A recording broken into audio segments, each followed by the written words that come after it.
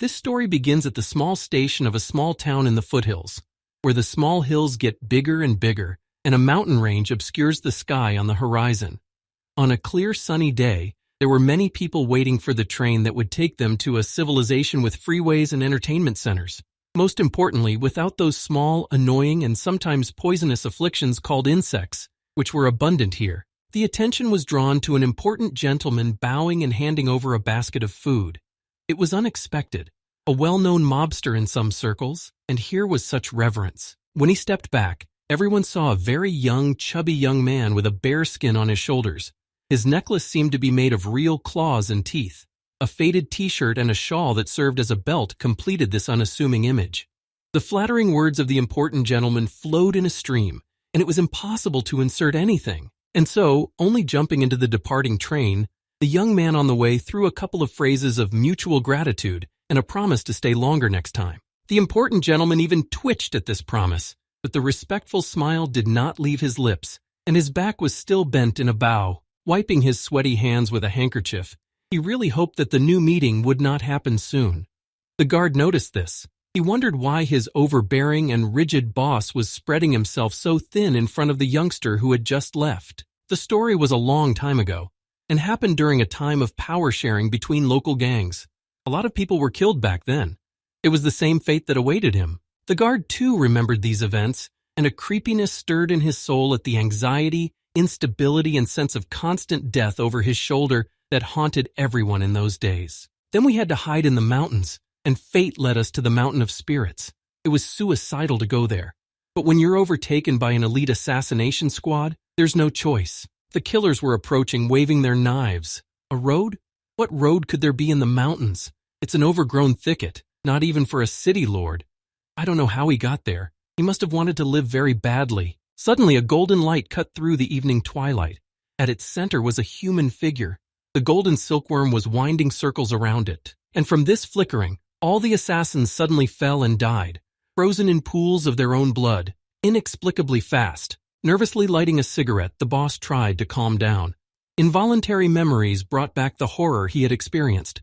No, not from the bandits, from the calm and imperturbable figure around whom everyone fell dead. Slowly exhaling smoke, he suggested they go to the temple to pray that no more horrible events and people like Dawi would appear in their peaceful lives. Meanwhile, Dawei of the Sun family looked at the distant mountains and made bright plans for the future. There was plenty of food in the basket. Just like that, enjoying the beautiful views, delicious food, and pleasant anticipations, he saw no less pleasant companions entering the compartment. They had obviously missed the train, and rightly so. They went from carriage to carriage looking for their seats. Puffed up and angry, they bickered as they dragged in their bulky bags. 3 beauties, a blonde, a redhead, and a black one, greeted their traveling companion with some surprise and apprehension. As they took their seats, the girls began to discuss their hasty run and the reasons for it. From their emotional chatter, it was clear that the culprit was a black girl named Mai, who had been waiting, looking for her, and was found only when the train was already leaving the station. Dawi felt like he was at a theater premiere. The girls were gesturing, flaunting, showing off, and he opened a bag of peanuts to make the contemplation more engaging.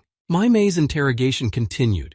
Mai was reluctant to say anything at first, finding various reasons for the delay. It was obvious that she was a little frightened, though she tried to hide it. Her story was trivial, but it caused unpleasant indignation. Still, harassment from the executive producer and without reciprocity is an egregious fact, especially for a noble young man who liked the girls very much. The hushed crunch of the theatrical chew caught the girls' attention. They glanced indignantly at their spectator. He smiled good-naturedly and handed them a bag of peanuts. The redhead looked at Dawi with interest. A safe, kind, fat man, but still a man. And a man is interesting, useful, and it's nice to pick up another admirer. She moved closer to the guy and started emotionally complaining about the harassment and stalking on the onset shoot, which is over. But it's not over. Maybe he as a man can give us a clue as to what to do. That's a problem. What can you advise in a situation that you don't know the first thing about? And he advised what helped him in his difficult circumstances. Eat good food. After all, tasty food gives strength, lifts your mood, and sometimes fresh ideas come from it. The girl was clearly uninspired. She expected to receive sympathy, understanding, and to some extent, increased attention. And in general, she was used to the fact that guys did not give her a pass and fulfill the slightest whims. but she decided to go one step further, remembering that the way to a man's heart is through his stomach, especially a man who likes to eat. She smiled seductively and handed him her bag of chips. Dawi took it and nonchalantly started eating it immediately. This caused the girlfriends to laugh. They noticed the futility of the redhead's directed vibes and her resentment. The fact that he didn't fall for the simplest manipulation was the payoff. Immediately, candy and other goodies appeared from the suitcases. The girls decided to make friends with their traveling companion, so to speak, with provisions. This couldn't help but interest Dawi. He had never received so much delicious food from girls before. It's a sign of affection, isn't it? The acquaintance started well. The girls introduced themselves and said what was clear from the start. They had just finished theater school and now dreamed of the film industry and fame. Their first job had brought them their first disappointments and opened their eyes to the pros of life. It was time for Dawi to introduce himself. He hadn't really thought it through before. How do you introduce yourself to girls? Master of Wugu? He tried it, but it elicited laughter. Too young for a master, too unassuming looking. His girlfriend's banter really hit a nerve.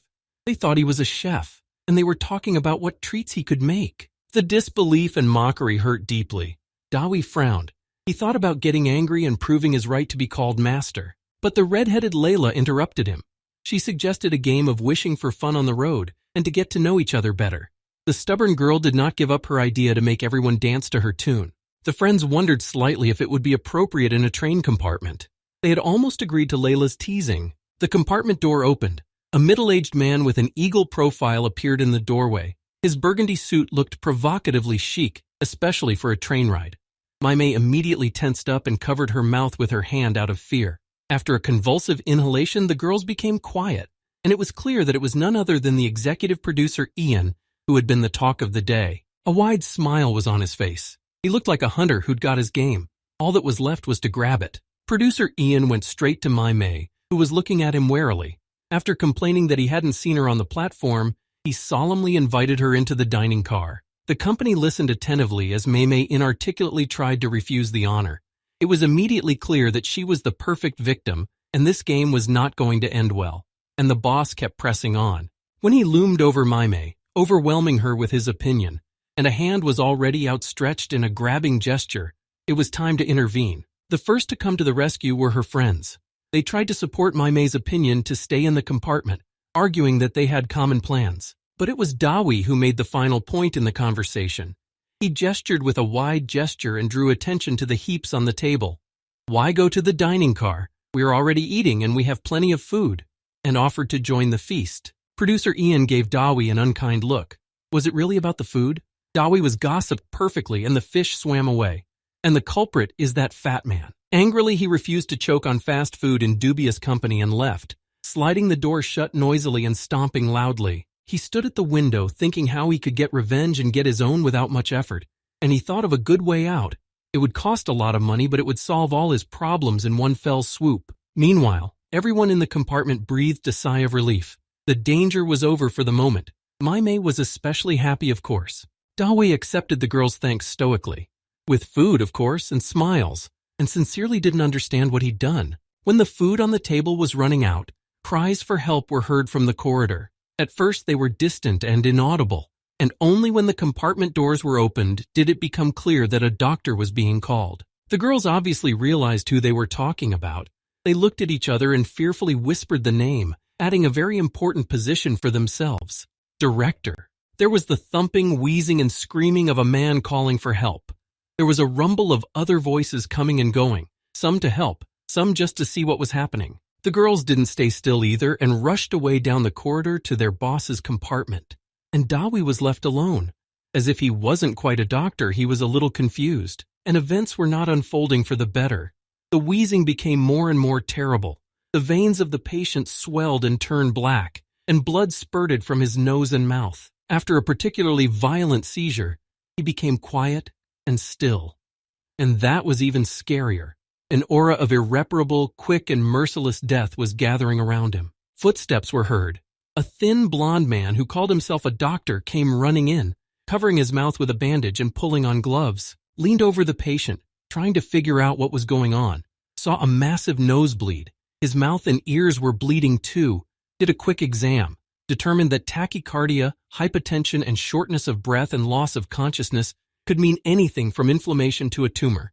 And you need serious medical attention in a hospital setting. Everyone present held their breath. The girlfriends have tears in their eyes. In addition to sincere sympathy and respect for a professional in their field, their careers could also suffer greatly. New director, new rules, and they held up their fists for everything to go well. Dawi also decided to see what happened, and if necessary, join in saving a human life. Making his way through the crowd, his gaze singled out two people, probably because they were standing almost side by side. One of them was shouting, offering the doctor all the benefits for his help. The other was smiling contentedly, and it was the man who had visited their compartment. That satisfied smile suggested many things. First of all, that the dying man's illness might not be of natural causes, that someone else had something to do with it. Examination of the rolled eyes and larynx gave the doctor no clue as to the cause of the patient's condition. He lifted his head and looked around at the quiet people, wondering what to say, and to whom. He settled on the disheveled young man squatting next to him. Apparently, he was the one most interested in the patient's life. But the news that the diagnosis was unknown and that at best the patient could be brought to the hospital alive did not reassure. As always, everyone began to demand that something be done. And what can be done? The cause is not obvious, and nosebleed is not an artery that can be clamped. Dawei walked over to his roommates and patted their shoulder, drawing their attention to himself. Somewhat annoyed, it had to be said. His question about their director having enemies was perplexing. This wasn't an assault with serious injuries. Naturally, the girls refuted the assumption. The boss, in their opinion, was a more than kind and sympathetic man. But Dawei had his doubts. He noticed something not consistent with a random event. A look and a smile. Also the heavy and pressing aura of death. A familiar aura. He wondered whether to intervene in this situation. If the cause of the man's condition was the actions of his co-worker, then there was no way to get involved in a worse case. The masters of Wugu wars were in the past. Their result was the lives of surrounding innocent people. The consequence was a generalized fear and hatred that led to more casualties. Teacher warned to avoid such things. But the sincere concern and fervent request to the doctor, essentially strangers, did not leave indifferent. Only friends and close people can ask like that. So Dawei has decided to at least take a closer look at the dying man who is seizing again. Taking advantage of the doctor's distraction, Dawei placed his hand on the man's chest and concentrated. He closed his eyes and released his power. A faint golden glow poured from his hand, penetrating deep into the victim's body. The aura of death thickened in response and extended its clawed paws, displeased that someone was trying to interfere with its course. Dawei saw the curse. It looked like a large scolopendra that wriggled, moved, and devoured the insides of a person, causing great suffering. After finishing the diagnosis, Dawei thought that it didn't seem like this person deserved to die from such a strong curse. Sighing, made the decision to heal the man and to look at the one who dared to do it, to ask, for what? Taking out an acupuncture needle, still pondering, he moistened it with his saliva for an empty interaction with the aura of the curse. He plunged the needle straight into the man's chest. He pressed harder, letting his power flow through the needle to reach the center where the curse's scolopendra wriggled. His actions were finally noticed by those around him. They were frightened by the fact that a stranger was doing some kind of manipulation on a terminally ill man, and how it would affect his condition. The executive producer noticed it too, and he didn't like it. Before, he hadn't paid much attention to the young fat man who had interfered with his hunt for the girl. Dawei continued to slowly infuse power into the man, supporting himself with the mantra, whispering it and almost humming it already. And so producer Ian quickly stepped to the fat man with the aim of stopping this outrage. He was afraid that his interference might somehow affect the desired result. He felt an irresistible urge to shake and throw away this disgusting and ridiculous little man. And he had already reached out his hand. But he couldn't do anything, and he stared and opened his mouth in horror, unable to utter a sound. From the fat man he despised, a venomous snake rushed toward him. A venomous snake with long, sharp fangs opened its mouth. Without knowing how, he managed to jump back a couple of meters and fell on his butt. Everyone around him froze as the snake wriggled on the floor, inexorably approaching. Its tail emanated a cloud of smoke from the necklace of fangs around the young man's neck.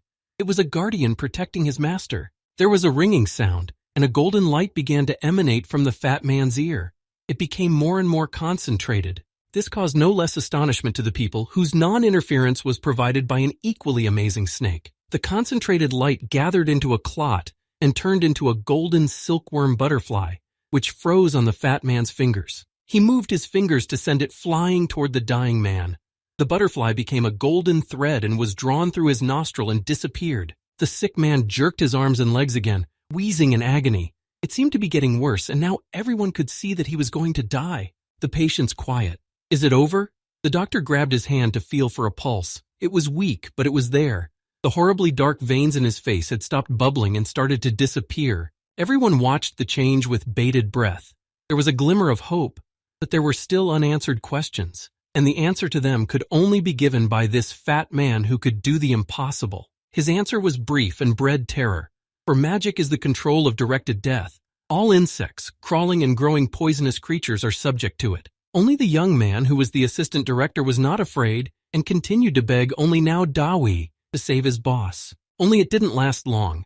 To the hushed murmur of voices, he was pointed in the direction of the dying man's face. The head and articulated body of a worm-like millipede slowly emerged from his nose, and you couldn't tell it was crawling. The golden light explained the reason.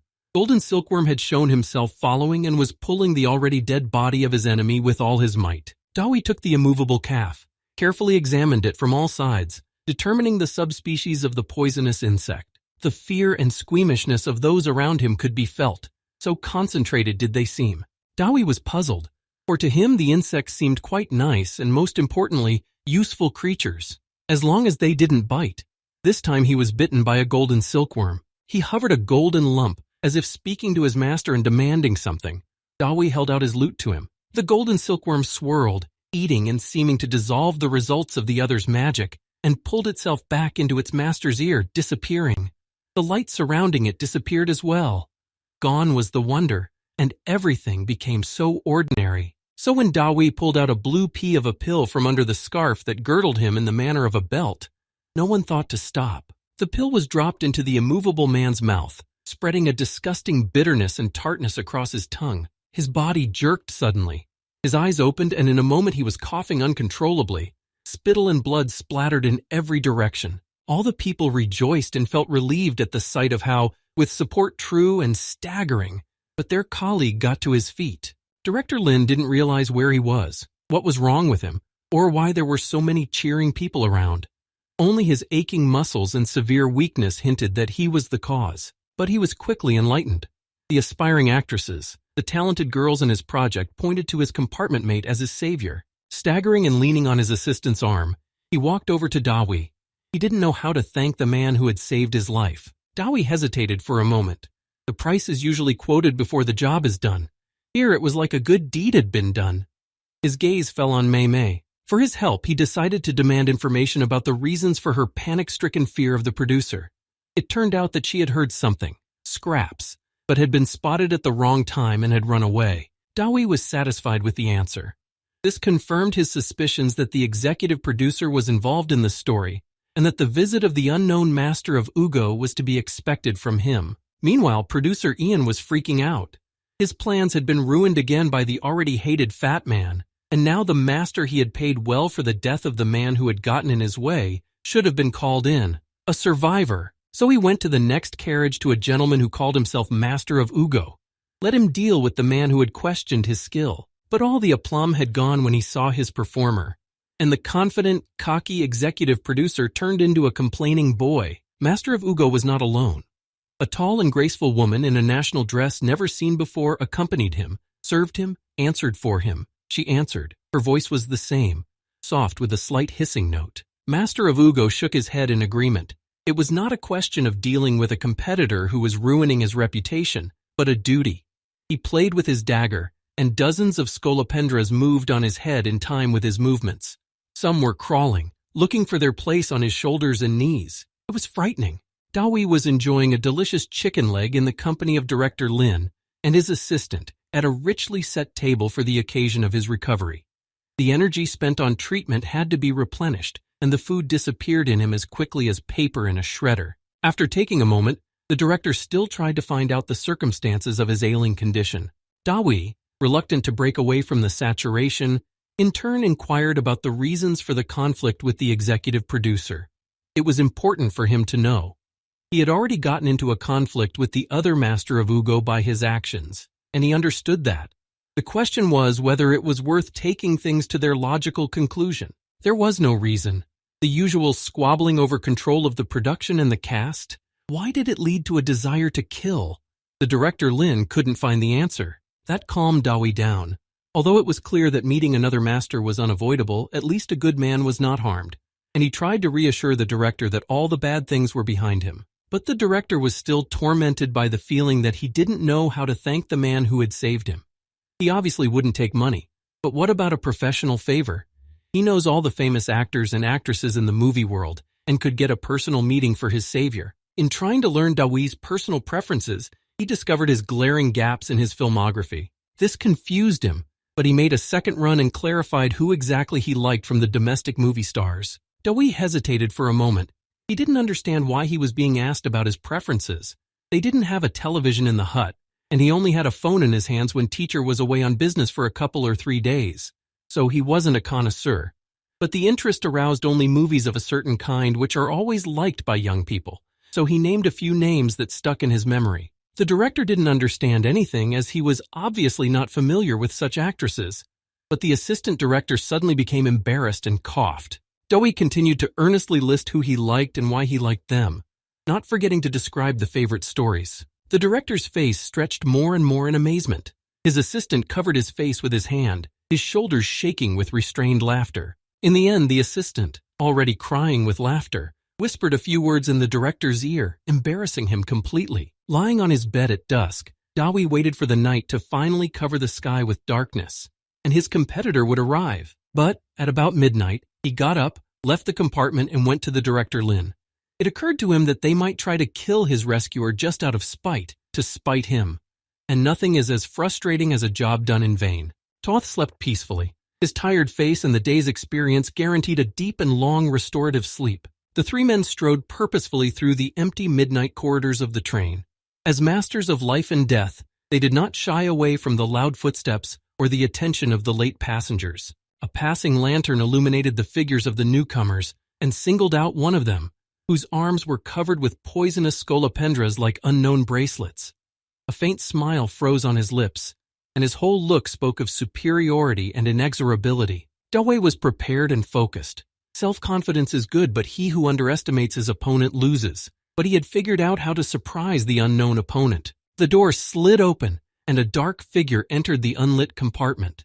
She walked in without much ceremony, and the light from the window illuminated the burgundy fabric of the suit. Producer Ian stopped at director Lin's headboard and grinned superiorly.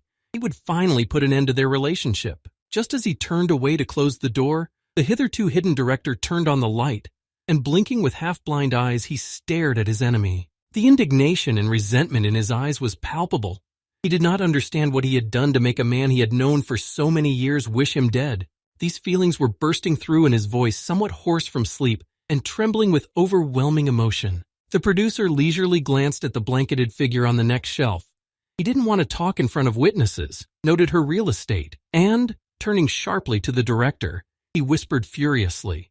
All his grievances ultimately came down to one thing: money, which could have been obtained easily, but the director, by his influence, was dashing all hopes of unjust enrichment. A stirring was heard behind him. A sleeping figure suddenly sat up on the sleeping shelf, and it was the hated fat man. He asked if the colleagues had sorted everything out among themselves, and where the master he had been waiting for a long time had disappeared. Just then, 2 skinny figures stepped through the open compartment door, a man and a woman, and power swirled around them, invisible to the human eye, but felt to Dawi as something tangible and pressing. He also noticed venomous scolopendras walking around the man's body like people do on walks in the park. They hung in his hair and swayed like dreadlocks.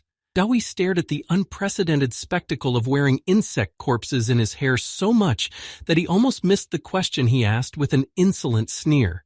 It turned out that he was being sought, but the girls' compartment was locked. The master was glad that now he wouldn't have to look for anyone. He demanded an answer, who he was and why he had allowed himself to interfere with his work. Dawi absent-mindedly introduced himself. He was puzzled by 2 opponents instead of 1. He hadn't expected a woman, and now he was figuring out how to get out of this situation. The information he received did not impress the scolopendron bearer, but it alerted the woman. She remembered something and wanted to say something, but she was brushed aside. Big money was at stake and nothing could compare to it. The incoming master began to gather power to strike. An invisible wind lifted the flaps of his cloak. A black mist began to concentrate in his hands. But Dawi didn't even get up from the sleeping shelf. He just pointed to his ear, where a golden light began to shine out, suggesting that the alien wasn't the only one with power. And it would be suicidal to get into a fight here, on a train, with all the people around him getting hurt. Fearfully angry, his colleague looked at him and did what he could. He threw the largest of his scolopendras and the most venomous one at his face. For Dawi, it was as if time had slowed down. He stared at the scolopendra flying toward him, trying to recognize its species and toxicity level. And the enemy was triumphant in anticipation. He had already seen in his imagination how death would overtake the insolent man, how he would kill the director and leave to spend the money in his bank account. At the same time, there was a startled shriek from the director's side and a satisfied chuckle from the producer's side. And the scolopendra itself flew into Dawi's palm, and only the fingers squeezed just below its head, so it couldn't bite now. It was unexpected, and it was a great surprise that everything was done with unnoticeable speed. R1 and done. And her cocked body is already wriggling frantically, trying to get free. Her hand is squeezing harder and harder, raising it to eye level. He brings it to his mouth, and his strong teeth bite off the head with poisonous chewing. Everyone around him even flinched at the sound of crunching. They stared at the mouth of the chewing Dawi with squeamish interest, but it didn't seem to be dying. He chewed on the bitten head, thoughtfully realizing the taste. Then he took a few bites and finished it off. He rose slowly from his seat, preparing to strike back. He looked into his opponent's eyes, forcing him to involuntarily retreat and assume a more attacking posture, which didn't come in handy, because that inscrutable fat man dashed faster than the wind in a mad leap. His fingers closed around his assailant's throat and squeezed.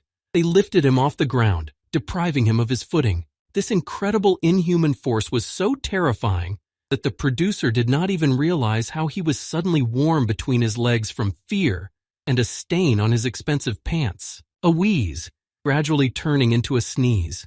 He wriggled in the strong hand like his own scolopendra. Was Dawi thinking of giving up his life to this man? Rage certainly filled his eyes, but he also realized that leaving behind this unscrupulous, self-righteous, insolent power wielder would create a lot of problems for himself in the future. His woman only swallowed convulsively and stepped back a couple steps. What could she do against the inhuman strength of the young man?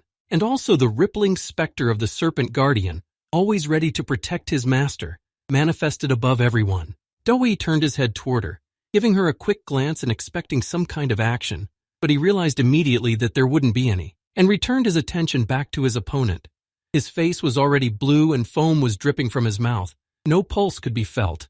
He was dead, so he threw the body to the floor. He turned his whole body toward his remaining foes. The muffled thud of the fallen corpse accompanied this action. This sound was enough for the director to recover from the sight that had horrified him to the very core of his being. Now he had a new look at the funny and pleasant young man who could have been his son, and the others slowly knelt down, bending their backs in a bow to the very ground and begging for their lives. Dawi looked at the woman more closely now. She seemed familiar. They had met before. Turns out, yes. She was the daughter of the fourth student of their shared teacher. That explained a bit about why she was so relaxed about the presence of arthropod creatures. This news made him relax somewhat, remembering his childhood and the little girl who had once come and played with him. Now the girl was bowing down in humiliation before him. And she hadn't done anything wrong. She didn't even know who she was going to meet. So he decided to forgive her and began to pick up from the floor with welcoming words as if he had just seen it. A sincere smile appeared on his face. The producer, kneeling next to him, was even stunned by this turn of events. But those had already shifted to the positive side, and there were options for a not-so-bleak future, for which he had already prepared himself. Dawi scratched the back of his head, not knowing what else to say. The atmosphere didn't seem to be conducive to pleasant conversation. The corpse was lying behind him, but the anger had already faded. His childhood friend bowed gratefully to him one last time, and now all that was left was to deal with the aftermath of everything that had already happened. Fortunately, the train was approaching an intermediate station where it was possible to get off unnoticed. The corpse of the unlucky master was packed in a tight clothes cover. It was supposed to be thrown out of a train window, somewhere far away, after the woman got off at the station so as not to draw a police investigation. But the main culprit of what happened, the producer, it was stumped how to punish him. It's not like taking his life. He sat on the floor against the wall, pathetic in his powerlessness, and insignificant as a man who had decided to commit murder by other people's hands. And his pants were soaking wet, which added to the tragedy of the picture. Dawi and director Lin looked at him with some squeamishness. They couldn't believe that this was the cocky man who used to overwhelm everyone with his aplomb. It was best to punish with what one loved the most. Dawi knew that, remembered how he had suffered when he had been forbidden to climb the cliffs in search of poisonous snakes and insects and ordered to clean the house. What do producers love? Power, money, and women, of course, the standard gentleman's package. In other preferences, he was not seen. I just have to choose. Impotence is not a problem, but he doesn't have the right ingredients. He's got the power, that's his job. But money. The decision was announced immediately and drove the producer Ian into despondency. The money that was to be spent on the murder was to be spent on comfortable accommodation, entertaining trips and 3 meals a day for all the members of the film crew, including the actors. Dawi heard his childhood friend return. She had gone to pack her things. There was something to say goodbye, something kind and comforting. Her bowed figure was full of inexpressible grief, regret, and despondency. So I could only wish her a good journey, send greetings to her relatives, and assure her that everything would get better in her life. She got off at the station. From the window of the train, she could clearly see it moving away, bending under the weight of heavy bags, and the cold dawn wind blew the billows of her cloak. What was she thinking at that moment? About the murdered man and unfulfilled plans for her life? Or about returning to her father's home? Or regretting the circumstances of meeting an old friend? Who knows? But her thoughts were not happy ones. The new day was gloomy, and there were storm clouds in the sky. Dawi and director Lin did not meet again until lunchtime. After taking care of all the necessary business, they went to sleep after the night's activities. Dawi, as the youngest, was the first to politely ask how the director was feeling. In response, he was asked how he was feeling after being bitten by a poisonous beast. He was confused. He, accustomed to poisons from a young age, had no idea why his snack was bothering his traveling companion so much. The answer even touched him. It turned out that he was treated like a son, and so his concern could be considered sincere. Opening a bag of crackers in a mutual friendly way, he suggested we drop the officiousness and call him, like everyone close to him, Fatty. The director refused. He had too much respect for his savior. He was also intensely interested in him as a man. He had never met anyone like him before. Holding out a bag of peanuts, a treat, the director bluntly asked me to tell you about myself if possible. This request even pleased him. Dawi was still not well oriented in his new surroundings, and he wanted to hear the wise advice of his lifelong companion, who was kindly inclined to him. After thinking about it, I started by saying that his life story is pretty boring because he's lived on the mountain of spirits for as long as he can remember. It is a paradise for any naturalist. There are many hills covered with dense forests and turning into cliffs. The view from the mountain itself would make any artist happy. It is so beautiful there. Fresh air and clean water in the streams, but only the animals and birds are too frightened. It is hard to catch up with them, and it is impossible to see them just like that. They scatter, but he still knows everyone living there by sight, so to speak. He especially likes spiders. All different sizes and colors, they wiggle their legs in a funny way and weave webs which can then be used as ingredients, and also their venom, legs and feet, and in general completely. It's a very valuable and indispensable product in his art. Snakes are no less useful. In addition to their value in the medical field, they have very beautiful and strong scales.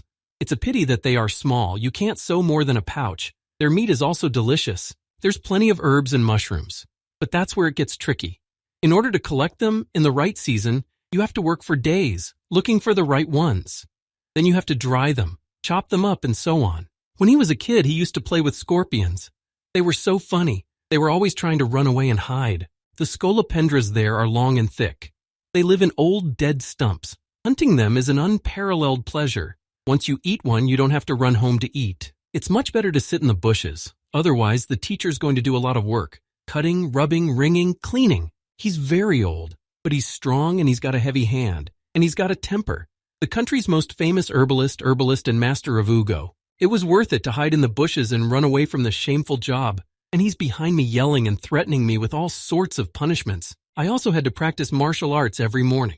It was as hard as a wolf's howl. And the teacher will look and add more. There was hand-to-hand, we added sticks. There was the usual stretches, so no. Let's add stones. When he grew older, he handed over a handmade snake guardian. Training with joint interaction began as well. He raced every minute he could, and he seemed to be just standing there, but it was impossible to get close and just touch him. You would immediately get a poke and fly away. And when I managed to touch him, a new stage began, training with power. First, you had to familiarize yourself with it and learn how to release it. Then golden silkworm came along. Familiar is a spiritual beast summoned by the boy, who became his mirror, bound to him by power. The golden silkworm is hard to explain, as is why it chose his left ear as its dwelling place, and it started all over again, touching teacher at all costs, only now using his power, and all efforts were broken time after time by the outstretched hand, the palm of which was wrapped in a shield that just had to be pushed through and touched. Then there were fights. He attacked and teacher defended. The golden silkworm was a help, distracting as much as he could, but again and again he flew into the bushes, painfully kicking his arms, legs, and bumps against thick tree trunks. And teacher, holding up his power golden silkworm, demanded to get up and get down to business again. Hand-to-hand was over when there was no more strength to move, and power control training began. It is not so easy. To memorize activating words, to dose and direct attention, holding a step-by-step image of the necessary actions and projecting commands. Crawling from the practice clearing to the demanding call of teacher, it was hard to like and admire him. A daily mandatory tradition is the consumption of various poisons at teacher. At first weak, dissolved to a minimum concentration, and then when you get used to it, lethal doses, in increasing doses. This toxicity had to be eaten properly to extinguish the bitterness in the throat and stomach, so the food supply was dwindling disastrously. Recently, while drinking poison together, a significant conversation took place about the reasons that brought their fates together for such a long time and the consequences that will have to be dealt with. Chewing on a piece, Dawi once again complained that the training was very hard and he didn't understand what he was being trained for and why he was being trained so hard. He expressed a wish to spend more time on the cute little insects because not all of their capabilities have been explored yet. Also, don't be greedy and give him those scrolls kept in the safe for him to read and experiment with. The suggestion to moderate his appetite only made him laugh.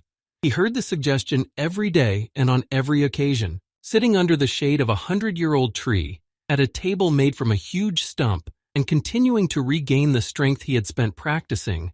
Dawi lamented to teacher that he was omitting too much of what he should be learning as an apprentice. For example, it does not allow access to all patients, withholds diagnoses, and forbids experimentation with medicinal remedies. His insults clearly amused the old master, but he couldn't help but recognize that he was right.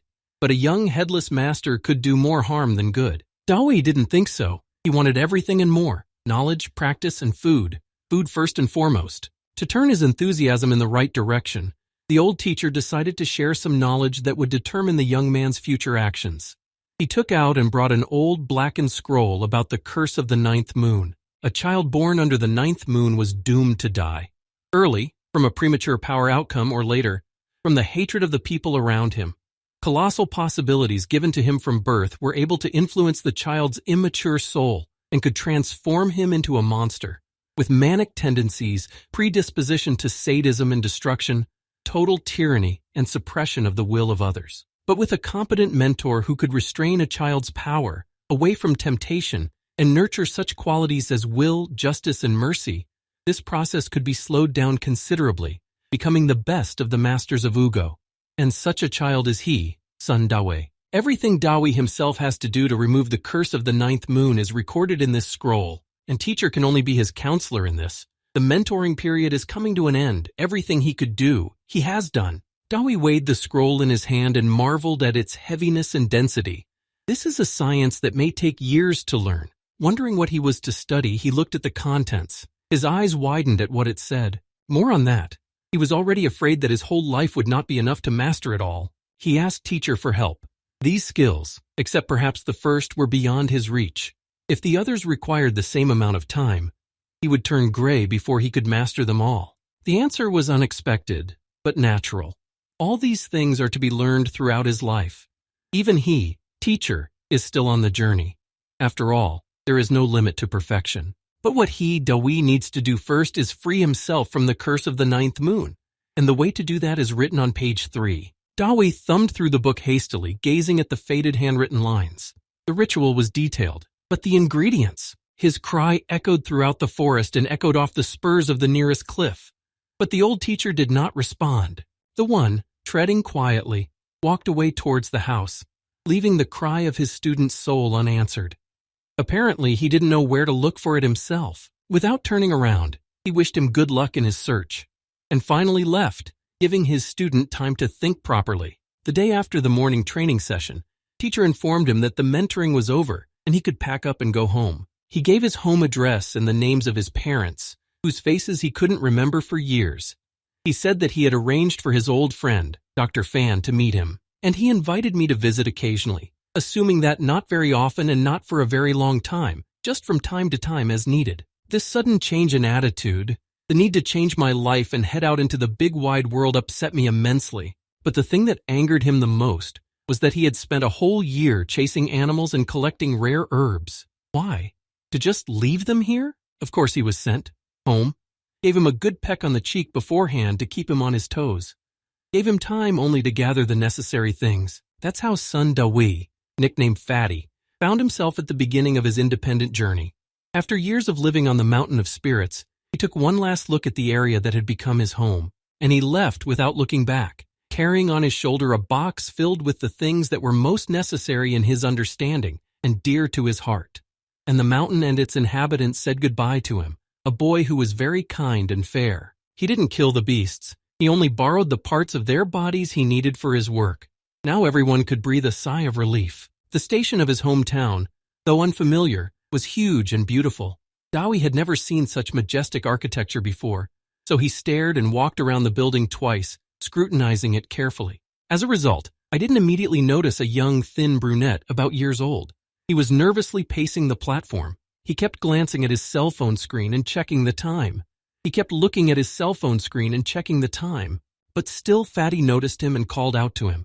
Director Lin also came up for a shout. The unloading of his team was quite successful. Mutual shouts of welcome spread across the platform.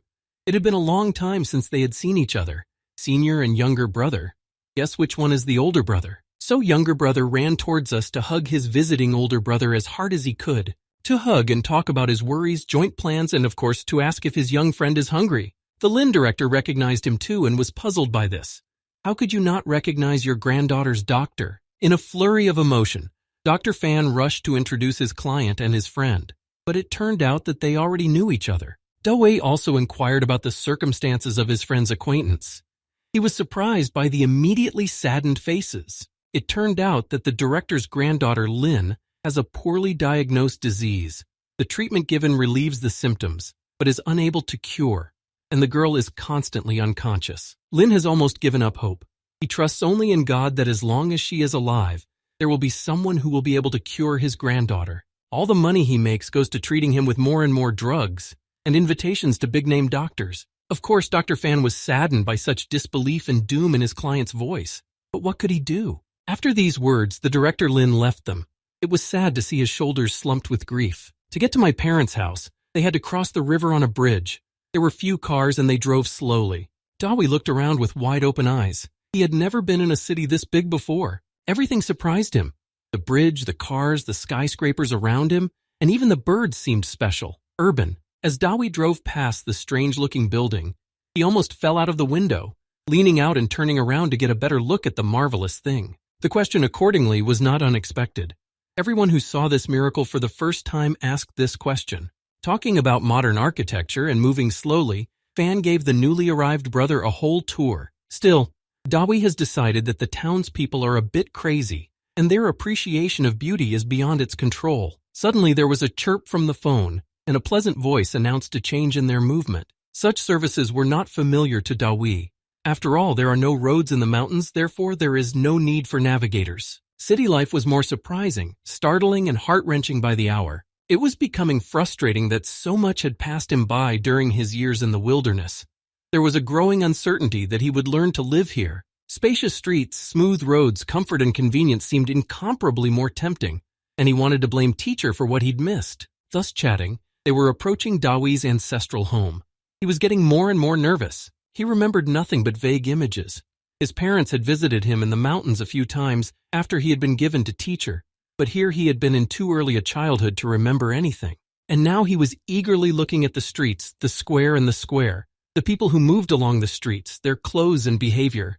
My parents' house seemed huge from afar. It was 2 stories high, gray, like the native rocks, and it was a little reconciling to the necessity of living in it. They entered the wicket and stopped. Dawi's heart was beating faster and faster, and she wanted to delay the moment of the meeting a little longer to gather her courage. He stood in front of the entrance, hesitant to take the next step, his throat dry, his mind racing with frantic thoughts. Fan urged him on, trying to move him, but his legs wouldn't go. They were weak in the knees.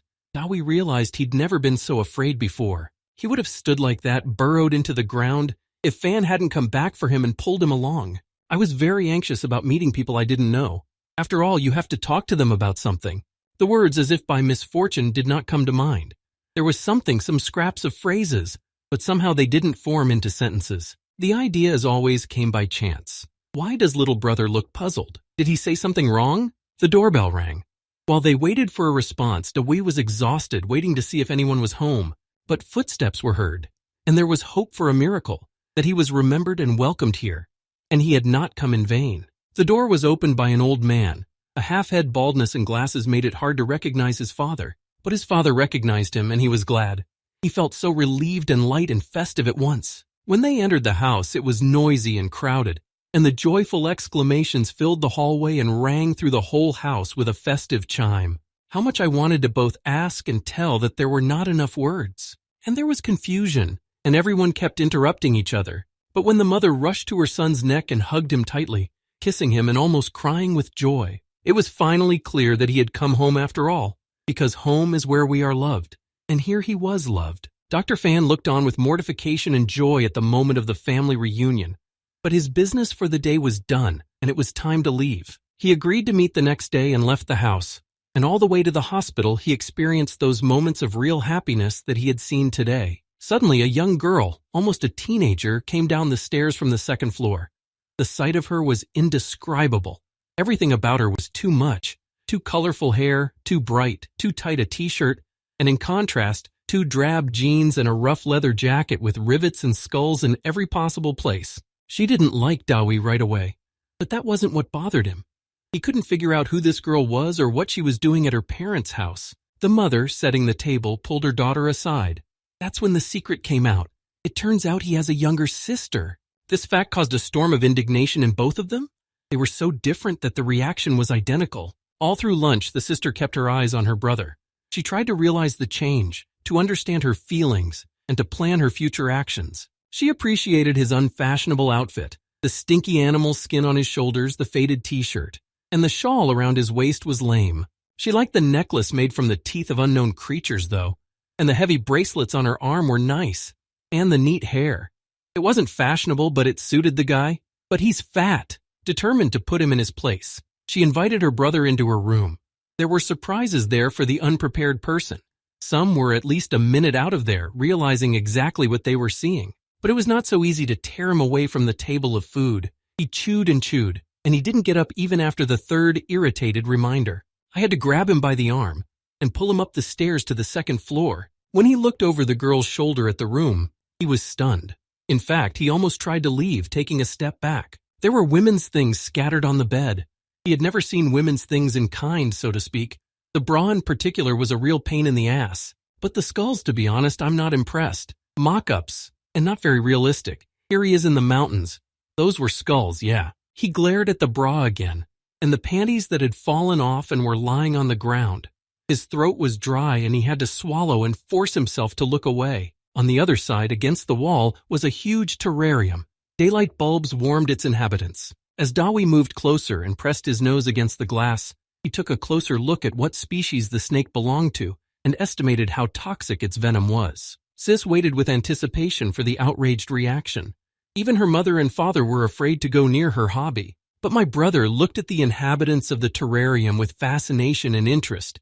He was fascinated by the little snakes. Then she decided to influence the more terrifying inhabitant of her room, a poisonous spider she had secretly hidden from her parents. His brother only leaned in, scrutinizing, and no other reaction. This calmness was already straining him. Suddenly, the spider rolled up its legs, shrank all over, picked itself up, and suddenly jumped on Dawi's nose. How Sis shrieked in surprise. She was really scared. The spider was poisonous and could bite. She was afraid of it herself. She just wanted to brag a little about her courage and scare her brother. Repenting of her actions, she sincerely asked for forgiveness. She was also worried about how to remove the spider without consequences. But her brother managed it on his own. Without fear or strain, he held the spider on his index finger and grinned at it contemplatively. And then he offered to look at his pets, which he had carefully carried from the mountains in a carefully closed crate. Wendy liked the idea. She was generally interested in people who were squeamishly called that filth by others. She didn't find them repulsive. She was just a little afraid of them, because she didn't always know how to act around them. Leaning against the box, Dawi hesitated for a moment. It was a girl after all, and girls are always afraid of snakes and insects. What if she screams? But given her pet peeves, there was no expectation of that, and he carefully lifted the lid. The box was filled with snakes mixed with scorpions, scolopendras, and spiders. How they didn't devour each other during the hours on the train is beyond my comprehension. Apparently, Dawi knew how to transport them together safely because they were slow and calm. First, he pulled out of the box a long black snake with a rattle on its tail. His favorite. It was the most poisonous. While looking at the snake with concern, he did not immediately notice that his little sister was no longer around. She had hidden behind a nearby chair and was looking at them fearfully. The rattle on his tail shook. Her little sister shook too. Dawi was puzzled. Her fear seemed strange, for she was also the owner of a snake with snake cubs. Yes, his would be more poisonous. But who cares? He was also so eager to show off his pride. Trying to save face, she asked to look at the spider. At least she knew how to deal with it, not like a snake of a species she didn't know. Yes, indeed, his spider was much larger. The sight so inspired my little sister that she even moved closer. They had fun watching the spider move, touching it with their fingers. And at that moment, it occurred to her that they weren't so different. They even shared a hobby. She was suddenly interested in his life. How did he live? How many spiders had he seen and where? What were they like and what did they eat? In response, she was told the story of how the spider hunt had happened. Creepy as hell. Oohing and awing in particularly chilling places. She even thought she was being poured on for awesomeness, especially when he admitted to eating them, the poisonous ones, and generally laughed that the spider had poisoned his brother as a particularly original joke. But in his brother's hand, the spider seemed so humble and docile, and even seemed afraid, constantly squinting in his direction. The amazing thing was that he heard and responded to his brother's commands. He obeyed everything and did not run away. This raised Dawi's prestige in her eyes to an unprecedented height. He was flattered that a beautiful girl, his sister, was interested in him. He was flattered that the beautiful girl, his sister, was interested in him, and he wanted her attention even more. The sister, believing in her brother's coolness and not knowing about some one-sidedness of his life experience, thought that he would support her second hobby as well. Dawi remembered his ride in the younger brother's car. Did he enjoy it? He liked it. Then you could say he loved it. Her sister noticed this slight hiccup too and started teasing her brother. She wanted to look the coolest too. At this teasing, Dawi joked that he was the king of the mountain trails. Who knew that his sister had never set foot in the city and didn't know that there were no trails in the mountains? And to some extent it was true. He knew better than anyone how to move quickly and easily through the surrounding mountains and rocks, but not by car. So when his sister's eyes sparkled brightly and she suggested going to the races in the evening, he didn't see the catch. He was curious himself. New experience, new knowledge. That's how, holding the scientist spider in his hands, he got involved in the first car race of his life. But he didn't realize it yet. The abandoned driving range was empty and sad. The horizon was still bright, but the stars had already appeared overhead. The evening wind echoed among the buildings and swept away the day's dust from the racetrack. Wendy pushed the car to the limit, squeezing the engine for all it was worth. She was driven by excitement and hope. The racetrack greeted her with green lights. Someone had lit them. That means most of the racers have already gathered and the race is on. Her brother sat next to her in the passenger seat. She pinned all her hopes on him in finally winning. She blazed with anger and indignation. Her adversary, her enemy, was unbearable in his arrogance and self-confidence. He treated her like a nobody, looked down on everyone around him, and allowed her to speak unkindly about her swallow, her car. Dawi patiently endured his sister's frantic driving. He was jerked from one side to the other by the sharp turns. He clutched the seat with his hands and covered his eyes to keep from getting dizzy from the flurry of colors and lights. With one last sharp turn, the car came to a stop. The race fans gradually gathered and there were already 3 cars in the parking lot. Their owners, ordinary-looking guys but with a hint of toughness, looked skeptically at Wendy's efforts to get even with her abuser no matter what. They were professionals. What could yesterday's schoolgirl stand against them? Grown up and established. Wendy was approached by her friend Lucy. It was immediately obvious that they were from the same company. The combination of bright femininity with a deliberate rudeness in the style of clothes and skulls gave away the follower. For a trendsetter, Lucy was too delicate and timid. Wendy was impatient. She had wanted to put the insolent man in his place for so long that she had inquired about his presence. The news that a new rider with unknown but already impressive abilities would ride for him today was a bit disconcerting. But Wendy had too much faith in her older brother's abilities to back down, and she didn't see him leaning heavily against the car trying not to vomit. But Lucy did. She was puzzled by the condition of the alleged racer. She'd never heard of her friend's brother before, which was odd. His appearance, frankly, was shabby. It was as if he'd just come down from the mountains and hadn't seen more than a cart and horses. Dewey was stunned and coughed at the sudden introduction of him as a racer. Only now he began to realize that he was being called a cool racer for real. Wendy believes his silly joke and expects him to win the race. And Lucy was finally convinced that her friend was going to utterly fail with the race today. It was about time. She was sick of being overshadowed by this self-important upstart. There was the stomping of many feet and the clinking of accessories. The friends turned to look at those approaching. He was a local star, but a local star. Surrounded by the attention and reverence of his female fans, he was happier than ever tonight. His dreams were coming true, and the prickly Wendy had taken the next step toward the abyss. All that was left was a push. So next step asked if their dispute still stands and if and how Wendy is willing to pay him back. Dewey watched the spectacle and wondered what he should do. Events were beginning to unfold too quickly for him. He didn't know the people, and he didn't know the reason for the argument, and he didn't have time to punch people for saying such things. In the meantime, Wendy had already rushed to her car and pulled the suitcase out of there. She sniffed angrily, coming back and carrying it in her hands. She was very angry at the hint of a different kind of payback. Slamming the suitcase against the hood of the nearest car, she asked him to be careful what he wished for. After all, one could get irreparably hurt that way. There was money in the suitcase, a lot of money, and it was not clear where the young girl had gotten such a sum. This time, Chung's eyes lit up genuinely. This was exactly what he wanted. What could be easier than that? Now the business conversation was beginning, and Chung's friends pulled up, anticipating the entertainment.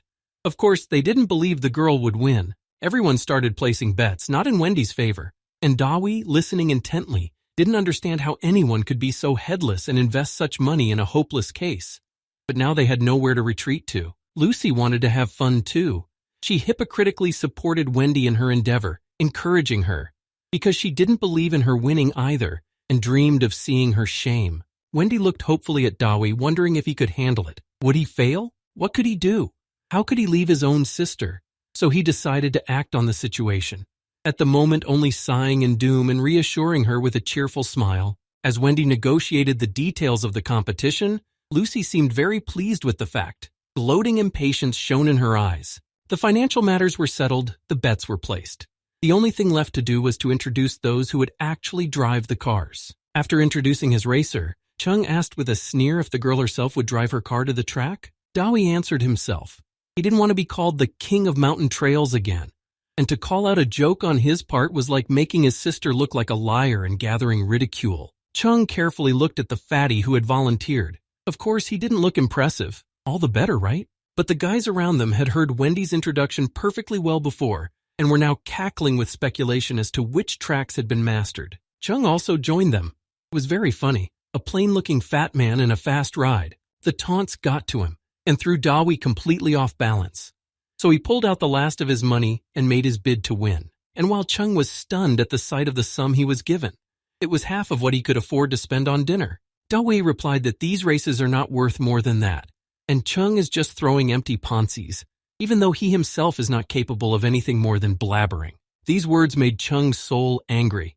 His authority was based on his toughness, and that coolness had to be constantly reaffirmed. So without further delay, they went to the cars. Both were determined to prove their case. Both cars were parked in the common parking lot and still had to be turned out for the start. The engines were warming up and the turn signals were flashing.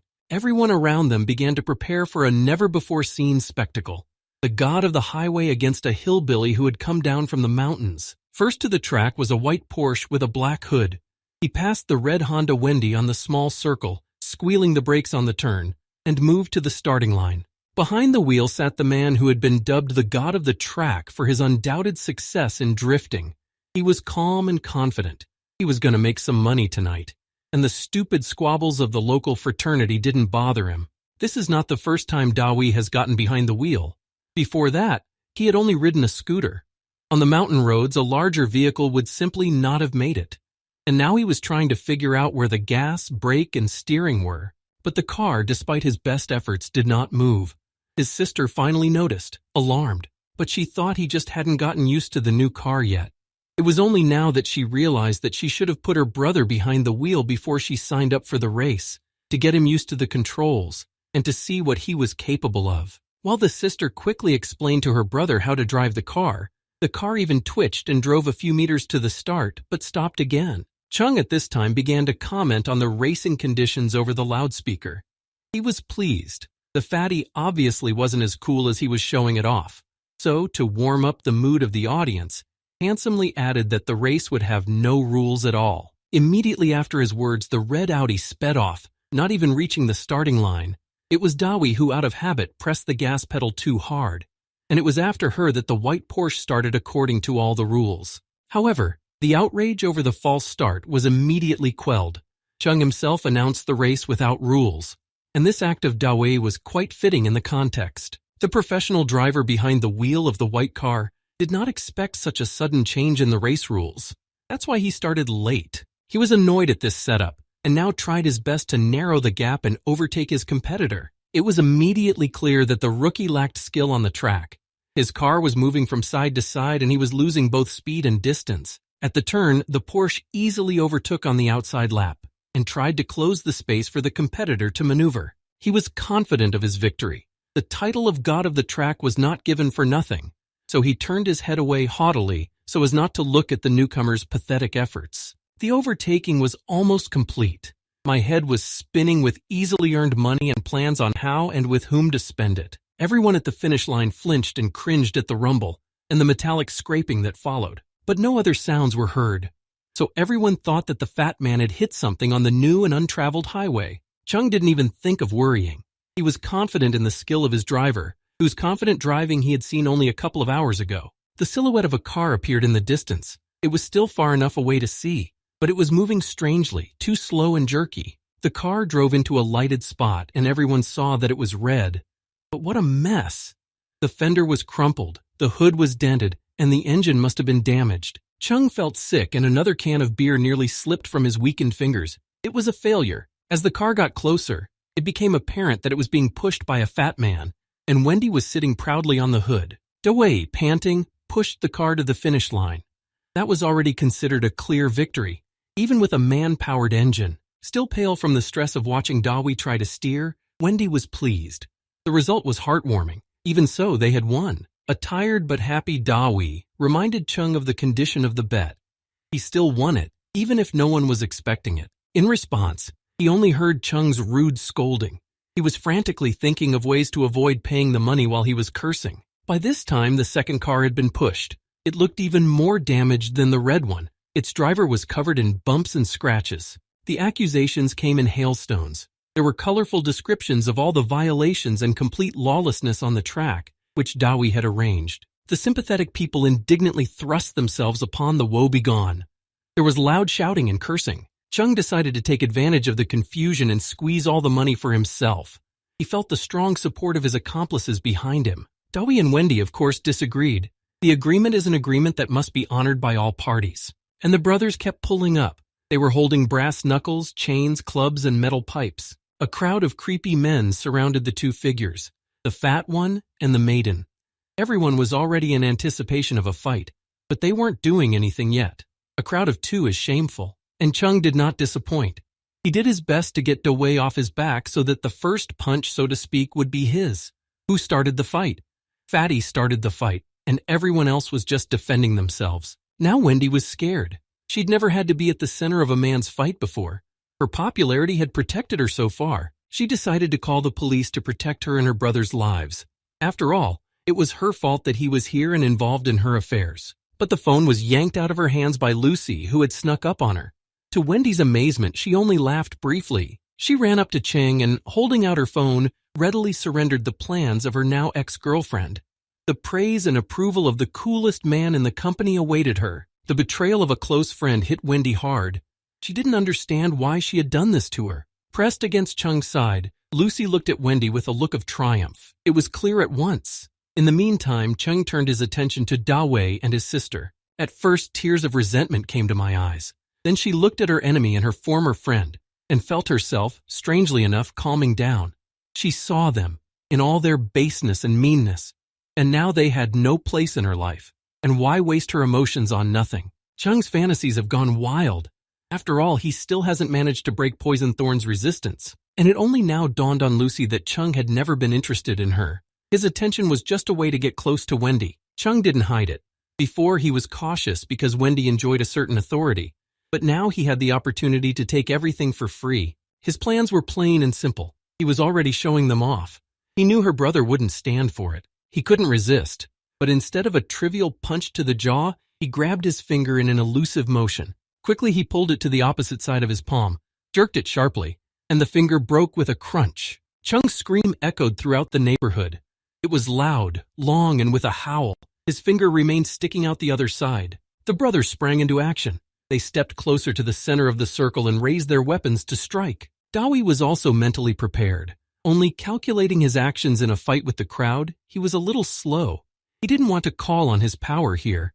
These guys didn't look like strong fighters. They were just a bunch of gopotas, and the methods they used were ordinary. Pushing his right hand away from the face of the nearest green hedgehog, as for the sake of brevity he decided to call it for the needle-like hair sticking out, he kicked the black and yellow one out of the fight.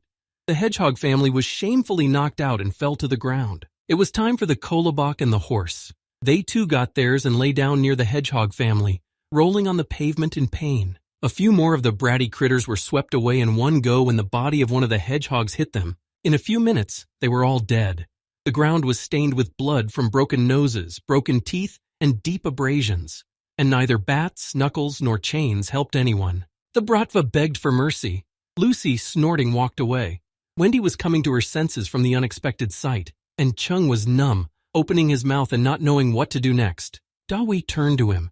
He was now the master of the situation and could dictate terms, but all he wanted was justice. Cheng continued to fight back. He was greedy and wasn't going to give up anything of his. This tactic had worked in the past, and now Dawei decided to press his opponent. He rummaged in his pocket, fumbling for something small and thin. He took out the poisonous millipede he had stashed away just in case. He held it up to Cheng's mouth, threatening to put it there. The money appeared immediately, and Cheng on his knees and with tears in his eyes begged him not to kill him. All that's left is to count them, so as not to take too much but not to give away his own. My sister was in charge while Dawei guarded the rear. Wendy was overjoyed. They had gotten out of such a mess. Her brother had been a good protector and they had made a lot of money. When the recounting of the 2 suitcases of money was finished, the approaching sirens of police cars were heard. The police officers, talking on walkie-talkies, quickly coordinated their actions to apprehend the promised gang. With pistols in hand, scattered to every nook and cranny, searching for every living soul on the driving range. Of course, Dawei and Wendy were also detained, even though they looked harmless enough. But if the order is to detain everyone, so they detained everyone.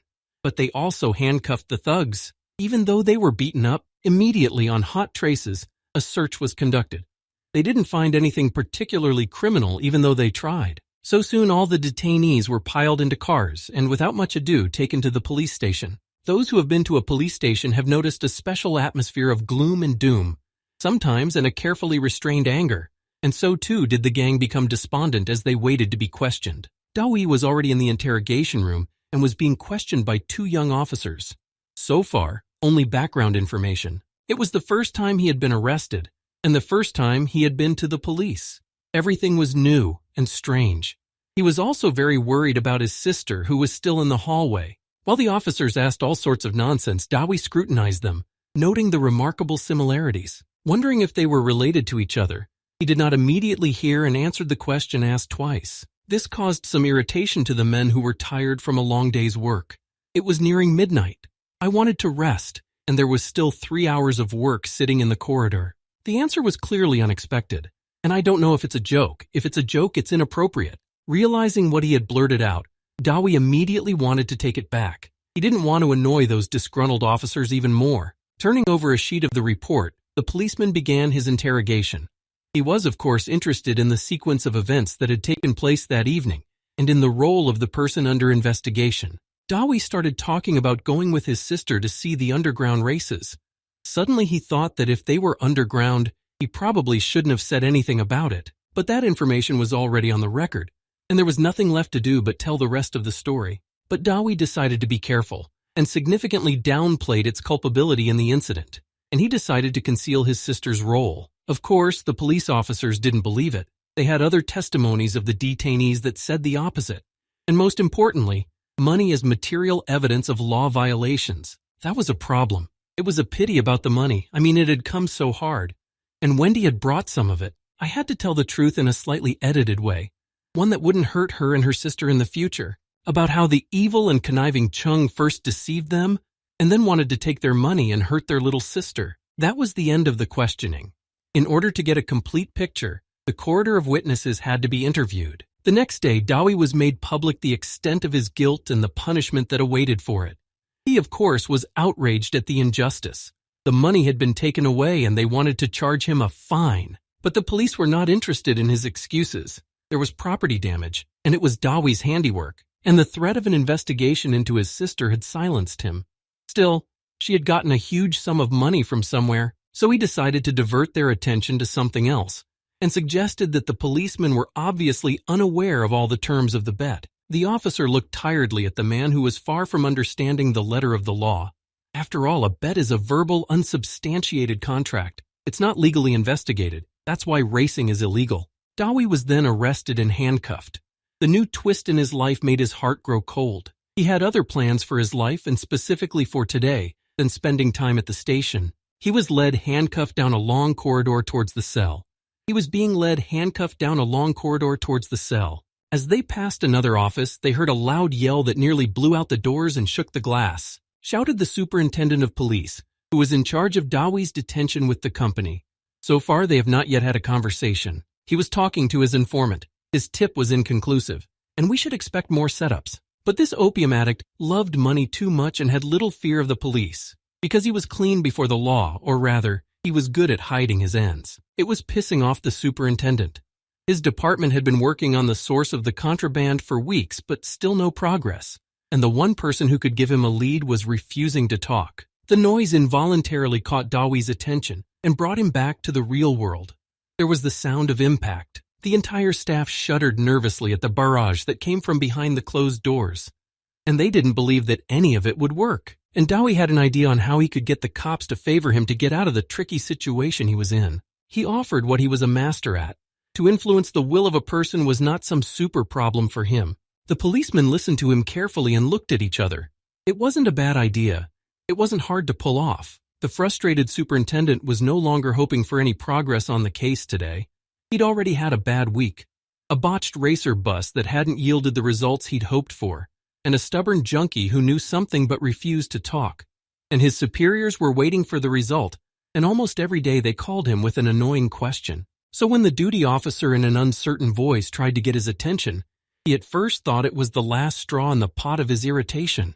But by an effort of will, he restrained himself and listened to the message, which raised a faint hope that the situation could be turned in his favor. A second later, the superintendent was already standing in front of Dawi. He saw the clumsy fat man in front of him. He remembered that he was involved in the racer's case. Had he heard something about smuggling? Dawi tried to convince the superintendent that he was a good interrogator, but he was already ready to grab the string. Ordering the fat man's handcuffs to be removed, he, carefully weighing his actions and hesitating in his decision, led Dawi to his informant. He sat in his chair with a calm and relaxed demeanor.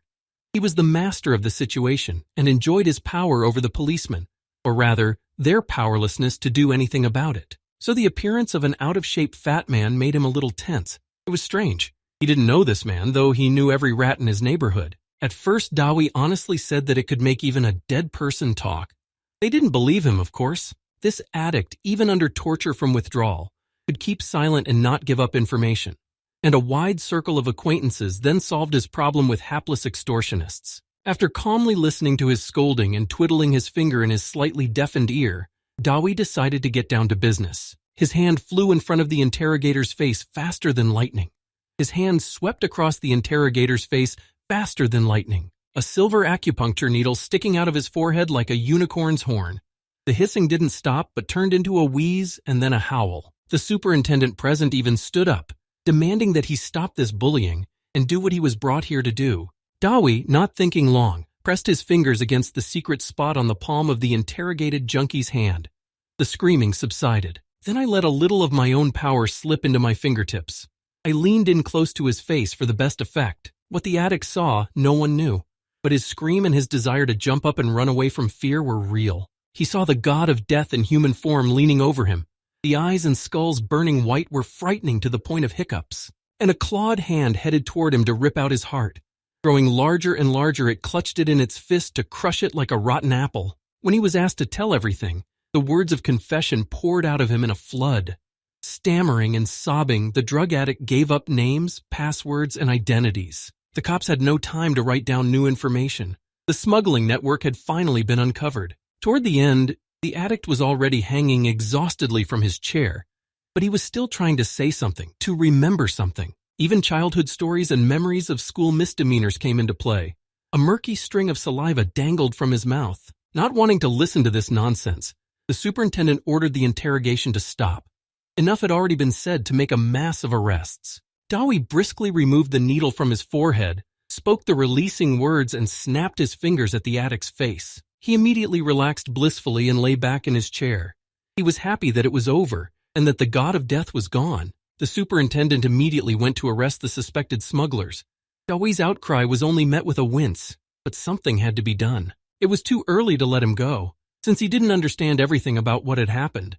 But it was worth making concessions for helping the investigation out of such a mess. So Dawi was left in a pretrial detention cell. He was very upset by this fact. Before Superintendent Dawi returned, he had time to eat, sleep, and had already started learning how to blow bubbles with his nose. His return was accompanied by a joyous cheer in the corridor and the stomping of many feet. The superintendent himself looked very pleased. The arrests had been made, the contraband had been found. Dawi immediately jumped up from the couch, anticipating that he was about to be released. After all, the superintendent had done well. Superintendent agreed that everything had worked out in the best possible way, not least thanks to the help of Dawi. He complacently announced that he would, of course, let him and his sister go. But as Dawi stood up, ready to go, he was immediately seated by a firm demand that he first tell what exactly had happened in the conversation with the informant. He was puzzled. How to explain to a man far removed from his art exactly what had happened in the interrogation room? It was better to tell the police the truth. He had learned from the results of yesterday's lie. Cross-examination quickly found those responsible for the accident, and he began to tell the truth about the technique passed down to him by the old teacher under great secrecy. But, as sometimes happens, the truth was more of a fiction, and the superintendent didn't believe his story, and he got angry too.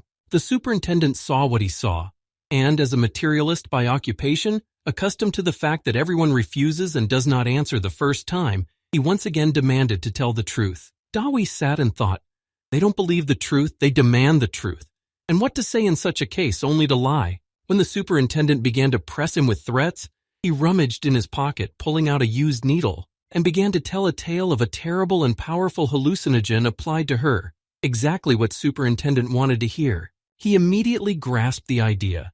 He began to ask about the composition, already thinking that it could be used secretly during interrogations of the most uncooperative. I had to come up with something so convincing and puzzling that the superintendent would believe it and fall behind. He had mixed spider, scorpion, and snake body parts and fluids into his answer to superintendent, without much concern for their actual compatibility. And to top it off, he added a squeeze of poisonous plants. The superintendent knew a little about poisonous components and doubted what was said. He couldn't imagine that the deadly substances had only frightened the informant, not sent him to the other world. Dawi had to get out of it again, coming up with more and more excuses. He was already confused by what he had said. So he joked that if he further reduced the concentration to a minimum, his hallucinogen could deliver quite a few pleasurable moments to the superintendent himself, for which he was dishonorably ejected from the precinct. What he had been trying so hard to achieve all day long. It was already evening outside and the stars appeared in the sky. Dawi took a deep breath of the sweet air of freedom. He had never had such a hard day in his life. Teacher training seemed to be wearing him out. The surprise was a reunion. His parents and sister were waiting for him outside, under the lot. Their anxiety about the circumstances and their genuine joy at seeing each other would have convinced anyone that they were one family. The mother, like all mothers in the world, was interested in whether her son had been wronged. The father was interested in the practical aspect, under what conditions he was released and what he would face in the future from the police. But Mom still wouldn't let Dad get a word in edgewise in her motherly tenderness. It had been so long since she had seen her son. He had just arrived, and here was another unexpected separation. Even for a day, but how terrible. What was Dawi to do? He tried to reassure his loved ones by downplaying the unpleasantness and extolling the undoubted virtues of the situation. And already at home after a hearty supper and a hot bath, at the hour when the evening fog had covered the whole neighborhood, Dawi and her sister gathered in her room to discuss the results of the race and its aftermath. Since their suitcases had been brought here from the police station, they stared at the pile of money with bated breath and couldn't get enough of it. The betrayal of her friend, the threats of the gang, and the night spent at the police station faded into the background.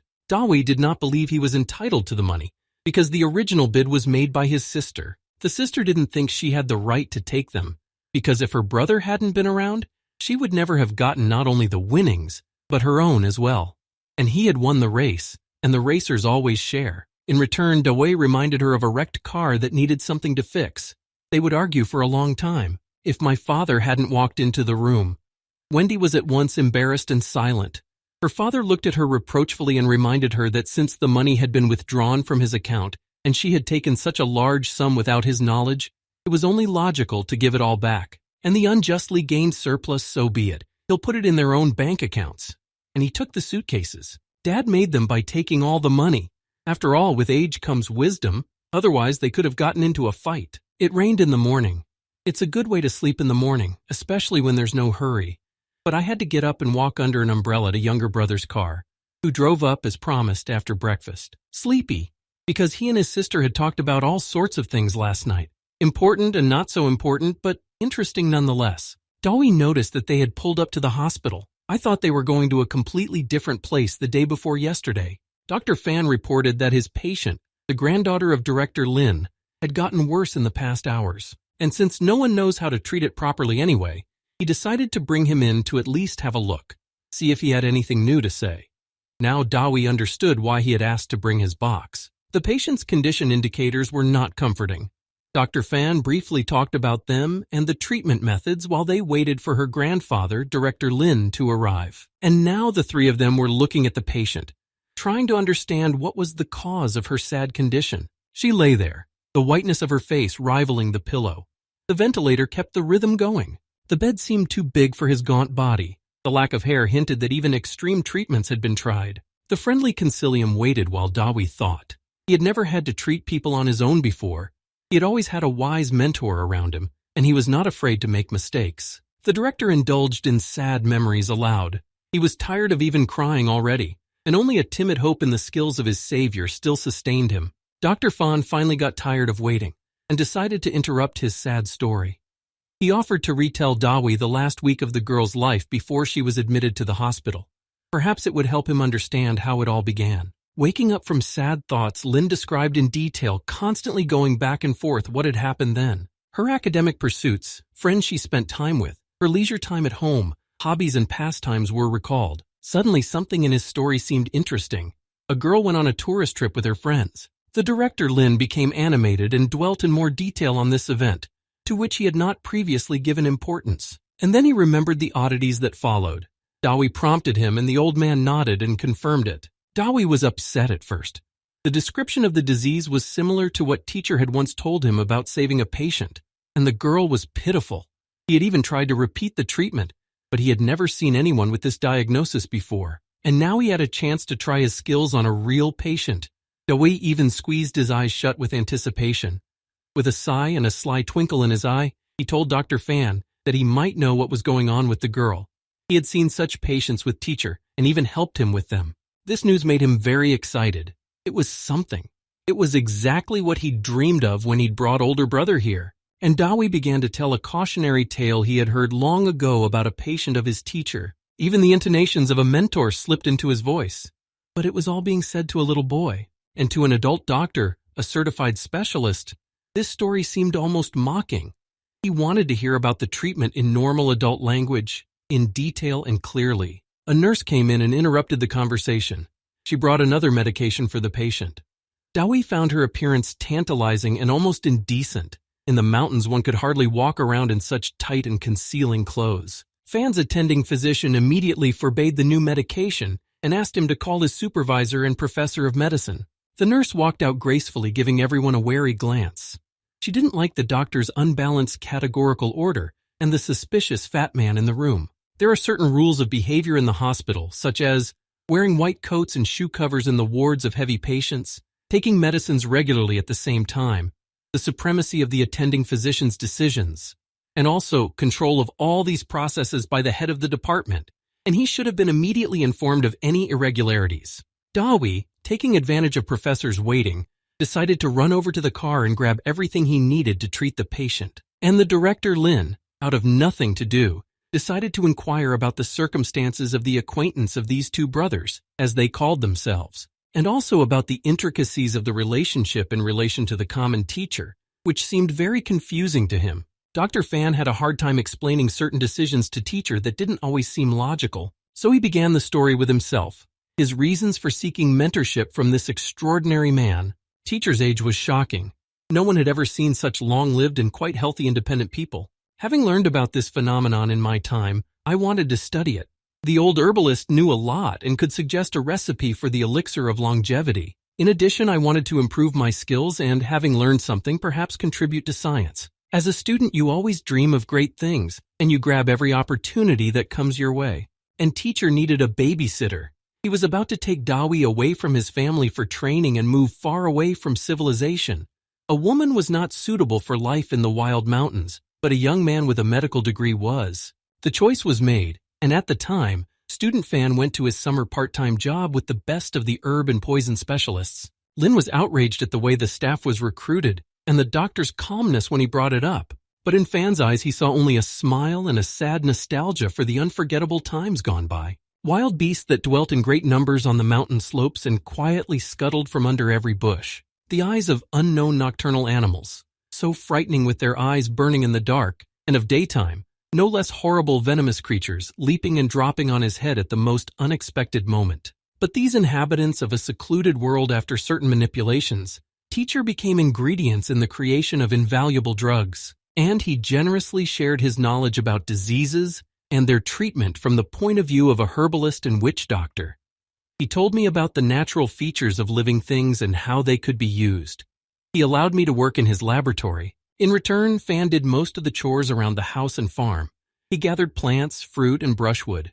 He was not trusted to catch animals, but his main responsibility was to Dawi, a young boy with a gap-toothed smile and an unfathomable love of all things poisonous and dangerous. When he was little, they played and pranked together, often causing the teacher's displeasure by their mischief. Later, they studied literacy and applied botany with zoology, growing, running, jumping, and flying outside the walls of their home. And much, much later, when Dawi was all grown up and it was time for them to leave, Dr. Fan was recognized as an apprentice. Therefore, Dawi is the first student and therefore older brother, and Dr. Fan is the second and younger. Suddenly, Director Lin remembered a strange woman on the train who identified herself as the daughter of one of the teacher's students. Fan didn't know anything much about the old master's disciples. He was confirming his qualifications and getting a job at the time. He had only heard of the fifth disciple when he was treating the injured. He was already a master of Wugu, but he lived in a region far away from here. National traditions are very much honored there, and the attitude towards the art of the kohl is extremely respectful. Strict regulations and hierarchy are the basis of that society. Master Dadar had many disciples. It was very honorable to serve the master and have the status of an apprentice, and some even paid money for it. And his school soon became the biggest. Where and how he and teacher met is unknown, but the latter pointed out to Dadar the flaws in his mentoring and criticized the selection of students. And Dadar held a grudge. After some time, having prepared and armed the best of his disciples, Dadar came to Spirit Mountain to get even for the offense and to prove that the number of apprentices spoke to the strength of Master of Ugo's talent. When the team led by Dadar reached the teacher's house, there was no one inside. But not far away, There was a child's angry yell and the harsh shouts of another older man. Dawi and teacher were arguing, raising their voices more and more. So when Dawi saw the ill-wishers, "Why, can you call people with their faces covered sneaking up on teacher from behind well-wishers?" He turned all his anger and irritation against them, applying the simplest knowledge he knew how to at the time. But it was enough to throw the attackers back a few meters and put the backs of their heads against the nearest trees. The rest were incapacitated by the golden silkworm. The golden silkworm was the only one who could see it, and the ones it touched fell, clutching bloody wounds. The others were scared. If a young boy can do such a thing, what can we expect from his teacher? So they scattered. Dadar gave up on cowards who didn't even try to use the skills he had passed on to them for so long, and asked to be an apprentice, to correct his shortcomings which he had hitherto considered his virtues. Dr. Fan's memories were interrupted by the cheerful voice of Fatty, suddenly peeking out of the doorway. He had timed it just right to startle them, to stir up a little of the sad memory club. To the legitimate question of why he came back with nothing, even though he went for his box, Dawi told a hilarious story. How 2 nurses chased after him, trying to pack him in a white coat and shoe covers.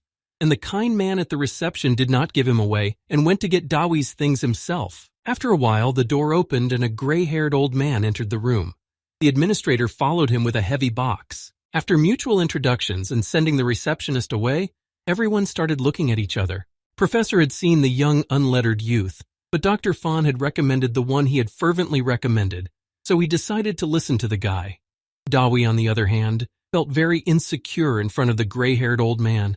Even his beard was almost the same as teacher's. Talking extensively about the alleged causes of the patient's illness felt like an exam and made him very nervous. He listed the symptoms and the sequence in which they occur, as well as possible outcomes with and without treatment. Professor thought for a moment. This young man made him doubt his own conclusions about the patient's illness. His thought was interrupted by his colleagues who had just entered, cutting short their spontaneous concilium rather abruptly.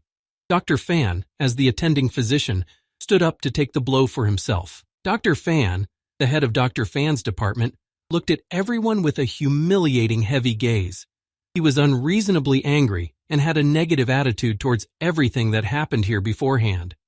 A nurse accompanied him with a satisfied look. Dr. Fan became alarmed.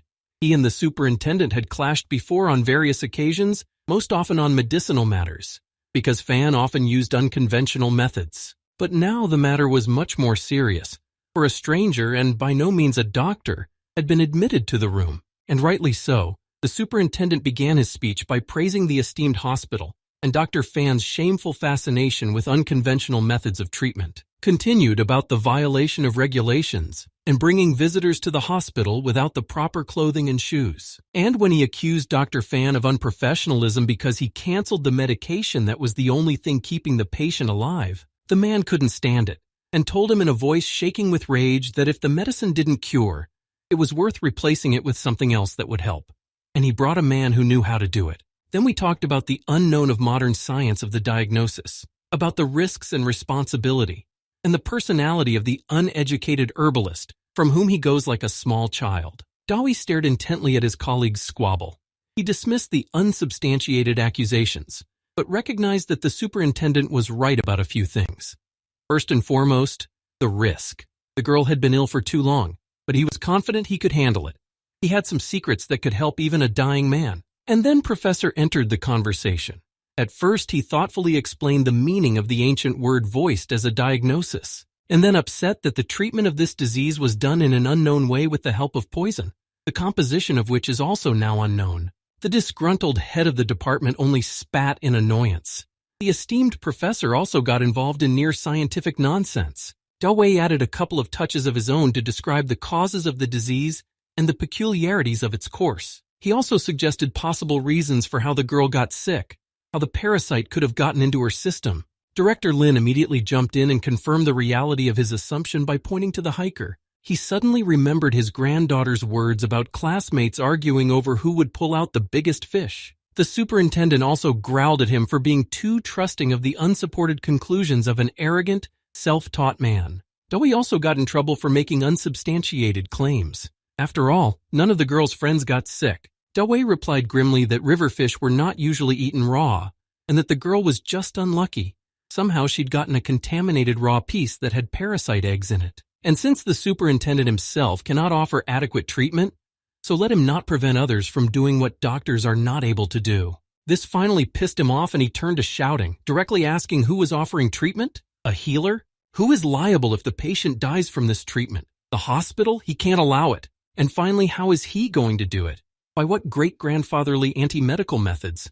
Dawi responded by referring to Professor's words, to which he had no claim. Everything had been said correctly. The superintendent even had a heart attack. Experimenting with poison on the weakened body of a dying patient? His shouting even made my ears pop. I had to stop this useless debate somehow.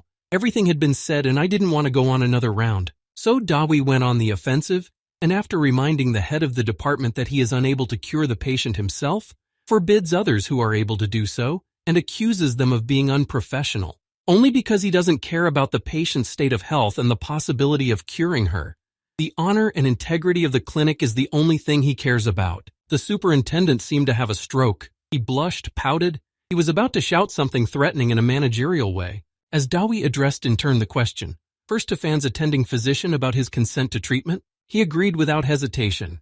He had already tried all his methods and nothing helped. Then to the director Lin. The consent of the relatives is the most important thing if the patient is unconscious. Of course, he agreed. It was still fresh in his mind how Dawi had treated him, and he had cured him even in his hopeless condition. To soothe the head of the department's heart, he even offered not to file a lawsuit in case of unsuccessful treatment. There was nothing left to lose anyway. Placing a hand on his shoulder, Dawi reassured him that there was no reason to worry unduly, and everything should go well. Walked over to his box, delivered by the receptionist earlier. He mumbled consolingly that he had some experience with healing. Professor immediately reacted to his words. He was amazed that knowledge that was considered lost was being successfully applied by this young man. And no one knows anything about such achievements, but the earth is full of rumors. So there are those who can confirm the cure, confirming the fact of existence of such a disease. What could Dawi say? Patients didn't come to Spirit Mountain very often. It was necessary to practice on something. The stunned professor and the superintendent probably thought the same thing. So similar were the expressions on their faces. Finally, the box was opened, but it somehow caused them to freeze in a stupor. For different reasons, though. Professor, because he saw very rare exotic gastropods filling the box to the top. There were snakes, ants, scorpions, spiders, rare species of them, gradually exterminated over the centuries because of their usefulness. And it was incomprehensible how, but they were quietly all together in one box. The professor froze because he saw the rare venomous creatures that were in his hospital, right next to him. And while the professor admiringly looked at the individual specimens, he felt sick with fear that now all of them would crawl out of the box into the corners, scare away patients and staff. The catching service would have to be called, and the hospital would be quarantined. Shame. Dawi saw a scolopendra lurking among the snakes and pulled it out, taking it by the jointed body with 2 fingers. He was even glad when he noticed her, for by this time he was hungry from the long concilium and accompanying debate. So without a moment's hesitation, I brought her comatose, weakly moving body to my mouth and took a bite. The very process of eating a poisonous creature impressed the head of the department so much that he started to feel sick and wanted to get out. He rushed toward the restroom, covering his mouth with his hand and holding back his gagging. The nurse hurried after him. Dr. Fan, who was unimpressed by a trick he had seen more than once, besieged Dawi. But it was after the superintendent had been dishonorably banished. Before that, he had watched with pleasure. And now from the box appeared a real miracle. A serpent, for its hood in the form of wings and pelt, casting blue, nicknamed Heavenly. Professor gazed in awe at this creature so rare that he had only seen it in a picture in an old book. There was silence in the ward. Everyone was waiting for Dawi's next move. Only the instruments beeped rhythmically, and the ventilator sighed noisily. Dawi pulled back the blanket, revealing the patient. He took a closer look and saw that the right leg was the one he would have to work on. It was the one the snake-like gaze was pointing to, and led a snake on the bed, with an admonition to bite. The venom of this snake was low concentrated and did not threaten immediate death. Unfolding itself from its master's hand, the serpent froze, searching for somewhere to latch onto. He was looking for the widest bloodstream for his venom. Finding an artery and a vein in close proximity, he immediately bit it, and the poison began to spread from his teeth in all directions, carried by the blood. It was also time for Dawi to begin her part in curing the girl of the parasite that had taken up residence in her body and was slowly poisoning its host. He took out acupuncture needles and placed them between his fingers. The so-called cat's paw was a very effective method for fast-paced, large area work. I tried on the girl's leg, which had snakebite holes on it. The girl's leg was already swollen and blue and swollen, and began to jab his needles into her alternately, closing and opening the bloodstream to get the poison moving in the right direction. Asked the serpent to take another bite above the knee to keep the parasite from rising above that spot, and thrust 3 needles into this place at once, cutting off both the artery and the vein so that the poison would not spread further. Professor and Dr. Fan were stunned, looking at his technique and interaction with the apparently tame snake. The needles in his fingers glittered with a silvery light, and their flickering glare was no worse than hypnosis. Dawi's hands seemed to multiply, and the needles in them fluttered in different directions, as if they were a natural extension of his fingers, precisely and quickly poking into the patient's body from the right, left, above, and at a specific angle, targeting blood vessels and nerve endings. Dr. Fan had seen this before, so he quietly asked his professor what was so surprising about ordinary acupuncture. He was a recognized master himself. He told me it was an unusual acupuncture.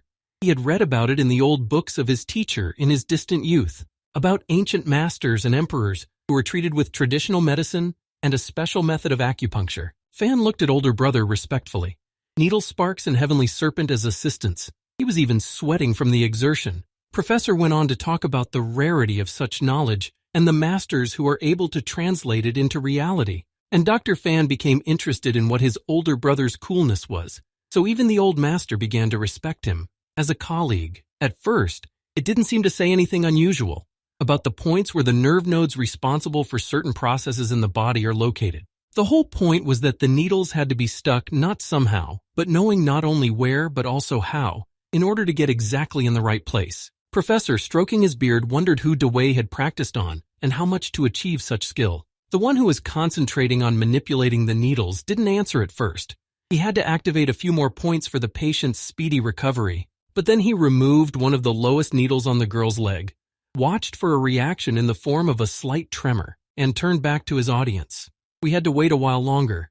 He confessed embarrassedly that he lived in the mountains and was not allowed to bully his patients. So I practiced on whatever I could get my hands on.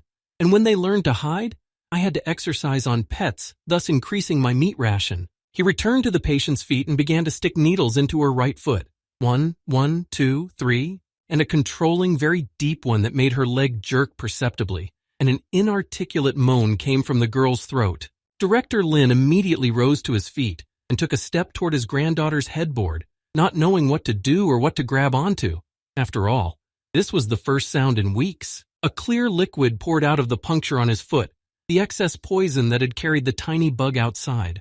Everyone looked at this booger, simultaneously feeling interest and disgust. After all, it was because of the peculiarities of its development that a young and healthy girl had suffered and almost died. Meanwhile, Dawi pulled out a blue pill similar to the one he fed to Director Lin on the train, bringing him to his senses, and taking off the ventilator, put it into the girl's mouth.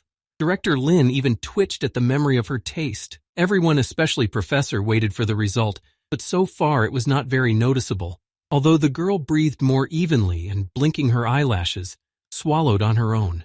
She drifted off again, but now it was just a dream. It was true. She had been unconscious for a long time and had weakened a lot. Director Lin didn't even realize what he had just seen, and Professor thought that if the guy was using such an ancient technique, then his pill was not simple either. I wanted to study it. He was willing to do anything to get the miracle pill in his hands. He was not a poor man, to say the least. Medicine, when practiced with skill, feeds its owner well. Dewey agreed, but after thinking about it, he stipulated that, as a supervisor, he would help to resolve the conflict between his younger brother and the head of the department. Still, the latter had set himself up with bringing Dewey to his patient. And quarreling with superiors is a lost cause. Of course, Professor agreed out of joy, and Dr. Fan was touched by older brother's care and attention. He didn't expect someone to be so concerned about him. The professor pulled out his jewelry box for transporting valuable tools, but as he tucked the coveted pill away, he tilted awkwardly and the acupuncture needles fell out of the box. Dewey looked at this wealth with square eyes of amazement. Professor didn't even pay attention. He reverently closed the box and, waving his hand absent-mindedly, presented them all to him. What is the value of gold compared to knowledge? Hiding the heavenly serpent in its proper place, Dewey casually remarked that the pills of life were not easy to create and were very painstaking. because they required many valuable ingredients gathered under certain conditions and a multi-leveled technology to prepare them. For the umpteenth time today, the sweet young man had stunned them. Now it appeared that a second rare art was in his hands as well. Such a young lad. With restrained resentment at the harsh living conditions, Dawi described how teacher bullied him into redoing everything over and over again for a month at a time. All in retaliation for a tiny experiment that put him in bed for a week. Read, almost killed the poisoner. I needed to replenish my supply of pills of life. The head of the department pressed his ear against the door. He couldn't hear very well, but he tried to hear what he could. He was infuriated by Dr. Fan's growing influence, and now his risky endeavors had succeeded once again. The hopeless patient would recover. Envy of professional success and fear of losing a warm place can do terrible things. And when they are together, then a war begins in which only one will survive.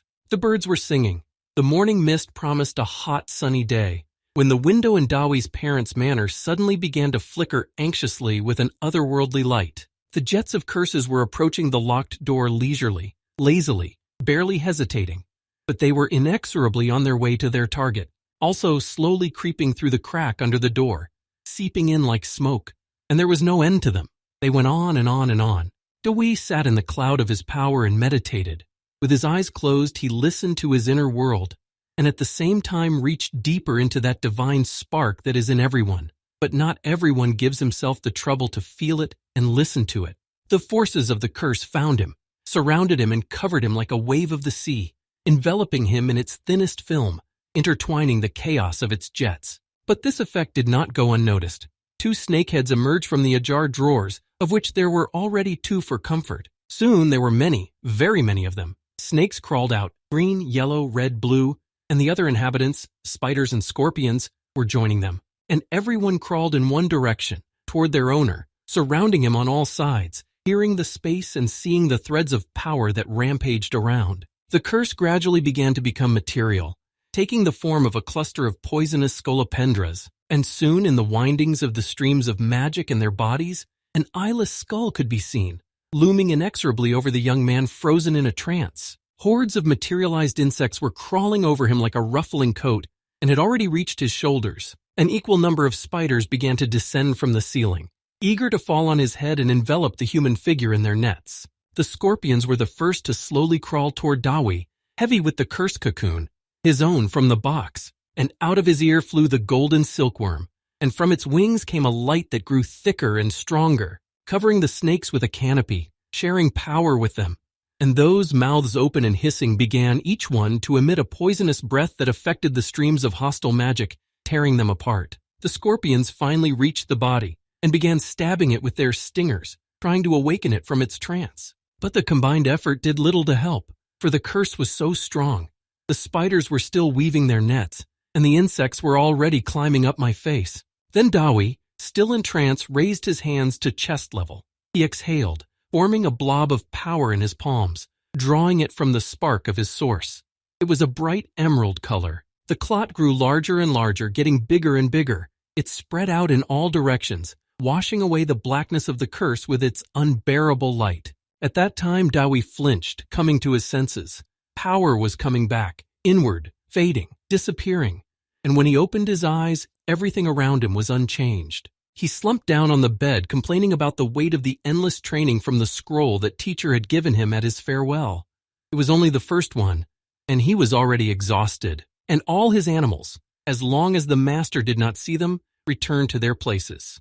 High attention does not guarantee a quiet life, but rather the opposite. When he heard the rustling, he jumped up and sat up on the bed, but he saw nothing new.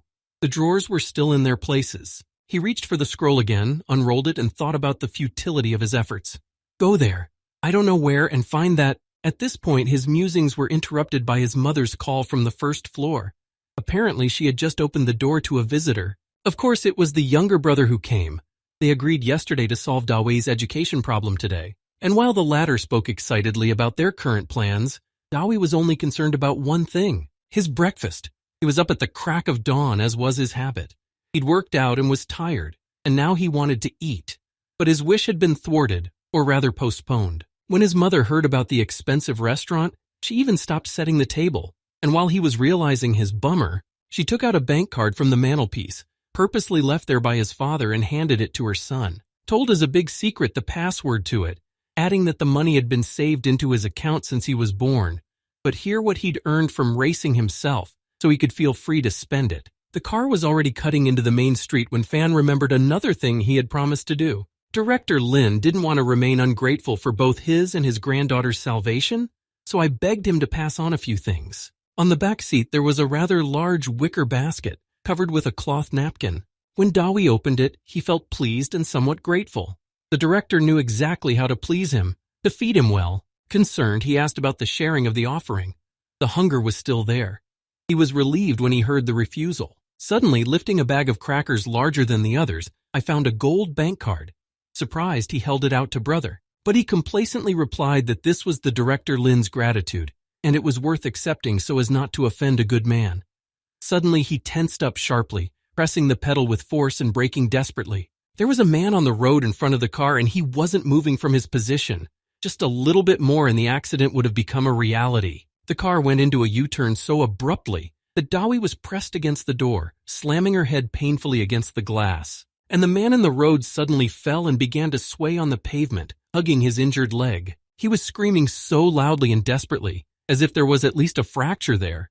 But Dawi hadn't felt the impact and could have sworn the car had turned away before reaching the man. Dr. Fan didn't fall for it. He knew for a fact that he had managed to turn around before he reached this crook. A smug smile spread across the victim's lips. It wasn't the first time he'd made money this way. But when his involuntary would-be sponsor introduced himself as a doctor and offered professional help, it alarmed beyond belief. I couldn't let him examine me, because that could ruin his cover story. And it was dangerous to go to the hospital with him. Corporate solidarity could lead to the police. Dewey looked at the events unfolding before him with incomprehension. Extortion was a strange way of making money. It was a strange way to make money. Extortion. Suddenly some sort of murk caught his attention and unfolded a distinct picture. It was very much like a hallucination. Death, staring adamantly into Dawi's eyes, leaned over the hapless rogue. The ghostly chains were already entangling his arms, and the scythe hung over his head, threatening to tear it down. This picture frightened Dawi so much that he restrained his younger brother from rash action, warned not to get involved because he sees his terrifying future, and not to be close when it happens. Fan scratched the back of his head thoughtfully. Older brother had never had such talents before, but he had believed him before. He believed him now. So he threw the cash contemptuously in the extortionist's face, not wanting to argue with him further. And while he was enthusiastically counting his unjust earnings, they immediately turned around and went back to the car. The man did not know that he had already earned his future, and the only thing left was to meet it. The man did not know that he had already earned his future, and the only thing left was to meet it. In the car, Fan, of course, inquired as to what had so disturbed his older brother that he wouldn't even let him teach the brat a proper lesson. Through the window, it was very visible how the trickster continued to roam the street, definitely waiting for the next victim. The white van was approaching, and he decided to pull his unintentional hit-and-run trick again. He fell flat on the pavement, waiting for his victim and calculating his earnings today in his mind. But the passing driver didn't even think of stopping. Perhaps he didn't even notice the man who had deliberately fallen under his wheels. That was the last thing the hapless extortionist saw of his life. He was still trying to get up and roll away at the last moment, so he was thrown a couple of meters away and slammed into the roadway, killing him permanently. Fan even stuck to the opposite glass from shock, crushing the Dewey sitting next to him with his knee. A pool of blood was spreading under the dead body, and the minibus driver was definitely out of luck today. He was in for a rough day. When asked what it was, Dawi paused for thought. He stretched, opened one eye, and decided to make a fool of himself. I didn't want to admit that I was scared to death. Yes, there's no other way to put it. By the unexpected foresight. So presented everything as the next stage in becoming master of Wugu, as teacher had warned him about some time ago. Fan was impressed. He hadn't even imagined the full capabilities of master of Wugu, because he himself was deprived of this gift. He had only herbalism and a little bit of witchcraft within the reasonable limits of science. The time passed quickly after the conversation and Lin's goodies, and they arrived at the famous restaurant. It was a palace with a fortified outer wall and gates, a park and sandy paths where visitors walked. The friendly hostesses in festive national dress came out and invited them in. It was amazing how these fragile girls could hold themselves so steady. After all, such a headdress was incredibly hard to wear all day long. Fan assured him that traditional clothing is like a sign of quality, saying that the restaurant is old and respectable. Dawi did not agree with this. In his opinion, the restaurant should be known for its quality and plentiful food. But then his face was caught by the long strands of hair of a girl passing by. She was unlike any girl he had ever seen before. Her hair, her clothes, and her whole appearance said that she had come from far away and was here for the first time. And she was very, very beautiful. While Fan was ranting about the virtues of the local cuisine and the prestige of the place, Dawi had disappeared somewhere. Fan looked around, not understanding how it was possible to lose his brother in such a peaceful place. And why? Aren't they going out to eat? Meanwhile, Dawi sat in the bushes camouflaging him and watched to see where the maiden he was interested in would go. And she wandered along the paths for a while, restless and constantly looking around, until she finally approached the entrance to the restaurant. And sensing the attention directed at her, she looked back again. And then Dawi saw her eyes. He froze, staring into them in amazement. He was afraid to even breathe, lest he startle this miracle. What eyes they were, huge and green like young leaves in May, as clear as the water in a mountain stream. And her figure was a sight to behold. The frankly open clothes didn't hide her curves, and it fogged her mind considerably. When she stepped inside, it was a long time before he could come to his senses, reliving the moment of the encounter over and over again. There were two people gathered around the round table of a separate office. One of them was Dr. Fan. The other, a much older man, was his friend and colleague. They had been waiting for minutes for the missing future student. Fan looked at his watch again and again. The waitress who brought tea for the time of waiting for the order was warned about the expected guest.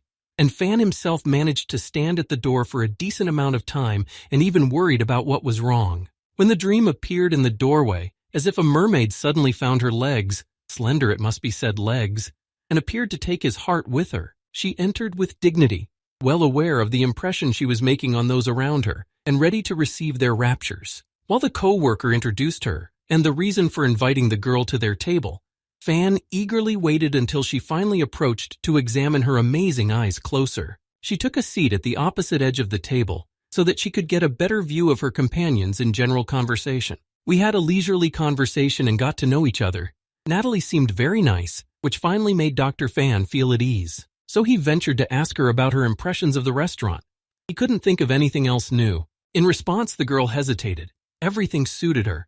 Only the pursuit of the unknown fat man made her tense. Dr. Fan was a little embarrassed. He would have to introduce this terrorist to the public now. But he managed it himself, leaping through the office door with a cry of orangutang. Clearly no one had expected that. Dawi suddenly saw that the goddess he was chasing was actually walking towards them. It was embarrassing, because he was staring at her like a fool from the bushes, and he must have been careless. The girl huddled fearfully against the back of the chair and stared at Dawi as if she were a beast from the wild forest, ready to attack. It was true about the wild forest, though, and a shrill scream broke the silence of the place. Everyone in the halls turned to him, and some waitresses lost their grip on the food being delivered. Hiding behind the colleague who had invited her, she poked accusingly at the fat man and asked for protection.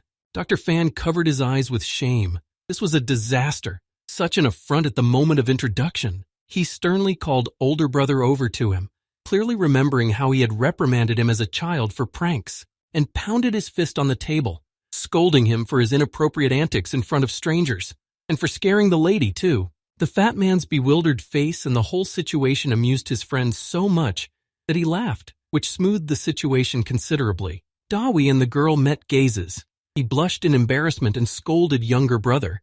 She didn't trust that it had turned out to be so simple yet. While they awkwardly glanced around and mutually apologized for what they had done, the friends looked at their future studios. Dr. Fan instructed a colleague to prepare Dawi for future training in his medical field, and the latter, in turn, asked Fan for input on his protege's professional development in the treatment center. Dawi looked at the girl, admiring her furtively. She suddenly tensed at her mentor's last words. Standing up, she asked why no one had asked her opinion before deciding her fate. Noticed that she had heard with her own ears the bad rumors about Dr. Fan's work at the hospital. The head of the department himself had censured his work in front of the rector. Her mentor wanted to step in and stop the unfair accusations against her friend, but she'd already stirred enough to interrupt. Folding her arms across her chest, she warned that she would not allow a stain to be thrown on the quality of her education and potentially her future career, and angrily added that she would be ashamed to invite such a friend not only to the table, but to say hello. When Dr. Fan tried to say a few words in his own defense, still, an undeserved insult hurts the ego. She dissembled definitively and scornfully accused Dr. Fan of slacktivism, arrogance, and extreme unprofessionalism if he brings herbalism into the treatment process and leaves patients without medical care. Dawi couldn't bear to hear such incisive and unfair words against younger brother. His eyes were dark with barely restrained anger. The cup crushed in his hands, which ensured silence and attention. After all, the girl was still afraid of him. He retorted that of the two of them, she was the only one who could declare Dr. Fan a slacker and unprofessional because she didn't know him. She turned her head away haughtily, not about to admit even the hypothetical possibility that she was wrong. Dawi tapped his knuckles on the table, continuing to assert that everyone else here owed their lives to Dr. Fan. Fan couldn't take it anymore. He didn't want to spill the heart-wrenching moments of his life in front of an unfriendly person. But he could not change his brother's mind when he was already stubborn.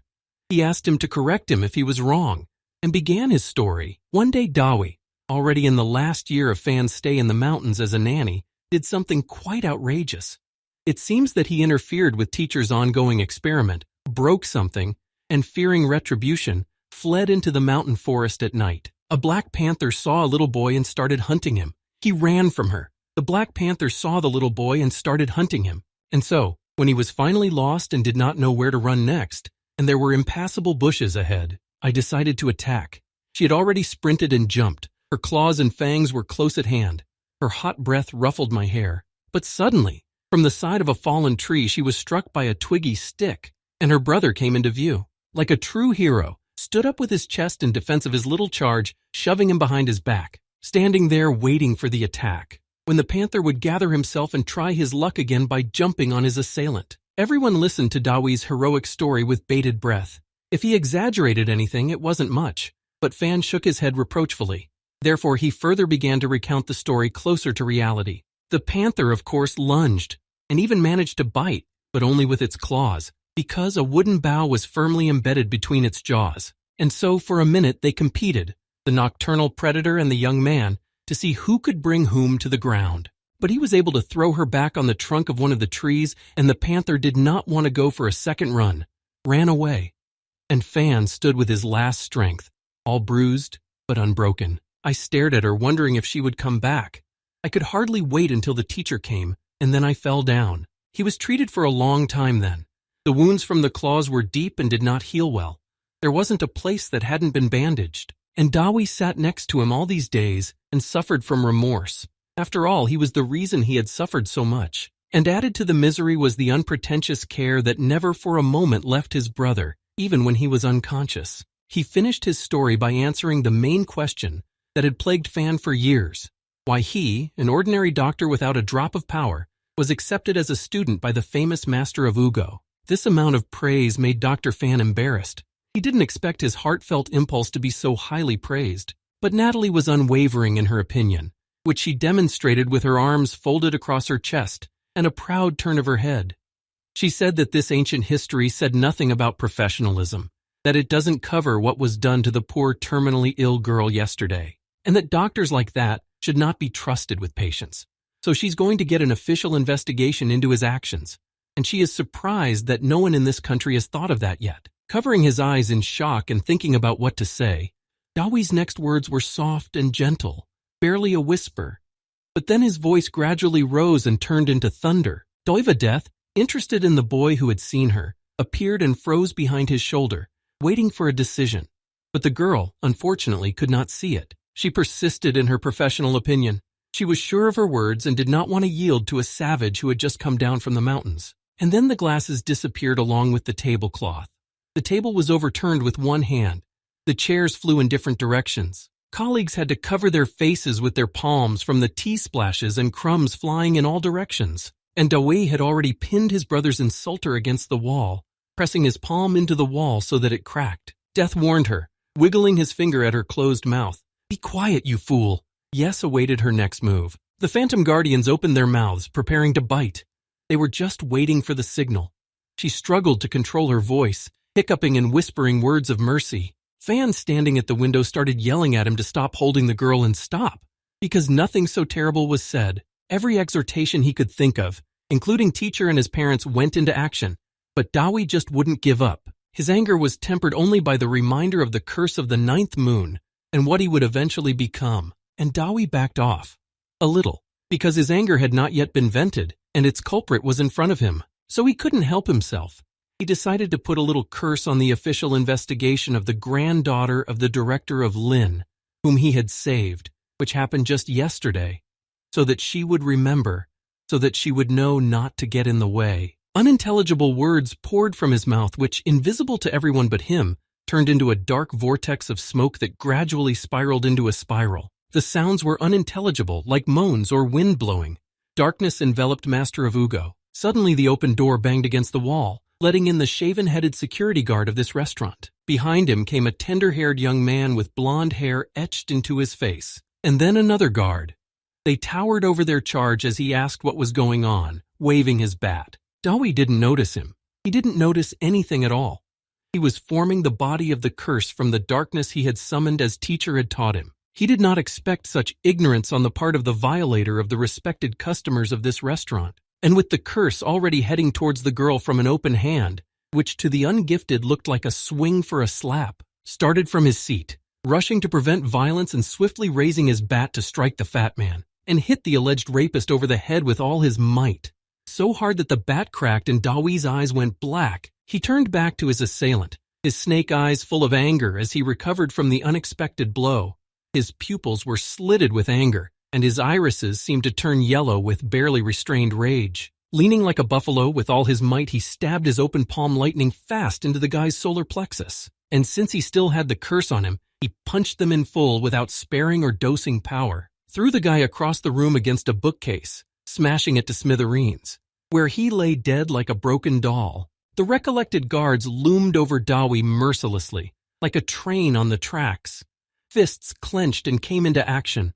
One struck again at the already sore back of his head. The other one turned around and swung his arm. Dawi flew across the room like a cannonball, but he grouped himself in time, landed on his feet, and as he saw his opponent's feet approaching, cursed them too, one by one. It was perplexing because his movements were quick and almost non-contact.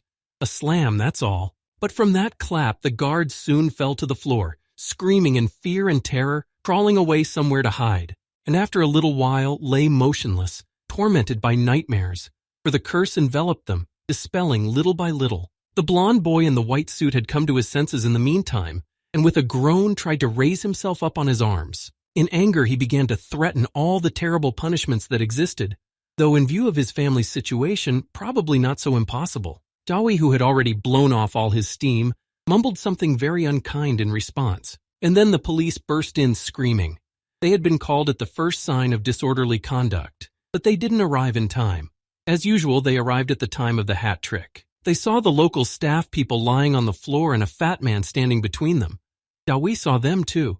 I didn't want to go back to the station, so he fell to the floor with a dying man's cry, secretly hoping that he too would be mistaken for a victim. It was partially true, though. The back of my head hurt terribly from the double blow, the bat and the huge fist. There was no telling which was worse. The uniformed boots of the approaching captain gave no hope. He was recognized, could not fail to be recognized. They had met under similar circumstances not 2 days ago. Back at the police station, it's such a shame to be here again. So I went to eat at the restaurant. Dawi knocked in vain on the door of the solitary room in which he was locked up, but no one paid any attention to him at first. How many of them are there? When they did come for him, he started complaining about everything. That he had a headache, and he was still without medical help. That his handcuffs were still on, and he couldn't even scratch himself. That he hadn't even been fed in a shitty restaurant. His complaints were received complacently and almost sympathetically. The policemen on duty were acquainted. The station had received a bonus for their success in catching smugglers, and they knew that without the fat man, nothing would have happened. So everyone sympathized with him and tried to cheer him up. The superintendent who came by also greeted Dawi with a friendly smile. He enjoyed reciting all of his mentees' exploits in the restaurant. He did not believe in the coincidence of events in the slightest. It was the second fight in his memory, and he was the only one left standing. As he led the detainee into the interrogation room, loud enough for everyone to hear, he announced that if he was so lucky, he should make the most of the opportunity, and he let them interrogate his uncooperative clients properly, with a lot of scrutiny, the way he knows how, after scaring the hell out of the crooks who got caught. As he closed the interrogation room doors, he grew serious. He showed pictures of a blond boy he knew. I imagined him as some grandson of a powerful family, an owner of the very restaurant where Dawi messed up. He explained that he couldn't get away with it because he was badly beaten and Semyon's honor was at stake. But Dawi remembered his curse and didn't get too excited. Soon they'd have other problems, and the fight would be a thing of the past. Superintendent could only raise his eyebrows in bewilderment. Dawi said goodbye, warning him that there was an order from above to transfer him to the common cell, and asked what he could do to help. Dawi thanked for the participation and sympathy. He asked only for ice, but more ice, preferably in a bag. At that moment, one of the crooks from the corridor was being led into the interrogation room. When he saw the promised interrogator and heard about the ice pack, he even sat down from fright and started to make a scandal about the use of prohibited methods of interrogation. Superintendent wondered why Fatty needed ice. Was he really going to do an inquisition? Dawi absent-mindedly scratched the back of his head in embarrassment, yelped in pain, but he admitted that he had a bump from the bat of some reputable family's grandson and his guard's fist. Meanwhile, Dr. Fan was at his workplace, the treatment center. He immediately returned there after interviewing the witnesses to the fight in the restaurant, having first called Dawi's father to inform him that his son was again at the police station. Work was a good distraction from the memories of what had happened. The girl, then the older brother's antics, the fight, and the unfounded accusations, which made him very sad. There was a knock on the door. The man who entered was a colleague from traumatology. They were often paired together to treat particularly complex cases. This time he was in an unusually excited state, and he brought in the treatment records of a patient with a dislocated arm, a racing driver, apparently the same one from Dawi's first fight, as well as his x-rays, and enthusiastically offered to look at them, assuring him of the extraordinariness of what had happened. Dr. Fan lazily took the picture, not expecting to see anything supernatural. He looked at it closely. It was an elbow joint that was both dislocated and displaced. But that's not what his colleague was interested in. It's how it was done, and how to restore it all, of course, without surgical intervention. Dr. Fan often received requests for non-surgical treatment. Everyone knew of his witch doctor's expertise and utilized it as needed. Surgery carries certain risks and inconveniences, and not everyone is willing to put up with them, especially not heavy patients. This is just a sprain. But what a sprain! It's clear why his colleague came running to him. Recalling the threats of the department head, the accusations of his colleague, and the whole situation in general, Dr. Fan decided to consult with his supervisor first. My colleague was disappointed. It was a pity to waste time. The patient was waiting, the operating room was waiting, the treatment plans and report were also waiting. Dr. Fan was faced with a difficult choice, to treat or not to treat, and he was being rushed into making a decision, and he did.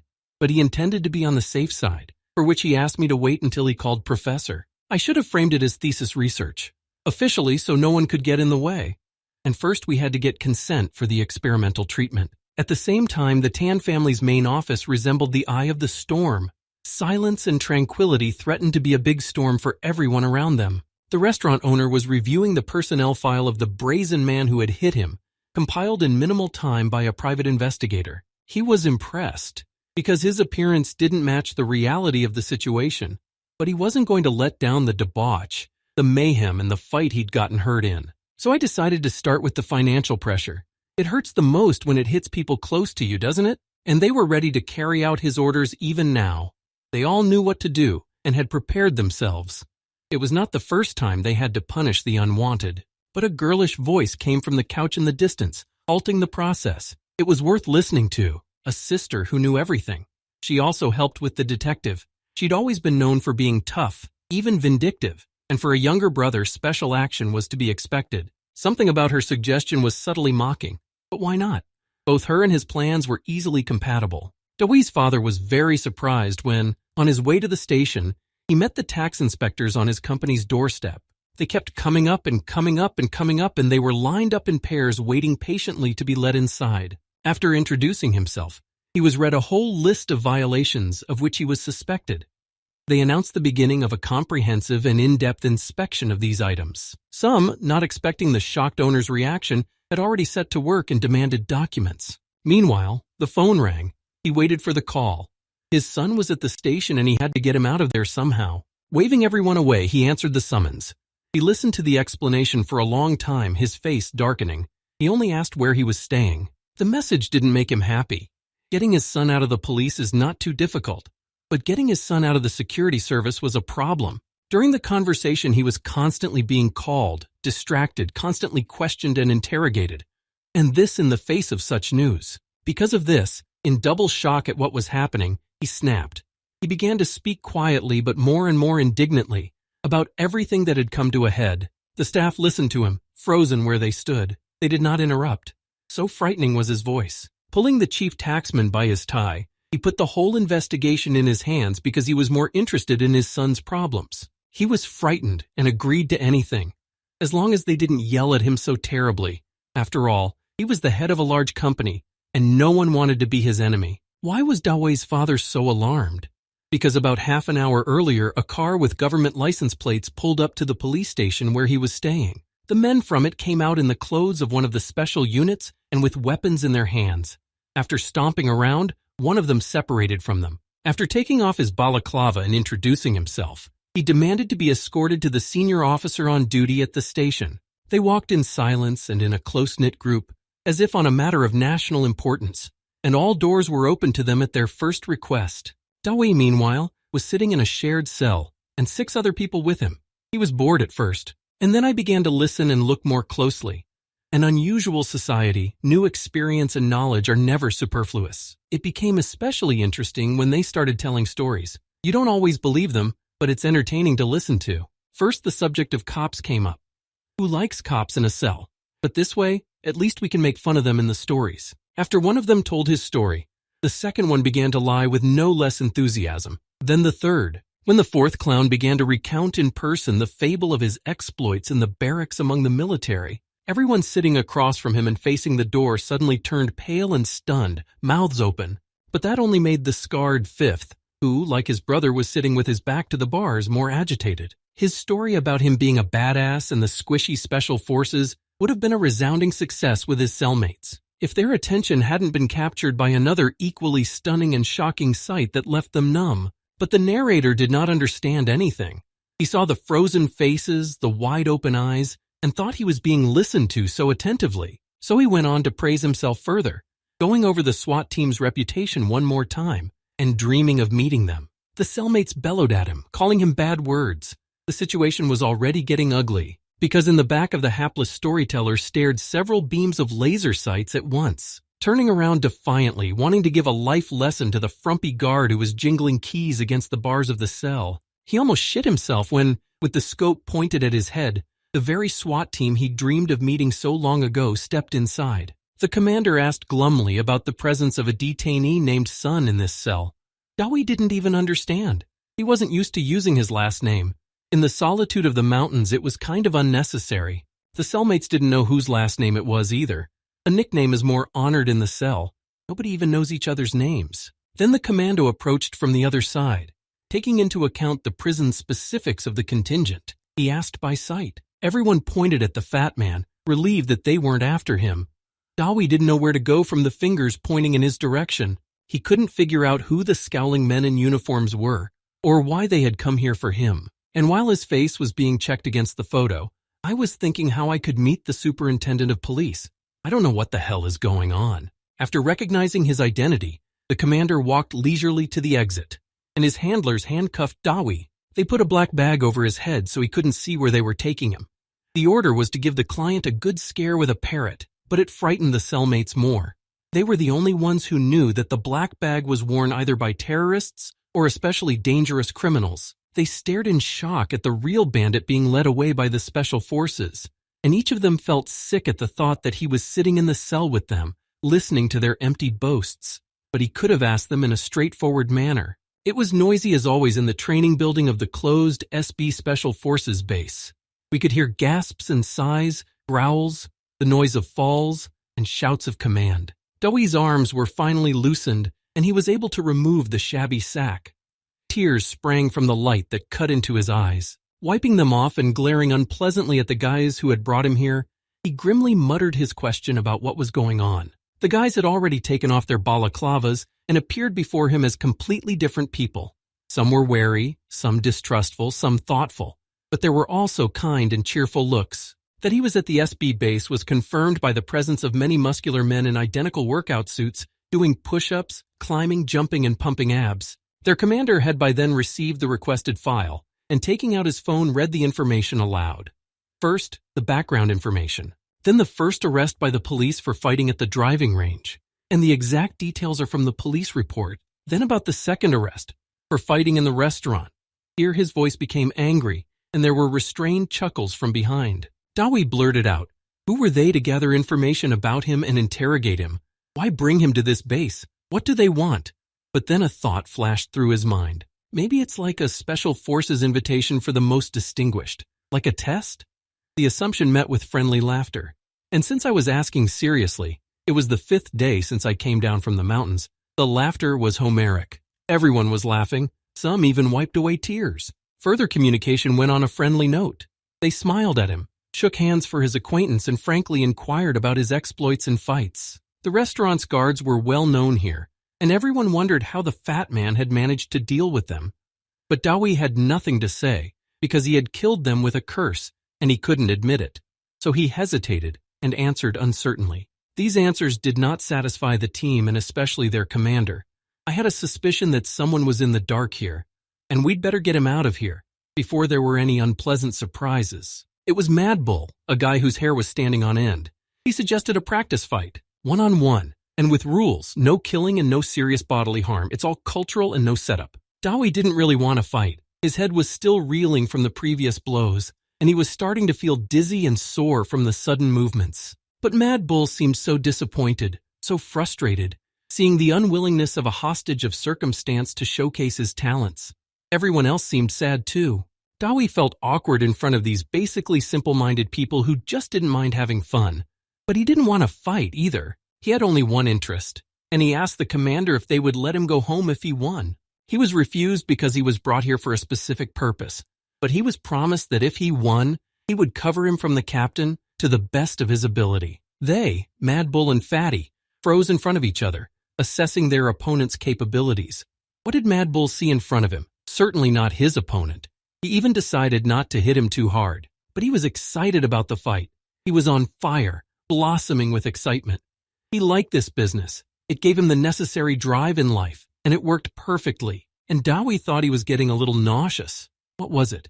Whether it was hunger or a concussion, but he had to come quickly. And when the commander, who knew the capabilities of his best fighter and envisioned an inevitable beating of the fat man, gave a wave of, in one swift blow, not even a particularly strong one, he punched his palm under his breath. All he had to do was touch his fingers. Mad Bull coughed from this blow, swayed like a freshly cut tree, took a couple of steps, and he fell flat, spreading his arms and slamming his face into the floor with all his might, without giving any signs of life. The commander was stunned. He expected Mad Bull to get up, roll over, or do something else for a while. Everyone was expecting it, holding their breath and looking at Mad Bull in holy terror. Just now he was full of vigor and healthy, well, like a bull, and now he was lying there like a dead man. Instantly, the gun barrels were pointed at the fat man. Special forces, after all, their actions are practiced to the point of automatism. Lying with his hands on his head under the muzzle of the machine guns, Dawi assured everyone that nothing terrible had happened, thinking with gratitude that at least they didn't hit him in the head. A fighter was sent to Mad Bull, acting as a paramedic on missions, to examine, diagnose, if possible, help. The commander leaned over Dawi with the most sacramental question. He wondered how to clean up the aftermath. No one wanted this result. Dawi replied that Mad Bull's life was not in danger. He'll lie down, recover, and come back to them fresh and awake. The soldier examining the defeated man immediately confirmed that he was alive, with only a broken nose among his injuries. That's right, Mad Bull was turned over and made more comfortable, but he never came out of the deep knockout. The paramedic reported that it was not a blackout. The man was just sleeping. This was immediately confirmed by a snoring sound. Dawi was now treated much more gently, mistaken for a master who had mastered the deadly touch technique. Getting up off the floor, he didn't lie. He admitted that he didn't have that level of skill, so he had to use poison, and also demonstrated the used needle by picking it up from the floor where he had dropped it while he was being actively targeted. I had to do it again, because at the word poison, the muzzles of the machine guns were pointed at him again. The commander took Dawi by the chest and began to shake him as hard as he could to get the truth out of him. You have to save your comrade. In a shaky voice, he assured me that all drugs were poisons, depending on the dosage. And this particular one was just a strong anesthetic, and its effects would wear off soon. Not immediately after these words, the commander came to his senses. For a while longer, he desperately wanted to hit the insolent fat man. But then Mad Bull began to come to his senses, holding his head and moaning. He had fallen from the height of a man. He opened his eyes and stared at his co-workers, still not realizing what had happened, and he averted his eyes, not knowing how to tell him he'd lost. Finally, he remembered it all by himself. He couldn't believe it. He looked up at Dawi, his eyes so perplexed and hurt and offended. Anticipating the accusation, he immediately pointed out that he had kept his agreement, and that he had little secrets, so everyone else here was not without sin.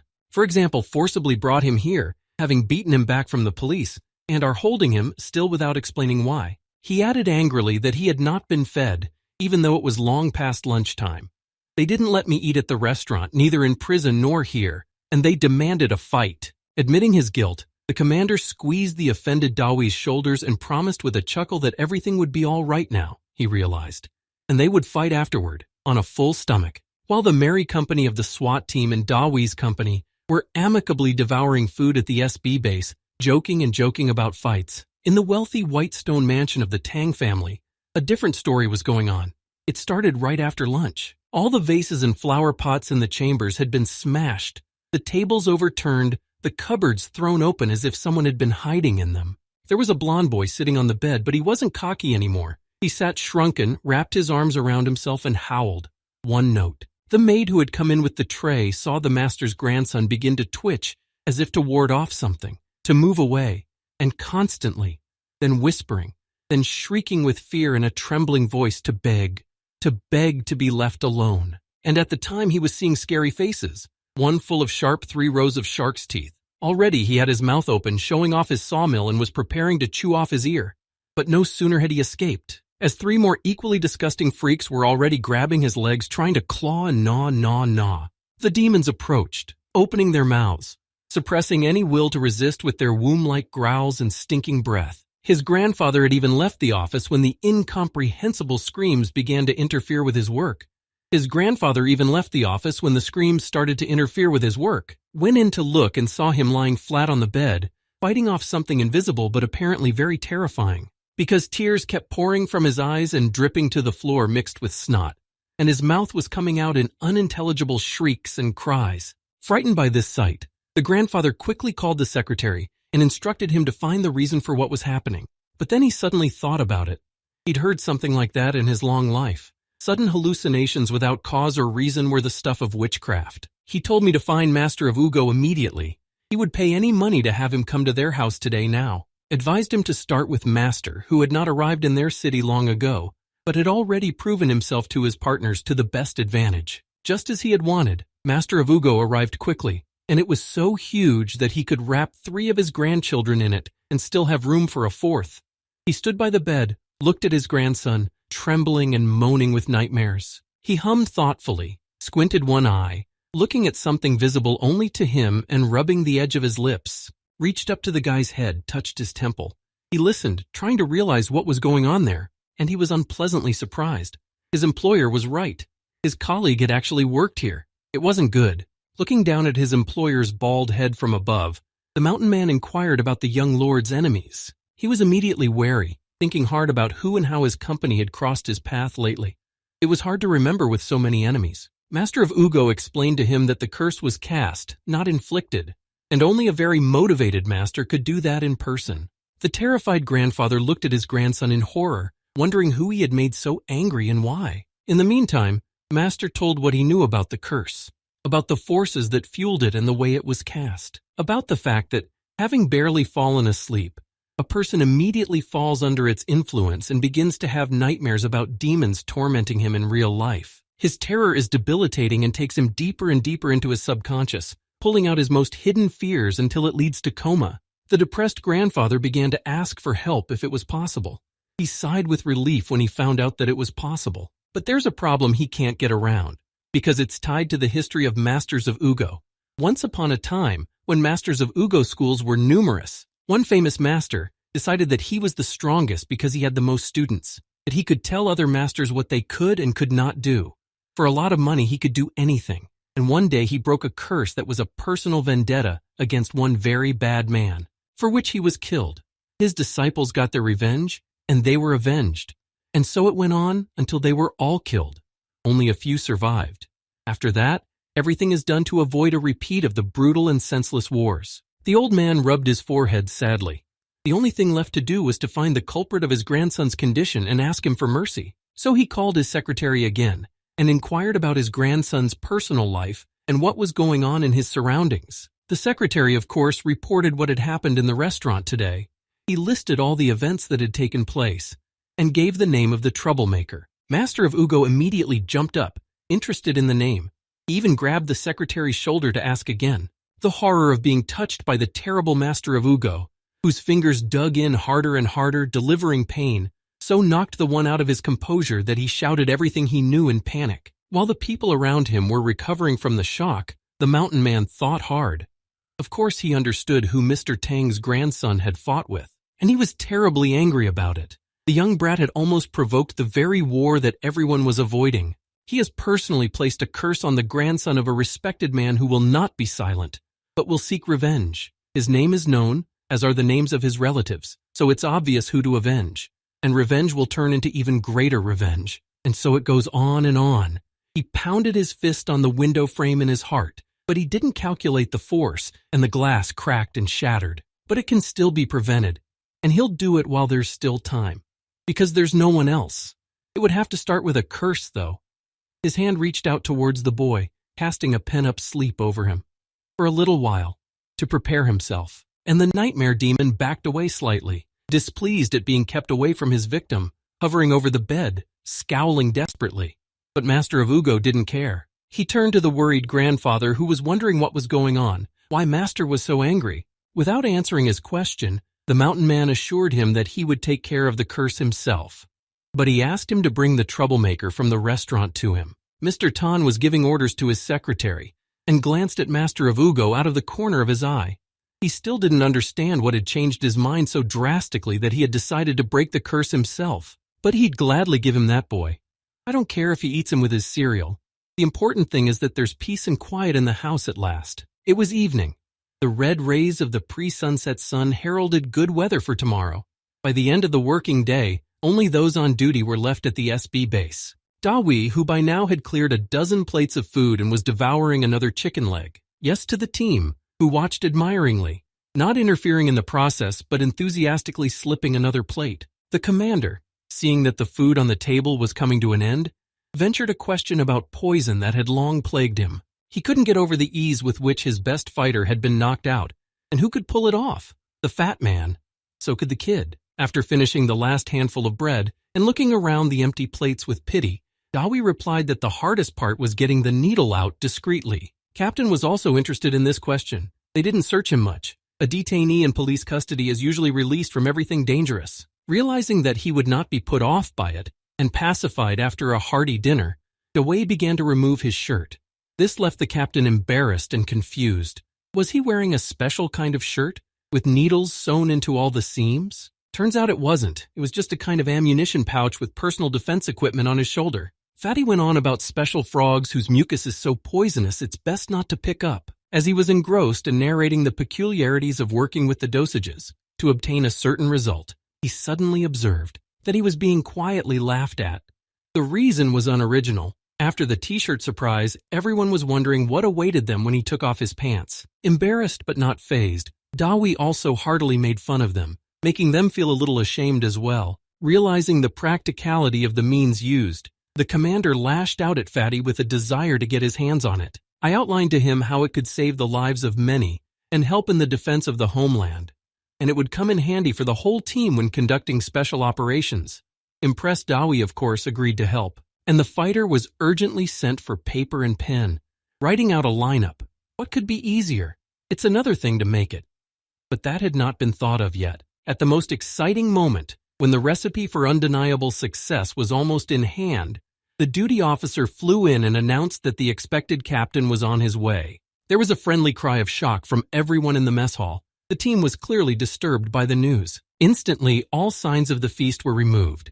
Plates of leftovers, tablecloths from the tables, and even crumbs from the floor were swept up. and Dewey was brought handcuffs. With an apologetic look, "Captain is a beast, and to avoid getting screwed later in the training, I should have played along." Turns out it was a personal request to take him away from the police and give him a good scare for fighting in a restaurant. Fatty began to play along at once. After the commander's words, he suddenly fell to the floor as he stood, and he started screaming as hard as he could about violence and arbitrariness, rolling on the floor and scooping his feet like a small child. The boys froze as they watched this comedy. They had never seen anything like it. They had never seen anything like this before, not even when they were detaining dangerous men or prisoners. The commander, of course, informed him that the latter was grossly overreacting and behaving unnaturally. But Fatty did not understand such a simple thing. His experience with law enforcers was disastrously small and based on movies he had seen, and that's exactly how they acted. Captain gave in to his naivety. There was no time to explain anything anyway, and he started rolling around on the floor again and screaming at the top of his lungs. And he had a lot of lungs. It made everyone's ears ring. Then came moans and high-pitched patriotic remarks in the spirit of spy movies. He even pounded his hand on the floor, imitating the blows. This impressed the audience so much that they laughed, and funny remarks about the ongoing concert. And behind the noise, no one heard the sound of the elevator stopping or the clatter of heels on the floor. Just like that, Captain walked in unexpectedly, according to the habit of many years, all at once as one, lined up and took under the visor, saluting and trying to make amends. Captain turned out to be a young girl in an ornate red and black dress, beautiful and delicate in appearance. Dawi lay at her feet and considered, of course, what he was being shown.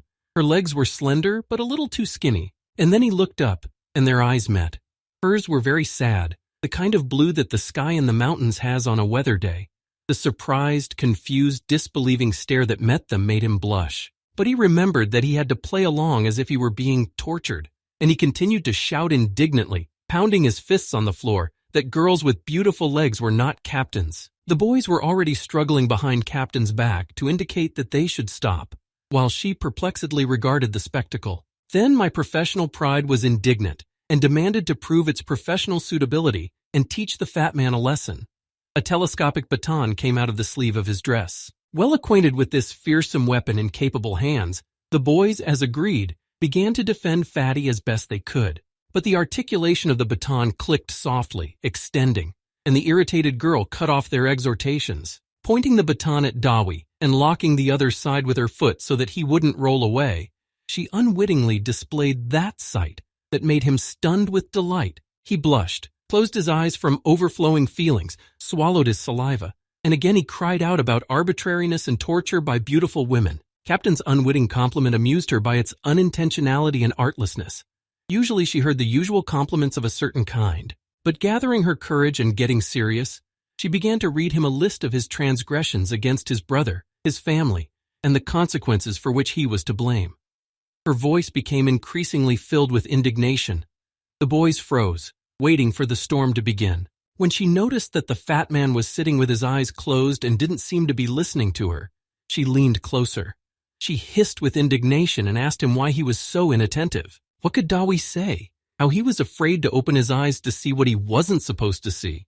Well, that's about what he said. At this remark, she looked around herself, blushed, removed her foot, and in a purely feminine way became angry at her shame. She raised her baton higher in anger and shook it in the manner of a pointer, shrieking at the insolence and shamelessness of the impudent man. Seeing that the situation is getting out of control, and Captain has already gotten too divisive in her outrage and is actually capable of taking a beating, the guys rushed to stop her, getting in each other's way and colliding on the corners. But of course, they didn't have time, and the baton collided with the fat man's forehead with such force that it broke in half, fell under his feet, and rang sadly. Dawi looked at the girl reproachfully. He didn't like their family's tendency to hit him over the head, and Captain was even more ashamed of herself for hitting him for essentially nothing, like a hysterical girl. Seeing her blush, Dawi blushed even more. The feelings her gaze evoked were incomprehensible but very, very exciting. Unable to withstand such a heat of passion that pierced through all the shields protecting her from empty emotions, she was the first to turn away to leave. The boys shouted, warning her not to move so hastily. They could see from the distance that the baton was about to fall under her foot, but she did slip on him, losing her balance and slamming into the fat man's lips. Everyone was petrified in shock. Captain kissed the fat man, even if it was unintentional. He was a good kisser and kissed back. Without further delay, she pushed him away with all her might, and covering her mouth with her hand, tried to realize what had happened. She was frightened of what she had done, and under the gazes of her colleagues, and fled the room with tears in her eyes. Dawi also came to his senses, but did not regret what had happened. It was actually the first real kiss of his life. Who do you kiss in the mountains, frogs? But the boys sympathized with him. Knowing the character of their captain, they expected unpleasant, to put it mildly, consequences. Standing in the corridor, the girl tried to plan her further actions. It was easy to lose the respect of her colleagues, but it would be difficult to regain her formidable reputation. But the memories and emotions came flooding back again and again, throwing her off balance and pushing her to do something stupid. To avoid doing more of them, she decided to leave, texting orders to her cell phone to bring Fatty to her house. Fighting with a woman? No, Dewey wasn't comfortable with that.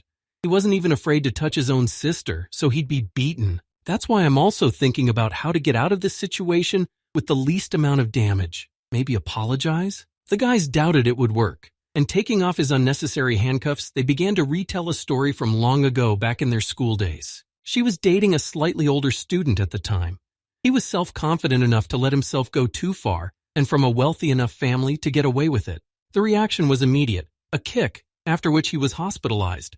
There was a lot of commotion at the time. There was even a case of grievous bodily harm.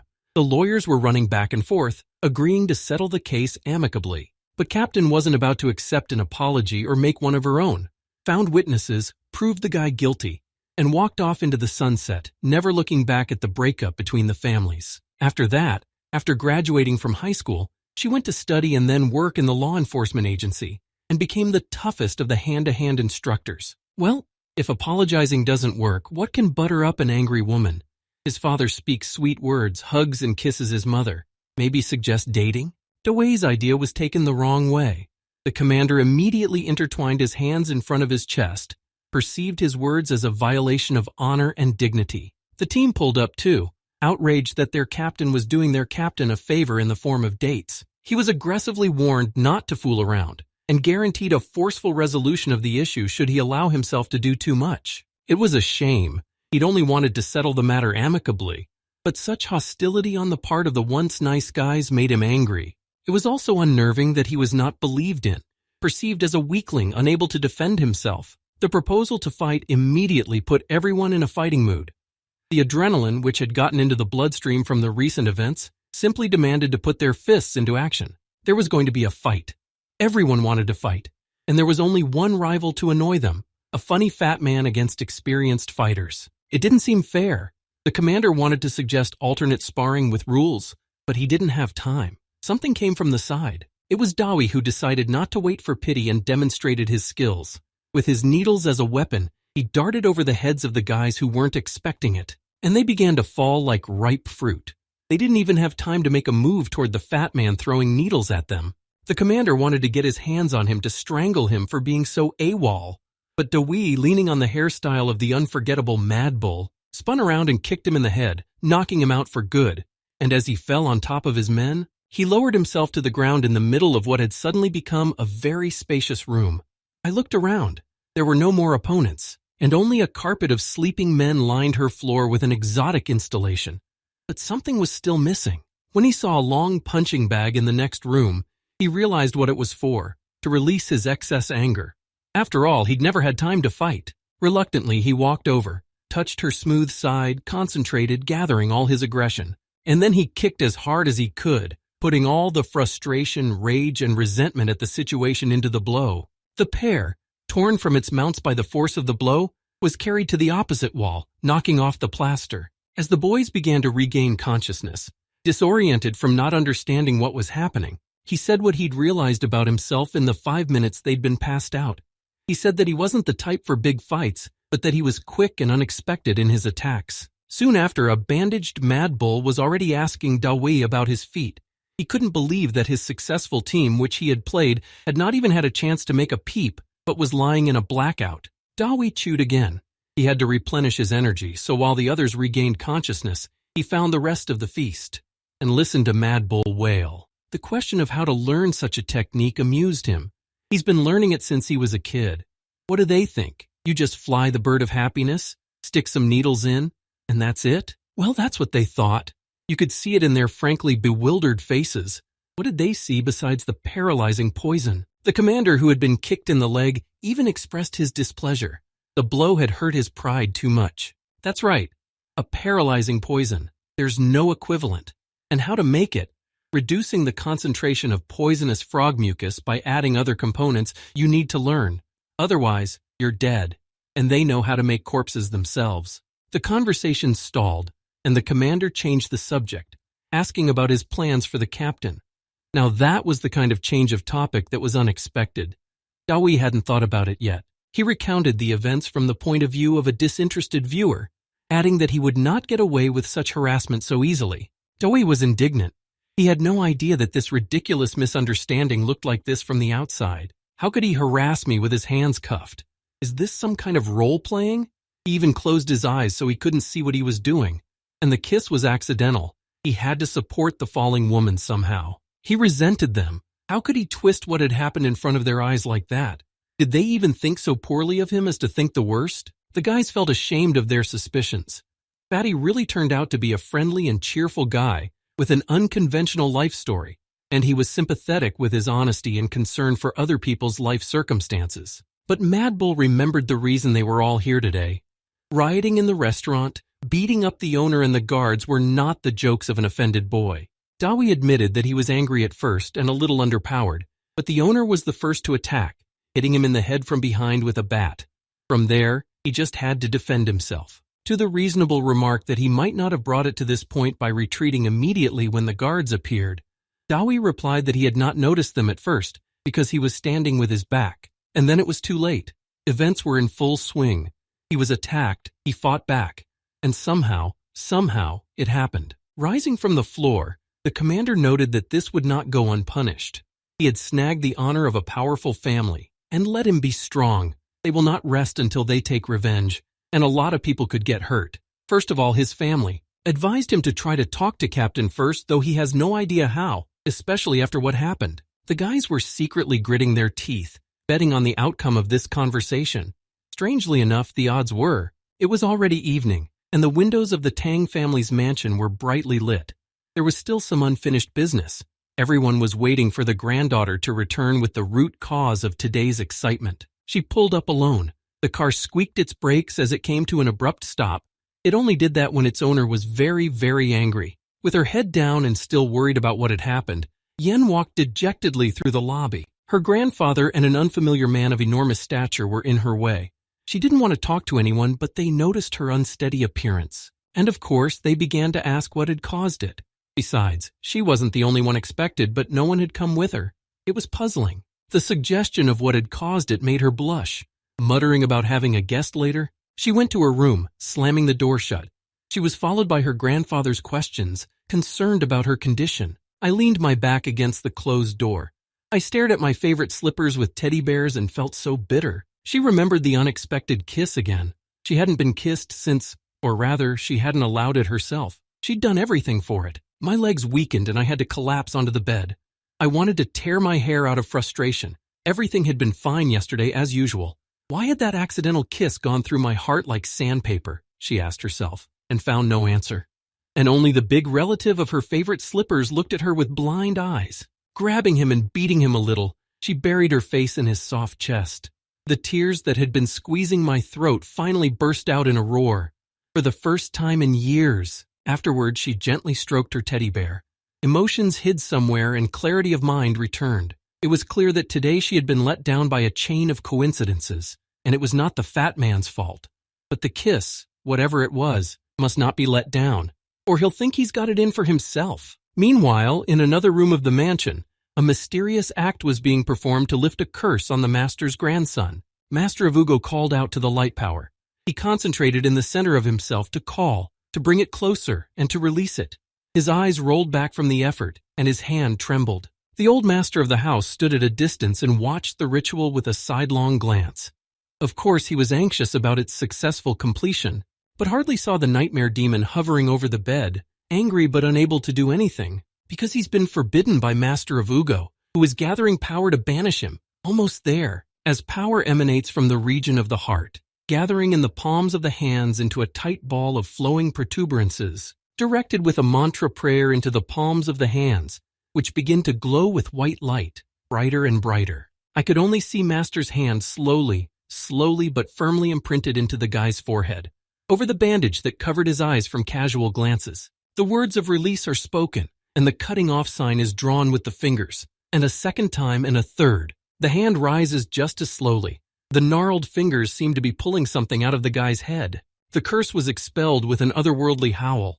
It looked like a skull, its mouth open in agony with pointed fangs. It kept stretching out of the young man in misty black ribbons following the Master's hand, and the light was dissolving it. Master raised his head. The curse hovered in front of him, gradually being eaten away by the light and disappearing. He marveled at how huge it was, and how much power had been spent on it. And the big question was why? What was wrong with the young man lying before him that he was so cursed? And what should the wretch who put this curse do? In the meantime, it is worth destroying the remnants of the curse by burning it with white fire. Who was summoned for the sake of it and must be released afterwards. The young man was already lying there with a faint smile on his lips. The wrinkles on his forehead had smoothed out and his face was refreshed. The gloomy atmosphere created by the curse was also cleansed and filled with peace and tranquility. And the hopeful question was answered with the same peaceful answer that filled my heart with happiness. Security came to report in. A minibus with departmental license plates arrived at the house. In it, the special forces brought the expected guest. Master of Wugu asked. Before speaking to the guest, he would like to hear what the guest has to say. Could Mr. Tang help him to do so? With that agreed, the old man gave the guards the go-ahead. He had forbidden any interference, even if someone was going to be killed here, and took a place of honor on the couch, waiting. Master of Wugu had promised him full support, and he was determined. Though he wouldn't have been so sure of his unconditional help, seeing the anticipatory and satisfied smile on Master's lips. Dawi, with a personal guard in the persons of the most curious of the team, Mad Bull, and the most responsible, the commander, arrived at the Tan family's manor. What can I say? The house impressed them all. Built to European standards, the white stone palace was very grand, and the large Venetian windows added to its fairy tale feel. The local princess met them as a hostess should at the entrance. True on entering the gate, and not very friendly, because she had a whip in her hand, whipping Dawi with it like a bucking horse. She approached her defeated assailant haughtily and deliberately slowly. He, with a crimson mark on his cheek, looked at her with interest.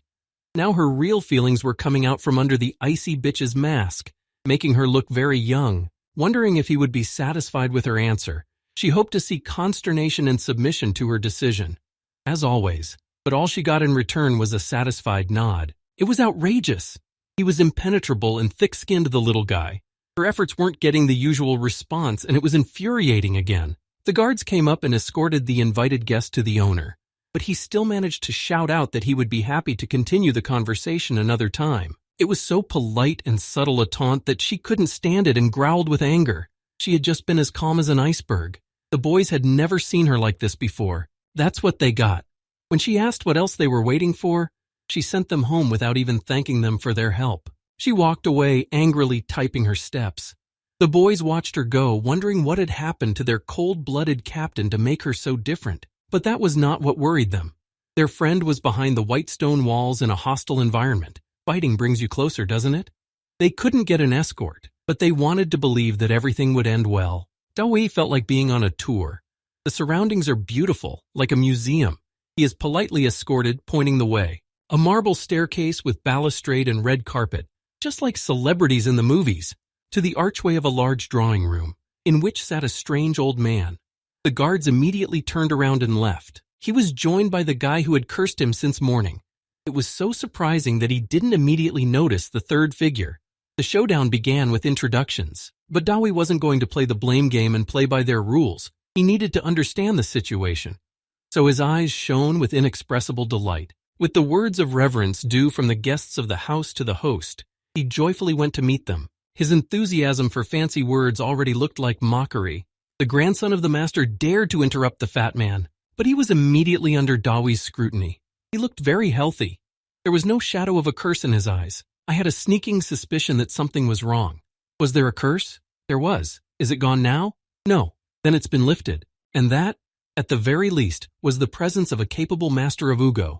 His gaze came across the black figure still standing with his back to him. It was at least disrespectful to the other master. The blond man exploded with an indignant cry. He couldn't even think of such insolence to Master of Wugu as the fat man had allowed himself. But Dawi calmly besought him. His voice, so full of confident gentleness, was so convincing of his rightness that further words froze before they could roll off his tongue. Until the man threw in a sarcastic and dismissive ending, which made the young man jump up with the desire to smack his assailant. But he was stopped by his grandfather's firm hand, which prevented him from approaching the guest. Mr. Tan appreciated Dawi's professional game of nerves and his grandson's temper at face value. But compared to him, with his experience, it was child's play. That the fat man wasn't afraid of God or hell was understandable. But the words about respect were plausible. So enemy or no enemy? And the fellow shrewdly remarked that a wise man never chops off his shoulder without fully understanding everything. These words warmed the old man's soul, giving him hope that this was all a misunderstanding that could be resolved. The boy seemed trustworthy and sympathetic, but the voice of Master of Wugu cut short these hopes. He, gazing at the ancient vase, continued the conversation he had begun in an ingratiating voice. That someone disrespects the moral rule of not harming the innocent and casts a powerful curse for unknown transgressions. Dawi came closer to him. How could he, a stranger here, know whether a man was innocent or guilty? So he angrily wondered if that was what he was interested in when he broke the curse. Or had the money so soured his eyes that he was ready to start another war between the schools? Master remarked with a smile that it wasn't money that was the cause, but a foolish youngster throwing power around and putting all masters at risk with it. And the parents, who would also get crushed just for company. And the teacher, who would stand up for him, the fool. Dawi froze. What kind of teacher are we talking about? He was being spoken to with such a familiar intonation, but it was only by folding in the mention of teacher that it became obvious, and he did not hesitate to call out the name. The mountain man froze at the mention of the name. His eyes widened and his mouth dropped open in surprise. The vase fell from his trembling hands and rolled across the floor, making noise and bouncing until it stopped at his feet. It was only then that he abruptly turned to Dawi with his entire not insignificant body, whipping his tail around the bookshelves. The one with his arms crossed over his chest looked unkindly at his good acquaintance, the third apprentice teacher, and couldn't believe that he was seeing him in front of him. A tense silence enveloped the living room. It was so quiet that even Mr. Tan couldn't stand it and tried to intervene, and Master of Wugu bowed his head without a word to the young man he had just scolded. The intemperate blond man again began to resent the fact that the story in which he was being defended had taken a wrong turn, but he remained in a crouched position, not lifting an inch and waiting patiently, and waited for Dawi to take it and slap him, hard, so much so that the bowed head snapped to the side. The Tan family's jaws dropped in surprise. They definitely didn't expect this. Slap Master of Wugu. But the other man put up with it, because he was guilty. He had once had the honor of being Dawi's second disciple. When the second disciple left, a replacement was needed, and it was Gu. He was young then, but had power, and wanted to go into the teachings of the illustrious master. He was accepted on the condition of taking care of the boy. One day he didn't, and got a second slap in the face for leaving him small in an abandoned mountain bear cave, and another for not coming back when he was waiting for him. He just left and never even sent word. And then Dawi grabbed him by the tail, grasped his cheek, and, shaking his head in that position, asked him what he was thinking when he closed the entrance to the cave with the stone. That he would fly out of there on the wings of power, or accompanied by a beautiful chorus of heavenly angels? He was already shouting, demanding answers. Why had he abandoned him? Why didn't he come back for him? Then Master Gu knelt down in front of him, admitting his guilt. Dawi couldn't understand his feelings. First he loved him, then he hated him, and now it was all mixed up. His answer was simple. It was time to leave, and the little boy wouldn't let go and lingered behind him, wanting to escape from teacher, but he reported where he had left Dawi. That answer didn't impress him. When you think of what he'd been through, closed in a cave for 24 hours without food or water, and that's not all. The space was filled with silence again. Dawi could not utter the last accusation. He was too young to understand. The old master tried to intervene again. It's too scary when your house becomes the scene of a Masters of Wugu showdown. But again he was not heard. The last question fell. What curse had Gu put on the little boy then, that he should cease to pursue him and not prevent him from leaving? And what was his punishment for that? Bleeding cold sweat from the realization of what he had done then and what it might cost him now, he answered him. And Dawi was getting ready to make a decision. Yen entered the living room. Not understanding the reason for the heated situation, she interrupted him. In her memory, It was about her brother's curse, and the fat man had something to do with it. That was why he'd been brought here. She figured he was already being begged to give the name of whoever he'd commissioned to curse his brother, so I decided to help. I asked Dawi nicely to forget the grudge and let her lift the curse, because it wasn't worth a life. At the mention of the incident at the restaurant, the back of my head ached again. And that's just to forget? He's been suffering from headaches and dizziness all day. He's been nauseous all day. All the signs of a concussion. Forget it? The grandfather, knowing the explosive nature of his grandson, also apologized for the incident. I should have hit Master of Wugu with a bat. Even though he didn't know it, it would be a good lesson for him. Dawi didn't know what to do. He should have respected the request of the owner of the house. It wasn't his fault. But the main culprit didn't say anything, didn't apologize. The scales of his soul were leaning toward forgiving, but Yen took this hiccup in her own way. Turning his face to hers and looking him straight in the eye, she offered a trade.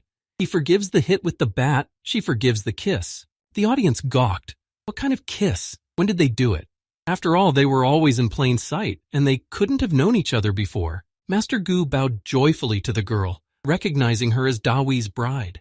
Now he was catching air with Dawi's mouth. Without a moment's hesitation, he quickly lifted Gu to his feet and respectfully took him aside for a heart-to-heart talk. The conversation was from the heart, mostly about why he had decided to call his master's granddaughter his fiancée. Kogagu was able to cut into the huge mass of indignant shouts. He said that this was Dawi's own wish. Naturally, he didn't remember it. When did he say such a stupid thing? Not a word had been said about Yen today, but it was said when they were children. Then sitting on their nanny's shoulders, they talked about all sorts of things. And it was about girls, which of course there were no girls on the mountain. But Dawi, an inquisitive boy, questioned everything and finally said that he would still give the first kiss to the one he would marry. But he would find her first. Hearing this story, Yen blushed like a poppy and ran to the window, pressing her hands to her lips and trying not to look at her grandfather. After giving Gu another good kick under the breath for talking like that, Dawi still decided to accept the apology of the landlord. It was time to return to the unfinished conversation. My childish memory burned with indignation, but my adult consciousness hinted that not everything was so clear-cut. And though the deed was, to put it mildly, not very good, it was not done out of malice. Master Gu humbly awaited his punishment. He had made a big mistake back then, but now it was worth it to try and make peace with his young friend whom he had offended so much. Dawei decided it was only fair to return the favor. What was the curse that was put on him back then? Let him pay it back, and began to form a curse. Power manifested itself in drops, from which black ants began to form. He directed her stream straight into Gu's chest. It kept pouring in and out. The ants scattered over his body, burrowed into him, and disappeared. With a second hand, Dawi drew the restriction as well, reading from memory the proper words. At last the flow stopped, and a black spot of rotten flesh could be seen beneath the rising arm. A loud shriek echoed throughout the neighborhood, which made the guards jump up first. Then they wondered fearfully who was being killed and whether they should intervene, even though their master had forbidden it. Master Gu fell to his knees afterward and tried to catch his breath from the pain that had twisted him with unexpected force. Dawei didn't mince words and gave him 100-fold reward. But it was joyous. He'd been hurt, and now there was a chance to forgive and put it behind him. Turning to Yen, Dawi asked her not to take what she said to heart. He was just a kid then, and he didn't even remember such a thing. Although if she took Gu's words seriously, then there's the option of dating. What if it works out? In response, every object that came to hand flew at him. He barely made it out of the living room in time, but he was immediately returned by security. The guards decided to fulfill their official duties and caught the intruder in the corridor. Tan's master tiredly told him to let the captured man go. Things had gotten so hectic this evening, and it was time to part ways. But there was one last point to be made. The first thing he did was to pick up the suffering Master Gu from the floor and marvel at his condition. He was trembling in pain, breathing heavily, saliva dripping from his mouth, sweat beading on his temples in small P's. But he found his strength, thanked his hosts for their presence during this difficult conversation, especially Yen, who had saved him by her intervention. Better to be beaten than killed. And so Dawi blew off steam, and he was about to leave. He headed for the door, his feet dragging heavily, wrinkling with each step. The grandson's question caught up with him. He could not understand why such a strong master of Wugu was thankful for the curse. Why couldn't he lift it? Gu pulled the hem of the chlamyde over his heart and revealed the rotting skin. The stain was spreading in protuberances in all directions, devouring the flesh. Closer up, patches of clean, unaffected skin were also visible. As the restriction was red, it did not allow the curse to destroy everything, only torture, and for a limited amount of time. A fully cursed man is not to be envied. He will constantly feel as if he were being barked at by hordes of ants, biting him, eating him inside and out. The pain and burning of the bites will haunt him, and the rotting flesh will cover every inch of his body, and he will scratch the ground in pain and tear himself to a bloody pulp trying to get rid of the insects, until he dies. So yes, he was pitied, apparently because he's still seen as one of their own, despite the wrongs. And that's a relief, because Dawi is ruthless to his enemies. In a fit of rage, he can take down a small army that threatens him, and if they threaten his loved ones, he will walk over the corpses, but will get the offender and tear out his heart. At Master Gu's last words, the blond man gave a crumpled thanks for the clarification and fled after saying goodbye. He remembered how at lunchtime he had sent the tax collectors to that fat man's father's firm and hurried to rescind the order. His grandfather called out to him, but there was no answer. He did not understand his grandson's actions because he was not involved in today's twists and turns. He was rushing to the phone. He had already caught one curse today. He didn't want to be the enemy of Dawi's family. The evening had already darkened all the streets. The lights on the houses and trees went on and off. Most people had finished their working hours and were beginning to rest, but not Dawi's father. Dawi's father was in the back seat of the car, smoking sadly. The police were unable to find out anything new about Dawi. As he threw out the last cigarette butt, the phone rang.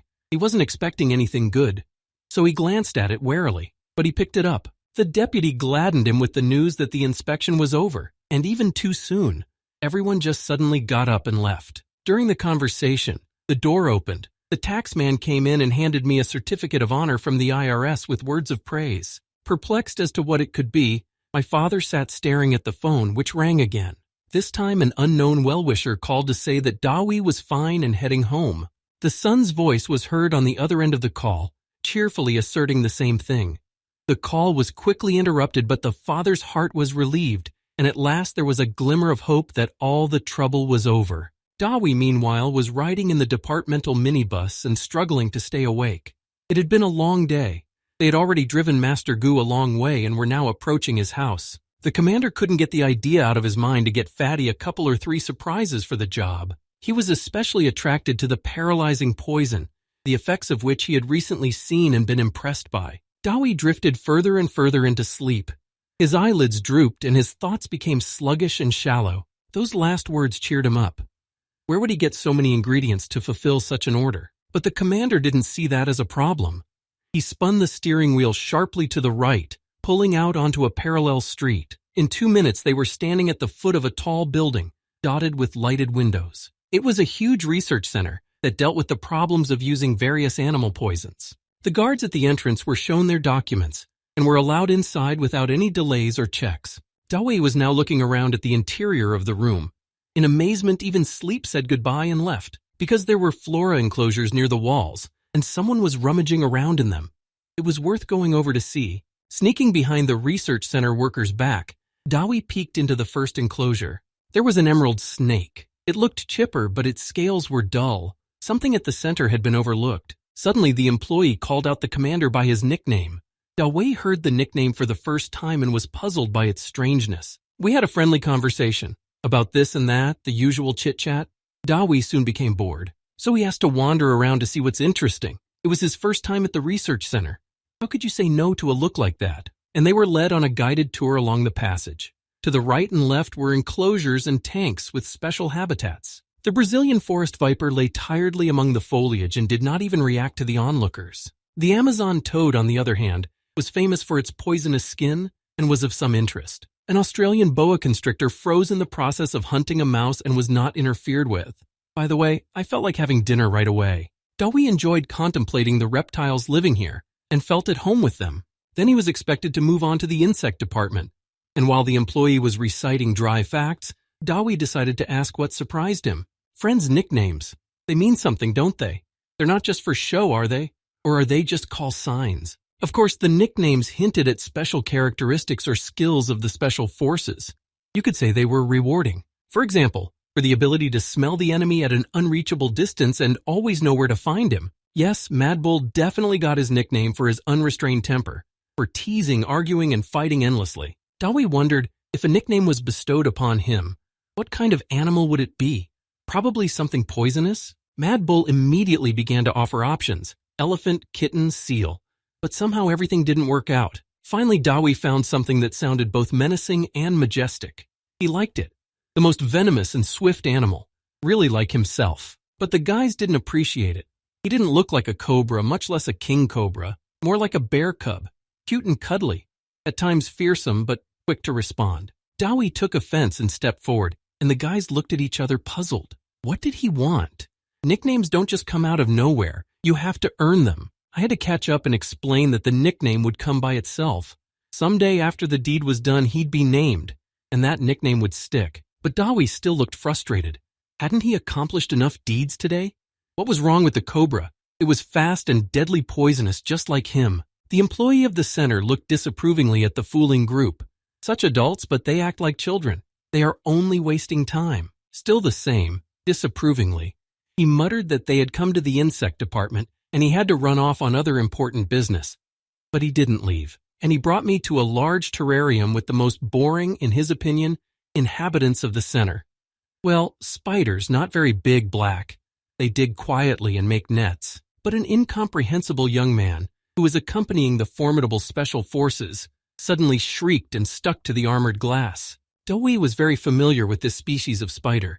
They were very rare, but they always went straight into action. Perhaps that's why they became rare, because everything about them was valuable, but only if you know how to use it. Tapping his finger on the glass to attract the attention of the inhabitants, he looked at them with such love and entreaty. The whole company noticed this and stared at him in bewilderment. How could anyone like spiders? The center worker went on to talk about the mysterious patterns on their bellies that sometimes resemble letters. At first, they even tested the idea of a collective mind, trying to make words and sentences out of them. But then the idea was abandoned. And now, their proper names. When it came to what kind of habitat was prepared for them and how much money went into researching their capabilities, Dawi interrupted him and politely requested him to give him a couple.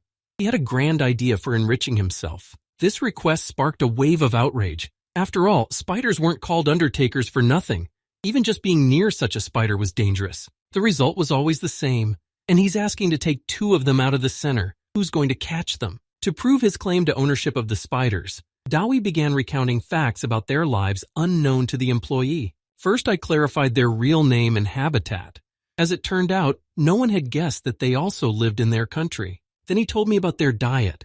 A very specific diet, I should say, because they hunted large animals. And finally, he talked about the specifics of their venom, why it's so toxic and fast-acting, and exactly what it does to those who are bitten, with particular emphasis on timing and effects on the person. Dawi talked and talked. He told them everything that teacher had told him and that he had observed when he met them. The employee of the center even sweated from the amount of information dumped on him. It was impossible to imagine that this young man had such a fundamental knowledge of arachnology. And Dawi moved on to the possibilities of utilizing these valuable insects. First, he mentioned ancient interclan wars. Although even in the present time they did not disdain to remove enemies in this way. Expensive but reliable. Died of natural poison, that's the diagnosis. But this is a side and barbaric way to utilize a valuable ingredient.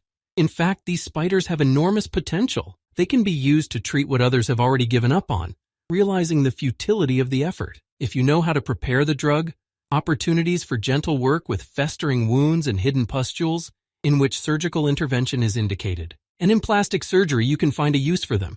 There are severe scars such as those from burns. What this guy was saying was at least a doctoral thesis, and if their research center could replicate it, they'd be golden. The special trick was that with prolonged use of this product, you could reduce wrinkles and get your youth back, not just the face. This potion removes dead cells and tissues from the body, and in return, new cells and tissues would grow. It was the bomb. Whole institutes were working on rejuvenation. And here's some guy, who is he really? The guys didn't know what was fiction and what wasn't either, but Dawi was smiling as if he had won the lottery, and he continued his advertising campaign, describing more and more ways to use spiders. Even the letters came to mind. If you knew how, you could change the pattern to whatever you wanted, even sign your own name. Impressed by the attendant, he ran to report the prospects to his superiors, and Dawi grinned happily. That was the plan all along. First you have to get people interested. Then he approached the aviary once more, pondering his next steps in developing his own business. He bent down, looked at the spiders. I figured out how much raw material I'd need if I were to start a business. It was getting sad. 10 specimens wouldn't even be enough for experimental samples. And they're buying them. Not cheap, right? Specifically, these poor spiders were not looking their best. Not because of their surroundings, not because of the feeding, and maybe something else too. You couldn't tell from here. Dawi concentrated, trying to catch the swirling thought. Through the security camera, there was a clear view of a guy standing by the enclosure. There were 2 people watching, the employee accompanying them and the head of the center. The employee reported about possible prospects but was not understood. This is a scientific center, not a grandmother's kitchen with potions for all diseases. While they were talking like that, something unimaginable and frightening happened. The monitors showed, like this guy whistling contentedly, climbing a ladder right into an enclosure of deadly poisonous spiders. From below, the sight was no less intimidating in its goofiness. But maybe he just wanted something to see from above. He jumped inward, however, grunting contentedly. He looked around, trying to realize what was wrong. Beagle could not understand his actions. He knew what to expect from these creatures, and he was the one who jumped into the arms of death. But Dawi was calm and cheerful, as if out for a walk, and their anxiety was nothing more than an amusing attraction. And then he was attacked from all sides by spiders starving on flies and cockroaches. They flew in a leap, hanging on their threads. Everyone, both at the enclosure and in front of the camera, froze at the horrifying sight. This man's death was inevitable. The director's mind was already spinning with summaries and checks of all authorities on the fact of death of an outsider in their scientific center. But that wasn't the end of it. The guy was still alive and the action continued. In a somewhat unexpected way, though, Beagle was also discovering a lot of new things. He still didn't realize who he was dealing with. And now, in fact, a golden silkworm butterfly hovered in front of Dawi, and a quiet and peaceful light spread from it. Not particularly visible to the human eye, and even in the bright light of the lamps, it enveloped the entire space around its master in waves. And the spiders sat quietly on the fat man, basking in his warmth. Dawi even stroked one of the spiders on the top of its head. Talking to them as if they were small children, he carefully examined the spiders, where the male was, where the female was, and whether we should expect a litter, as well as the entourage and props of this aviary. Is it all enough for comfortable living and breeding? As the Science Center staff dumbfoundedly contemplated the ongoing miracle in the spider habitat, director of this very center was already quickly settling all the details on the phone with the legal department, preparing a couple of versions of the contract, and then with his partners, promising them incalculable benefits if this young man's words were even a fraction true. He knew how to keep his nose to the wind, and this boy's antics had convinced him. He really knows these spiders, if he's still alive. And in the hall with terrariums, director entered already fully prepared for a business conversation. All that remained was to hook the fish. The SWAT team stretched out in front of the head of the center, expecting a beating. Still, they had broken the rules a little by bringing a man from the street into the center. Who knew he would attract such attention? And the director looked at them and didn't know what to say. Whether to scold them for such carelessness or to thank them. In the end, I didn't say anything, because all his attention shifted to the fat man who was coming out of the enclosure, sniffing like a locomotive. When he jumped down and knelt down heavily, at first he thought that the rendezvous with the spiders had not gone without a trace. But the smiling, serene face said otherwise, and director, hesitating in his choice of tactics, I extended my hand to introduce myself to him. I introduced myself respectfully, and tried to make him feel at ease with his friendly appearance. Dawi also rushed to shake his hand. Still, he hadn't counted on such a success for his advertising campaign. The whole director came to him, and soon they were pairing off to look at spiders. It was necessary to start an uncomfortable conversation somehow, and the cunning fox began with a presentation, then praised the young man's extraordinary talents and lamented that they still knew so little about these extraordinary 8-legged creatures. Beagle and Mad Bull had already begun to suspect something bad when the conversation started like this. Fatty is sometimes as naive as a child, and by flattering him, you can try to get something in return. And he seemed to give in. He grinned, embarrassed, scratching the back of his head and fully prepared to demonstrate his knowledge. Director has moved on to step 2. Get detailed information on the formulation and application of potions known to the Tom. So he asked if the honored guest would tell them how these spiders could be used in the production of rejuvenation potions. Dawi was surprised. Dawei was angry. Is he really considered so stupid that he is expected to leak the recipe given to him by teacher for nothing? Meanwhile, the director continued his persuasions. First, with a friendly arm around his shoulders, he described the prospects for the rise of science and helping poor, sick people, making Dawei look like a hero who had brought about a cure. Then promised him a job at a research center and a scientific title in the long run, and lots of time to spend with the spiders he loved so much. Dawei decided to stop the empty rants, which were not even remotely interesting to him. Since he had already been promised the title of hero and worldwide fame, he started with a joke. The guys, already realizing with longing that their friend was being competently divorced, and the promises were not so hopeless. After all, career growth is a serious matter. Were surprised by the abrupt change of topic. Didn't see that coming either. What's the answer? To say no would be insulting. Perhaps it's better to flatter. But the conversation got off the beaten track of years of eyewash and was going somewhere wrong. Dawei confidently led the way. He was not interested in his own chances, but in specific artists who played alternatively gifted characters in their day, noble but foolish in their naivete. The director, who did not get the hint, continued to agree with everything. The conversation was turning into chaos, and it was necessary to swim against the current. The time has come to set its own terms, and Dawei has said a firm no to all directors' ingratiation. He is not a fool to fall for the promise of fame and future unimaginable career advancement. This response made the director very angry, but there was nothing to say in response. It was time to move on to Plan B. Many workers listened to this conversation with bated breath.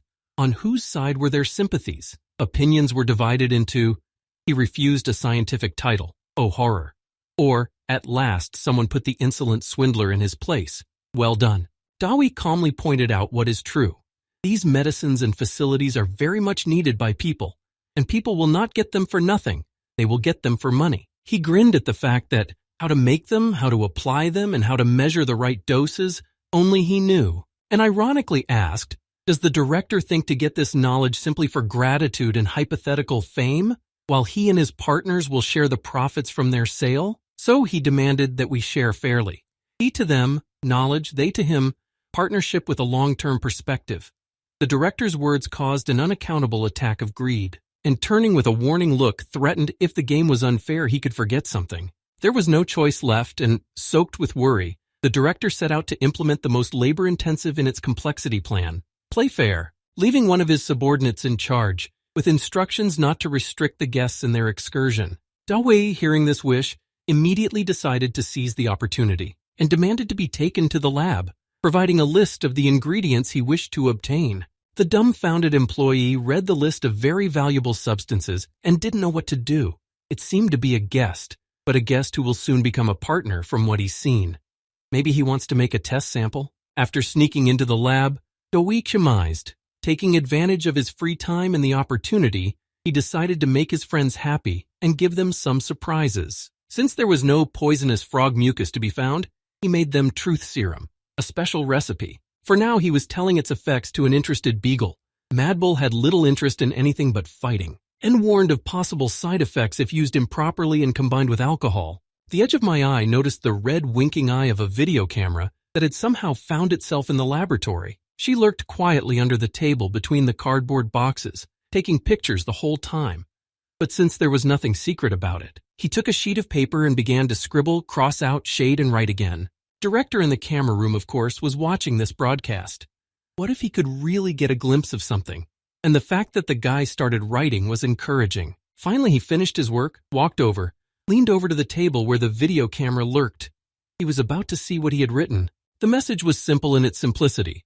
It covered the entire screen, demonstrating that their interest had been seen and understood correctly. Now Dawei's got the guy's sleeping pills. It's not a paralyzer, but it's okay. But there was a side effect too. He also handed over an invention of his own. It had not yet been thoroughly tested, but it had already demonstrated an amazing effect. And it was dangerous, and for a last resort, because he had not yet invented a neutralizer for it. At Beagle's gloomy look, if he didn't have something more innocuous without disastrous consequences, Fatty was a little confused. They wanted the most powerful ones, didn't they? Beagle put his palm on Fatty's shoulder, not knowing whether to cry or laugh.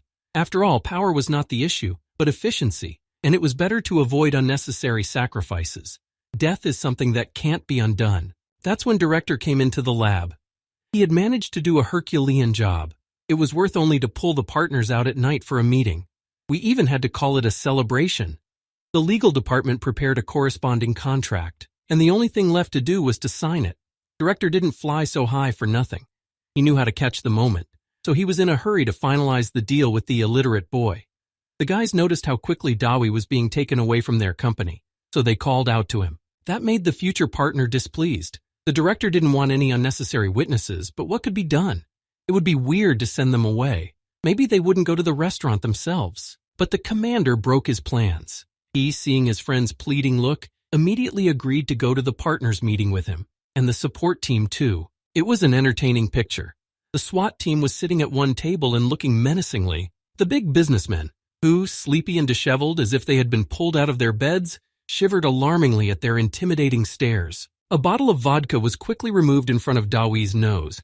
He, already anticipating his first taste of something alcoholic, grudgingly grimaced. But he was quickly disappointed, warning him to be careful. A drunk man does stupid things and he can get caught doing them. Well, they want to, or the table wouldn't be set. And there wouldn't be a box of alcohol in the corner. And the director's already got a glass in his hand. I wonder why. Why not sign the contract first and celebrate later? We should expect a setup with this contract. Right. Chuckles. And Beagle suggested he have a good meal and build up his strength while the men who were accustomed to it were drinking. Dawi was unhappy that he'd been reduced to a child. Mad Bull was already beating his hoof and ready for a drinking battle. Director, and rightly so. The dinner began with a toast to future partnerships and trusted allies. Everyone raised their glasses. Only Dawi modestly covered his Coca-Cola. He felt embarrassed that he stood out from the company. Everyone drank, and some of them were helped to finish the drink, whereby nudging with an elbow and whereby glaring so that they would not cheat with the drink. Then the director noticed that the main target of his efforts did not drink alcohol and became indignant. He was supported by the offended companions. Dawi started to be pressed by tradition and public opinion. But what can you do if he really never drank alcohol? This news made the director happy. The only thing left to do is to press on, and the signed contract will be in his pocket. At first he asked for a drink out of respect, and bargained to his own detriment just to get what he wanted. He was ready to pour a glass of liquor into the boy's mouth, but his neighbors prevented him from doing so. Beagle wanted to take on the honorable mission of toasting Fatty to ease the pressure on the guy, but he was seated with undisguised irritation. The only thing left to do was either to provoke a conflict or to get up and leave. But the director did not stop. He continued his exhortations, requests, and was already approaching threats. I was running out of patience. I couldn't get the fat guy to drink. I thought hard, what could possibly hook a guy? I've got an idea. At that age, young fools are very good at being weak. Pride comes before reason, which they often don't have. They haven't grown up with experience yet. He pronounced, louder, more solemnly, on the cowardice of those who run from every man's duty to drink. This statement made Beagle angry, as there was no logic in this verbal construction. But Dawi had had enough of this empty talk, and he, slamming his palm on the table with anger, I poured it up and drank the nearest glass, completely to the bottom. The vodka burned his throat and gurgled unpleasantly in his stomach. The partners were alarmed, not used to such a dose, and the director, satisfied as an elephant, watched and waited for the consequences. Dawi slammed the glass down violently on the table. The director's arrogance, coupled with the unpleasant taste of alcohol, irritated him. So turning pink with displeasure, he poured himself another shot glass and raised it, with the purpose of forcing the instigator to perform the act. Beagle glanced bitterly at his friend. He was sorry he couldn't protect him from the teasing, but he could still keep him from making the next mistake. The director poured himself another drink. He was sure that now everything would go right. After all, he knew how to drink. It pleased him to see the boy drinking again. He was happy to see the boy drinking again. And another drink. Mad Bull watched his young friend getting drunk with fear and waited for the result. And one more. Everyone was already wondering when it would work. They were counting the moments until the guy went down. But no one had realized to look at why Dawi's right hand was always under the table. And there was already a puddle dripping. It was already nighttime in the courtyard. Even the crickets had finished their songs, and the city was silent at midnight. Only the poor waiters and restaurant workers looked longingly at their watches, hoping to go home at last. But the drunken, incessant shouting dissuaded them from doing so. An unknown number of vodka rounds had already been drunk, accompanied by endless toasts. And it was poured, strangely enough, by Dawi, because all the others were unable even to get up. Their legs were failing. They took the most convenient positions for them and only chanted memorized words and drank. Toast after toast, tongue-lashing, muddled thoughts, and with a wild hope that this marathon would someday be over. The director even got up with difficulty and moved over to Fatty to see if he was cheating on his drink. He seemed to be the most sober of them all, and he drank equally with everyone else the fullest glasses. But the liquor didn't even hit him in the head, because the body is used to dealing with poisons. I only had to speed up the process with the help of power, but I had to remove it through the fingers of my hand with ordinary water. The director saw that everything was fair, but he could not understand why his plan, so beautiful from all sides, did not work. Why is the fat man still awake and cheerful, although he should be lying under the table and signing a contract, not realizing what he is doing? And that was scary. After all, the director himself did not feel so good anymore and was about to fall down himself. And Dawi poured and poured. Now he was already making up toasts himself, no matter what. He almost forced me to drink to each one. I had no idea how long it would take to get him drunk. Did he force him to drink? He did. Now it's like the proverb, you go for wool, you come back with a haircut. Finally, when the main instigator of this drunkenness already had vodka in his ears and gagging, which he could hardly suppress, and at Dawi's feet there was a large puddle of water from the wasted alcohol. His fingers were already burning from the unaccustomed effort. The director's cloudy, preparing to refuse to think with his brain, began to suspect that his plan was failing after all. He looked hopefully toward the fat man. What if he too was holding on with his last strength like him? But the man pounded his fist on the table and flatly demanded more drinks, making him cough at the thought of continuing. And the promise to get them all drunk as pigs scared the hell out of me. When do we sign the contract? Another half hour later, when the purchased vodka was running out and the last bottle of it stood orphaned in a drawer, the director, because everyone else had passed out earlier, was vomiting uncontrollably. Only Dawi, brushing his teeth with a toothpick, waited contentedly for what would happen next. Coming to himself after involuntary self-cleansing, with a little clearer brains, director already recognized his defeat. The only strange thing was that the man who recognized his inability remained sober as a glass, although he drank equally with everyone else. Dawi was no longer expecting questions. He waited impatiently for the customer to finish this difficult, tedious, but so necessary meal. But he pulled himself together, lighting up the world with a radiant smile. He waggled his eyebrows, saying, "I've outplayed you, haven't I?" This made the director suspect that not everything was so simple, and he was just masterfully bypassed. But how? Fatty denied his accusations, as he was honestly drinking everything, and no one can reproach him for that. Just explained it by the peculiarity of his body not accepting any alcohol at all. That's why he can't drink, because he can't get drunk. So he was telling the truth. Who's to blame if he was misunderstood? Standing up from the table, cheerfully offered another drink. This threat so impressed the alcohol-poisoned organism that he preferred to turn off the bad master from the sin. And with a blurred look, he still noticed how the guy pulled out of his jacket pocket the very contract that made him feel so bad now, and shivered at the sight of the fine printed pages and the fat man's anticipatory smile. Dawi, on the other hand, after rereading the contract carefully and thinking about the prospects, signed it as it was. As he was folding the pages he had reviewed, the demanding buzz of the phone was heard. I had to search around for its source. I even had to look under the table to see if they'd missed it. And so, while inspecting another investor, I discovered that annoying sound was coming from Beagle. I called Yen before sunrise. I had to leave at dawn for the mission, which was always on a deadline. I had to take it. The guys were out of their minds and he was responsible. Not expecting such a turn of events, Yen couldn't think of anything on the spot but to see for herself. When Dawi heard the order, he agreed to it tiredly. It was still his fault that the boys were so drunk, and this was an important assignment. All that's left is to figure out how to transport them to the airfield. You can't even carry one Mad Bull, but 3. A morning military airfield. Cold wind, silence, and sleepy calm. Only technicians and loaders are silently working, occasionally interjecting interjections from the fullness of their feelings. This time the calm was broken by an unprecedented sight. The guys waiting to load froze, wondering what it was. Some even came forward, not quite sure if it was such an attack or if someone had mistaken the terrain.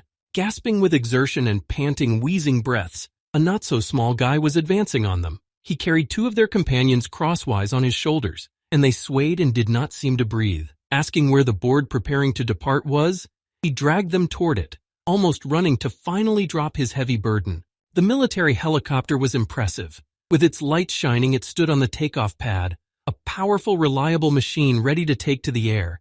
And Dawi had never been in the sky before. dragged the chauffeur too, sat them all down row by row, and finally took a breath, looking at the historical picture.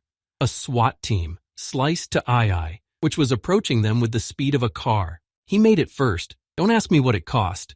Good thing there was little traffic in the night town. I'm going to have to do some repairs, and my dad's going to get a hefty fine. And now Yen is here. She immediately asked about her subordinates and thanked me without giving me an answer, sending me away. But Dawi somehow didn't smile to leave with a coveted helicopter nearby and the chance to fly for the first time, and he asked to go with them into the sky. With a haughty glance at him, Yen didn't answer. She had to think. She stood there, his formidable lord, inexpressibly beautiful in her tight-fitting clothes. It was impossible to take his eyes off her, but there was no room for civilians on a mission, and she firmly refused him. She waved goodbye to the helicopter. Catching up with her, Dawi warned her that the team was pissed and hinted that she alone would have to carry that firewood out on arrival. It was an argument. If it's true, there's a big problem with the brass. Her job today is to get everyone there on time, and getting them back to their senses by tonight is a possibility. She only grinned weakly and nodded, pointing with a nod toward the helicopter hatch, inviting him in. The overjoyed Dawi even clenched his fists at his chest with full feelings. His dream would come true after all, and soon the transport, warming up its engines, rose into the sky, which very quickly began to lighten. Dawn was breaking. The guys still swayed slowly and listlessly in their seatbelts in time with the helicopter's motion. Beagle was the first to begin to regain consciousness. His eyes opened sleepily. His eyes were cloudy. My head was splitting to the point of complete brain liquefaction, which disoriented me in space and where I was. A bird flying past the porthole suggested that there was no such thing. He had absolutely no idea what was going on. His adrenaline spiked from this incomprehension, and now he was looking up at the sky, realizing that he was flying in a chopper. And they fly over a forest whose tops are close enough to hide their flight from radar. That means it's another mission, and he rushed to push his subordinates in fear. What kind of mission? He doesn't remember anything. And when a familiar voice sounded from the front seat, at first he was even relieved. Now everything would be explained to him. But it didn't take long for the poisonous rant to come. It reminded me of the research center, the restaurant, and the excessive drinking. Yen calmly and methodically scolded them, while she herself thought about plans for the afternoon. To cheer everyone up, we had to order a formation. It was extremely sluggish, as everyone had not yet come away from the feast. But then a grumbling voice came from the cargo bay. What he said in this situation was unthinkable impertinence, and Yen reacted accordingly. Turning around in her chair, she angrily put Fatty in her seat. It was only then that everyone realized they had a special cargo here, a Dawi strapped to a hiking stretcher. There were cheers of joy. It was good to know that a friend had not abandoned him in a difficult situation and had delivered him on time to his duty station. Beagle moved closer and asked guiltily how the contract had turned out. I'd intended to protect him from deception, but I couldn't. But Fatty, smiling contentedly, slipped the very contract signed by both parties under his nose. By painting out the glittering possibilities and probabilities, Dawi was so confident in himself and the contract that Beagle himself wanted to take a look at it. And there was something he didn't like.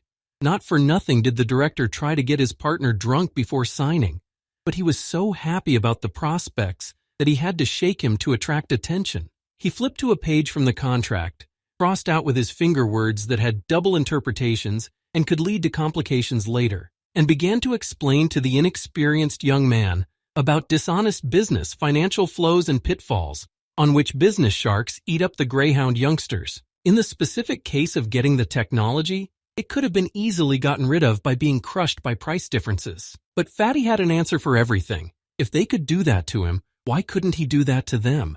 And anyway, he's not going to wait for favors from the competition. Just let them build everything and set it up. The boys looked at each other puzzled. Accustomed to following orders, they didn't understand Dawi's intricacies. He tried to explain to them that all sorts of bureaucracy, advertising, and sales are very boring and take a lot of money, and it's worth having others do it for him. But then, Mad Bull called him a dreamer because he thinks he's going to get the case on a silver platter. But he had a trump card. After all, everyone is fixated on money, on connections, on formulation in the end. And there was something no one had thought of or envisioned. Ingredients. Too hard to find, too expensive to buy. But to take care of them in such a way that they bring offspring, to raise these offspring to adulthood, no one knows how to do it but him. So, like it or not, Mr. Investors will have to act honestly, otherwise they will not get the desired profit at all. And if the prices go up as well, then even more so. By then, we can look for other investors. Beagle hesitated. Wouldn't the research center be able to replicate the technology of growing spiders? But that assumption only made Dawi laugh. He took a good look around the enclosure. It was nicely landscaped. But even setting aside his inability to feed the spiders, there was something important missing. Light, humidity, certain rocks and plants, and a lot more. Only those who have been studying spiders for years, or have read ancient books, can know that. Which is him. Yeah, everyone's thinking the same thing. You can't fool a guy like that. While they were talking, the transport was approaching the deployment site. They had to get ready to disembark. Yen announced the essence of the task assigned to them by the command. Everyone gathered and listened attentively. She read out the summary given to her at the command center. Who, why, and consequences. It was serious. And the case was near the Emerald City, the capital of all kinds of smugglers. It's always like that where gemstones are mined. Beagle was anticipating how he would apprehend the lawbreakers. The whole team cheered him on with a friendly cackle. This case was familiar, not like business. The guys were as excited about the upcoming case as small children are about candy, remembering all the previous mishaps and adventures. Except Fatty didn't fit in. He's a civilian. If he gets shot, he's responsible. Dewey tried to be very nice and obedient so that he wouldn't be deprived of all the fun.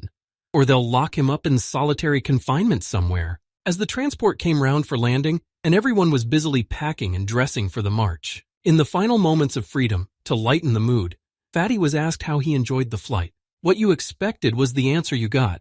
Delway knew how to criticize. Based on the realities of the movies they watched, they got chairs for hardness. And the service is lousy. The only beautiful girl here is Captain, and she is not very friendly. Beagle was laughing that if he kissed her again by accident, he wouldn't get away with just being unfriendly. It was either the wedding or the cemetery. You don't know whether to laugh or be indignant at such words. Dawi chose the third and was embarrassed. Captain, who was sitting in the front seat, also heard the joke and was upset. It looked like everyone was going to make jokes about them as bride and groom. Transport sat down on the airfield, and economic services were already rushing to it, to take out passengers, to carry out maintenance. And Dawi, arms wide, enjoyed the sunlight, the wind, and the freedom, while his traveling companions were anxiously preparing for the march. The boys had to walk stealthily through the woods, but Yen, who had agreed to take this burden, a civilian, into her care, had to ride with him by car. Though it was to her advantage, she would save time and find a present for her grandfather. Fatty immediately hid behind Beagle. Her irritation at an inappropriate joke could get him in trouble, so they had to find out where they were going. The Emerald Market was a tempting place to start, and then he was offered a feast for his stomach. Almost a date. It got even more interesting. And then a walk in the city is good. Maybe that's how you start dating girls. He concentrated on listing everything he planned to do, wondering if he had enough money for it all. It turned out that he didn't know the prices, and therefore he wouldn't be a fool. So I asked, who's paying?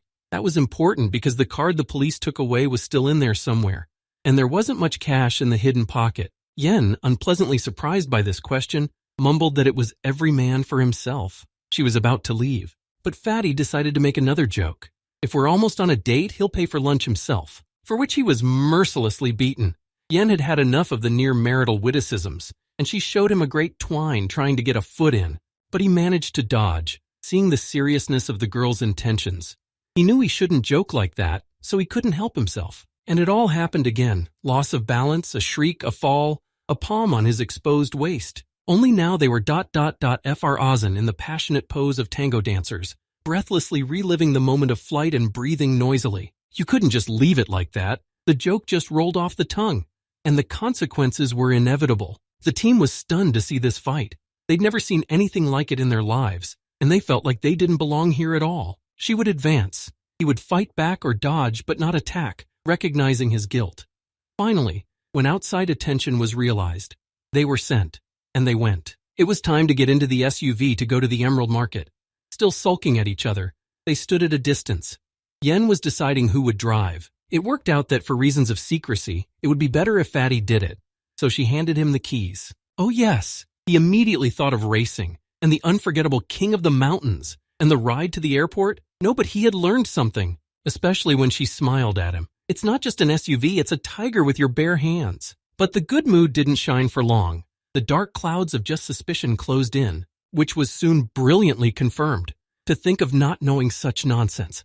I growled thunderously and took to teaching. At first, the car drove slowly, then fast, slow again, then jerky and wiggling from side to side. Dawei was trying to figure out how to drive the SUV. Yen covered her eyes with her palm in despair. He was hopeless. As a result, my nerves failed, and she drove the car all the way to the Emerald Market. And Dawei looked around at the surroundings in embarrassment. Yes, the Emerald Market was not named so for nothing. The blocks of malachite were lying in heaps, and the green domes of the stalls of the trading rows competed with the various minerals of green and turquoise colors laid out on the stalls. Whole families were selling, and often the most common unsightly pebbles were lying next to beautiful cuttings. Dawei looked at everything from the car window. It was new and interesting to him. Boulders and spiles, buyers and sellers, but there were too many people, like ants in an anthill. Dawei had never seen so many at once, and the flood of information made him dizzy. He thought, well, why don't I stay in the car? Yen was not interested in walking alone in the market. It's always more fun with company. So she gave Fatty a little nudge. The offended Dawei first said that whoever needs what here, let him choose, and he doesn't need anything here. But he soon came up with a worse joke and was already laughing inwardly, waiting for Yen's reaction to the joke, and immediately offered his own option. He is ready not only to accompany her and go around all the rows in search of a gift, but also to carry all the purchases all day long, but only for a kiss. No, he didn't expect that reaction, because the professionally driven car suddenly gave a goat and scared away the customers with its stunt, and a lump swelled on Dawei's forehead. But he wasn't angry. He was laughing to tears. Yen, who was sitting next to him, was fiercely ruddering and grinding her teeth in frustration that she couldn't get the response she deserved. Soon they were already prowling the shopping aisles looking at the assortment, while Yen searched for the one stone for her grandfather. Dawei listened to the buyers' conversations, the sellers' answers, and felt like such a teapot. He even asked Yen about it. She felt the same way. So they walked around looking and couldn't choose anything. Everything was either too big or uninteresting. We decided to get closer and push in places where people were especially crowded. After all, if there are buyers, there's also something interesting for sale. The place of particular congestion was the large stone-cutting machines. People came up, sawed through their purchases, and looked to see if they had been lucky today. That's how it is, at first sight. An unattractive boulder, heavy, gray. But when you saw it, you have a treasure in your hands. Impressed by this sight, Yen was ready to go buy up all the gray pebbles in the hope of getting the same miracle. But how to choose a worthy grandfather? Dawei has finally realized the benefit of such bidding. When you buy, you pay for a cat in the bag that cannot be returned, which is the seller's profit. And buyers, if they understand the stones and have a little luck, can grab for cheap such a gem, which in jewelry stores costs a decent amount of money. But it's unlikely that luck will smile on dummies like them. After all, you have to know how to choose. And quite a few people who were disappointed in their purchase also walked away from the machines, as someone's hand suddenly patted him on the back, drawing his attention to its owner. He turned out to be a middle-aged, tired, dusty man, all nervous and twitchy. I wondered what he wanted from an illiterate gawker. The man quickly said something unintelligible about great good fortune and shoved a cloth bundle into his hands. A large backpack over his shoulders hinted that he had come from far away. His excitement, on the other hand, looked bad. Dawei doesn't get it. This is how they want to sell him some nonsense under the guise of great luck, or it's contraband which no reasonable seller in the county would mess with, or it's fraught with trouble with the law, or in general in front of him is a thief who needs to sell stolen goods quickly and then wait for the police. So having put the man in his place, Dawei stepped back confidently. He has no use for shady salesmen. But the guy caught up with him again, fell to his knees and grabbed his leg, begging him to buy his stone, told a sob story about the bandits chasing him. Again, he held out the bandaged bundle to him, looking up and down in despair, still not letting go of his pant leg lest he run away. Out of indignation, Dawei shook his hand off his leg, accidentally catching the hand with the roll-up and knocking it away in the process. The strips of fabric parted, revealing a large gray stone, but to Dawei's eyes it appeared in a turquoise glow, because he saw streams of powers coming from him. He didn't realize it right away, but now he couldn't take his eyes off it. He wanted to ask the salesman, but he forgot what. He was visited again by the same feeling he'd had in the alley, with the extortionist extorting money for a fake hit and run. He saw chains, and these chains stretched from the betrayed man to his debtor, and it was immediately clear what the seller was fleeing from, and what awaits him in the not-too-distant future. No stolen stone will save him, and chains of debt will lead to poverty and misery. What's left for him to do? The man didn't just pick him out of the crowd. It's more like he's just a random person here. But you can't discount the stone either. the energy from which flowed as it embraced Dewey with its warmth. The seller looked sadly at the stone in his hands. Obviously, he was thinking about how to sell it to make some money, and hurrying to continue on his way, impatiently asked the lad about his decision. He was ready to do anything to escape and run on, so that no one would find him. But Dewey did not have much cash on him, much less than the amount he was being asked to pay. The salesman was pissed off at first, jacking up the price. Of course, he wanted to get more than he was offered, but the young man's honest eyes made it clear to him that there was no more money and was not expected, and there is not much choice. Either you look for another buyer, or you take what they give you. And if you're in a hurry and don't want anyone to recognize you at all, there's no choice left. Dewey carried his treasure and pondered what to do with it, how to uncover what was hidden beneath the rough crust. I don't know how I got to the auction. People were standing in a tight crowd and shouting sums that were quite exorbitant for him. I came at least from afar to see what they pay such a lot of money for, and at first I didn't see anything. Only the uncle stood at the table and took bets. But next to it was a pedestal, and on it a pebble of pure green color.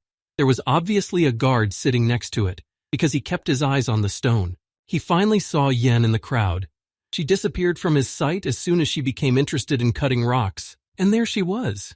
Right, she realized that a beginner will not immediately find a diamond and stopped at buying already purified gems. Coming closer to her with his pebble, he offered to leave. The prices are still exorbitant, and his purchase requires attention. She even turned around in surprise. She hadn't expected Fatty to be so stupid. One minute he's scrounging, the next he's making questionable purchases. The stone-cutting machine was nearby but busy. Yes, and apparently paid for. Its owner was closely supervising its use. Dewey was left with no money at all, so he had to ask Yen for it. Of course, she thought it was another Fatty joke, but said she saw free looms in the next row and he could use them if money was tight. And he rushed to the next row, shouting on the way about the obnoxiousness of the female character. In everything they see only bad. There was a small line at the free looms, so we had to wait first, learning how to use the stone-cutting machine at the same time. And then Dewey thought about where to start. To saw right down the middle or to cut off a small piece and see what's there. I decided to start from the edge. It is still clear that the stone is valuable and it is scary to spoil it at once. He cut off a tiny edge, rubbed the spile from dust with his finger with heartfelt trepidation, stared at it, and I was disappointed. The spile was the same gray, only smooth, and the expected miracle didn't happen. But it can't be like that. He saw what he saw. He must have taken too little and the rock is deeper. I put the rock on the other side of the circular saw, turned it on. That's when the phone rang, and my hand shook a little. Younger brother's joyful voice told him of the exciting news. Everything had worked out, and he'd even gotten a promotion. By this time, Dewey had forgotten where it all started. So many things had happened, and it was only yesterday. But Fan reminded him. It turned out that Dewey's plea had not been in vain, and his supervisor had interceded on his behalf. It coincided with the patient's successful treatment, and now he's no longer beholden to the head of the department. Scrubbing the next deeper cut, Dewey listened thoughtfully to his brother's happy news, pondering the vicissitudes of fate. But suddenly he lowered his gaze and saw something fantastically beautiful showing from under the dirty rag. This time the spile was burning with an emerald flame. A lush light shining through that window. Only he could see it, though. After hastily expressing my joy at the resolution of all the problems and congratulating younger brother, I said goodbye and leaned down to look at the rock. But there was a spectator who had more experience.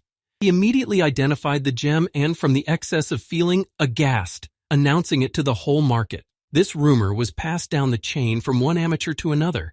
Such cases were not uncommon, and everyone wondered what kind of stone was found this time. Even Yen heard, being at the auction in the next row. The people immediately came to a stop and swarmed away from the platform with the steward. A crowd of onlookers had already gathered around Dewey. A portable stone cutter was shoved into his hands to clean the cobblestone completely. While he was trying to do this, everyone was oohing and awing in amazement. They told stories. If it weren't for them, Dewey wouldn't have known what a miracle it had acquired. People were silently jealous. And Yen also suffered silently for having wronged a man for nothing, for having fallen for her anger. And she admitted she'd never met a luckier man in her life.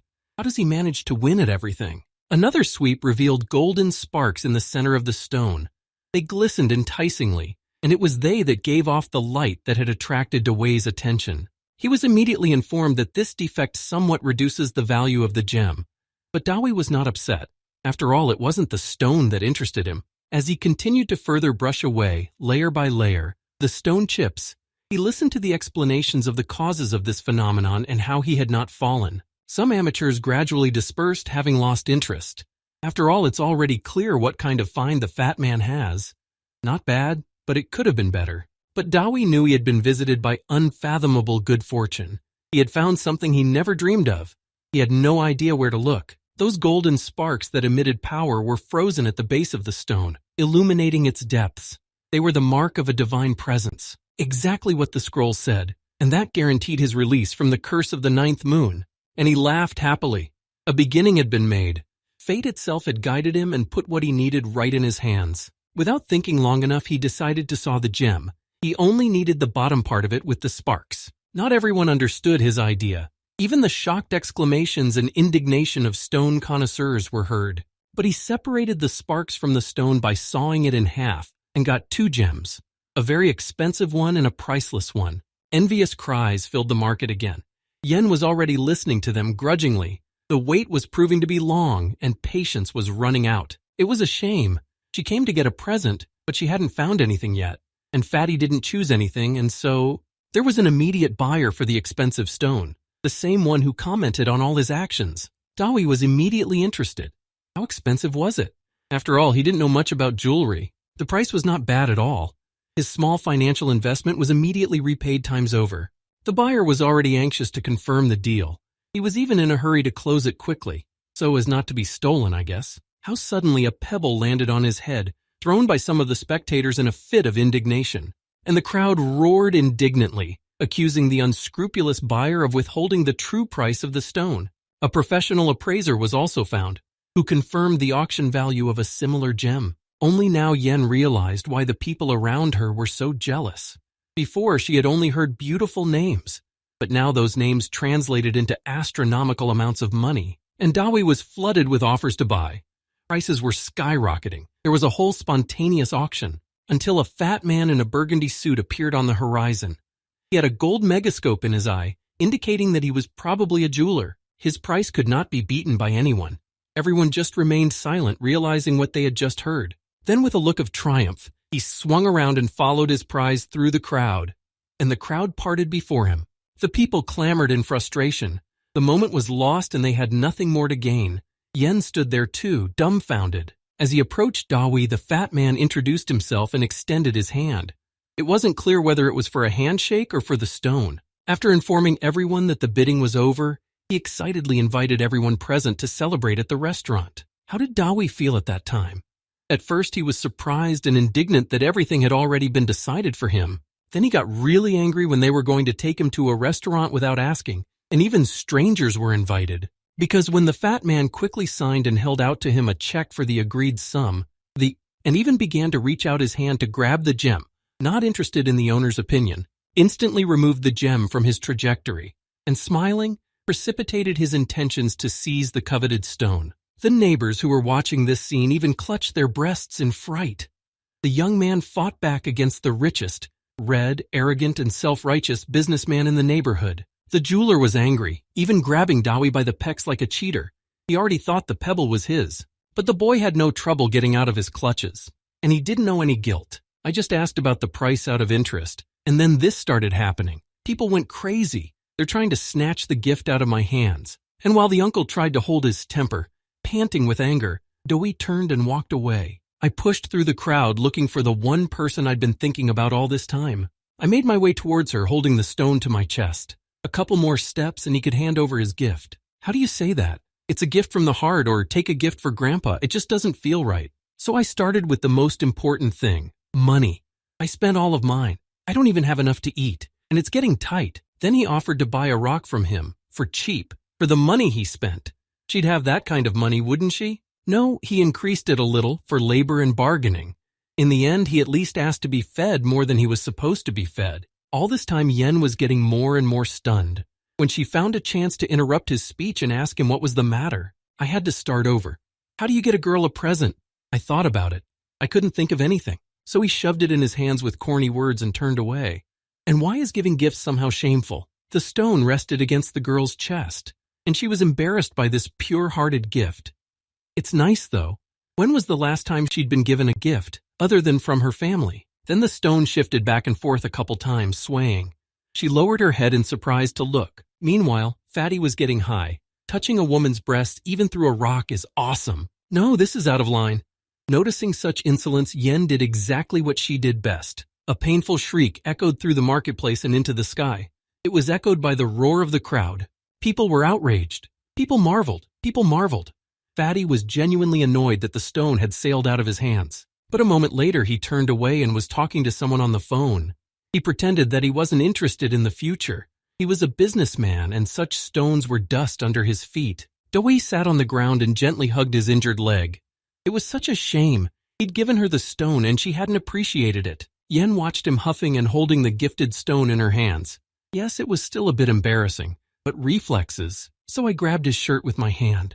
I lifted him off the ground in one fell swoop. He didn't even have time to squeak. The glutton's stash flew from under his shirt. He followed its flight to the ground with a startled look. Doi felt ashamed and a little scared. I wonder if he's going to hit me again. I don't know what for, but she's a woman. She'll find it. And as she lifted her head, he immediately began to agree with everything, just to assuage her anger. But she lifted her head and kissed him on the cheek, gently, barely touching his lips, and the warmth of her breath. Doi's heart froze at first, then beat fast. His breath caught, his head spun, and his legs weakened.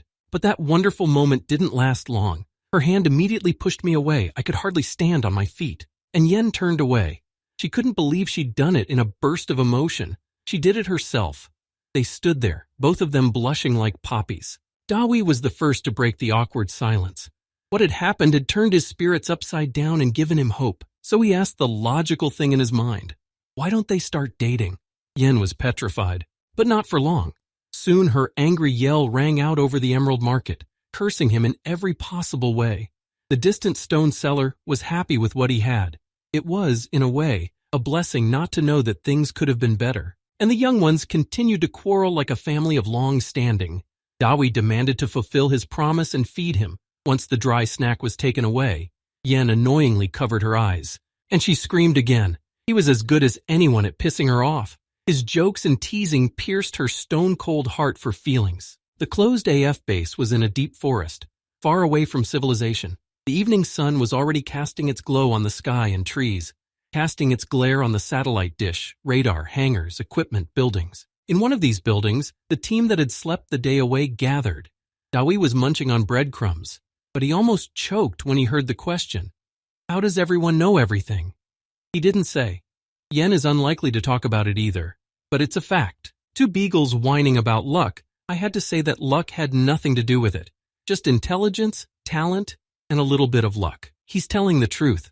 It's luck to run into the right person. To see a stone is a gift, but to acquire it, you need a mind. Then we talked about women, or rather about a greedy woman who took the stone, but did not want to return the money, did not even replenish the rations, and he was completely broke and hungry. The greedy woman had to cough to get the chatterers' attention. They turned to her with disgruntled faces. Their expressions immediately changed to frightened. Don't give me that shit. She didn't promise anything to anyone. Yes, it was the horror of pests caught in the act. The most sacred thing of all, the reputation of the leader of the pack. That was enough for her ego. And with a look of vindictive promise at Fatty, she sent her subordinate off to review the presentation of the assignment. By showing 3 suspicious faces of smugglers and giving their names, occupations, and peculiar characters, turned to satellite imagery and terrain orientation, which confirmed the mobsters' plans, talked about the specific objectives of the assignment and their next steps regarding the confiscated items found. Next, we talked about something more down-to-earth, the road that would have to be traveled through a centuries-old forest, about the dangerous animals that live in it, unlikely to be attacked, but you should always be aware of what you're up against, and about the most dangerous thing in this world, the people who may be encountered, their numbers, armament, transport, possible behavior. Doi listened to this information along with everyone else. No one chased him away, and he was curious to see the everyday life of the special forces with his own eyes. And at some point he got a short circuit. Something exploded in his head and the world turned red. He didn't even answer the guy's questions. His eyes and mouth wide open, he stared at the skull with brightly burning scarlet eye sockets, hovering over the team as the messenger of death. Returning to reality, he stood up from his seat with his hands resting on the tabletop and loudly bellowed that the assignment was to be abandoned immediately. This caused Yen to be perplexed. She had never expected Fatty to interfere with her work in such a way. The guys looked at him incredulously too. Everything was normal, as always. How many assignments like this there had been and how many more there would be. But Dawi didn't stop, fearfully predicting the fate he saw, persuading, begging, almost pleading. His eyes changed subtly, yellowing, and his pupil elongated, and he began to poke alternately, at Beagle, at Yen, who was looking patiently at Fatty, waiting for him to spout off and shut up. He told them about death, but they didn't believe him. They'd already met it too often on their missions. What's changed? Some even tried to reassure me that it was not the first time and everything had been checked. Reconnaissance works and has not failed so far. That's exactly what was in question, the reliability of the information. There is no way for them to verify it. Yen was reassured by the fact that the information was first-hand, from a reliable person, and even personally acquainted. That the neighbor's counterintelligence also confirmed the smuggling data, and there could be no surprises. But Dawi wouldn't stop. He saw what he saw, and he was determined to talk them out of the mission. The guys were sick of hearing these hysterical cries, and everyone was thinking that it should be over soon and they should get down to business. Time is of the essence, and Yen too was already thinking about how to shut up this fountain of death messenger. She regretted that she had allowed the civilian to attend the meeting. She was only causing panic. She had no idea that a smart and funny guy was capable of such an emotional spin on an essentially ordinary situation. Dawi, seeing such indifference and disbelief, decided to go with them.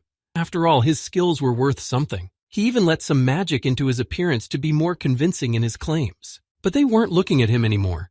Only Mad Bull reluctantly inquired about the prospects of such a trip. Dalway even showed off a slice of its capabilities, only to be taken to task. But Beagle shattered his aspirations with one phrase that gave him hope for the best. Just what he'd been looking for. He didn't even believe it at first, but the man was so convincing and calm that his heart was relieved. Beagle assured him that the task could be postponed in order to double-check everything. And since the meeting was over, he suggested we go to the kitchen and try some of the local specialties, and then play table tennis and go to bed early. Together with the boys, they approached some kind of structure. They opened the door. There was some garbage inside, and the toilet stood alone in the middle of a pile of straw, a hint that this was not a kitchen and not a tennis room at all. While Mad Bull was checking with Beagle, Dawi decided to look around a bit.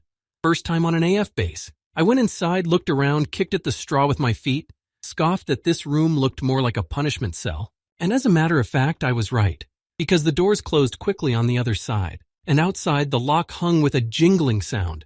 The key rattled a couple of times, and another lock, and another. He began to beat the door, hoping to blow it open and shouting indignantly. But the chains on the doors here were not for beauty. He called out angrily to his comrades. He called them liars and traitors and threatened to kill them when they got out of here. But he only heard Yen's voice, who informed him that they were leaving and he would be released when they returned. Beagle added in an apologetic tone that it was the right thing to do, and he'd rather think good thoughts than bad. The knocking intensified in response. The door began to swing harder. Beagle even had to hold it open. Mad Bull shouted impatiently that it was time. He was already excited and all his thoughts were in the forest, and the boys moved on their way, leaving Dawi to smash his hands bloody against the iron door in hopes of stopping them. Only in parting turned, glanced at the door, said a few kind words about a quick meeting and left. Diane regretted the way things had turned out, but they had no choice. A warning she heard. She'll be careful, that's all. All gone, making me howl with helplessness, and curse for lying and knock hoping someone would answer. And so he kept knocking, hour after hour. He'd catch his breath, and then he'd start pounding again, but there was no one around. When the sky was filled with night blue and the scarlet of sunset was visible on the horizon, when the night blossoms bloomed and the cricket's chirping was deafening in its power, the chirping became more infrequent and faint, intermittent, but it was still there. Sometimes there was the cry of a soul. It was echoed by the howl of a hungry stomach, frightening the neighborhood. But after a short silence, the crickets began their endless song again, and in some incomprehensibly joyous moment, the chains suddenly rattled and the locks clicked. An unfamiliar soldier appeared on the threshold, and he did, because a wild animal with burning eyes, fangs, and smoke from its mouth immediately grabbed him by the breasts and began to shake him, demanding the truth. He blinked his eyes disbelievingly and everything fell into place. Fatty, the civilian, was inquiring about his friend's presence at the base. When he found out that no one had seen them, because everyone had just returned from the exercises, he got upset and banged his fist on the door. and after giving the direction, he asked how he could catch up with them. The soldier sympathized with the fat man, locked up in the punishment cell for whatever misdemeanor. It's not human. He decided to help restore justice. A rural dirt road, almost a trail, ran in that direction, but it was passable. And already the old hatchback borrowed from the local cook was flying down the mountain and through the ravine, then on and on to the wild forest, until I came to an impassable thicket of tall trees. Dusk, silence. The light of the moon shines between the trees and illuminates the clearing. Only the bushes are restless at night. They run from place to place, moving purposefully towards the big stone. But no, it's a team in disguise making their way to a secret smuggler's factory. Silently gesturing, they follow a secret path. They walk silently, footstep by footstep, past a large stone and onto the forest stream. Steep bank. We have to look for a more convenient place to descend, help each other to descend. And there it is, the factory. It's sheltered in a big hole by a steep bank. The generator is running, the windows are lit up. The fence is mesh and possibly energized. There are people walking around the area and taking cardboard boxes out of a truck. The boxes are labeled for poisons. What's in them? Smuggled drugs or psychotropics, of course? That's a hell of a way to go. On the other side, a convoy of cars is approaching. It is met by people from the factory. The transfer of goods is about to take place. That's it, the guests have arrived. The cars stopped, illuminating the site with their headlights, just in time, as promised by the infiltrator. And then he got out of the car, smiling and satisfied. He sucked in the fresh night air with pleasure. Of course they saw him. A warning sign was given. It's all good, it's time to move on to phase 2. As the team spread out over the area, the agent took his time stretching his legs, leaning against the car as if he were waiting for someone. The barefooted foot of a man in a long robe came toward him. He must have been the one he had been expecting. The local shaman, leader of the wild forest. Nothing passes here without his attention, without his blessing. And those who live here pay tribute, and a lot of it for the right to stay and work here. He looked disgusting. A gaunt old man with a wrinkled face, bald skull, 3 teeth and eyes glowing with an otherworldly light. But he was still strong and formidable. Slowly, smoothly like a ghost, he approached the infiltrated agent. I asked if all the agreements were still in force. He heard back what he wanted to hear. I stood still for a moment, listening either to the forest or to myself, and he turned his face straight toward the ravine, toward the special forces that were huddled there, peering into the pre-dawn darkness with his eyes thighs. It was as if a breeze was blowing from his figure, sweeping away the dust underfoot. It was still weak, but it was gaining strength. He mumbled something contemptuously with his lipless mouth and showed his teeth thinned by age in a haughty grin. He raised and spread his arms wide, as if he wanted to embrace the world. The wind blew more strongly from his figure, and a white misty haze rose from his hands. Its streams stretched into the forest in winding lanes. There was a sharp cry, and it was echoed by many others just as frightened. There was a crackle and a flap of wings, and a flock of birds previously sleeping in the tree crowns suddenly soared over the heads of the men huddled in the bushes. The whitish haze reached their feet, covering the grass, their knees with mist rising higher and higher. A command to retreat was heard. The human figures even twitched and took a few steps backward. But the haze accelerated, squeezed with its rings the fastest ones in the first place, and they began to fall. Soon there was only one thin figure left, frozen in indecisive inactivity, towards which floated the liberated clouds of mist, tightened the view with their tentacles, swirled, penetrated through the holes of the fabric into the nose, and further, into the lungs. My eyes began to close, slipping shut. My head refused to work, my thoughts became confused. The top and bottom began to swirl and change places until they disappeared completely. 3 human figures remained lying immovably in the clearing, automatons not needed at this point, and a misty haze hovered over them in a victory dance. About this time, the road brought the hatchback to the wall of the forest. This was the end of the road, and a clearing suitable for turning around. Dawi and the soldier gazed into the darkness of the forest in roughly the direction the task force had gone. He had no trouble orienting himself on the terrain. He'd been in the mountains all his life. The pre-dawn sky promised good weather, but we had to hurry. The time for the meeting with the smugglers was approaching. The soldier, having inquired on the road about the reason Fatty was locked up, was not at all willing to let him go alone in the rescue operation. But no one asked his opinion. As he turned to look away from the car, Dawi simply disappeared. He was already in the tree. He was already up in the tree, and he realized that it would be long and painful to get through the bushes.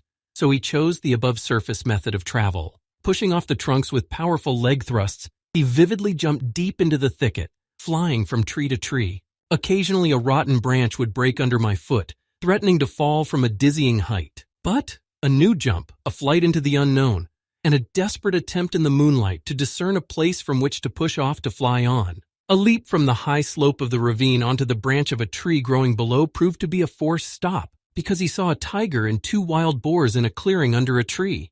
Did they meet by chance and cross each other's path? The tiger was advancing slowly but threateningly. The wild boars did not retreat. Aggression was thickening in the clearing. Dawi was quiet on the branch, waiting to see what would happen, whether they'd fight or not. I have to run across the clearing, and here we have a fight. The dark spot in the clearing turned out to be a hunted boar, so it was either a hunt or a fight, but they had already taken place, and he was in time for the denouement. The pack of boars was unwilling to relinquish its position and powwowed aggressively, waving its fanged muzzles. But the furious, powerful roar of the tiger, coming from the depths, quickly put everything and everyone in their place. The boars fled into the thicket, and the prey, the boar in the clearing, was left for the victor's breakfast. The tiger growled in satisfaction, sniffed, walked around the prey, wagging his tail, and for some reason did not eat it, and lay down, almost collapsed nearby, paws folded and head down. Have you ever heard an animal cry? And this tiger began to complain about something, growling and neighing. Dawi had never seen anything like it before, and the unusual behavior of the beast interested him very much. He wanted to take a closer look. Though climbing up to the wild animal was not worth it, he still jumped down from the branch, ready to escape at the first sign of danger and run on. But the tiger did not react to the approaching man, and even allowed him to touch his wound. Apparently, the wild boar still managed to hit him with its fangs. Dawi pondered, scratching lightly at his pelt.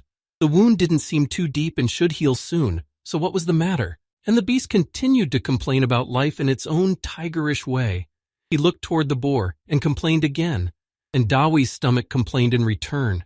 He had not eaten since lunch. The full moon was still shining, brightly illuminating the surroundings, but was already pale, preparing to give way to dawn. When in the clearing over a hot fire, the boar was already grumbling, dripping fat on the fire. The tiger was indifferent to the fact that someone had taken his prey, didn't go anywhere, and only stared thoughtfully at the fire.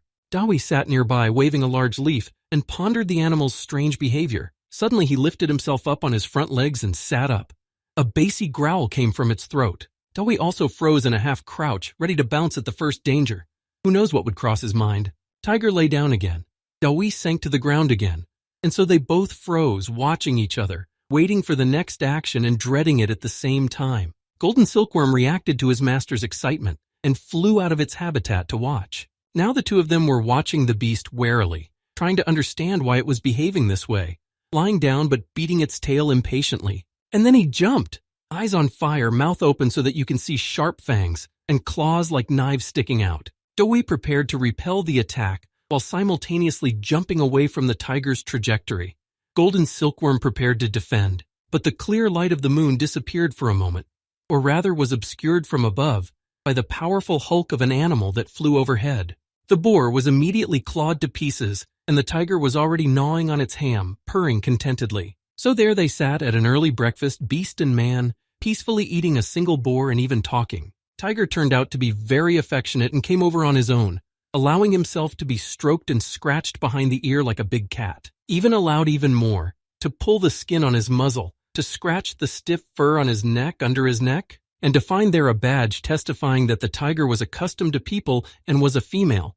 This solved the mystery of the animal's strange behavior. Tigress was happily poking her nose, trying to lick the guy and purring like a little kitten. I had an idea, how to use the animal for personal use. Subdue it. Subjugation of living beings is dark matter. It is forbidden to suppress the will of human beings. But animals are different. They willingly recognize the master and his will. He looked into the loving and devoted eyes of the striped one. It wouldn't be hard to subdue and control her. She already recognized him as a friend. Immediately I imagined him riding a tiger and entering where? His parents' house? They wouldn't understand. Teacher's house? They won't appreciate it because they've seen it before. At least to show off in front of Yen? By the way, yes. And an annoyed shriek dispelled the silence of the neighborhood. The fire was immediately trampled down, the uneaten remains forgotten. And the idea of using the beast as transportation didn't seem so silly right away. It made a lot of sense. The tigress understood what Dawi had told her anyway, and nodded her head in agreement for the trip. He climbed on its back, hoping that it would fly and gallop away. Everyone knows how fast these animals are, but the tigress took a step or two, suddenly faltered on all four paws. They snapped up, and she fell to the ground, breathing heavily. Fatty, of course, couldn't stay on his back and flew down, unplanned somersault and toppled over, frozen in an unnatural pose, hitting the tree painfully. Dewey embarrassedly apologized to the poor animal. Still, she wasn't a horse to drive a fat man around. Didn't think, and scattering, he sprang out into the tree again, continuing his way along the branches of the trees like the pebbles of a mountain river. Sitting on another branch, he noticed lights in the distance.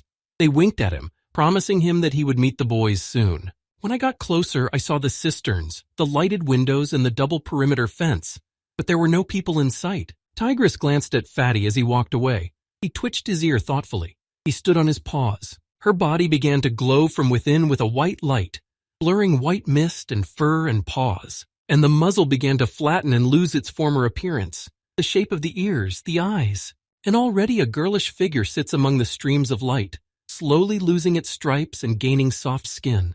The light returned her to her familiar human clothes, her trusty shoes. The transformation was almost complete. The last to disappear was a naughty tiger's tail, and already a young, beautiful girl was standing in the clearing, and watched the guy walk away. He fed her, comforted her, and amused her with his simple-mindedness. But he didn't recognize her, and it was fine, because I was still ashamed of my performance in the restaurant. Meanwhile, Dawi scoured the immediate neighborhood looking for the guys, who were nowhere to be seen. He stopped and looked closely at what was going on down in the bushes, searching for any sign of them. And again he jumped over small clearings to be in time to find them. And already his heart was clenching with fear that he had not had time. The ravine was a heavy clay carcass overhanging a small plant for processing and refining drugs and amphetamines. There's a familiar smuggling ring gathered in his buildings. A shaman, an agent who has apparently already turned to evil. They were joined by the very bosses of the criminal world, for the sake of which the whole special operation was conceived. They came closer and began to kneel before the leader of the forest, recognizing his power and authority. They are nothing here, and only goodwill and a share in a profitable business save their lives, give them protection, shelter, and a chance to become even richer than before. The leader of the forest stepped back, reminding him of the unfinished business of the sleeping SWAT team. It wasn't his place to carry people on his shoulders. The bosses didn't bother with it either. They blew the whistle on the guards and the workers, taking it out on them. Dawi, while scouring the area, suddenly noticed green mounds from underneath which human arms and legs could be seen. By the edge of my ear, I heard stomping and clamor. A crowd of workers, noisy and not particularly secretive, were approaching in search of the passed-out special forces. He was just about to feed the life pills to his comrades when he had to hide. He had no way to drag them away, or to confront them for that matter. He only watched from afar as his friends were carried out of the woods, slung over his shoulder like sacks. He crept quietly through the trees behind the porters, hoping to see who was there and in what condition. Was he late? And landing on a thick tree branch at the edge of the woods, from which there was the best view of the plant, he saw. He couldn't believe his eyes at first, but what he saw allowed him to breathe a sigh of relief. He made it, because the dead would not be tied to poles, nor would they waste that much rope on them. His friends, who had insidiously locked him in a punishment cell without food and water, and who had disregarded his warnings, had gotten themselves in trouble. Should I gloat? Not at all. Dewey was only concerned with why they were not regaining consciousness. Who and how did a team of experienced special forces become unconscious in such a qualitative way? Yen was brought out of her faint with a bucket of water poured in her face. The water ran down her neck and below. Not immediately, but consciousness began to return. And when her eyes opened fully, she didn't immediately realize what she was seeing. A crowd of laughing, joyous men. One of them is holding something that looks very much like an ancient video camera. Beagle's voice sounded nearby, asking about her condition. It was a relief to know she wasn't alone, but the next character she didn't expect to see. Not in this role, because with a serene and easy gait, their embedded agent approached them from the woods. Satisfied and calm as if nothing had happened, he greeted them politely, even solemnly. Yen exploded with an indignant cry. She couldn't believe that a coworker, someone she'd known since boot camp, someone she'd gone on a date with even once, was capable of betrayal. Beagle, tethered on the right, echoed her with his indignant yell. He was directly accusing him of treason. At these accusations, the man only laughed. Angry, irritated, angry. All the resentment and resentment that had accumulated over the years demanded to spill out. He started nervously, enunciating the words clearly and returning accusations of betrayal. First of all, Yen, why and came closer, blamed her for ruining his life by messing up his plans, interfered where she wasn't asked to. He reached out and lifted her by the chin so that he could look her in the eye while she listened to the accusations, to see her realize and repent for what she had done. Then, in the first operation to apprehend an underground drug lab, he, a brilliant young officer with dizzying prospects, was outmaneuvered by an embittered little brat. Having questioned the carefully developed plan, she simply walked in and shot the drug dealers with precision shots in their soft spots. Dawei, seeing that passions were heating up, thought that it was necessary not only to listen, but to do something already.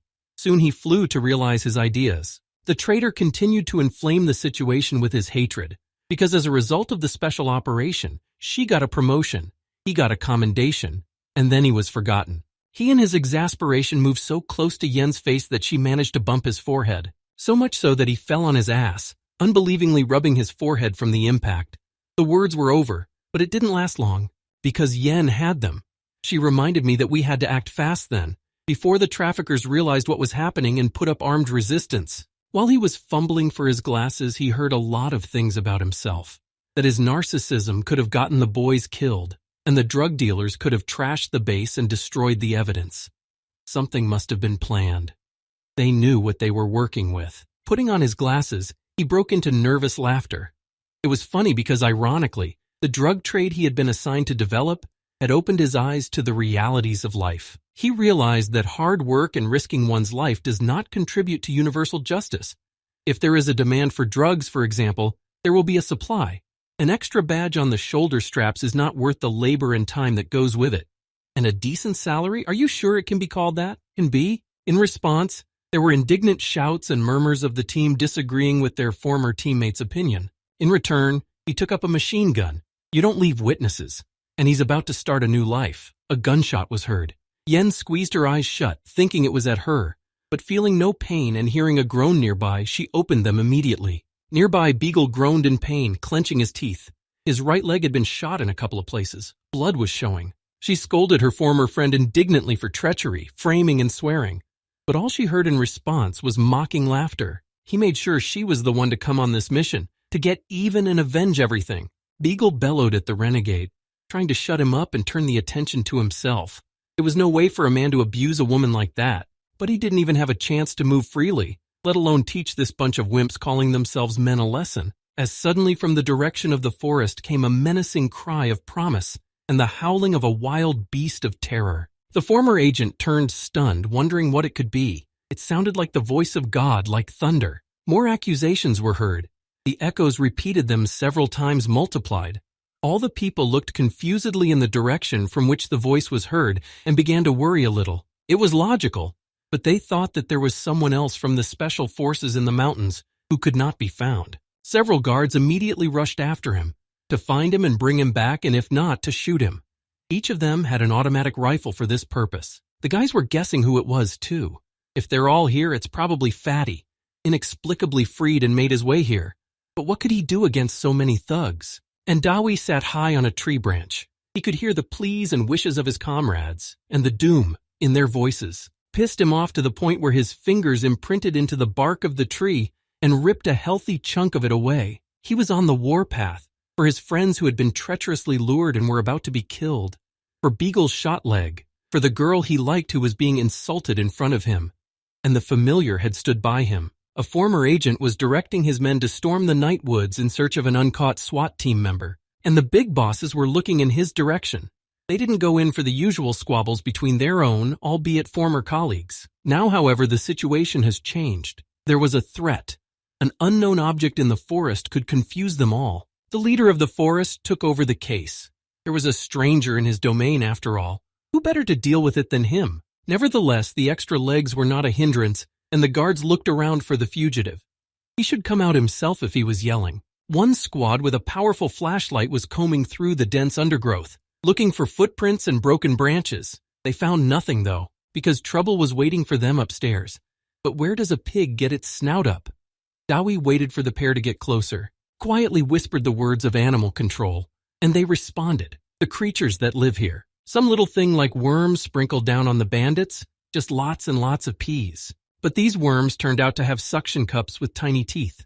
The land leeches attacked the enemy. The partners ran up and looked at their hysterical colleagues, who were covered in leeches, and they were climbing into their eyes, nose, mouth, trying to get behind their scruffs and clinging to them. Not daring to come closer, they might jump over. The companions retreated away from the sufferers. But Dawi was not sorry to feed the useful animals, and a new rain of leeches fell on the hapless co-workers. One of the stragglers, pulling the bloodsuckers off of him, got too close to the tree Fatty was sitting in. Just as suddenly, something dripped on him. Again. A sticky thread dripped down. He looked up, trying to see what it was. The creepy face of a Spider-Man climbing on top of him to eat him scared him to wet pants. There was a terrible, inhuman scream that everyone heard, and for a moment their hearts sank and their legs weakened. The second team turned toward the place of the shout, illuminating the space ahead with a lantern and conversing. Walked toward it. The closer we got to the forest, the scarier it became to go in. A scream is a danger, and it was better not to find the cause of it. No one was looking underfoot, of course, and that's where the danger was this time.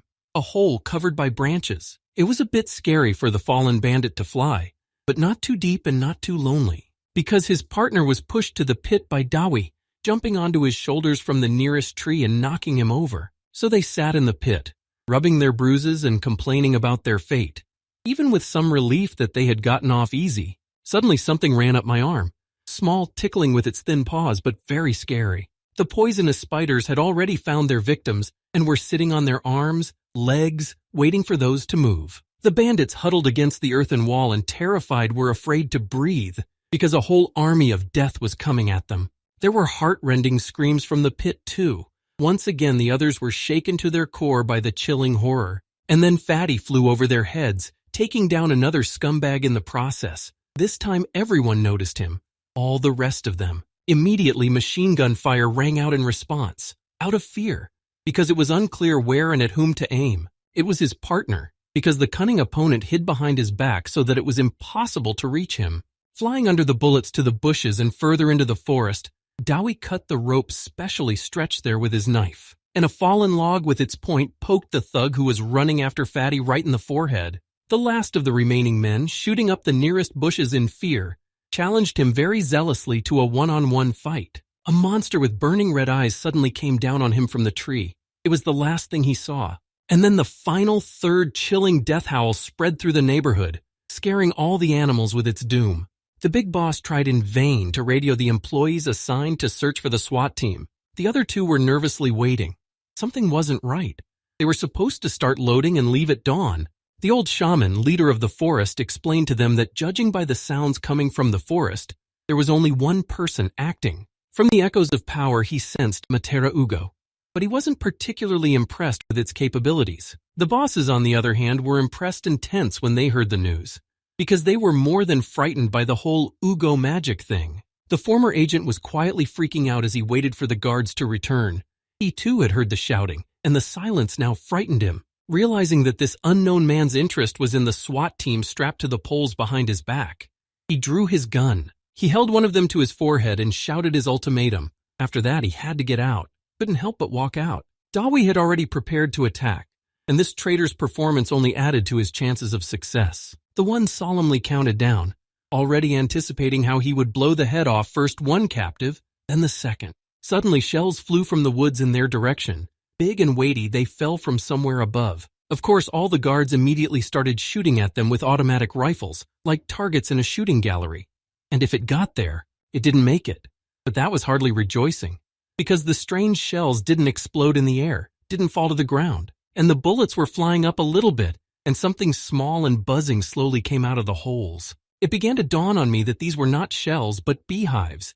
In addition, a cloud of irritated mountain hornets was not waiting. They swooped down on the offenders. Soon they were hidden behind the stinging insects. Only cries for help came from all directions. The former agent didn't fire and wasn't even attacked at first.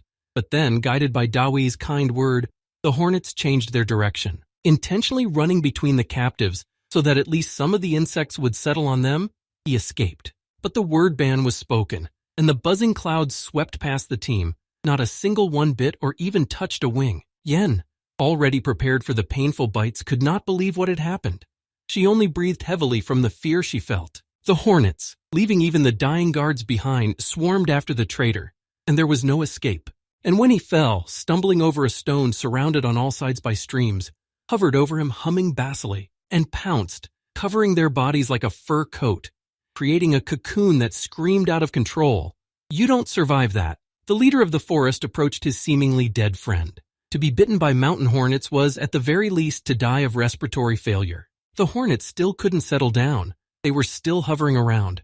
But the leader of the forest certainly knew how to deal with them. The triangles with the all-seeing eye began to fall to the ground from the clawed fingers, taking their proper places. With their help, a barrier was set up against hornets and more, a pyramid that encased all people in need of protection at its base. Insects rushed at its force planes, trying to fly through.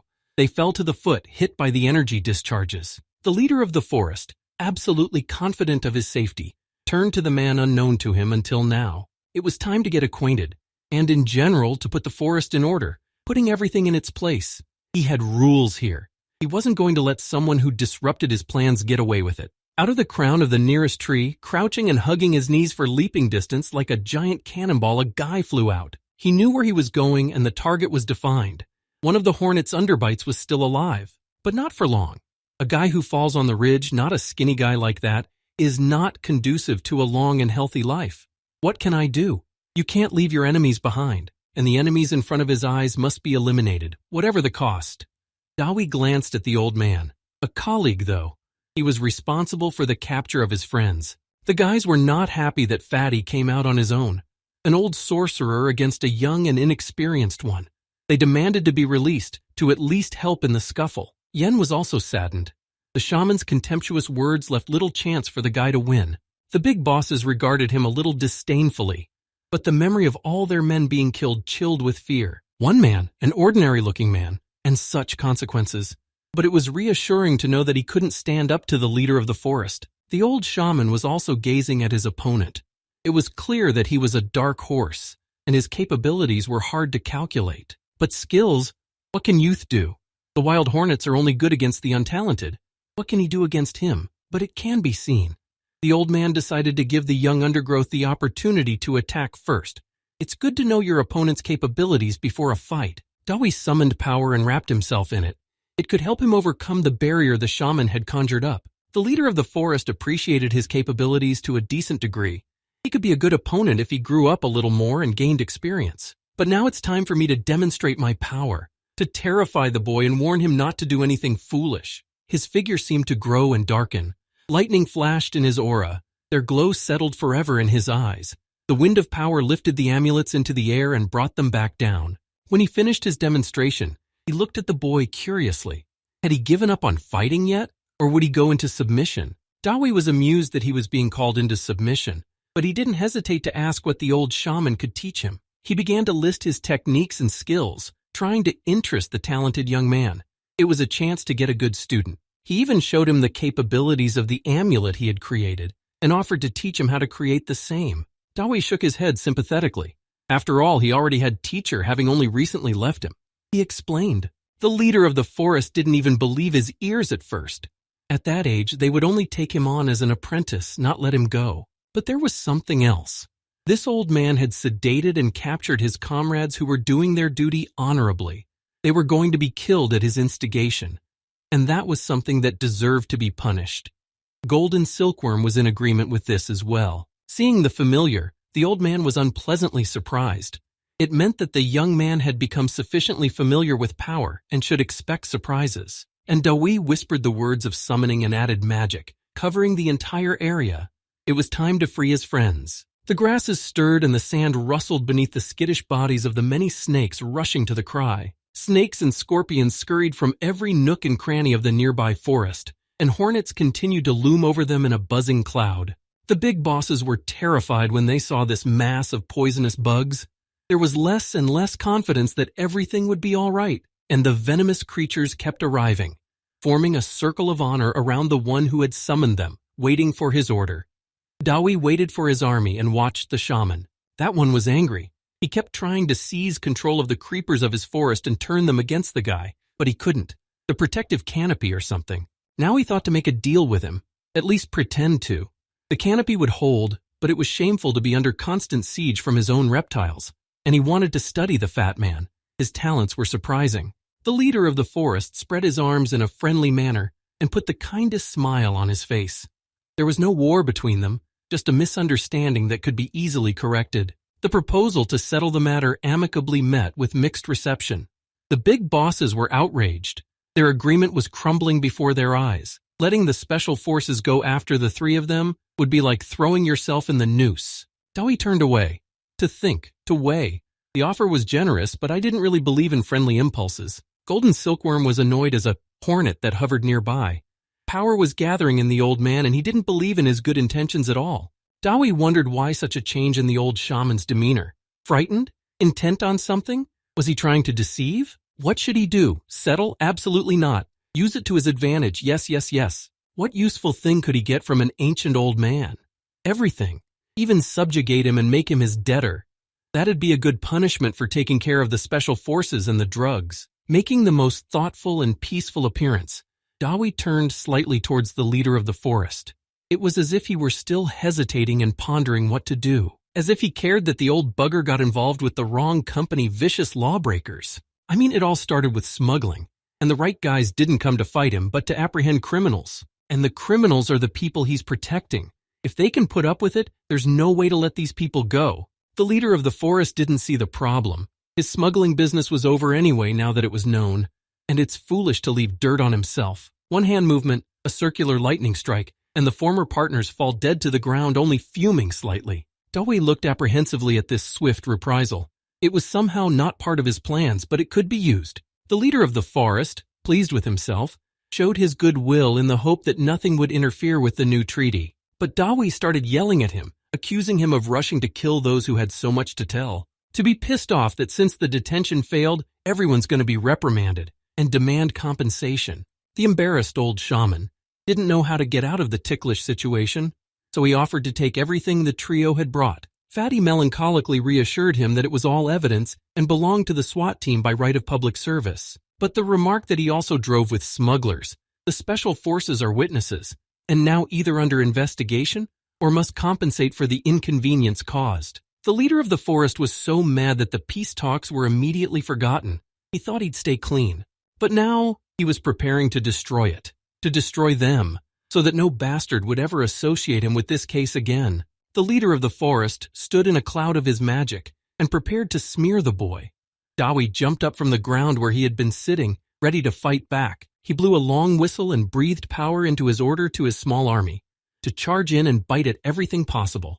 And while the shaman was pointing his punishing hand at the milksop who dared to accuse him and defy him, the hornets, snakes, and scorpions wrapped in protection were quickly getting close to the old man's bare feet.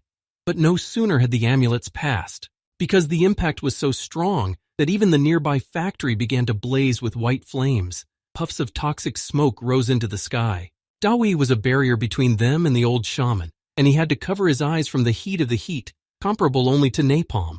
They had to close their eyes against the heat, comparable only to napalm. That seemed to be it. Who would survive in such a scorcher? Yen looked sadly at the smoke screen that blocked her view, but when it broke apart, an unharmed fatty, crouched on one knee from the weight of the resulting fiery pulse, was already understanding on his feet. The shaman had to admit that he had dealt his hardest blow without consequence, almost playfully, and his cheeks were suspiciously fat. It was as if he'd held his breath before jumping into the water. Proudly flaunting the power of his gift, the leader of the forest once again asked if Fatty had changed his mind. Will he, so weak, continue to accuse him? After all, his livestock has been destroyed by the flame. What will the young man say now? Dawei spat out the golden silkworm hidden there from the fiery heat, and smiling cheerfully, he recognized the shaman's skill. But he noticed that sending such a barrage over and over would wear him down faster than he could win. The old man was annoyed and angry at the same time. He had hoped to destroy the recalcitrant the first time, but Dawei knew for a fact that after a blow of that magnitude, it would still take some time to recover. The amulets had been burned, and he had a chance, a good smack in the shaman's face, for having his army destroyed and his friends still tied to poles, and he rushed to make the slash, to send him flying into the nearest concrete wall of the factory building with a precise, forceful blow. The old man had put himself there so hard, or the structure was so flimsy, but the impact broke through the wall and even showed flying rocks in a cloud of concrete crumbs. The guys even opened their mouths in surprise. No one had expected Fatty to be so strong. And what would have happened if he'd cracked one of them back at the base? But here a clawed hand emerged from the cloud of dust. It leaned heavily on a fragment of wall, clutched it, leaning on it for lift. It turned out that in the factory building was equipped with a cache. Why is another matter? But the shaman pulled out a box, on which the runes invisible to the human eye glittered and shimmered. Looking closely at the runes, Dowie noticed that they reminded him strongly of circles of protection. Outside, against thieves, that made sense. But why would the protection be directed against what was inside as well? Swallowing with tension and prepared to fend off any attack, Dowie waited. Golden Silkworm waited too. The streams of power encapsulated inside first pulled from the ajar drawer, which finally found its way out. Then a tiny little cute, cuddly white puppy came out of there and sleepily yapped. Beagle, pale with anxiety and anticipation of the unknown boogeyman, even whistled at the sight of this marvel. But then the leader of the forest spoke the word of growth, and the power spilling around it was drawn inside the puppy, so that it began to grow both tall and wide. Soon his paws began to resemble the support paws for a crane, but only with the addition of sharper claws. He was taller than his master. The latter, showing off, even took hold of his ear to show off his protector. Well, and when this giant opened its mouth, full of pointed fangs the size of a beagle machine gun, it became clear that you would have to act very, very quickly if you didn't want to find yourself one-toothed to a magically altered creature. Dowie had heard of a school that taught how to work with living flesh and create monsters, so this is a representative of it. Surprise! Even Golden Silkworm realized that he was too small and would not be able to cope with such a magically protected mountain. He hid shivering behind his master's shoulder. The leader of the forest unleashed his pet on the boy who had gotten to him with his insolence. Again and again he wiped his nose. He sat down under the protection of a new circle of guardians, resting and gaining the power he'd spent on the blow. And already a snowy white furry cloud is coming from above with the intention to play, to claw it, to try it for a tooth. Bouncing a considerable distance away from the monster's paw, Dowie chaotically thought of what he could counter it. The only thing that came to mind was his little helper and protector. If you use it to its fullest potential, so he sent him a magical message. Of course, he mustered up the courage to fly. But as he predicted, he couldn't handle the magical defense and bounced off, hitting painfully. Dowie was overly surprised by this. This was the first time Golden Silkworm was powerless and failed to complete the tasks. The shaman was pleased by the amazed expression on his opponent's face. So he is not as experienced as he wants to appear. Fatty caught his falling familiar at the very ground, even having to stretch out on the twine for the sake of it. He was very upset and in pain. It was like hitting a wall with all your might and getting an electric shock from above. Dowie even showed tears, so distressed was his pet. He wailed over him so much that he surprised even the monster. I comforted him, stroking his belly with my finger, soothing the pain. He promised to take care of him and avenge his suffering. Leader of the forest didn't get in his way. Who knows? Maybe he'll get through to the guy and accept that he can't win here, until he turned to face him, angry with a great desire to avenge his friend's pain. The old man read the promise of death in his eyes. This was not to be condoned, so he ordered the attack. His beast with burning eyes made a leap. Its claws were ready to pierce through its prey. Its jaws were ready to swallow him whole. The monster's leap was accompanied by a tiny suspension of snow, which hid the scene from view for some time. Of course, Yen was frightened. It seemed like the fog would clear and she would see the monster gnawing on Fatty's body, its face smeared with blood. But the shaman saw more, and the surprise on his face suggested that maybe it wasn't all that scary, because the monster's paw was very close to Dowie, even a claw stuck close to his elbow. But he himself was unharmed. Snowwolf's another jump was more fierce, more rapid. The rushing attack even blurred his movement. The paw approached inexorably, to cover, pin down, crush, and destroy the leaping gnat on the spot. But the attack missed again. Fatty didn't care. He stayed where he was, except that he moved a few meters to the side. The wolf cub tried to paw at him again. Dowie nonchalantly took a step back, moving out of his trajectory. The shaman couldn't realize why his creature's attacks kept failing. It had never happened before, and Dowie once again bounced back from a quicker paw grab.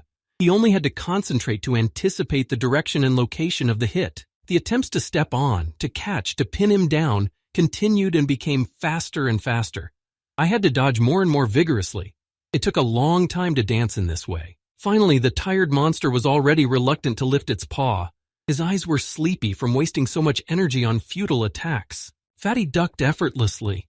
humming a long lullaby and already counting the minutes until the moment when it was all over. The guy's eyes were already fogged up and their eyelids closed from the slow and measured movements of their opponents and the soporific melody, until Dawi drew their attention to himself with a cheerful shout.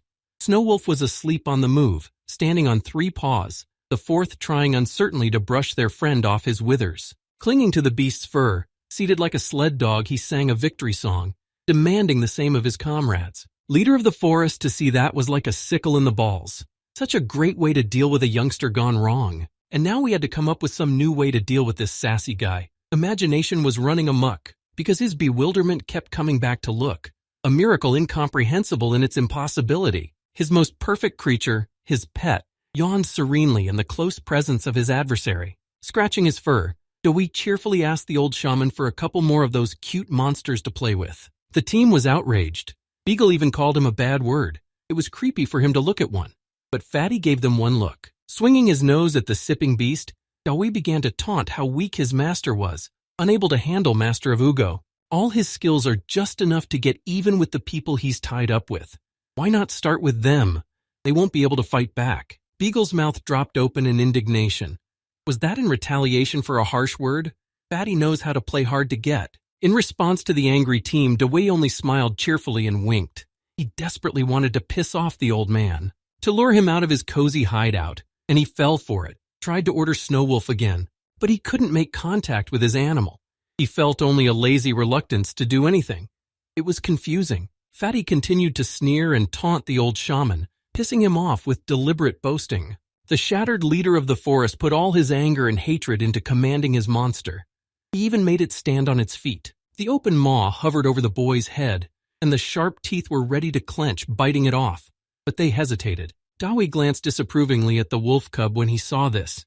He'd have to tell him who the pack leader was. A second later, they were covered in a blur of snow and rock debris. There was nothing else to be seen. After another minute, Snowwolf held the finally caught human under his paws, gently, because his claws were spreading, his palms showing. Dawi pulled back the fingers that blocked his view with a menacing look. He shouted and growled at him, forcing him to obey. The wolf cub rose to his paws in resentment and howled frustratedly, complaining of harassment from the toy. But Dawi wouldn't let him. With a couple of punches, he patted up with his paws and slapped him on the top of his head, causing him to fall to the ground with a swing. Beagle did not expect to see such a denouement. Already it seemed to be under the monster's clutches. A moment and a couple of blows reversed the situation, and Snowwolf lies faithfully at the feet of the stranger and wags his tail in gratitude for not killing him. Fatty, who was annoyed, still had a hard time with this fight. He demanded to finish the fight quickly to find out who was stronger. The leader of the forest was no less angry. He was tired too, and power had not yet gained any strength. Only pride and anger made him continue the conflict. But Dawi slammed his shoe against the shaman's energy defense with all his might, knocking sparks out of it and confirming his resolve. Suddenly a small white sable showed in the neckline of his chlamydia, obviously a family member. He looked around, suddenly jumped out of there and ran away, easily breaking the force barrier. The shaman was confused. He hadn't expected such a betrayal. Sable cautiously approached his master's enemy, constantly stopping and sniffing the situation. 1.5 meters away he stopped, and tears could be seen in his eyes. The color of his coat was an indication of the lightness of his master's power. Then he stood on his hind legs, folded his front legs pleadingly in front of his chest, and bowed politely, obviously asking for his master's favor. Dawi had a lot to think about. The familiar is the first defender, and he went out to defend his master in what he thought was the only way he could. An idea came to mind as to how he could lure the shaman out of his hiding place and finally close the account of their confrontation, if his power is so weakened. At first, Fatty condescendingly offered to part ways in peace as a concession to his familiar's request. Of course, he received a rejection and a proud rant, despite all the pleas of his defender. The old man even promised to deal with the insolent man no matter what. The usual tired threats when the conflict reached a stalemate. There was a pistol lying next to Dawi, obviously dropped by someone in security. It came in handy. Fatty raised his weapon. It had never appeared in a fight between masters of Ugo, so it was a difficult move to calculate. So he pointed the muzzle at the shaman. He even shouted with indignation. So unexpected for him was the young man's deed. Indeed, there was no mention of firearms in the master's rules. And what's not forbidden is allowed, right? Leader of the forest didn't know how the weapon enhanced by power master of Ugo would behave. No such experiments had ever been conducted, and his familiar shook with fear. But Dawi's plan was not to kill with a gun.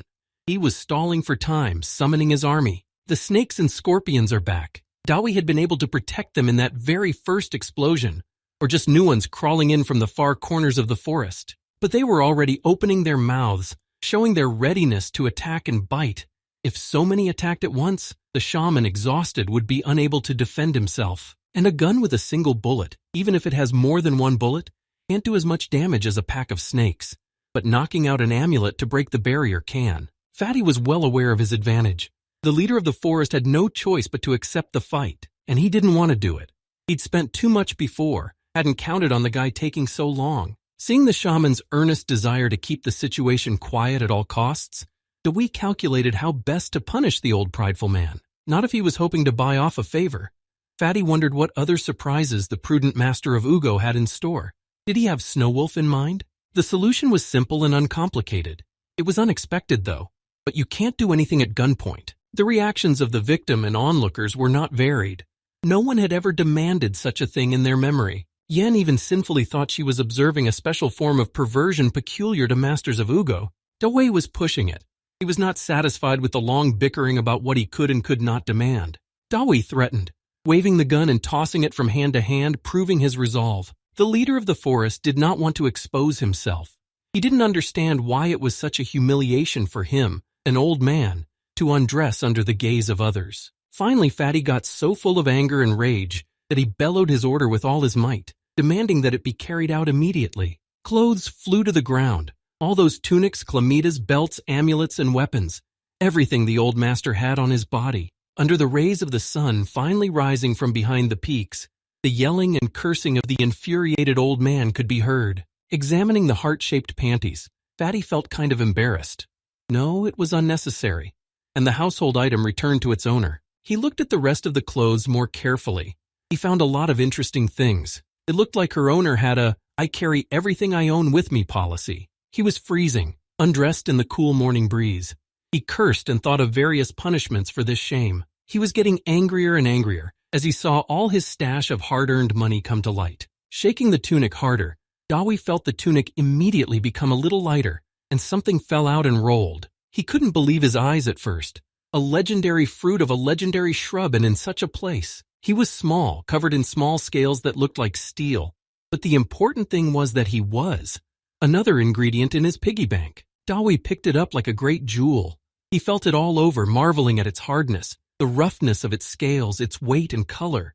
After all, it was the first time he had seen the fruit. The shaman even closed his eyes in despair, seeing that the guy had figured it out and realized what he was holding in his hands. He was already doing a victory dance, shouting something happy to the universe. It saved him again by giving him the next gift. Is that where he'd look for a volcano? Active long enough for this useful shrub to grow in it? And more importantly, how would he find the cave where it matured? But now he had hoped to fulfill what was written in the old scroll given to him by the teacher. Defeat the curse of the ninth moon. Previously, he only had the essence of pure jade, increasing control. But when combined with Pitahaya, self-control became more intensified. One could say total and constant. Dawi thanked the old master with all his heart for joy, leaving him all his valuables, but taking and hiding the most priceless of them. The shaman wanted to say something in disagreement. But what could he do? The odds were not in his favor. Since not all the items had been inspected yet, Fatty returned to the inspection. It remained to inspect the chlamyda. In his pocket he found an outline, a homemade book with spells obviously useful in Master of Wugu's work. He decided to keep that one too. Knowledge is never a bad thing, especially in his situation. After all, he still had all of teacher's notes. Dawi only had what he remembered. There was nothing more interesting in the old man's stash for him, so the clothes were returned to their owner. But for some reason, he seemed displeased. Dawi, making Napoleonic plans for future accomplishments, at first did not even understand what it was accused of. And at the foot of the power pyramid, all the poisonous creatures summoned by him were moving in rings and crawling over each other. Fatty immediately announced to them all in a loud voice that they could crawl away to their habitats. The mental controls were down, but many of the harmful reptiles didn't even think about crawling into their crevices. They were still wriggling and crawling around. Leader of the forest, seeing that their numbers did not diminish, and the baleful glances still turned upon him, He pleaded, demanding that the poisonous buggers be dispersed into their holes. To scare away so many of them required a considerable amount of effort and strength, but Dawi wasn't going to waste them either. When it needed protection, it invested power. What's the point of doing it now? So he made a joke, and the shaman's familiar looked at the snakes very vigilantly. What if it's true? Then they wouldn't let go. Dawi grinned, extremely pleased with himself. He had managed to eat both his fish and his neighbor. Well done. Seeing that his stratagem had failed, the leader of the forest broke his patience. He rose to his feet, and the Oregonics moved. The protective circuit began to disappear. The snakes prepared to attack and opened their jaws with poisonous teeth. They must have had no brains at all. To attack Master of Wugu, that's why they paid the price. The shaman let off flames with both hands. This explosion was seen by the whole neighborhood and over the mountains. Even the birds stopped singing as they watched the flames first rise and then fall. As a result, in the middle of the scorched circle, the leader of the forest was already definitely and completely exhausted. Not a single snake crawled away. They lay around him in fried sausages, immovable and only smoking. Dawi pure-heartedly applauded the old shaman's power output. Such an explosion could be set off in a matter of moments. But his condition opened up new possibilities. It's better not to have such a master power in your enemies. Kill him? It's a shame, but it's not worth it. He's never killed anyone himself. A duel is a duel, and the winner takes all. And while the leader of the forest was suffering from his helplessness, and also, in some measure, angry at the intemperance he had shown, a wild hornet landed on his cheek and started crawling on it. He could not blow and he could not flick it off with his hand. Slanting his eyes, the shaman saw Fatty approaching him in a sparse cloud of hornets. Smiling mysteriously, she crouched, and she's pulling her finger right up to his eye. My first thought was to gouge his eyes out or what? A frantic shriek echoed throughout the area. The mountains trembled. The birds had to freeze again, listening to the events and hiding in the trees. Dawi had not expected such a reaction. Even the hornet that was crawling near his eye flew away out of fear. The old man, breathing frantically, asked his main question. Well, what could he tell him? The truth, of course. The hornets did come to his hand as if it were honeyed. One only wondered where they'd come from. The clouds that had been there earlier had been scattered by the first explosion, except some smarties had managed to hide in crevices in the ground and were now flying out, homeless and looking for protection. And now what? Now the truth was the next step to the safety of his future life, one in which the angry old man would not retaliate against him. Dawi removed the small familiar from the leader of the forest's chest. His quiet and calm voice was reassuring of his good intentions. I took a good look around. Sable was unconscious. He had given all his strength to his master to fight off the snakes, but he was still alive. Fatty delivered this good news, at the same time forming the body of the curse on his left hand, weaving the lives of the already doomed hornets into it. The exhausted old man couldn't even move when he noticed the glowing, dark, sparkling blob in the young man's hand. The palm turned toward him and began to move closer. The guy's eyes looked intently into his, without a drop of anger or triumph, as if he was doing important work. At the last moment, they glowed with power. Lips shouted the spelled words. The light raged around them, and a hand emanating dark waves of curse stabbed straight into his chest, causing unbearable pain. And another cry broke the silence of the neighborhood. It was so prolonged and shrill that the birds decided not to open their beaks that day. What if it came to them too? Dawi contemplated his creation. This is the first time he's ever had a human as a test subject. It's pretty good looking, except the patient is foaming at the mouth for some reason. He hadn't expected such an effect. He felt a little embarrassed for the unpleasantness he had caused, so he tried to justify himself a little. Had the shaman heard him? He never closed his mouth, reliving the echoes of pain and jerkily inhaling air. Dawi decided to check it out. The joke was on the verge of mockery, but still he raised his fingers and faked a shot. At the sharp shout, both the old man and his familiar jumped up. Their leaps were Oscar-worthy. But the flight of a tired eagle does not last long, and now they were shivering with fear, huddled together on the ground. The leader of the forest jabbed a trembling finger accusingly at Dawi. He suspected him of premeditated perfidy. These words hurt Fatty with their injustice, and he darkened darker than a cloud, only his eyes glowing with an evil light. He stopped the leader of the forest's censorious verbiage and brought him back to the beginning of the story, that he wouldn't hurt a fly on his own, without reason, and that his life was serene and happy before he was the first to be devious. Due to the aforementioned inconveniences, and due to the fact that the shaman does not see his own fault but looks for the root of the evil in others, Dawi decided to strengthen the curse. by uniting and making his life dependent on hers. In fact, by making him his shadow, he had achieved that he had a protector and helper for eternity, or until he let him go. The deed was done, and Fatty walked to the still tethered companions who hadn't made a sound in a while, which was worrying. The leader of the forest called out to him in embarrassment. He realized he'd been caught, and he couldn't get off the hook. The only thing left to do was to negotiate. With Yen, Dawi cut the ropes at the very end. Still, a few hours of being tied up was a guaranteed blood flow constriction, swollen and numb limbs, so he carefully caught her, preventing her from falling to the ground, and lifted her gently into his arms. His attention was so alert and touching that she was bewildered and blushed with a strange timidity, so she hurriedly jumped down and turned away. Puzzling Dawi. Had he done something wrong again? One would hope that he would at least get another kiss for saving him, right? But the boys came up. Mad Bull was supporting Beagle, though he was swaying as if in the wind on unsteady legs. The temporary bandage on Beagle's leg concealed the bullet wounds, but the bullets had been lucky and had gone right through without hitting bone or major vessels. Otherwise, he would have bled to death. When asked how he was feeling, he only joked about it. Lucky guy. If the bullets had gone a little higher, then Dewey immediately offered him his professional services. There are benefits to be gained from everything. It's a desire many men have, and he can, if desired, and customize everything in the best way. Despite the happy release, there were still problems to be solved. Lots of crates of contraband, one, and the big boss who was to come for them, two. There were also two ideas, either to take the boxes out or to destroy them. The option of leaving them like that was not even considered. We decided to destroy them with a gunpowder charge. And Dawe offered to bait the chief. He even knew who it would be. The sole survivor, of course. They were good ideas. The drugs are dead and they'll never be repelled. And the trafficker would be apprehended and the job would be done. There was one final unresolved question. The old man. He'd joined the smugglers. He was an accomplice. A gloomy shadow fell over Fatty. The sun was blocked by what appeared to be the former leader of the wild forest. In a mournful tone, he warned me that from now on he would always and everywhere follow him. He would never leave him for a moment. Always and everywhere has a certain coloration. Bodyguard, boyfriend, or grandfather. No, neither of those were acceptable. The shaman almost burst into tears with frustration. Being dependent on a boy. Walking together all the time like they were tied together. Yeah, that turned out to be a problem. That was something Dawi hadn't considered. He didn't want to be around a feisty old man all the time either. While he was pondering how best to proceed, the shaman gave him an idea. After all desires could be satisfied, his and mine, and still make a profit. Well, he agreed that their opinions were the same.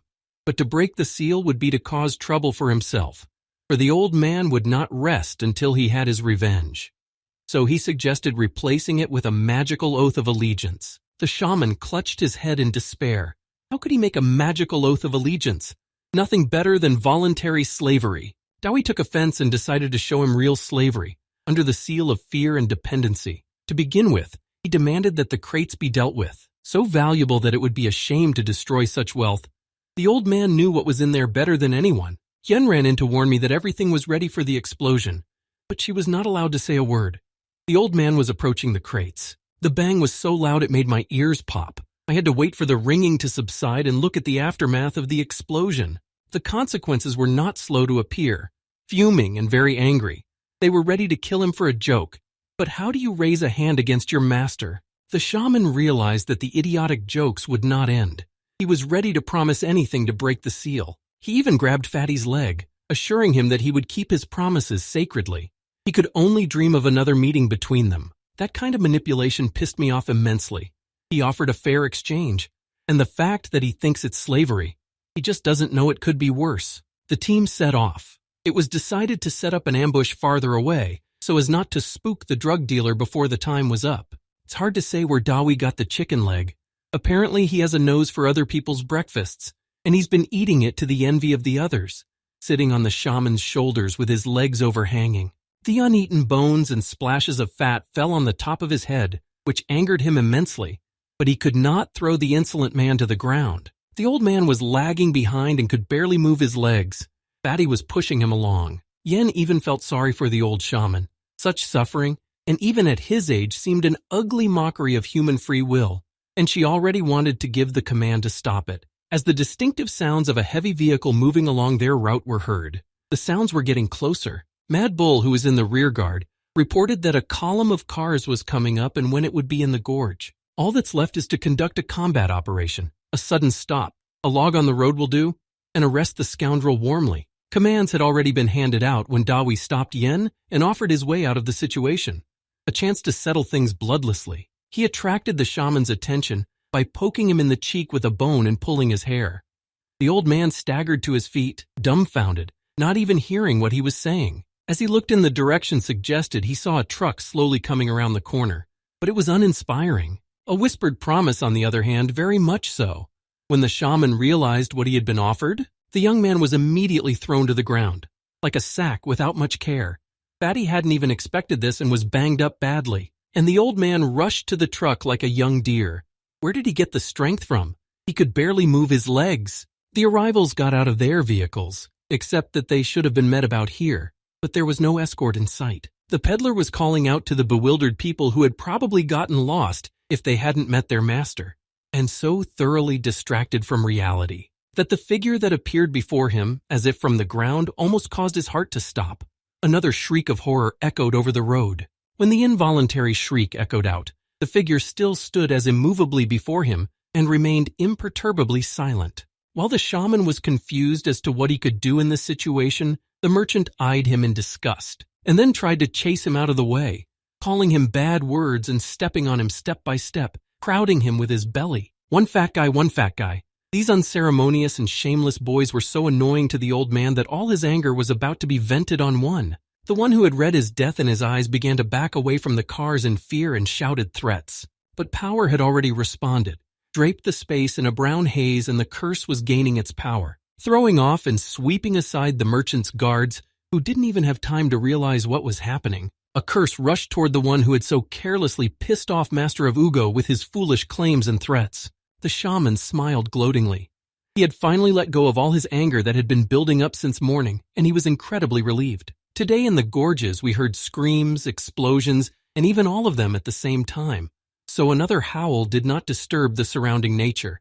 It had already adapted, and it was only intelligence who radioed in, with an alarming message that it's all gone. And the shaman stood in the middle of the hell he had created, once again exhausted but with the hope that everything would soon be over for him. With this hope he approached the master sitting on the log, but at the sight of his grinning face, the irritation that had subsided returned. So to Fatty's question about the effort put in to deal with the enemy, flatteringly confirmed that he had tried hard.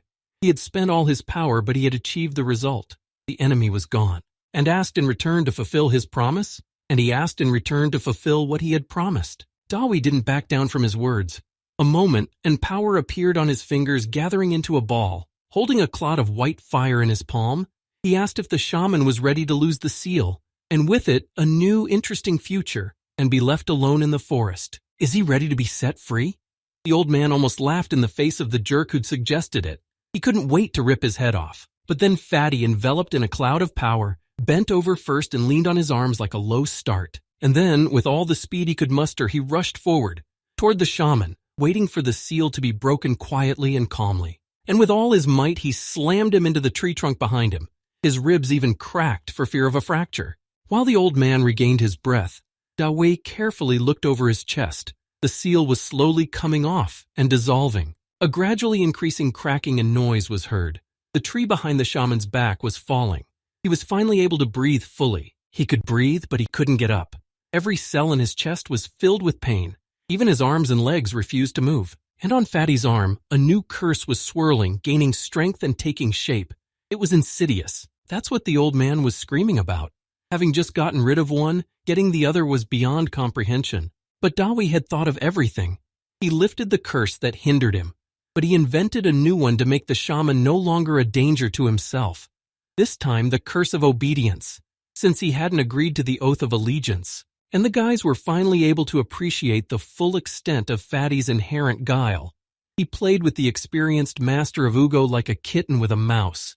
He would torture them, then give them the illusion of freedom, and then swat them again. And this time the temporarily immobilized shaman could not resist the boy either. His indignant but resigned howl echoed through the forest. Now the smooth runes of a new seal, freshly applied, were visible on his chest. For every evil thought its owner paid for with the pain of the ossuary. The stronger the thought, the greater the pain. There was nothing he could do about it. He could try to remove it himself, but just thinking about it gloatingly made it clear that the pain would prevent him from even preparing for the ritual. Beagle, who took this retaliation more calmly, asked about what had happened on the road. This was important from the point of view of writing a report on his return. Dawei disparaged the technique used, calmly naming it and revealing his considerable knowledge by doing so. The injured shaman turned away indignantly. He was sure he possessed the most arcane and destructive of techniques, but this fellow began to tell of such details of the action produced by the curse, records of which he had not met, like the insanity of the damned who start shooting in all directions because they can't see reality. And he even suggested that the tank of the nearest car had been shot through as a result of the frantic firing, hence the explosion. The shaman was indignant. How could one speak so carelessly of an effective technique? And I heard names I didn't even know I had, but they sounded more than terrifying. And his precious, carefully guarded from prying eyes technique in general called dirty, for the destruction it produces. Dawei sensed that the shaman had stopped by the silence. He had to turn around. The old man, with an ingratiating expression on his face, began to ask about the techniques he had heard. Naturally, he wanted to get some information. Fatty's confession did not convince him. To name such techniques and not know how they are created is impossible. Turns out, it's possible. The old teacher had only given him the knowledge of defense against these techniques. Apparently, he was afraid, and not without reason, to give him really dangerous knowledge. But he is able to name both weaknesses and ways to counter them. The shaman was already tense with anticipation. His impulse was harshly thwarted, laughing at his naivete. Would Master reveal the secrets of his school to another, and to someone with a bad attitude? But to ignite interest in him, incline in his direction and sow doubts in your decision, easily. Dawei even pulled a vial of medicine out of his stash for this one. A safe enemy is good, but a strong friend is much better. Left unattended, Yen bitterly watched the merry male conversation in which she had no place. It was time to stop talking and move back to the base. Why was she procrastinating? Because she liked the way Fatty piqued the shaman's interest, drew him to her, just like he was her. The rest was over and Beagle stood up. It was time to get back, and to start planning for the future, like bringing in an up-and-coming fighter. His skills could really come in handy. Dawei was not inspired by this proposal. Or rather, he hadn't thought about it. But even after thinking about it, he backed out. He had other interests in life. Fighting, shooting, killing, it wasn't for him. It was more of a necessity. He liked to heal, though, watching a hopeless patient recover, sharing his experience with weaker colleagues, and also to be surrounded by pretty women basking in their recognition and praise. It's like a pink dream, which was cut short by a harsh shout from Yen, who increasingly disliked such hints of Fatty's windiness. Impressed by Beagle, he laughed at Yen's jealousy for a long time. Then he seriously offered to pay him back for helping the band, but received an unexpected rebuff. Dawei even turned to him, displeased at the mention of the service. Finding his friends for the first time, he didn't want there to be any scores, calculations, obligatory things between them. Whatever he did from the bottom of his heart, let it stay that way. If necessary, he will help again if possible. These words touched the hearts of the team so much that they almost cried with emotion. Noticing that it was getting too syrupy sweet, he continued to aggravate this syrupy mess by huffing and dreaming aloud of the totally unreal and unfulfilling. The boys listened seriously at first, but then understanding dawned on their faces as well as healthy smiles, and a loud male cackle at the mention of Yen's name. Dawei was hurriedly removed from its trajectory until she went into the melee again, but they didn't realize she was the commander, so the order was given, and the soldier said yes, and the soldier answered, yes he did. This exploded a fountain of indignant shouts and complaints from Fatty, who was a bit overreacting. The Dawn Mountains heard the last cries for the day, this time joyous and laughing. Life went on. The helicopter landed at the airport again in the morning on the second day. The team rested, reported back, and was again free in their civilian life. Dawei hadn't had time to grab anything to eat in the morning, so he was hungry and angry. He barely waited for the transport to land. And now I was looking forward to a trip home. A soft bed and breakfast, no 2 breakfasts, and 2 lunches. Until I heard a familiar voice behind me. He spun around in surprise and almost fell, losing his balance. Because he hadn't expected to be here. Younger brother, who specifically followed him in his car and got him into the military airport. The car drove along the bypass road to the capital. This time she was in a hurry, and only the bushes and houses flashed by. Dawei chowed down on breakfast cereal. Thankfully, Fan, a scholar of years of coexistence, had guessed to procure it before the meeting. Not to be silent, the conversation turned to a recent acquaintance. The cool SWAT team impressed Fan. He assumed that Fatty was not following the men but their commander. He didn't deny it, but he was in no hurry to agree. So we got to the point of serious talk. It's not for nothing that they got him even at a military airfield and feed him breakfast. Of course, he was offered a job in the field, just like before. A terminally ill patient. It's somebody's grandson again. It's his karma to have grandchildren everywhere. Not if I had beautiful daughters. Finally, Dawi inquires about the diagnosis. In truth, it wouldn't tell him much, but at least it would localize the area of the problem. And here we could remember the ancient recipes. Dr. Fan understood that. He also realized that it was high time to send him to study. But there's no way to catch him. One day he's here, and the next he's far away and you can't catch him. Talking like that, they drove up to the healing center. A very different one as far as Fatty could remember. His brother had gotten a promotion after all. The first thing Dawi did after a long flight and an equally hard trip for his bladder was head to the restroom. I couldn't get the diagnosis my brother had given me out of my mind. There was nothing curative about it that came to mind. Suddenly there was a natural explosion, bang and roar from the side stall. Fatty jumped back in surprise. Even Golden Silkworm flew out to see the danger. Clearly there was a man here, but where were those terrifying sounds coming from? The answer was not long in coming. He was sent away from such a delicate and purely personal matter as constipation. As a healer, Dawi knew all the problems associated with this case. So he tried to warn the man against acting too harshly. But he was sent away again. Too long a time and too much suffering. He had something in his pouch, something to ease a man's torment. It was saved for other purposes, but he's going to do a lot more for a prank. This is a need, and it's not a small one. Why not help? I slipped a vial of advice into the crack under the door. Well, you can sit on a cactus if you need to. The roar came again. It gained and gained strength until it stopped at the highest note, and then the stench spread throughout the room. It had been accumulating for a week or so and was accompanied by cheers. Then a big man came out of the stall with a happy smile on his face. Of course, he didn't know how to thank his savior. He approached Fatty. He immediately realized he wasn't so fat, more like a reed next to a giant like him. There were words of appreciation. Both of them felt awkward about the situation. Still, meeting in the toilet. I had to smooth it over with a joke. No, Dawi wasn't hired as a plumber, but he appreciated the humor of the situation. And they both hurried to get out of there before the angry staff got there. Or they'd really have to clean it up. As if nothing had happened. They were walking down the corridor of the hospital and talking, followed by indignant exclamations and swearing. The quick relief from constipation made the big man think of the doctor in front of him. How could he not wonder who he was treating? Together they came to the stairs to the second floor. We started climbing together. And then there was talk of grandchildren. It made one suspect the impossible. Was this the second day they'd been waiting for this boy? And he, without turning around and complaining further about fate, continued to climb higher, to the intensive care wards, caught up with him almost at the door to the ward, stopped him with a burning question. Is he or isn't he? How would he answer? Hands almost met at the same pen and the answer matched the question. It was a miracle that they met in the restroom. That way the grandfather would never have allowed this boy to see his grandson. And now he looked at his savior with satisfaction. Maybe this guy could help his child just as easily. All that remained was to open the door and enter. A joyful anticipation enveloped his heart, and he smiled broadly. He introduced himself and shocked Dawi. He'd said a lot of things to him on the road. I don't think he'd be offended because he's in grief, but how could one insult a joyful man? It was with these hopes that they entered the room. The nursing staff was fussing about, and Dr. Fan and his supervisor were here. They've been waiting for Dawi to show up, and he had more than one. Professor said a polite hello to everyone. It was a delicate moment. Only a family member could decide whether to allow the medicine man to treat him, but I wanted to see what else the young talent could do. That's how Dawi first saw lupus.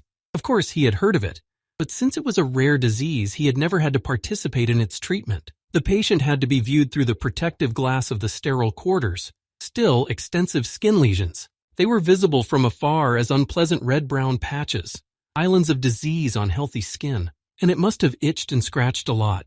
Because the patient had hysterical seizures, which made it necessary to fix his hands. A disease with wolf-like behavior. Attack and retreat, attack and retreat. The organism destroys itself and you don't know why. My grandfather was very saddened by the rapid progress of the disease, and the medicines were no longer working. Internal organs were affected, guaranteeing unfortunate consequences in the near future. Professor invited Dawi to come in and take a closer look at the patient, but their movement was immediately stopped. Same old, different hospital, but the rules are the same everywhere. It's not allowed, that's all. And he's a suspicious-looking man in dirty street clothes, and they want to put him in the quarantine bay. But behind the doctor's back stood the grandfather, and he was angry. The doctor was immediately swept aside by the broad arm of the big man, and the way to the isolation ward was open. Grandfather had understandable complaints about the work of the medical staff. After all, his grandson was dying behind that glass, and they didn't want to miss the only person who could help. So he put his hand on Fatty's shoulder in a reassuring gesture, began to console him from unfair criticism, and gradually nudge him in the right direction. So the milestone was passed and they were all in the quarantine bay. The disease looked even uglier up close, but Dawi approached the sick man's bedside to examine him. The grandfather only prayed quietly on the sidelines for his recovery. The examination was quick and superficial. Everyone already knew the test results. Well, almost everyone, but those who didn't know them didn't need them. The patient silently endured another execution. He had no hope of recovery. He just took everything for granted. The only question plagued the grandfather. He would do anything for a positive answer. Professor had no words of encouragement. There was no cure for this terrible disease. Only supportive therapy, and not for long. But he had heard of convalescence by shock, at the edge of human capacity, when all the internal resources of the dying person are brought to bear. Grandfather only heard the first part of his utterance. No medicine. This news dashed all his hopes. He fell to his knees in front of his grandson's bed and began wailing inconsolably over him, dropping tears. But Dawi intervened, stopping the sobs at their peak. He had an idea. All that was left was to get it to the people around him. The neighborhood heard. The people around me realized. It was incredible news that something could be done about the disease. Adjusting his gloves, he suggested parroting the disease, running this man's internal resource to the max. Grandfather grabbed Fatty by the shoulders in a burst of emotion, squeezing his fingers until it hurt. He was finally hearing what he wanted to hear. Someone would do something, not just watch his grandson die. Of course, Dawi couldn't make any guarantees. The only guarantee is that it can provide shock therapy to the body. He turned to Professor for information. He asked the professor to remind him of the methods he used in folk medicine to give additional strength to a person. He listed them all, but all of them were weak and inappropriate in this case. It needed a shock, not a gentle stroking. Fatty corrected him. There was one other remedy for emergencies, and it wasn't for everyone. But a young and strong body could withstand this technique of madness in the blood when all life processes are restarted, and a tremendous amount of energy is released. Professor at first froze in bewilderment, but he quickly realized what had been said to him and remembered something written in an old book. Jumped up to Dawi, grabbed him by the pecs, and started shaking him in a burst of emotion, repeating over and over again his single question. He was truly terrifying at that moment. His eyes shone with a fanatical glow, his mouth gaped in a scream, his hair, no, not fluttering, because Professor quickly shrank and even seemed to grow old. He was so upset that he went quietly to the door. Then he began to stagger and seemed to be about to faint or for some other reason. Even my grandfather noticed it. Fatty hurriedly picked up his head to keep it from settling on the floor and sat it on the nearest chair, then began to affect him with the soothing and nerve-relieving waves of his power. Finally, the eyes that had rolled back to their usual place, and Professor began to realize where he was and who was near him. The doctors standing behind the glass breathed a sigh of relief, but they were still watching. What if the old professor's seizure recurred? But he sent them away with a flick of his hand and stared at Dawi like a riddle yet to be solved. An old friend came over, showed support by putting a hand on his shoulder, but nothing much really happened. The man had just heard some shocking news. Of course, the grandfather was interested in what method they were going to treat his grandson, but since he was very far from medicine, he started from afar. At first he told me that the technique just sounds scary, but refers to the acupuncture he already knows. Then he told about the so-called magic of acupuncture and the amazing results it produces. Then I went back to the technique again, to its history, something I had once read about but could not repeat because it was considered forgotten. He told of an ancient warlord who already in his old age suddenly jumped on his horse and went to war, and with his strength, speed, and courage was not inferior to the young soldiers, which earned him eternal memory and glory. He was rumored to use this technique every time before a fight. Dawi scratched the back of his head in embarrassment. The story had somehow passed him by. He was more interested in practice. But here it is, the last nail. This technique also brought the warlord to the grave. One day his body's resources were simply not enough. This is where the patient himself intervened. This story brought him out of his apathetic helplessness and renewed his faith in any end. It's hard to die slowly. The grandfather supported his grandson in his desire and blessed Dawei for the creative feat, promising full support. The news that a terminal patient would be treated here had spread throughout the hospital, so when a head came out of the room and asked for a paper, 3 curious people responded to the call. All of them wanted to see the action, at least a glimpse of it. Oh, how Professor screamed when he saw Fatty being surrounded, distracted, questioned, all at a time when a secret was about to be revealed. Dawei also got it in the nuts for delaying the process instead of doing business. But he didn't agree. Connecting with others is an important part of the healing process. Here's who you can send to get the missing ingredients. Who will not make a mistake in the choice of important ingredients? At the very least, who will simply bring the right tool? He had grand plans for a shock device for the guy's body, and the help of the local doctors would be invaluable in this case. Professor realized that everything had been thought out and provided for. The old man would not really run around and bring what he needed. The patient was awaiting his verdict in the ward. He had hastily agreed to the treatment, but now he had doubts, especially when I saw a belt with 100 acupuncture needles, long and sharp. It made me want to run away so badly. Then he turned to his grandfather for support, but he was adamant. If he said he had to be treated, he had to be treated to the fullest. He didn't recognize half measures, and Dawei began to mark the points for the needles, right in front of the young man's frightened gaze. The shock therapy had begun. Soon everything was pointed out, written down and memorized. Professor rejoiced in his newfound knowledge, but the patient suddenly remembered that he had a lot of unfinished business. He asked to wait until he had prepared for the procedure and written a will. Where had the previous apathy gone? Of course, Dawei didn't even think of giving him time. The process was underway. It had to continue. Grandfather did not understand the depth of the idea, but he was ready to support everything that the guy who took up treatment would say. Even an invitation to a restaurant. No problem. If that's the case, we can be a little pushy, can't we? Good motivation of the doctor is the key to successful treatment. Fan interrupted this circus in his mind. Older brother could talk about food endlessly, and he had a lot of nerve too. Dawei was oblivious to younger brother's silent presence. I'd better send him away so he can enjoy himself. It's going to be like this. By the way, yes, Fan can and should be sent home. Who better than him to handle his kids? He also whispered a few words in his ear about what else he needed to get for the shock treatment. That'll keep him busy for a while. And the preparations began. The poor patient had become quite discouraged, realizing that the needles would not pass him by. His grandfather sat down beside him and put his arm around his shoulders, comforting and reassuring him before what was to come. I had never had a heart-to-heart talk before, and now the common cause, the common anxiety has brought them closer together, and it is possible to talk about the innermost things and just about nothing watching. How the doctors are running around, with the newcomer commanding them and giving them instructions. Your eyes unknowingly follow their actions as you share your thoughts. You lower your gaze so as not to see the intimidating flurry of white coats, but you can't help but listen. And Pop, you've already lost the thread of the conversation, because you're already starting to freeze from the horror of the inevitable. The doctors consulted the professor about the legality of using large quantities of poisonous substances, but he was adamant. He had too much faith in the young man and too eager to see the result. Finally, the despairing cry of the apothecary who came running in and had all the arsenic, at least that word turned out to be understandable, taken away from him, almost sent the patient into a deep faint. What's going on if they're scooping up so much poison for him? A little later, the young man felt like he was in a herbal warehouse. There were roots and leaves spread out in the chamber. There were some bark and trunks of some trees. But the animals that swarmed among them did not add optimism. It was more like a desire to get out of here as quickly as possible. A wooden bathtub stood in the middle of the room and hot water was already steaming. The healer decided to make himself a snack and was already chewing on the scolopendra crawling between the grasses. A fat butterfly flying nearby was doing the same.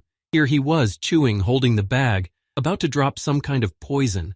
In between, he suggested we get ready. Under the wall, there was a platoon of doctors with notebooks. What's a poor patient to do?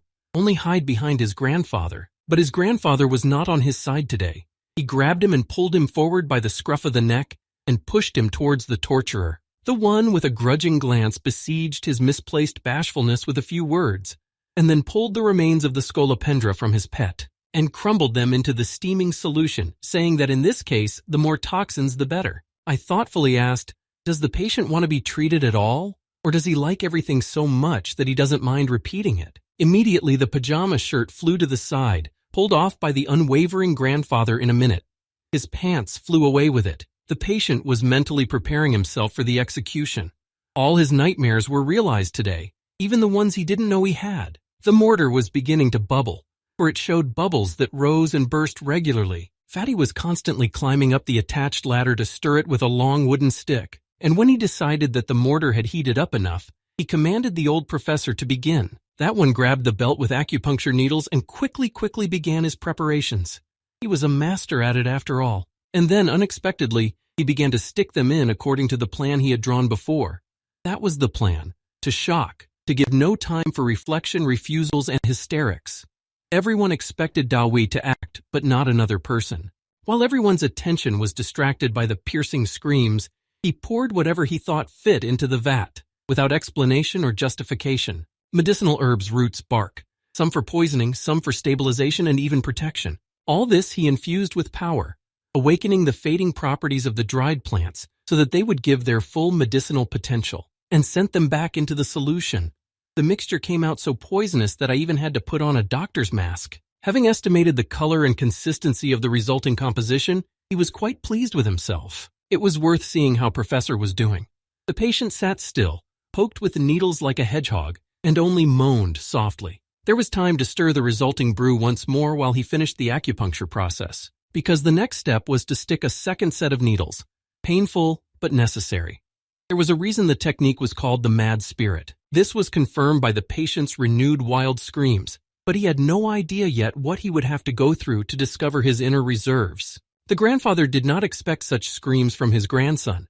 The reaction was natural, to help, to protect, to shield, but he was politely held back, not allowing him to interfere. Yes, and Fatty reassured him, stirring the mixture, which was gradually changing color, turning a poisonous purple and taking on a special glow. The unfortunate fellow, in an impulse to escape, collapsed to the ground and banged his fist on the floor, demanding an end to the excruciating pain. But a new batch of needles was already preparing for action in the skillful, dexterous fingers of his executioner. To complete the final stage, those needles exploded the mind. Blinded by pain, colored circles before the eyes, the body died for a moment. And then he convulsed. Saliva flowed from his mouth, tears spilling from his eyes. The howling had already turned to high ultrasonic frequencies. The last needle completed everything. The sounds went silent. The patient's eyes rolled back and he began to faint slowly. It looked like he was dead. The worried grandfather jumped up from his seat, ready to run to save him. But the groan of relief that escaped his grandson's lips overrode his intentions. He was already feeling good. He was experiencing the catharsis of the symphony of pain in his body. Grandpa didn't get it. What kind of madness is going on? He was just rocking in agony, and now he's moaning with pleasure. Dawi even broke away from his vat to look at the successful completion of the practice. Now it was just a matter of getting the patient to dip into the suspicious purple slurry. This brew promised surprises bigger than Professor Needles. At least it was clear. The boy's hesitant stomping on the edge of the vat made Dawi furious. How many times do I have to get in anyway? One movement of his hand and he was already flying inside. Only purple splashes flew in different directions. After inquiring about the patient's well-being, he saw that he was getting high from the hot water, so relaxed and mellowed out that he doesn't even react to some of the oddities of his position. Not good. We should add a dash of shock. For this purpose, Fatty has demonstrated a spare scolopendra, and he threw her in the vat. You could say he ripped her from her heart, or rather, from my stomach. Another snack gone bad. The lid of the vat, with slots for the neck and arms, was like a pad and firmly fixed the patient in position. Fatty ordered those in the audience to hold the lid on him before he jumped out of the vat in whatever the hell he was wearing, no longer embarrassed by his appearance or the audience. And then I made the preparations that followed. He went into the trunk with a mysterious look, rummaged through it for good measure, pulled out a wriggling green creeper, presented this species of poisonous animal on all sides. He brought it to the vat and squeezed all the poison from the snake's venomous glands over its edge. He added more fear to the young man's eyes. Then he turned up the heat so that the water in the vat became hot and the patient was steamed well. To heartfelt complaints and prayer requests, he only snorted softly. It is not easy to discover hidden resources. To do so, one must be brought to the brink time after time. So I just gave him a reassuring promise that things would get better from here. Did that sound like a threat? An hour later, the patient was ready to die, steamed to the point of being a boiled vegetable, barely breathing. His eyes were rolling again. He was about to faint. The unexpected thing was that this seemed to be the end of his torment. He was being released from this hell. The cover pads opened, and the freed patient, with eyes full of happiness, was ready to jump right over the side. But not in time. Barely glancing at his chest, he noticed the freshly grown new organs there. They hadn't been there before. One of the organs suddenly fell away, revealing small, sharp teeth and a deep throat. The scream that followed was heard not only by the hospital. Pigeons flew up into the sky. Leaves fell from the trees. Afterward, while the volunteer helpers scooped and poured the purple cocktail from the vat into the sewer, the hard workers met in the restroom for the simple business of tidying up. They were exhausted while they were crushing the resistance of a simple-minded patient. Of course, it was about something that was a secret to everyone. It's for the best. If they had known, they would never have allowed it, or argued for hours instead of doing business. Poison pool, not that they don't use it, nobody knows about it. Except for poison experts, because they're the only ones who know what's poison and what's antidote, and how to mix the two, how the properties of plants change when heated and when cooled, as this can be elementary to use without adding extra ingredients, can predict interactions on reinforcement and counteraction to neutralize certain natural poisons. Professor was interested in the compatibility of these two such different techniques. He had never encountered them before and was worried about the consequences. And the grandfather was more interested in reality in the form of two huge leeches sucking on his grandson's chest. Dawi answered both questions in one fell swoop, awakening and annihilation. For several hours they had been bringing the patient to the point of awakening his reserves. But how much filth has accumulated in his body during his illness, and there's no way out, and it keeps building up, poisoning the remaining healthy cells. It's ready to erupt into a new disease. Professor questioned the leech's ability to cleanse the cells of harmful toxins. Still, the categories are not compatible, but learned that that's what the poison pool is for, to get all the toxins out of the cells and into the bloodstream. In addition, leeches, like all blood-sucking critters, are great at sensing where the best place to suckle is. The grandfather looked thoughtfully at his grandson lying unconscious. Fatty claimed that everything was fine, but he went over to check. A snort and a sleepy mumble assured everyone that nothing was wrong. Just a dream. The logical thing to do in this case would have been to leave so as not to disturb the sleep of the patient. But Fatty hesitated. The grandfather did not want to leave either. Professor argued that sleep after such a procedure would inevitably be very long, but a faint yawn brought his attention back to the patient. He froze with his mouth open, his face twisted because there was no longer a spot on his face. The skin had cleared up and was a uniform color. Dawi approached the stunned professor. He gave him a sympathetic pat on the shoulder. Only he could have foreseen such a result of combining the two techniques. But they both worked on this miracle and they both pulled it off beautifully. The result is on the face. The only thing left to do was to have blood work done to confirm that the disease had receded completely. Everyone was eagerly awaiting the result. The professor mumbled that it was impossible. The doctor, a stickler for facts, argued that stains were no indication, until he read the parameters of the measurements taken.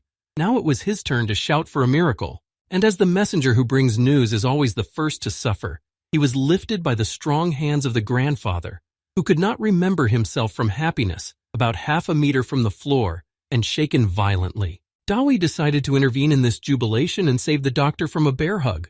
As chief physician, he suggested that we go out and celebrate. Of course, appeased by his healthy grandson, the grandfather invited everyone to the best restaurant in town, and the most expensive, of course. The forewarned Dr. Fan had dropped off his kin by this time, but was still sulking for unceremoniously removing him from his patient.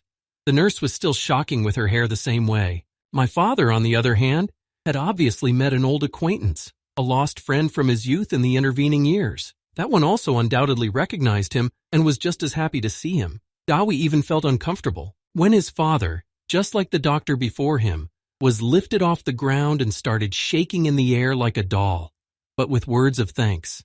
So embarrassing and liberating. Dr. Fan and his now ex-patient watched the spectacle with a mixture of horror and relief. Each of them could have been in that place. A spacious festive hall with a magnificent chandelier waited for its visitors.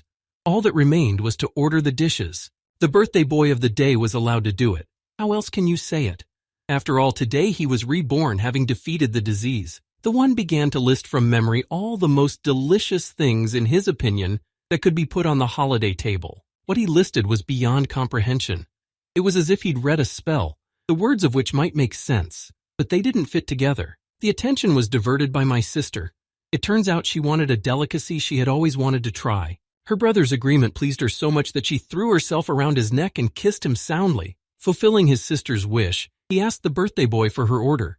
He thought that if his sister asked for it, it must be something really cool. Toth didn't see the order as anything complicated, but the fact that his choice wasn't appreciated and asked for the usual appetizers for an amateur offended him. The crab was refilled for everyone, and the waiter went to the kitchen, wondering if there would be enough of such an expensive delicacy for everyone who wanted it. Dawi didn't understand why save money on something that tasted good and tried to push his point through, but his sister wouldn't let him, covering his mouth. Father wasn't happy either.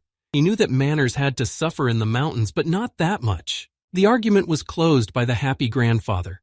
He simply announced that on such a day everyone could order whatever they wanted and as much as they wanted. And hitherto unspoken words of gratitude spilled over to the doctor who had saved the day. Here, his still mourning dying grandson sits here, healthy beside them, and will be eating a holiday dinner. The grandson realized, the grandson agreed, and was about to go and complete the order. The only question was the quantity. But you can't satiate a voracious womb that's been on dry rations since morning and hasn't eaten all day. The scolopendra didn't count. It was small, but his mouth was shut again. In the far booth, the waiter was having very bad luck. An irascible customer was demanding his order with his foot and threatened. Though what can the servants know if the menu is not in their charge, just what's available? But the brother didn't want to know. He wanted to punish. You can't talk to the master like that, but you can talk to an unresponsive server. Angrily looming over the unfortunate man, looming overhead like a war elephant ready to trample for every word spoken in justification, he began with accusations. He ended up confronting the restaurant patrons in his office. He stood in the doorway as a symbol of righteous anger. Grandfather, facing the door, squinted his eyes, trying to figure out who it was and why he had come. I didn't expect any good. Indeed, the conversation began with claims, unfounded. The order had not yet arrived, but the dissatisfied people showed up. The brother got a kick in the jaw from Dawei for cursing and making a fuss over nothing.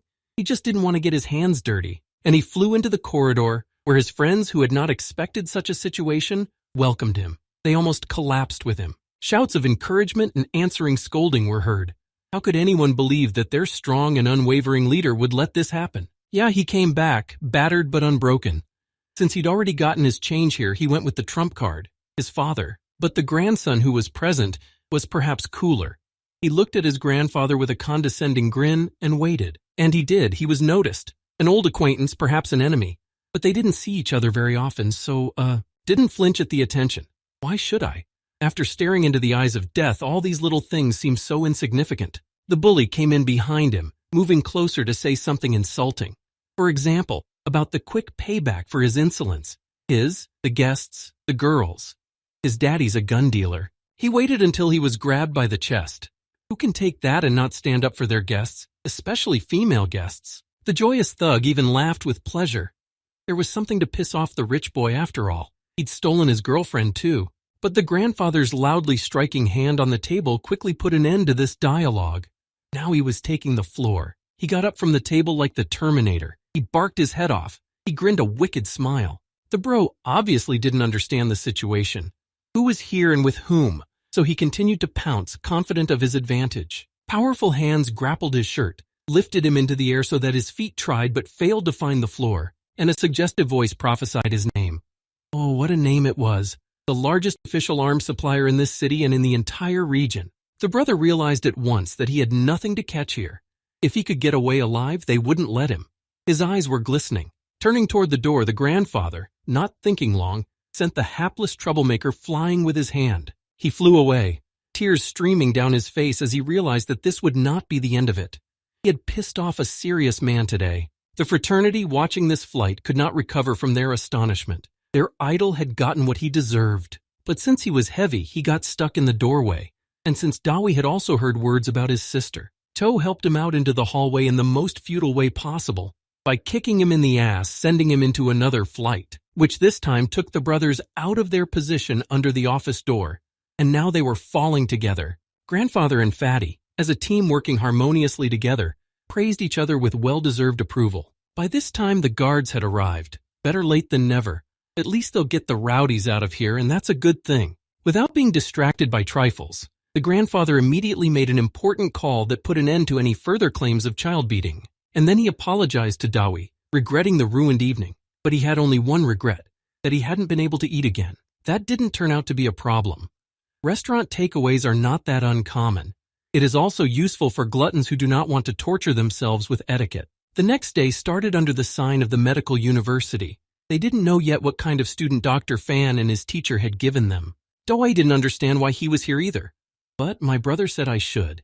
And you should listen to your brother's advice. Walking between the university buildings, looking at the girls wandering in all directions, he asked himself and his brother with annoyance, and what was he doing here? Fan only joked about it. He was amused by Fatty's directness. Others dream of studying here, preparing for entrance exams, but here, everything on a plate and no gratitude. The hulls were impressive, solid concrete and glass, tall as rocks but harmonious in their symmetry. The opportunity to study Western medicine did not inspire Dawi. He didn't like to study at all, or rather he did, but only what he was interested in. But he had to agree that knowledge is not superfluous, and it would be good to systematize the mess of valuable information that he had in his head now. And this would require a scientific approach, not a spontaneous naivete. As they walked past the classrooms, a conversation came up about the band and the professors who would be teaching the guy. The news that the two men from the restaurant, one of whom he'd almost cursed, would be teaching him, had Dawi stunned. At the time, he still didn't understand what the meeting was about. Now he remembered something. His eyes lit up with a sly light. She'd gotten him pretty bad back then, and there was a grudge left unredeemed, which meant there was a good joke to be told. Life gets interesting. Seeing his brother's unusual excitement, Fan was worried if he was all right. He even took his temperature, but the man pushed his hand away, hurrying to get away and do something useful. He had ideas, and those ideas needed to be realized. When asked by his brother about the reasons for the rush, lyrically sang a fancy song about the girls waiting for him. Brunettes and blondes and redheads dreaming of love and sighing for a hot guy, with whom you can walk holding hands down a festive street and then return home. Fan shuddered at the maniacal gleam in his brother's eyes. He wondered who he had brought into the quiet walls of the school, and whether they could withstand such a torrent of energy. While his brother was giving his final instructions, Dawi noticed something more interesting not far away. A beautiful girl. She quietly walked up behind him and put her arm around Fan's shoulders. Fan jumped up in surprise at first, but then he looked at her in a friendly and warm way, listening to the caring words. At once everything became clear. A hand was immediately extended to greet the younger brother girl. Or maybe it wasn't just the girl. And now Dawi is already shaking hands with his newfound wife, talking about his joy and pleasure at meeting her. She laughed merrily in response, impolitely interrupting him on a word, and she sobbed with laughter for a long time afterwards. It was Fan who dotted the issue. He resented Fatty for speaking before he thought, and he explained that the wife was not his, but a friend's, but a close friend. And because of this friendship, she agreed to help him. Wiping away the tears from her eyes, the girl winked cheerfully at Dawi and invited him to come with her to the building where he would be studying. But Fatty can't be fooled that easily. What did he see? That woman hugging her brother. And he called out to him to sort out what's wrong, who's to blame, and why they're hugging in the hallway in front of strangers. This hit and run caused another explosion of laughter from the girl. Now she was laughing at the way the instructor was being scolded by the student, and for what? Immorality. Advice to introduce his brother to his girlfriend. He embarrassed Fan to such an extent that he promptly left, muttering something under his nose about unrestrained and unreasonable relatives who were just too scary to be introduced to. But Dawi had an invaluable source of information on hand. Who didn't mind accompanying him? To the building next door with the blue roof, where on the first floor, with windows overlooking a quiet park, in a small classroom, a platinum blonde woman taught her subject in a soft, melodious voice. Their story with Fan turned out to be simple and uncomplicated. A student's love for a young teacher is not uncommon, but she went further. Thanks to her intelligence and talent, she achieved to become not just a student, but a personal ward. How can you not fall in love with such a girl? Peeking at his brother's girlfriend through the low windowsill, Dawi was figuring out how possible it was. A naive Fan and a conniving student. Or was it the other way around? The wife of his brother's friend disagreed with his conclusions and, slapping him on the back, quietly left, telling him where to find her. But who would hear? If Fatty, no longer being very secretive and looking at his brother's girlfriend appraisingly, speculated about the possible and the impossible. And suddenly he caught her attention.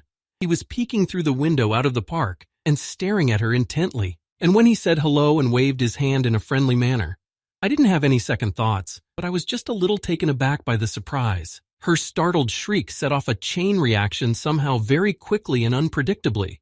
Students began to rise from their desks. Sharp scalpels emerged from his breast pockets and bags, and all these weapons were pointed in his direction. He didn't get it. What's going on? You can't even say hello? Yeah, he messed up the class, but you can't throw knives at him for that. Yeah, and how did they call him that? And in the auditorium, something terrible was happening. He was being openly threatened, stab him on the spot, cut off something unnecessary, or even dismembered. When he wanted to turn to the only person he knew, it turned out that she wasn't here. But there were knife-wielding maniacs coming through the window. I had to run for my life, and I had to run fast to get away from the suddenly angry guys. But they didn't just leave him like that. They thoroughly searched every corner of the territory and the nearest buildings. All the classrooms on the first floor, bushes, trees, benches, trash cans, even the fountain was inspected. I managed to hide in a small box, almost an urn. In the opinion of the people around him, the fat man would not fit in. The guards of the medical university found it there. They just saw the lid on the box being lifted and became interested. Dawi started telling their blood-chilling story, but Fatty's complaints didn't impress them for some reason. A crumpled piece of paper appeared in the hand of one of them, and from it a detention order was read out. While Dawi crawled out of his hiding place while he was being examined, compared it to the one we were looking for. Everything seemed to match. Suddenly, the ordinary-looking guards were transformed. Unreasonable rage and aggression came from somewhere. A moment, and he was just flattened on the asphalt by the flying body of one, and the second was calling for reinforcements on the radio, and it seemed like it was over. But a fancy leather shoe stopped in front of my nose, and a familiar voice left no doubt. Younger brother looked down at him with disbelief in his eyes. He was also sending him to the auditorium. The guards did not consider themselves entitled to make a decision on the detainee. In serious matters, they always refer to their superiors. Therefore, Dawi spent his next hour in the rector's office. Fan's girlfriend was called in for identification. He heard a story he'd gotten himself into, one that had been stirring up the entire campus neighborhood for some time now. At first, I didn't understand why I should be afraid of him. Just because he was similar in build and dared to say hello? Then he got angry that his brother couldn't do the human thing, just introduce him, instead of keeping secrets. But I heard it was all planned, just for tonight, for dinner time. The friend's girl seemed very embarrassed by the mishap and so had to, instead of an evening of getting to know each other, move it to a snack in the cafeteria, where a very nervous visitor quickly cleared the shelves of all sorts of snacks. He was consoled at first. Fan said a lot of kind words about how no one is immune to accidents. Then the consolations quickly turned into admonishments and finally ended with a real reprimand. As always, though, the unplanned break was coming to an end. The bell rang, and it was time to get back to work and finally start studying. Fan noticed that his young friend didn't seem very eager to do anything. He sits sullenly looking out the window. Dawi didn't expect anything good anymore. Doctors, though future doctors, were worse than drug dealers with machine guns. At least you know what to expect from them. So Fan delegated the transportation of his brother to his place of study to his best friend, and also part-time faculty member on duty. Energized by the presence of the knowledgeable man, Fatty asked him his most pressing question, which had been postponed for a while, but now I could. Mo hadn't expected such a question from a student, but being a polite person, he promised to introduce him to the only girl soon, and to all the other students as well. As always, Fatty heard only what he wanted to hear. He jumped in with a hug, happy that he had finally found a guide in this realm of unintimidated Mustangs, and completely confused everyone present. In a quarter of an hour, he was already introduced to the group with whom he was to study for a year. Dawi stood still in front of his classmates and waited to see what would happen next. There was silence and complete silence. The instructor quietly suggested that it wouldn't hurt to provide minimal information about yourself, your abilities and interests, in order to find like-minded people.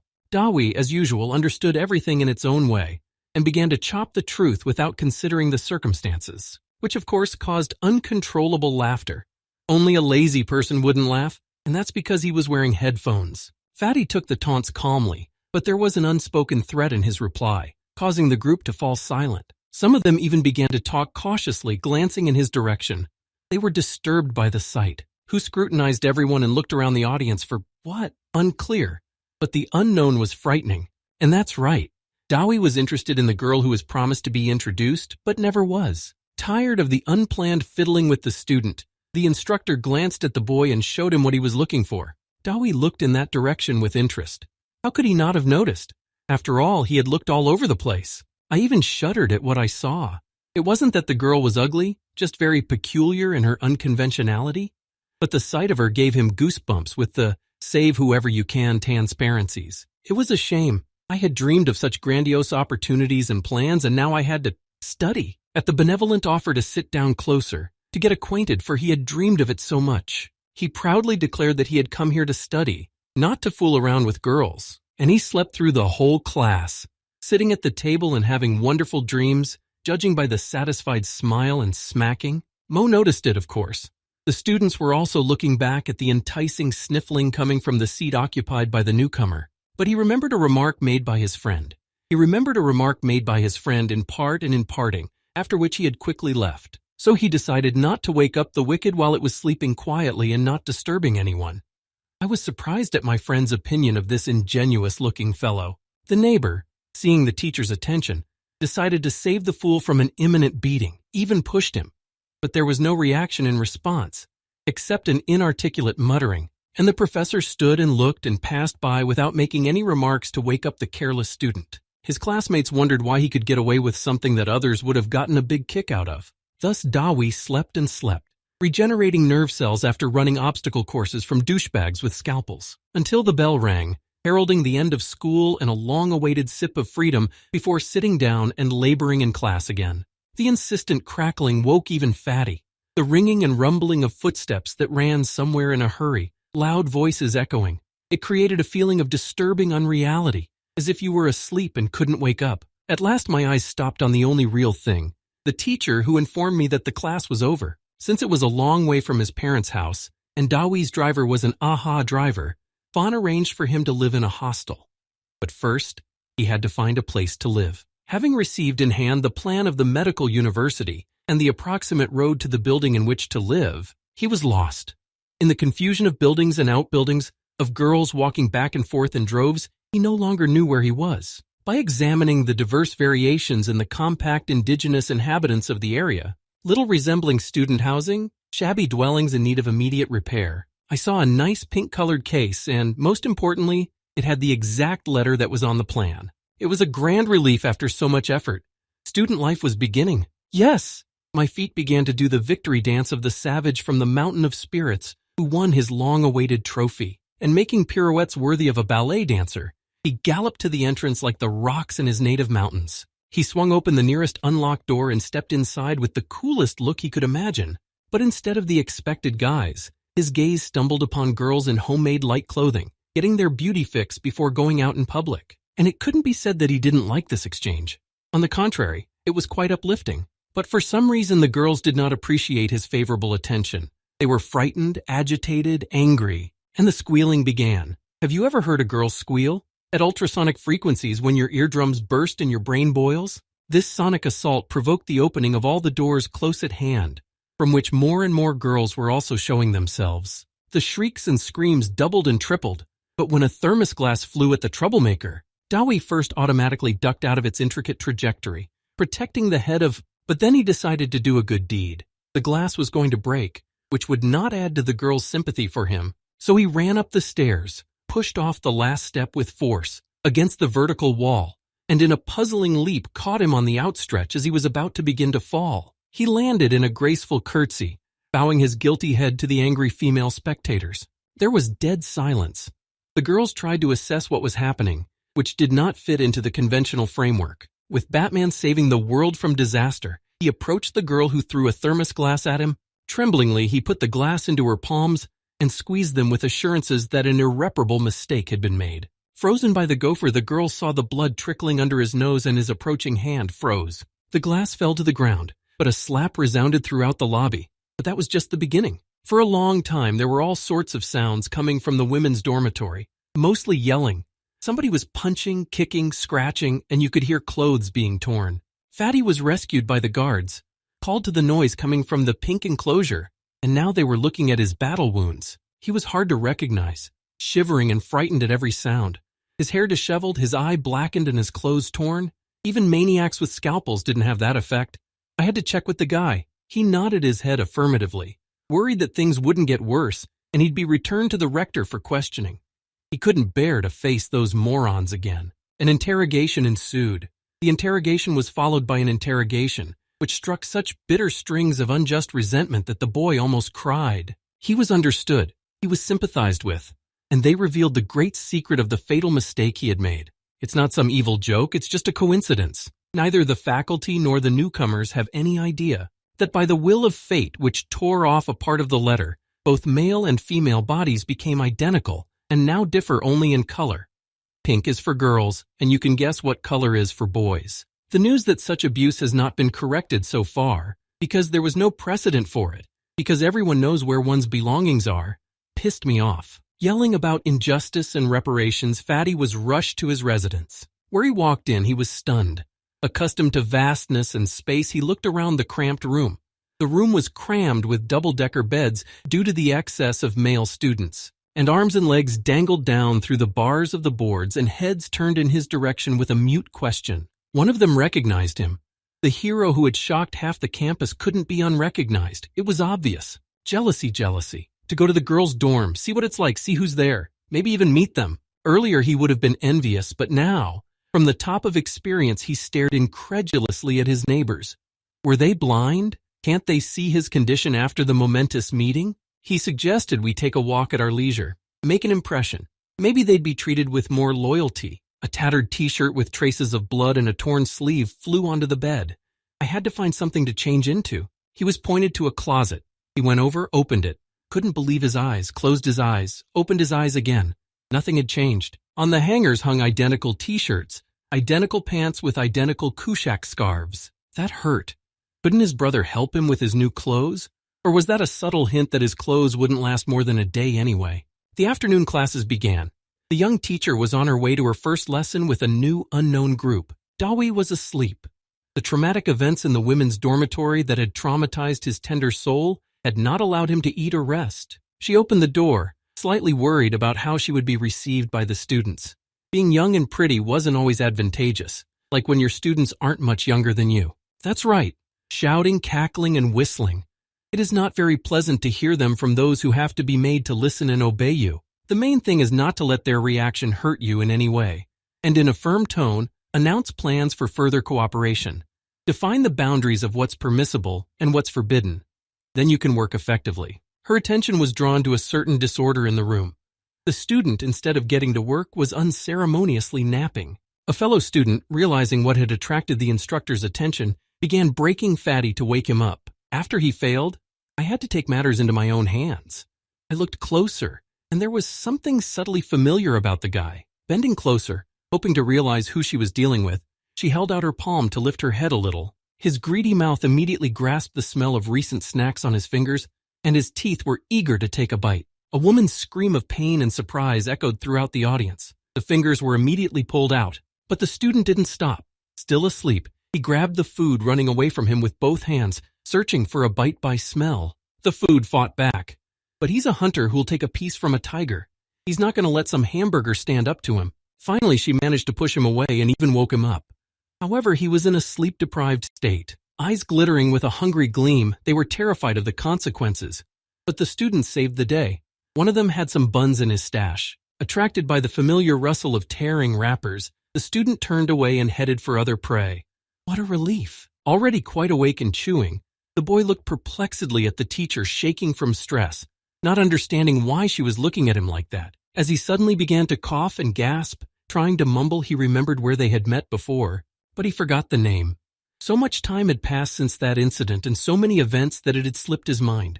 But the anger was still there. From a couple of epithets, given from the fullness of feelings, the teacher flew out of the classroom like scalded. Dr. Fan, as a relative and guarantor, had to listen to the rector's indignation over the phone. It was the second time in a day, and all about the same thing. He first heard a lengthy report about his older brother's actions that undermined the authority of the teacher. Of course, everything was presented as the woman experienced it, emotional and colorful. Then there were requests to discipline his relative and even threats. He had done so much in one day that some people are expelled for such misdemeanors. The rector ended the conversation, and Fan couldn't get away from the news for a long time. He had to insult a teacher in front of everyone. Was it his brother? After discussing all the details with the rector, Natalie returned to the students. The bell had not rung yet. The class was still in session. At first, encouraged by the kind words and promises of the leader, she stretched contentedly, kneading her shoulders. But then she remembered who was waiting for her in the classroom, and her mood immediately sank. She had to think of a way to deal with this insolent man. And already reaching for the doorknob, I decided to take the most beaten path, to put the arrogant boor in his place. Everyone in the auditorium sat in their seats and only turned their heads in the direction of the incoming teacher. Looking at the exemplarily seated fatty, there was only one thing wrong. The bag of buns was immediately put away. Dawi froze, waiting intently for her next orders. What can you catch a student on to put him in his place? Of course, on his knowledge, or rather, ignorance. That's where I started. The student stared at her warily, wondering where he was going to get his ass kicked for inappropriate behavior. The classmates murmured in confusion at her insistence. The teacher sat down defiantly in front of Dawi, planting her foot on her leg, which incidentally didn't help clarity of thought, and asked a question. Naturally, he couldn't answer anything on the subject. It's the first time he's ever been to class, but that's not all. He is inexplicably ordered to rise from his seat. It was as if he could not be heard to answer. Then the criticism began. Undeserved and therefore all the more offensive. It's clear that he's getting even. The mocking sneers rumbled and made it impossible to answer, but I had to keep my smile, even though my eyelid was starting to twitch nervously. Then a simpler question was posed, with a familiar word. Well, to whom it is easier and who does not understand the terms. Scratching the back of his head thoughtfully, Dawi shared his own experiences, listening in return to the definitions and concepts bouncing off the girl's teeth. The last test question was from the school program. This one was familiar. He just opened his mouth. He froze like that. Without waiting for an answer, the teacher told him everything in words he had never heard before. My classmates' mouths dropped open in admiration. Even they didn't know how to talk like that, and the girl continued to scold the unscrupulous student, threatening to monitor his progress in every class. Then she moved on to personalities and moral categories, apparently the most painful topic for her, because she began to accuse someone who was certainly innocent. This injustice was starting to make me angry. Seeing how the face of the barely restraining neighbor darkened, a classmate tried to distract him with a question, and that was the last straw. From his seat without getting up, Dawi began to tell his view of the situation. Knowing and doing are different things. She's a theorist, he's a practitioner, and has little respect for beautiful words that are not confirmed by saved lives. She thought she'd misheard. Turns out she didn't.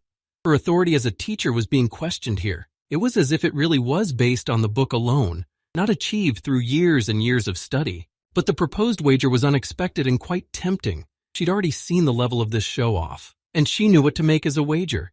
Because it's obvious he's going to question her authority time after time. He already has. Fatty, on the other hand, had no ideas yet. He was rooting for justice. But what would he wish for if he won? She didn't care about that. What she'd found out was enough to realize that a couple hours wouldn't change anything. He couldn't win. Immediately after the call from class, Dewey went to his neighbor to ask for the very textbook he had promised to learn. There was only one book, but it was thick and written in small print. Fortunately, there were detailed and thorough drawings. With vindictive pleasure, Natalie watched Fatty familiarize himself with the folio. It was that sweet moment when he should have been frightened and nervous that he'd missed the argument. As the students were leaving for recess, the group supervisor came to the classroom door. Fearing that it was about to start and drag on, everyone moved even faster. But he was looking for a specific violator of university rules. Influenced by the rector's story, he quickly walked over to Fatty and smashed his fist against the desk, reprimanding him for his unacceptable misbehavior and abuse of his kind treatment. Dawi, after hesitating a bit, stopped his indignation by showing the textbook and talking about the bet, and of its consequences. The conflict was over. The neighbor couldn't help but intervene. He suggested not to stir up an argument, but to apologize to the teacher and study in peace. At the university, rumors are flying about her training, and always with laudatory additions of the best, winner, and excellent. Therefore, the consequences for a short-sighted disputant will be sad, and most importantly, irreversible. After all, too many witnesses heard about the bet. The boys supported his opinion. They will turn a blind eye to the controversy. Its results are obvious, and it would be unfair to deprive a man of his future for that reason alone. But Fatty disagreed with them.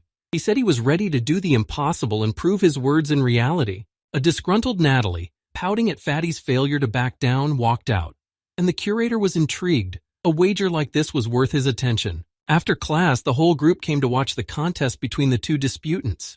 The result was expected, but the process itself was interesting. Doi flipped through the pages of the textbook close to its end, not distracted by anything around him. He was not disturbed. On the contrary, he was protected, sighing sympathetically in passing. At the end, the neighbor sat up to warn me that the allotted time was running out, and besides, the teacher had already come and received the general displeasure of the entire group. Each of the students looked wolfishly at what she was going to demand as a bet. Natalie decided to give Fatty one more chance to admit defeat before the contest started, so she asked him again if he was ready. He didn't react at all, falling headlong into reading. His eyes darted back and forth, glancing diagonally across the book page by page. A neighbor called with a question. Careful. Who knows if he'll get a kick out of interfering like that? Still, the man's behavior is strange. In the end, Natalie got tired of waiting for someone who defiantly does not pay attention to her and does not take his eyes off the book, as if the time has not yet come, and she turned proudly toward the door with a slight contempt for his antics. Well, would he admit he was wrong? That she was a beast of what? She couldn't get away at all. A textbook flew into her back with an orangutan's triumphant shriek that reminded her of a restaurant. I didn't make it, but I landed painfully on my leg. I had to stand on one leg, hissing with pain and fright. By this point, Mo's teacher and the group's supervisor had also come up, as judges. Dawi hadn't thought of them before, but the older comrades thought about it. The place of the disputant's performance was the teacher's desk. Dawi, who had been lingering over his reading, encouraged by the encouragement from the bystanders, suddenly jumped up on the top of the desk, and pushing off its edge, flew with a cry of a proud eagle over the heads of the nearby classmates, landed on said table in the stance of a warrior ready for battle. He intended to win this argument. The guys froze in a daze. They had never seen anything like this before, and now they were ready to tear the opponent for their idol. If they had some more pipidastras in their hands, they could start a men's cheerleading team. The attention-deprived Natalie was unhappy with her performance, but confident. This bet is on her.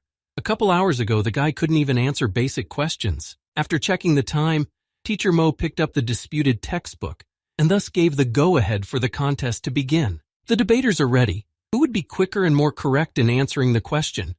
Each of them was confident. Mo opened the book to a random page and read aloud the first thing that opened before his eyes. Natalie started the reply, but Dawi intercepted it in the middle, continuing from the ragged spot and not hesitating. As the instructor read out the second question, classmates couldn't recover from the shock. He answered, "A person who was seeing this book for the first time." The first to answer was again the girl.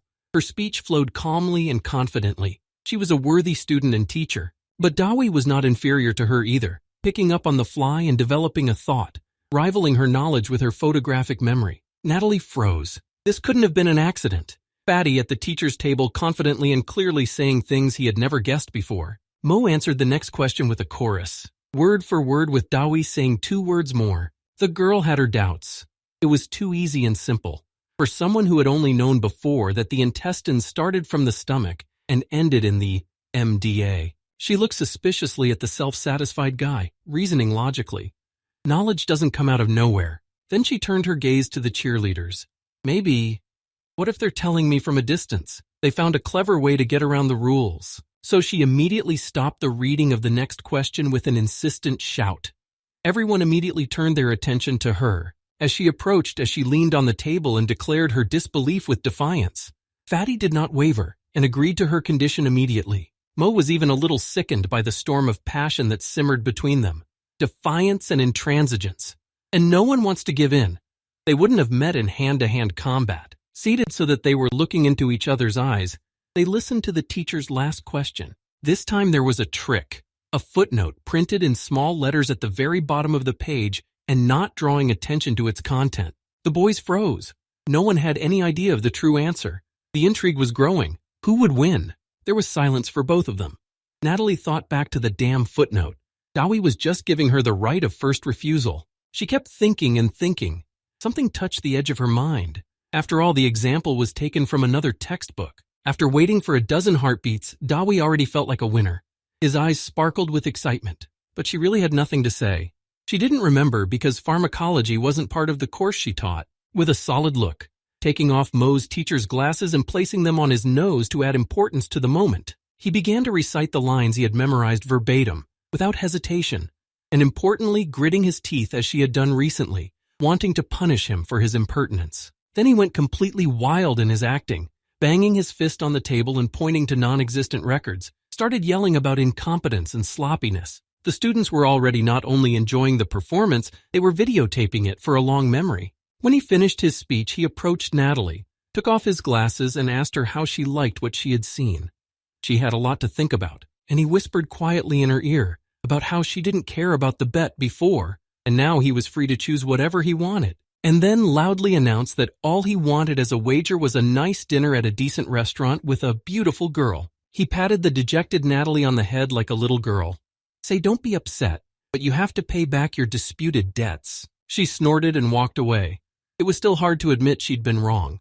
Not the first time and not the only time. And a book slammed down on Dewey's forehead with feeling. Mo hit him, and the bastard picked it up just as he was staring at the slender legs flitting past. Read a moral about misbehavior with girls, much less female teachers, threw a fleeting glance at the door, and phlegmatically announced that everyone had left. Fatty didn't understand how. He was left alone after everything he'd done? The clue was simple. It's every man for himself in this fight. There are no winners or losers. It's all about basic instinct. And the rule of thumb is you're too late. The long lines to the dispensing window resembled rush hour traffic jams because they moved just as slowly. While one would pass, 3 more would stand. Fatty, out of breath, was hurriedly looking for where the food was being distributed. Which way to go? Right, left, or straight ahead? But all I saw everywhere was the back of their heads. The back of their heads. The back of their heads. And no light. Only the tantalizing smells of food drove me crazy. Trying to sneak a little closer to the distribution? Just a little bit. I just put my foot down, took a step. He'd only ever seen such furious looks from wolves in a fight for a female. They'd rip his throat out without a second thought. But here, they'd kick him out of the line and leave him hungry. Today, though, luck did smile on him.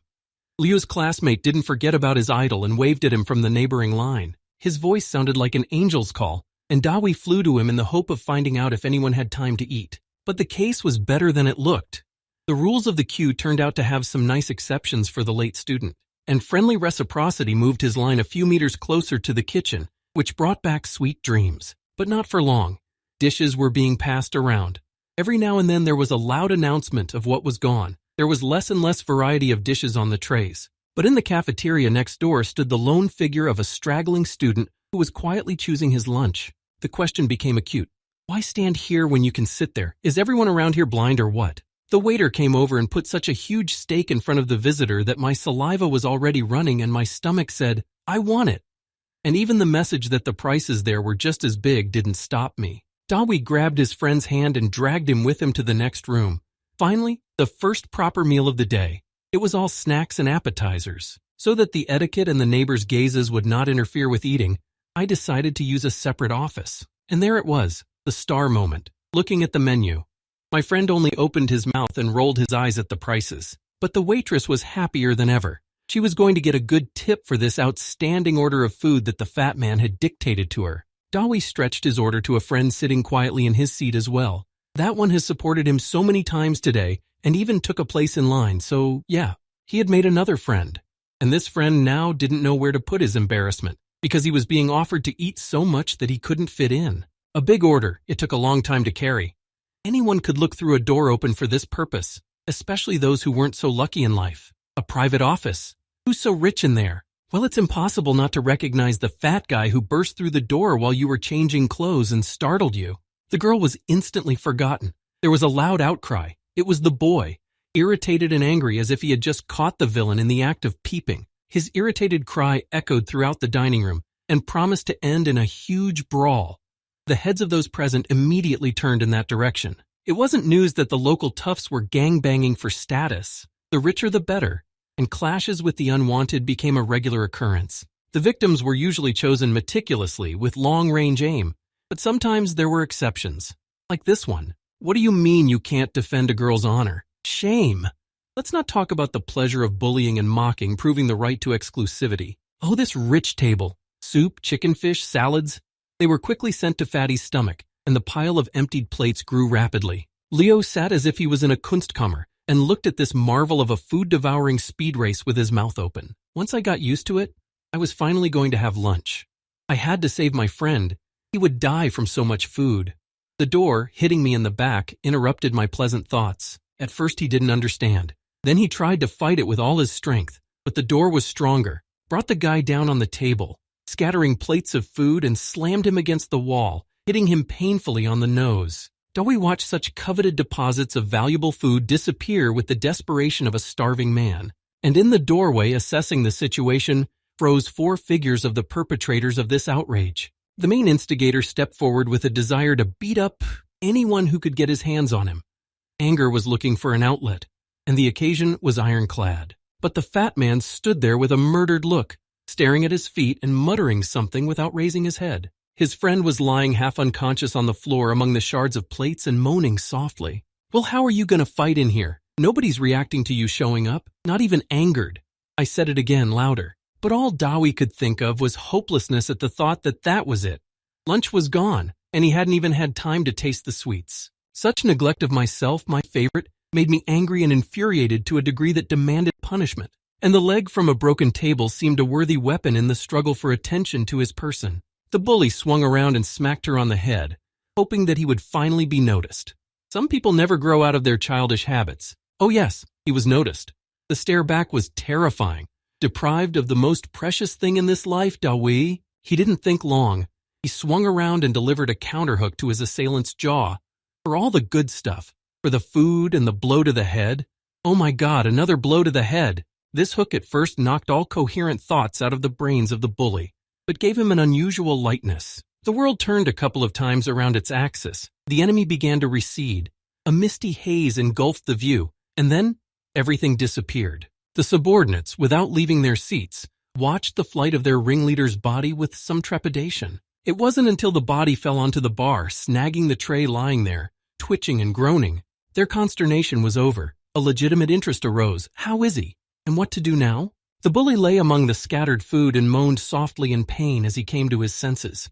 His cheek burned with fire, and an angry fat man was already running towards him, fists clenched and ready to continue giving him attention. Fleeing from the interest he had aroused in the glutton, he climbed over the tabletop, hoping to hide under it. But who would let him? Doi jumped up and plopped his ass right on the fugitive's back, proving to him that not all attention was worth fighting for. It was as if a rock had pressed its solidity against him and knocked the breath out of his lungs, and consciousness began to drift away a second time. Seeing the fat man strangling their comrade and the latter barely wheezing under his weight, the accomplices rushed to save him. For this purpose, they scattered well, and with an intimidating shout threw themselves on the back of the fat man who was looming over the guy. Doi, of course, got scared and, in the heat of the moment, walked away from them. Was he a fool to stick his back out? But his friend stayed. The rumbling sound shocked everyone who heard it. The groans that followed informed them that everyone was still alive. Not healthy, but still alive. Fatty stood over the scandalized men and counted out the bills he had managed to get from the bully's pocket as he sat on top of him. Focused and honestly, he calculated the penalty for all that they had done in the cafeteria. Well, and himself, of course, did not offend. The bully hissed threats and curses at him from under the pile mala, but he couldn't get out from under his benefactors. Liu came to his senses after the epical battle with the frantic door. Smeared with some crap, he peered out, figuring who's on top.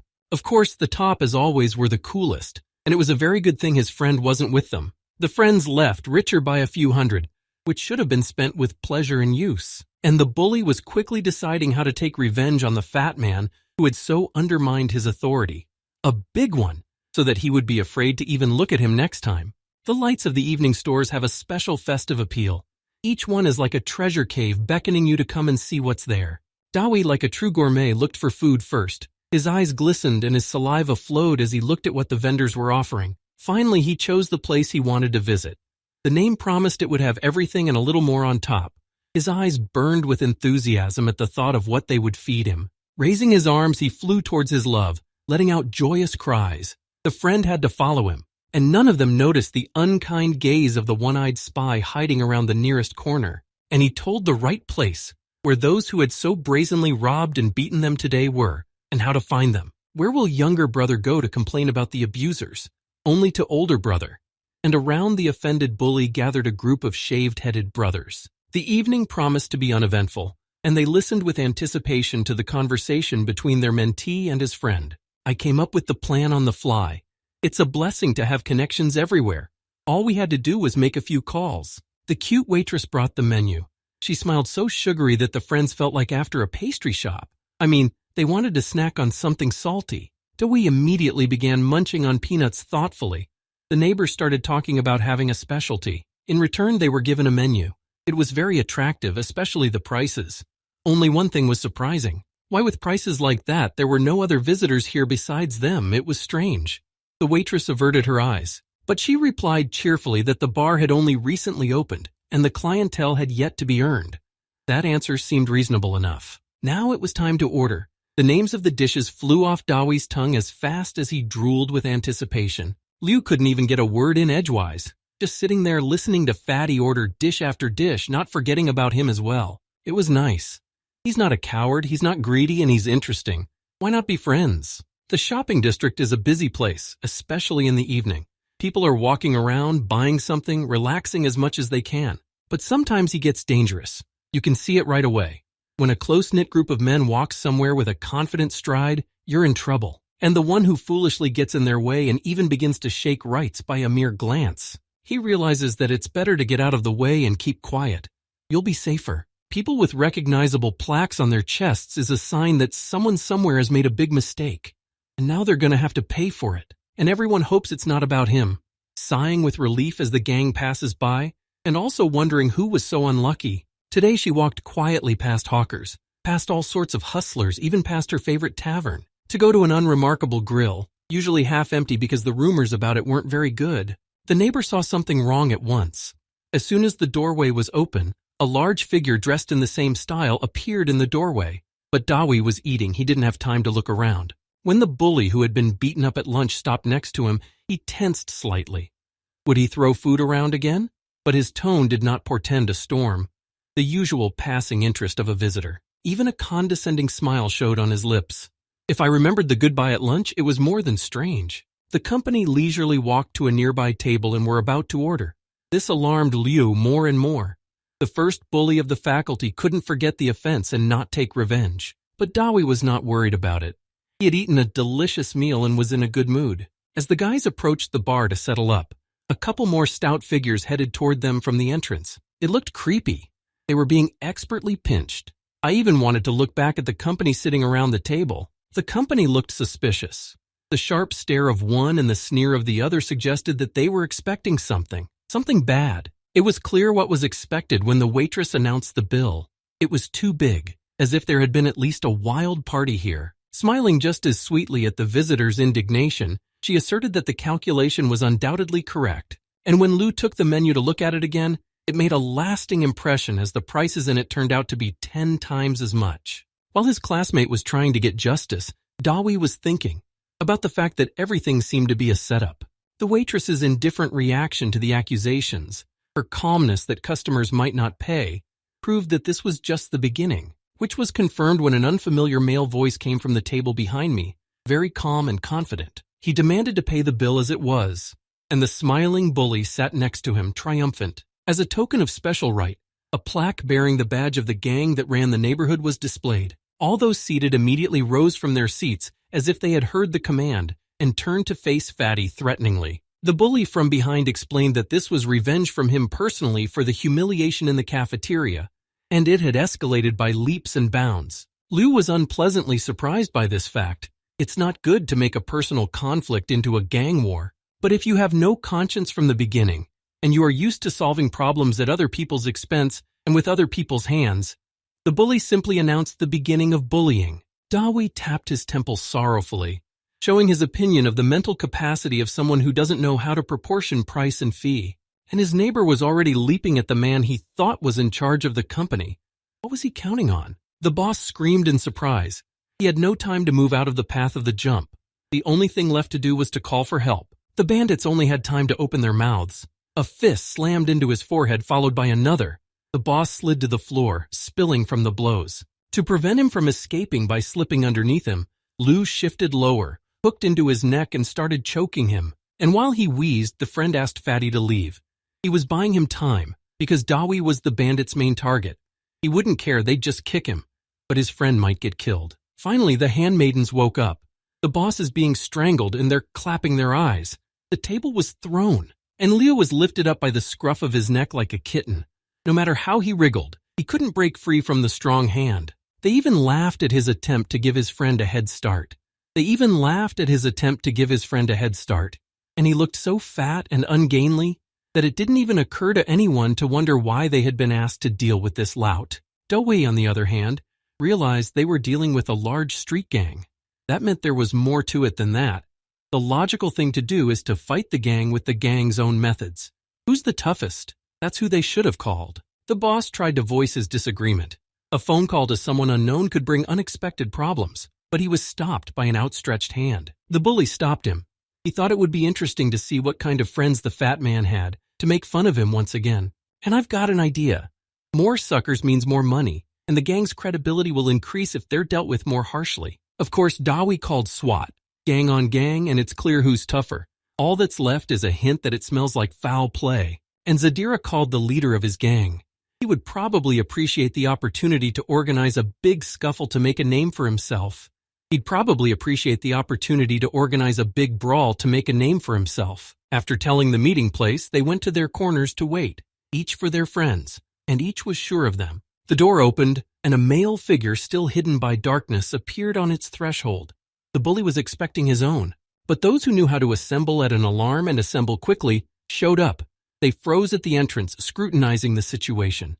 The athletic appearance of the unexpected guests made the guy's eyes rounded fearfully. The boss noticed it immediately. There was still hope that they had come in by accident, but his hopes were dashed by the fat man, who noticed his friends and waved at them from the table. The bully quickly calmed down. It was only 3 when there would soon be a whole crowd here. The people who had come began to squeeze Dewey good-naturedly. It was as if they had not seen each other for a couple of days, but had missed each other greatly. Dewey accepted their joy graciously and tried to explain the circumstances. At that time, the bandits appeared. Their leader accepted Zadira's tempting offer of a fight. It had been a long time since he'd had a fight. Too quiet, and the gang relaxed. The ringleader slowly exhaled smoke from his nostrils, looking around at the people gathered here. A bunch of unfamiliar boys looked small against him and his men, so he entered the grill bar as master of the situation and lord of the whole neighborhood, important, unperturbed, and serene. Beagle took a closer look at the incoming man. He was familiar to him in some way. It was a face he'd seen in pictures he'd seen before, and the master of the situation saw an empty space in front of him. So what if he's a jock? How many more of them are there? But the bully kept trying to incite and stir up a scandal. When Beagle came closer and told him his name, he was sure he was not mistaken. But his familiarity made the ringleader a little wary. Do you know him or not? Have you met him where? Beagle waved it off in a go-away nasty kind of way. I don't want to see him again. You'd lose all credibility. The friends laughed at the good joke. It is unknown who was more angry, but Zadira rushed to defend the honor of his idol, threatening terrible punishments, and the alien type rudely turned away from him as if he were nothing. To Fatty, Beagle appreciated both the occasion and the grand prize. This meeting promised some nice bonuses. Such inattention offended Zadira, and he again sought to inspire reverence for himself in the most unoriginal way possible, grabbing, hitting, or whatever. But the gold bank card stopped his impulse, made him freeze. That fact raised suspicions that not everything was as obvious as it seemed, that it wasn't about the money, and the dismissive treatment closed his mouth altogether. This man was not afraid, and he had reason to be sure, because the gold card of a well-known bank was not only a symbol of wealth, but a status item available to a few. The question became relevant. What kind of dark horse is this fat man who has such personalities in his friends? And who are these personalities? The situation still hadn't moved. The newcomers were waiting for someone glancing at the doors. They didn't even look in the direction of the bandits. The others waited too, until there was no sign of them. Their leader sat down on the bench and concentrated on the situation. They had come for the jackal, but they had come for the lion. Suddenly there was the tapping of a woman's lonely heels. Nothing else. It was surprising that a woman alone on a night street was coming this way, but a friendly exhalation was heard from all the men here as she entered. Like a catwalk queen, she walked gracefully and plastically to the bar. Dewey froze with his mouth open. It was the first time he'd seen Yen in such an image, a snow queen so beautiful in her inaccessibility. So with his mouth open, he turned to Beagle, with a look of disbelief in his eyes.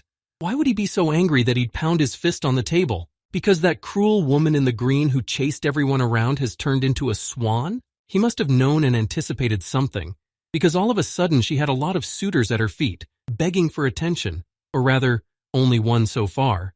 Bully. But he was very persistent in his advances and indiscriminate in his proposals. What did he expect from a single woman in a bar? The guys froze. They knew roughly what to expect from bitchy Yen, and they took pity even on their worst enemy. The bully waited to be graciously condescended to. Women liked him and were sure he was irresistible, but she walked past him snorting contemptuously, which threw him into a daze. No one had ever treated him like that before, and the slight reversal and venomous words left no doubt that everything was done on purpose and for show, to hit harder. That's what he couldn't take. He got up off his knee in a U-turn. He wanted to humiliate her and return the pain he'd inflicted on her with the same coin, only harder. And raising her fist on the fly, grabbing her head to turn her around to face her, and punch her the way she deserves. He didn't expect the target to leave his fingers and his hand to be intercepted. The body, on the other hand, went forward on afterburner. Lying on the floor in a painful grip and howling in pain, Zadira didn't think about revenge. As long as she didn't break his arm, he had already cried aloud and pleaded guilty, begging. But strong female hands kept twisting and twisting his shoulder, paying no attention to his suffering. The audience stood and watched in silence. At first, from surprise then, from not understanding how to act in such a situation. After all, the woman and the guy had done it himself. The leader was the first to die. Letting some woman muddy the honor of the gang like that? This had to stop. A heel stomped against the floor. A U-turn. A couple of steps. Another turn as in a dance. Smooth and mesmerizing. And now he's lying on the floor. He stares fearfully into the dark muzzle of the gun pointed straight at his face. He got up with a jerk, sat down on the bench, but the barrel continued to stare at his head. I couldn't believe that a young, beautiful woman knew how to use it. But he can. He showed his gun, hoping that she would be embarrassed and calm down with the show of force. But it even cheered her up, that he still thinks he's the master of the situation. He hadn't realized the focus had shifted yet. Immediately, the gun was redirected slightly to the side and down, the trigger pulled. So fast that no one could have reacted. The sound of a gunshot shattered the polyphony of the shopping street in the late afternoon. For a moment, there was silence. The leader slid down the back of the bench, drenched in sweat. It wasn't the shot that frightened him. It was the unwavering speed and accuracy of the shot. Because Zadira was on the floor, screaming and sobbing in pain, clinging to his leg. And under him was a red stain of blood. The bandits jumped up, some to run for help, some to confront the outlaw. No one had expected such a turn of events, that the boy would be lying there with a firearm. But the muzzle of a gun pointed in their direction cooled the noble impulses, making everyone freeze in their seats. The leader could not recover from the thought that this woman was so calmly and cold-bloodedly disposing of other people's lives as if she had the right to do so. Since the second shot still didn't come, those who knew what to do in such a case came over to help Zadira. The relative of the shot man couldn't keep quiet either and launched himself at the girl, growling with indignation and accusation. Logically, he'd point out that they're few and far between and his guys would be more numerous. Isn't she overreacting? There's no cowards here. The muzzle, which had been resting against her cheek at the head's jerk, trembled. The action made him cold with the thought that that was it. She was going to start firing precision shots. He was first in line. But she just raised the gun up as if she wasn't going to terrorize anyone here. That gave me a chance to exhale and move on to what was actually planned, a hard fight. The brothers stood up and tensed, clenching their fists. But the sound of a bolt being pulled made me back up, because in the hands of the newcomer there was an automatic rifle. Another rifle and a couple of pistols appeared in the possession of his friends, and now they were all pointed in the direction of the bandits. Dawi was quietly sipping his tea, watching his friend's events unfold. His classmate, on the other hand, was jumping up and down with joy. A hopeless situation had turned out so well. Everyone froze, and the leader was afraid to move for fear. Few people carried weapons even in such quantities, or the last of the bad guys, or those who were authorized to do so. For so long everyone stood frozen, and no one dared to take any action, that Dawi couldn't stand it. He wanted it to be like in the action movies. Explosions, screams, gunfire in all directions, and piles of slaughtered enemies on the side of his road. Disappointing, though. He got a painful smack for thinking that. The slap was given by Yen, for believing too much in other people's fantasies. Things can be much more interesting in life, though not as bloody but no less grandiose. A chair of honor has been set up, as a sign of who's the boss of the company. The guys begrudgingly offered her a seat. and just as politely they handed me a folder with detailed information about the gang, its members, and the current state of affairs. The bully wasted no time either. Groaning, he pulled out his phone and sent a message to his personal number. Then he yelled, gloating that now everyone was definitely screwed. The game of revenge was over and retribution began. A father is not some gangster. A father is a father. He'll rip his throat out for his blood no matter who, why, or why not. The leader broke into a sweat at the thought of what was coming. Of course, he knew his father. Everyone knew not to cross him. That's why they kept his son safe. He asked, Beagles heard that name too. Pharmacy is a diverse business. You can't tell where it's medicine and where it's bullshit. King of the counterfeiters had a pretty penny to his name. And the FISD went out of their way to find this mobster. They knew, but they couldn't find him. He's a cunning bastard. And now it looks like we got our chance. But how could Zadira understand why their leader was fuming with anger? He was absolutely sure that his father would come and then everything would be fine. He didn't see the guys with guns smiling happily behind him, as if they had won the grand prize. The ringleader had completely lost it. He was in serious trouble and he knew it. The only thing left to do was to get out with as little damage as possible. After a while, a squad of security guards lined up under the walls of the grill bar, and some more were arriving. They waited until their master got out of the status car. They bowed their heads respectfully in greeting, and while he looked at the diner where his only son had been shot, they were silent, waiting to see what would happen next. Father was glum and preoccupied. A bad feeling clutched his heart. His only son, his only hope in this life, had gotten stuck somewhere. In his own neighborhood, where every thug knows whose son he is, he took a bullet. And if the gang couldn't protect him, only can help. Special assignment specialists. Guys of different talents, but harmoniously complementing each other. Well, just like a light elf and a red-browed orc. Cunning diplomacy and brute force. He was the first to enter the open door, hurrying to see his son's condition. There were no rules. I saw him sitting there, gently hugging his sore leg, surrounded by familiar faces and unfamiliar faces. But more on that later. The child jumped for joy when he saw his loving father rushing to his call for help. He was stunned to see his son in such a deplorable state. On the floor, without medical help, with a shot leg. It was the end. The leader was trying to figure out how to get out of such an ambiguous situation. A boy had been wounded on his territory under his watch, and there was no excuse. Who's gonna listen? That's right, my father started by looking for someone to blame. Of course, it was the outsiders. Who else? He went to them and asked an accusing question. The answer was unexpectedly defiant and disrespectful. It was alarming. Where did such boldness come from? A woman in an evening gown was in charge, even though it seemed inappropriate in a diner like this. But she was the one who took the floor, or rather the gun, which seemed to be a regular lighter in her chaste hands. But no one handed her a cigarette, and all of a sudden, the whole company was wielding guns, and those weapons were pointed at him. The situation was suddenly out of control. The guards behind him also drew their submachine guns and aimed at the strangers in response. Everyone froze, afraid to start. In this stalemate, the negotiator has spoken. If everyone starts shooting, it won't do anyone any good. The outsiders would be overwhelmed by numbers. On behalf of his master, he suggested that they surrender. But does SWAT surrender? To some despicable mobsters? Even the weakest of them was willing to stand to the last man. Wiped out in a critical situation behind the backs of the special forces, the friends were looking for a way out of the situation, especially Dawei, who, playing by the window with a spider. Small, colorless, and almost transparent. I said affectionate words to it and rocked it in the palm of my hand like a favorite pet. Meanwhile, things were heating up. Someone was about to be the first to pull the trigger, and then the fun would begin. No one would refuse to shoot. The boss was immediately hidden behind their backs. The bodyguards knew their business, to save the customer's life no matter what. SWAT's also prepared for a firefight. It's not the first time, but it's hard to guarantee that there won't be casualties, especially the young and unwise. One of these particularly unreasonable ones lost his nerve.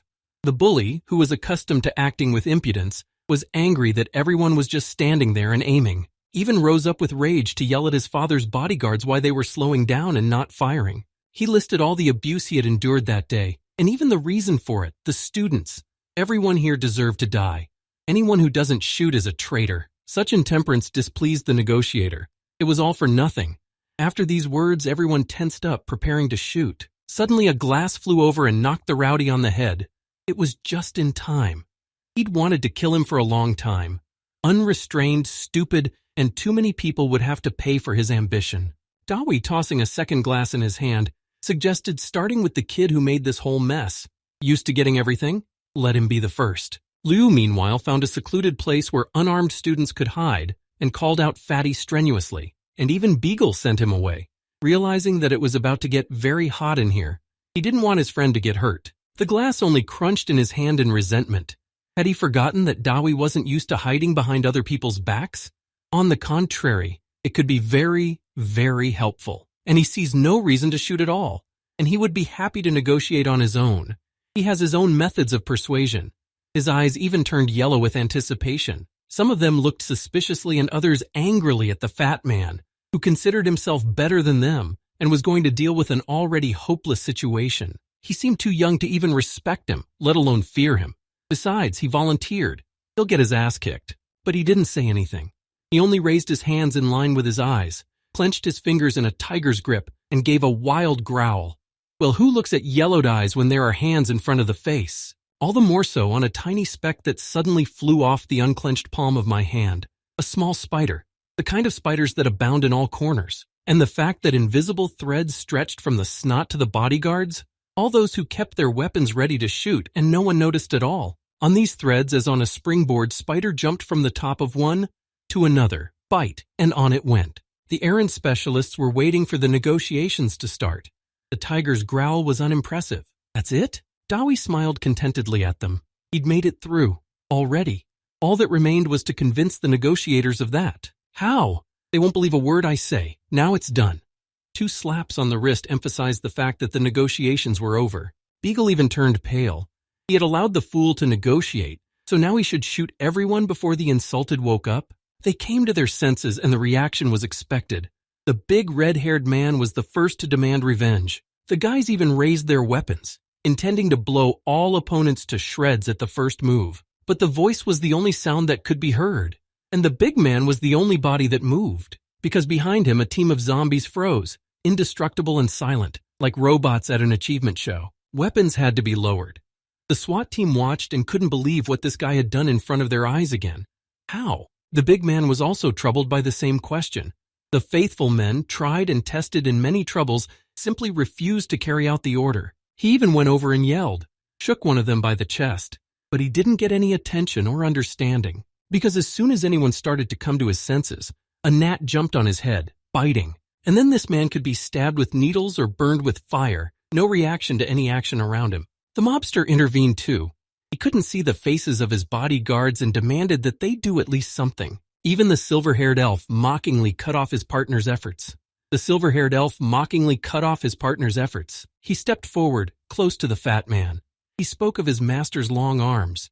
He would not tolerate such an attitude neither to himself, nor to his son, nor to his subordinates, and came so close that threats could easily be left behind.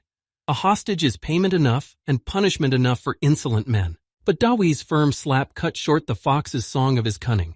When he felt the slap behind his back, he reacted without even thinking about why. The habit ingrained from years of training probably worked, because the body flew beautifully, but fell ignominiously. Yen looked at Fatty's negotiations appraisingly. She liked the approach. Not a drop of cruelty, but what a result. Everyone is humiliated and punished and begs for forgiveness. This one, however, hadn't realized it yet and, heated up, was trying to think of revenge for another spit. Dawi was getting bored listening to empty threats. The negotiations were dragging on and should have ended by now. And when, unable to think of anything new, the elf again sent zombie troops to attack the impregnable fat man's, repeated his trick of giving orders to the colorless spider. Mind control should have been refreshed once more, and laying down more active ones didn't hurt either. Seeing no reaction to his order, the elf even turned around to check why his command was not being heard. But the spider had already accomplished its task, and the people who had been dying off froze again in their stillness and indifference. He did the same thing as the red-browed man. He tried to rouse the unresponsive people. Fatty's taunt was the last straw in the pot of his irritation. He, who had thought himself a cunning tiger sneaking up from behind the bushes, was suddenly helpless. In a fit of rage, he decided to deal with the mocker who had put him in such a puddle time after time.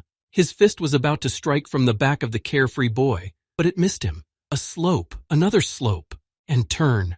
There he goes, flying off the side of the road, against his will without so much as laying a finger on the careless young man. How the acupuncture needle ended up in the guy's hand, and even that it was there, no one realized. It all happened so fast. Reach, hit, rebound. Dawi's well-learned strategy didn't fail this time. The jab, the enemy freezes, frozen in incomprehension of what is going on here. Suddenly his arms and legs fail, his head begins to blur, and only a whisper is heard in the end through the absorbent cotton in my ears, which absorbs all external sounds. The world spins and disappears completely. An unharmed fat man remains standing over the prostrate body on the floor, the fallen one, lying as dead immovable. The mobster's legs suddenly began to fail as well, and he started sliding down the wall. The remaining conscious red-browed orc ran up to his partner, not knowing what to do. Rescue him? Or throw himself at the offender with his fists, as his friend had done before. But he stood there smiling calmly, not afraid of him at all. It was confusing at first, but then it dawned on him that all the guards, all the people he could rely on, were showing no signs of life. The negotiations were officially over. The only person who remained conscious suddenly felt his consciousness becoming cloudy, and the little spider multiplied, double, triple, and already a hodgepodge of spiders overshadowed the whole world, sprawling across the ceiling, walls, floor, climbing on it, tickling it with their paws. Night had already finally fallen, when there was no one left in the grill bar to offer any resistance. Yet the results of the negotiations were a bit of a shock. Fatty's methods of persuasion were, to put it mildly, straining. All those spiders the big guy was yelling about. She was afraid of them, too. Not so much as a squeal, but still unpleasant. He really did see them yelling like that, but he couldn't move from his seat, having panic attacks over and over again. Dawi could not leave the matter unfinished. All that was left was to find the guilty parties and punish them. The big guy was a doer. Nothing had managed to do him any harm. But the guards, they were on the verge. They would have started shooting, guilty as charged. The boys standing there were covered in beads of sweat from his hard stare. The poison was already slowly releasing their brains, but their hands were not yet obedient. What's the punishment for aiming at his friends? Kill him? Kind of silly and unnecessary. Finally, an idea came up. Let them just get what they wanted to give, I whispered in his ear, giving orders to a brain still docile from the poison. Habitually, his hands worked and the bolt clicked. The submachine gun was ready to execute the sentence, except Yen intervened. Standing behind her, she forbade Fatty to lynch her and leave it to the professionals. She explained condescendingly that the operation had come to a close and official services would soon be here to apprehend all the suspects. That message finally put everything in its proper place. He realized that she'd been using him and the boys all along, all to get her operation done. And he was angry. How could you be such a cruel, cold, and calculating bitch? He really thought he'd brought everyone into the conflict. The weapons, Zadira's injury. It was all set up and calculated. Yen was angry. The boys listened in horror to Fatty's stream of accusations. They all knew what their patron was capable of. And here, a glorious slap had cut short their expectations. And the angry Yen, flushed red with anger, was preparing to deliver a second one. Dawi realized what he'd said and turned away, pouting in annoyance. The irritation wouldn't go away. I looked at my zombies. The game of soldiering had failed, and the toys would have to be given into the wrong hands. He got angry, even stomped his foot. He was really worried when that mob was aiming at them, at her, and all would have to go unremedied. All he could still do was end the party with dignity. So he gave one last order to the bodyguards. I haven't forgotten about the bandits. They've been a real pain in the ass too. All because of what? A jerk who doesn't know how to appreciate other people's dinner. By the way, it's time for dinner. You can't go hungry from the tavern. While the urgent business of recooking dinner was being done, police cars with blinkers and sirens pulled up. It had been a long time since the neighborhood had been this lively. The bodyguards were disarmed and tied up first. They were looking at jail time for the armed assault on the grill. The ringleader was arrested for carrying a gun. The wounded man was taken away. The last one to be arrested was the mobster father. He was looking at a longer sentence, but a long trial and a lot of money could do wonders. And the boys bent over the most marvelous still life they had ever seen.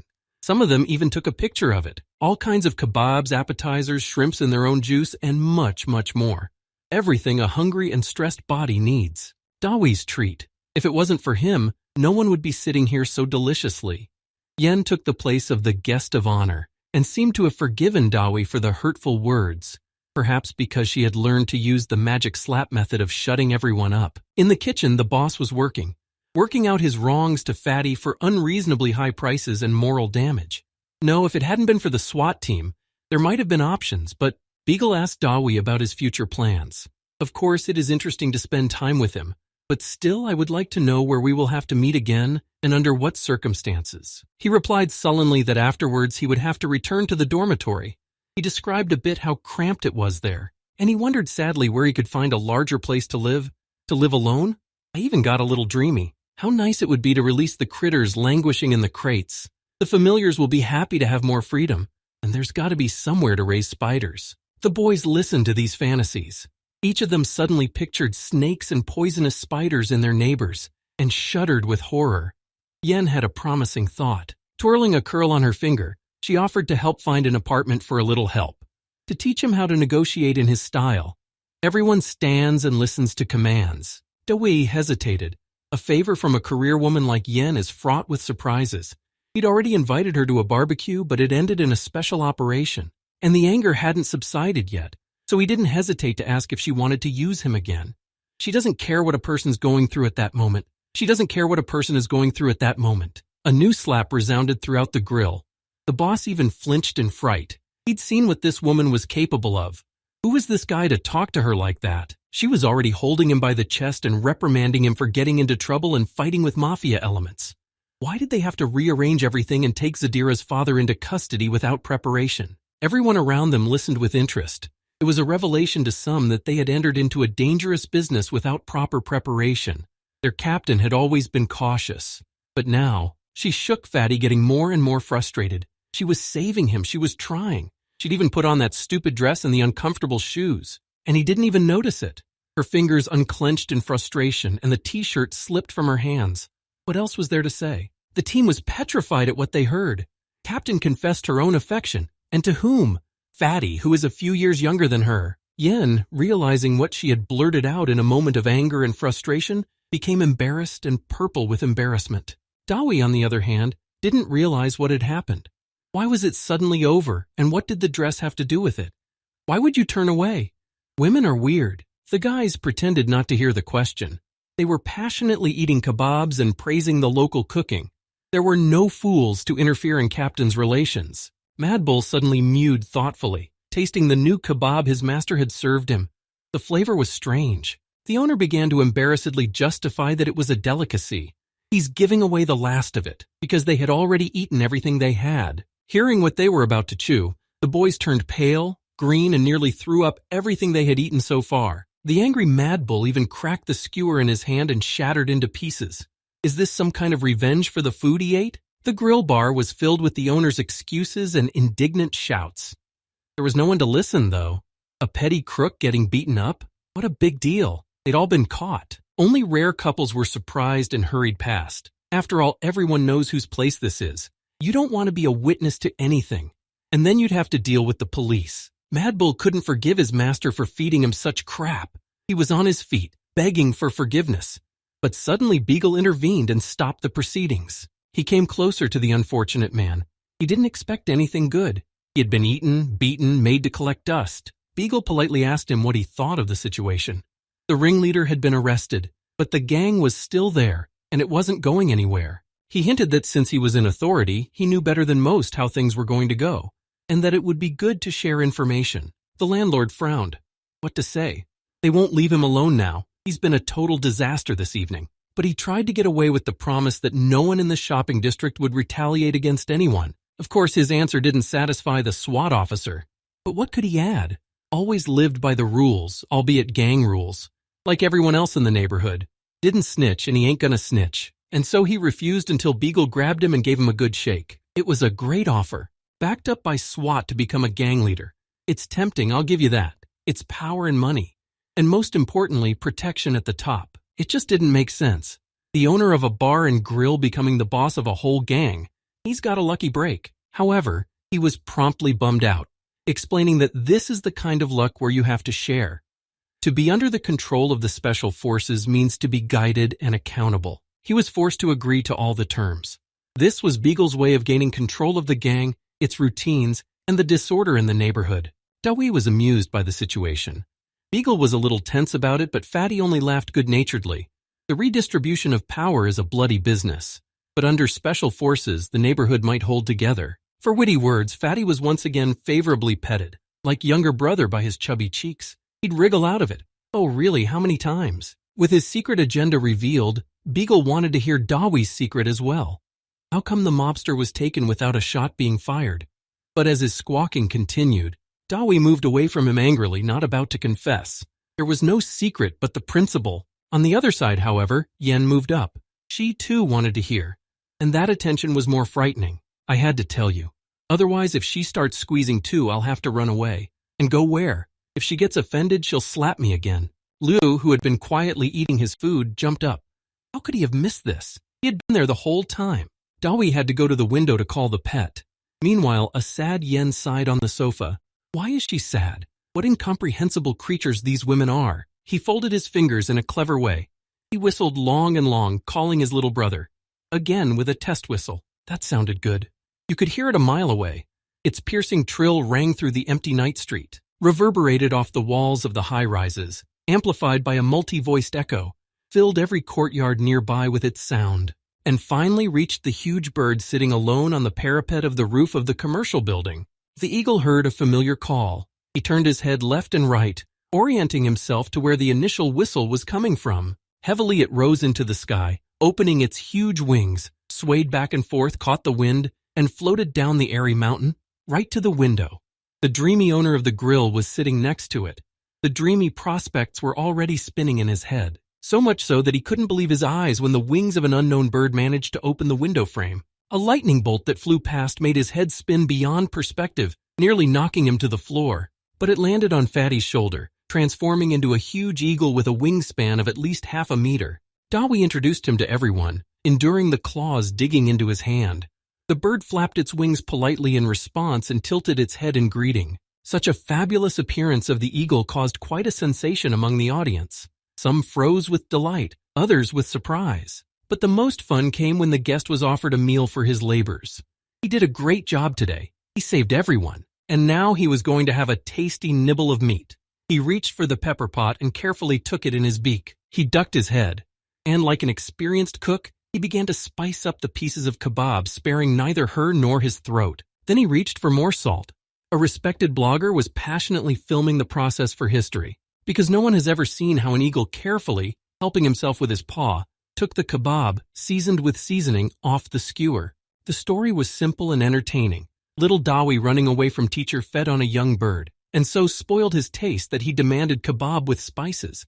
But he didn't get it often, and not that much, so he learned to make everything himself. Yen appreciated the softness of the feathers, sighing dreamily and smiling mysteriously.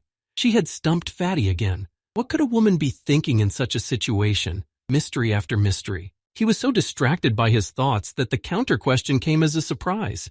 He didn't immediately realize what he was being asked. But then he got his brain working in the right direction and vividly recalled the required information. Many fun childhood memories were associated with this bird.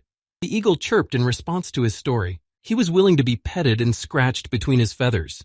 He squinted his eyes like an affectionate kitten when stroked, and also shouted indignantly when Dawi told the embarrassing beagle story in great secrecy. Just as suddenly, Yen regarded the colorless spider that rolled down the eagle's feathers as from her private apartments came out. The baby fell on his back and couldn't turn over for a long time. The bloated belly suggested that someone had eaten a lot of food. Well, it was time to reveal the big secret of safe negotiation. The insistent gaze of Yen Dawi's big eyes even made him embarrassed. The eagle was having a bad time too. The spider's weak paw was scraping his feathers, asking for help. But he didn't want to take it in his beak. You'll get poisoned. And the poor spider suffered alone. Dawi lifted the poor man closer to his eyes to look at his condition. It was sad. Of course, running over heads and working his jaws like that wasn't something anyone could do, especially not one so tiny. I hand-fed him something good for the spider's digestive tract. Hopefully it'll be okay. As the eagle drew his head closer to watch over his charge, he continued his tale of this amusing insect representative, on the effect of its poison on the human brain, giving tempting opportunities to substitute reality for fiction.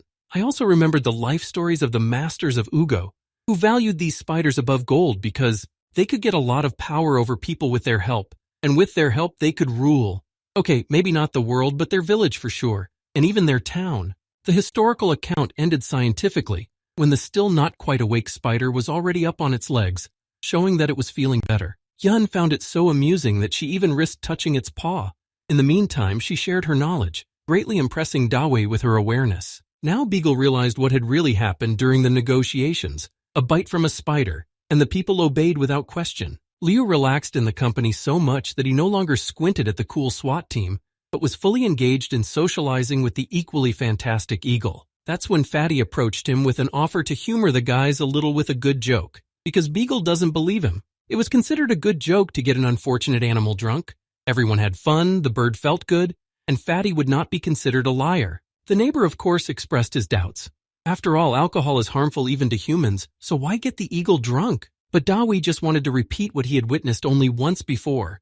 Then it ended catastrophically for those around him. Liu fell for it, and watched mesmerized that the bird like a seasoned alcoholic from the throat of the drink, waving its wings contentedly. Except that while the guys were sorting out the beer, while the bottles were being opened and toasts were being said, a sly bird flapped its wings. She flew off into the starry heights to relive the pleasures of her life alone. The shame of the past was enough for her. When did students ever go to bed early? That's why, even at this late hour, the dormitory windows shone with the promise that it was still possible to get in without a big scandal. The corridors were light, empty, and unusually quiet. I could hardly find my own door among the identical ones. Dawi opened it and almost jumped back out into the street. The unthinkable stench coming from out there was making his eyes water, and his throat constricted. The neighbors did not expect to see the latecomers, but the shashliks in the form of a payoff quickly softened their discontent. Still unable to bear it and covering the door from the back side, Fatty proceeded to interrogate Liu with a grim look. How do you sleep in a room that stinks, let alone live? Liu was embarrassed at having to tell it like it is, and he blushed and blushed. A terrible suspicion crept into Dawi's thoughts. Why was the other man blushing? What's so shameful about the boys that they've been separated? And later, sitting on the balcony, so as not to smell the ambergris of mixed odors from armpits, dirty socks, and pungent cologne, designed to disguise these shortcomings. He listened to the sad stories of his roommates, each with a different story, how they were blamed, misunderstood, even dumped by their girlfriends. Everyone nodded their heads in agreement, confirming Liu's story, and drank their own and other people's grief from the cans stashed especially for such an occasion, to sit down for a drink. They were all kicked out eventually, not wanting to put up with the disgusting odors, and then they were put together in one room to put up with each other. Sipping thoughtfully from his can, Dawi was putting together in his brain the big picture from the disparate facts his neighbors had told him. The doctor's autopilot kicked in. Ask about symptoms, take a history, and make recommendations. He was now beginning the second stage, and neighbors began to actively share how they solved their problem. Some believed the advertisements and invested money, but did not get a tangible result. The other keeps spending all his earnings on more and more skincare products. Dawi was perplexed. Everyone here is a future healer. Didn't they think of the easiest way out of the situation? Turns out we did. But the scientific approach does not help much in reality. What is happening is clear, but how to stop it? Dawi didn't understand anything that was said. And why can't it be cured if it's clear what's going on? Translated from medical to human, it all fit into two words: genetics and surgery. But surgery is not the answer. To sacrifice an important organ for cosmetic purposes is to have health problems in the future. Everyone sighed sadly. The problem seemed inescapable and lifelong. It was like a sentence, banishing them from the society of normal people. Dawi has waited for this moment. People are upset enough to agree to a little experimentation for scientific purposes, of course. All that's left is to make recommendations. I saw so much joy, it was scary. These inspired faces reek with the madness of a maniac. If you don't give them what they want, they'll tear them apart. That's how, sitting on the balcony at midnight, solving an important problem, how to survive in the realm of stench, Fatty got involved in a new story that promised good money. Had to go to class at medical school this morning to study. Although I wanted something else, of course I'm hungry. And just as I was covering myself with a book hoping for a snack, there she is, standing over my head and demanding attention. She's talking in a weird innuendo-laden way. She's dressed sexy, so sexy it makes me drool. What's that supposed to mean? As the thought of the lost bet reached my still-awake mind, many things came to mind, one more frightening than the other. But Natalie was quite satisfied with the impression she had made, quickly outlined her plans for the evening, and left. And she left smiling so contentedly that Lou immediately suspected something evil. I approached Dewey and warned him of the impending problems. He thought about it, but he couldn't think of anything. The woman's logic had stumped him time and again with its inscrutability. In the evening, when it was getting dark, a sporty-looking car drove up to the men's dormitory. which of course caused unprecedented excitement among the local population. Such cars had never come here before. Immediately, fans of automobiles rushed in. Discussions and disputes about volumes, power, acceleration, in general, about technical characteristics. No one has seen the owner's face. By this time, Dawi had come out. Dressed as usual, clean, and that's it. I've been to 2 restaurants like this already, and nothing. The door of the car opened towards him, and a low-heeled shoe on a slender foot stepped onto the asphalt. Behind the shoe, a beautiful Natalie in an evening gown appeared and invited him to get into the car, until the impressed crowd pounced on them and tore them apart. Gasps and disappointed sighs were heard everywhere. Dawi hurried to get away from their attention behind the metal door. I noticed that now there would be no shortage of students in love, but all he got was anger and hurtful words. She was embarrassed. No one realizes that there are different kinds of attention. You expect admiration, but what you get is a compliment at best. She consoled herself, however, with the message that he was the winner this evening, and all the attention and compliments were for him. Dawi felt a little sick at the promise. The car was still standing there and wouldn't move. Why? Law-abiding Natalie was waiting for him to figure it out, that I should buckle my seatbelt. But she reached for it herself, involuntarily wrapping her arms around Fatty and pressing her breasts against him. He even caught his breath at the touch. Patiently, he bore the exorcism while the belt tugged her arms from their sockets, the touch of her skin and the scent of her perfume. The astonished audience was already ready to tear up the lucky man being embraced by such a beauty in full view of everyone. Buckling up her passenger, Natalie assumed the client was mature enough for a second stage, and while he rubbed his seatbelt disappointedly, smiled contentedly, anticipating the coming entertainment. It was time to go. The car started sharply, picking up speed and taking a couple of disputants to the coveted reward. The restaurant was huge, the best in the city, as promised. The huge glass columns and self-sliding doors were overwhelming in their monumentality. The maitre d' went straight to the car. The maitre d' greeted the important guest at the entrance. He politely greeted her as a longtime acquaintance and a regular at this restaurant. He opened the car door in front of her and gave her a hand to help her out. Natalie gracefully stepped out of the cabin and walked forward without looking back. It was logical to expect Dawi to offer the same service, but no one was in a hurry to do so. Even a shout did not help. The minister arrogantly refused to perform this action. He argued that it was not part of his duties. Even the apparent inconsistency, how one guest could be helped and the other not, did not touch his regal indifference. That's where Dawi comes in with the promise of attention and compliments for the winner. Perhaps this is just the beginning. The minister had no reason to prove anything. It was a conspiracy, all right, and all questions for Natalie, so he walked out on his own. She waited, strutting around the entrance and paying no attention to him. She walked back and forth. He took a step toward the steps, intending to beat her at this game. I wanted to be fair. You lose, you pay up, that's it. But now he can make jokes. But the maitre d's hand prevented him from taking another step. It blocked the way to the stairs, not allowing him to pass. Now the obstacle was appearance. I even wondered if everyone was greeted like that here. Or was it just him? He's got normal clothes and shoes, not dirty, not smelly.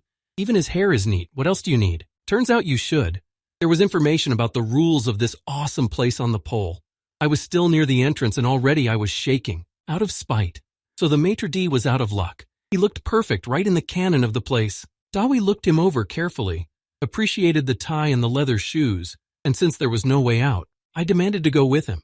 To the nearest bushes since the restaurant is off limits. I can't complain, I didn't let him in. Terrified of the angry customer looming over him, the maitre d' got cold feet and hesitantly agreed. That was enough. Dawi entered the restaurant fully equipped according to all the rules. The suit suited him very well, and his mood, which had been low, was immediately lifted by a couple of points. As expected, the restaurant was half empty. With rules like that, it's no wonder. All we had to do was find Natalie. She sipped her cocktail from a tall glass with a satisfied look and savored the pleasant thought of for handling her loss so well. It's not her fault the restaurant has a dress code. She invited him, and why he didn't show up is not her problem. But then a foot in a lacquered black shoe stepped onto the threshold of the restaurant hall. The body pulled up after it. Natalie could not believe her eyes. So stylish did the young man who entered the hall look, and only after a closer look she realized that it was her miraculously better-looking companion who had solved the task of changing clothes. He set his accents on the fly, alerting the waiter as to who was paying the bill, not allowing him to dodge the losing terms. I sat down opposite Natalie. I looked around, examining the room, the visitors, the staff. Everything, of course, was at its best. His mood lifted a couple more points and he felt good. It's a nice, albeit unfamiliar atmosphere. It's beautiful. Only the girl sat pouting. Her idea had failed and it was a shame. I wanted to put him in his place. And he was even grateful to her. Otherwise, he never would have come here. He wouldn't have felt like an expensive gentleman in a stylish suit. But she continued to sulk. And soon there was no reason to talk. Good thing a waiter was approaching. First, he approached a regular customer of the restaurant. Her preferences were more or less known. Natalie confidently placed her order. The waiter nodded and took notes. But Dawi again understood only a few words of what was said. The rest flew by in white noise. Do all restaurants communicate in code? Finally, it was time for him to order as well. He was handed a menu. I decided to at least see what they were offering. In a French restaurant, the menu is, of course, written in French, and even without pictures. Only the numbers looked familiar. I looked at it, and I slammed the menu shut. It's not clear anyway. I decided to place an order with Natalie, the most knowledgeable person here. But the girl, noticing his hesitation, wanted to play. So she asked the waiter to read the menu. It's very long and toothsome, but they don't say no to customers. And the unhappy waiter began. Already his word of greeting Dawi did not like. And then more. I wanted to strangle him with my own hands for bullying him. He was reciting the entire menu in French. Satisfied, Natalie was again quietly rejoicing that she had beaten Dawi, and he would have to admit his failure. He noticed her satisfied smile. It was clear that this was another setup, and most of all, it was undeserved. It made her angry.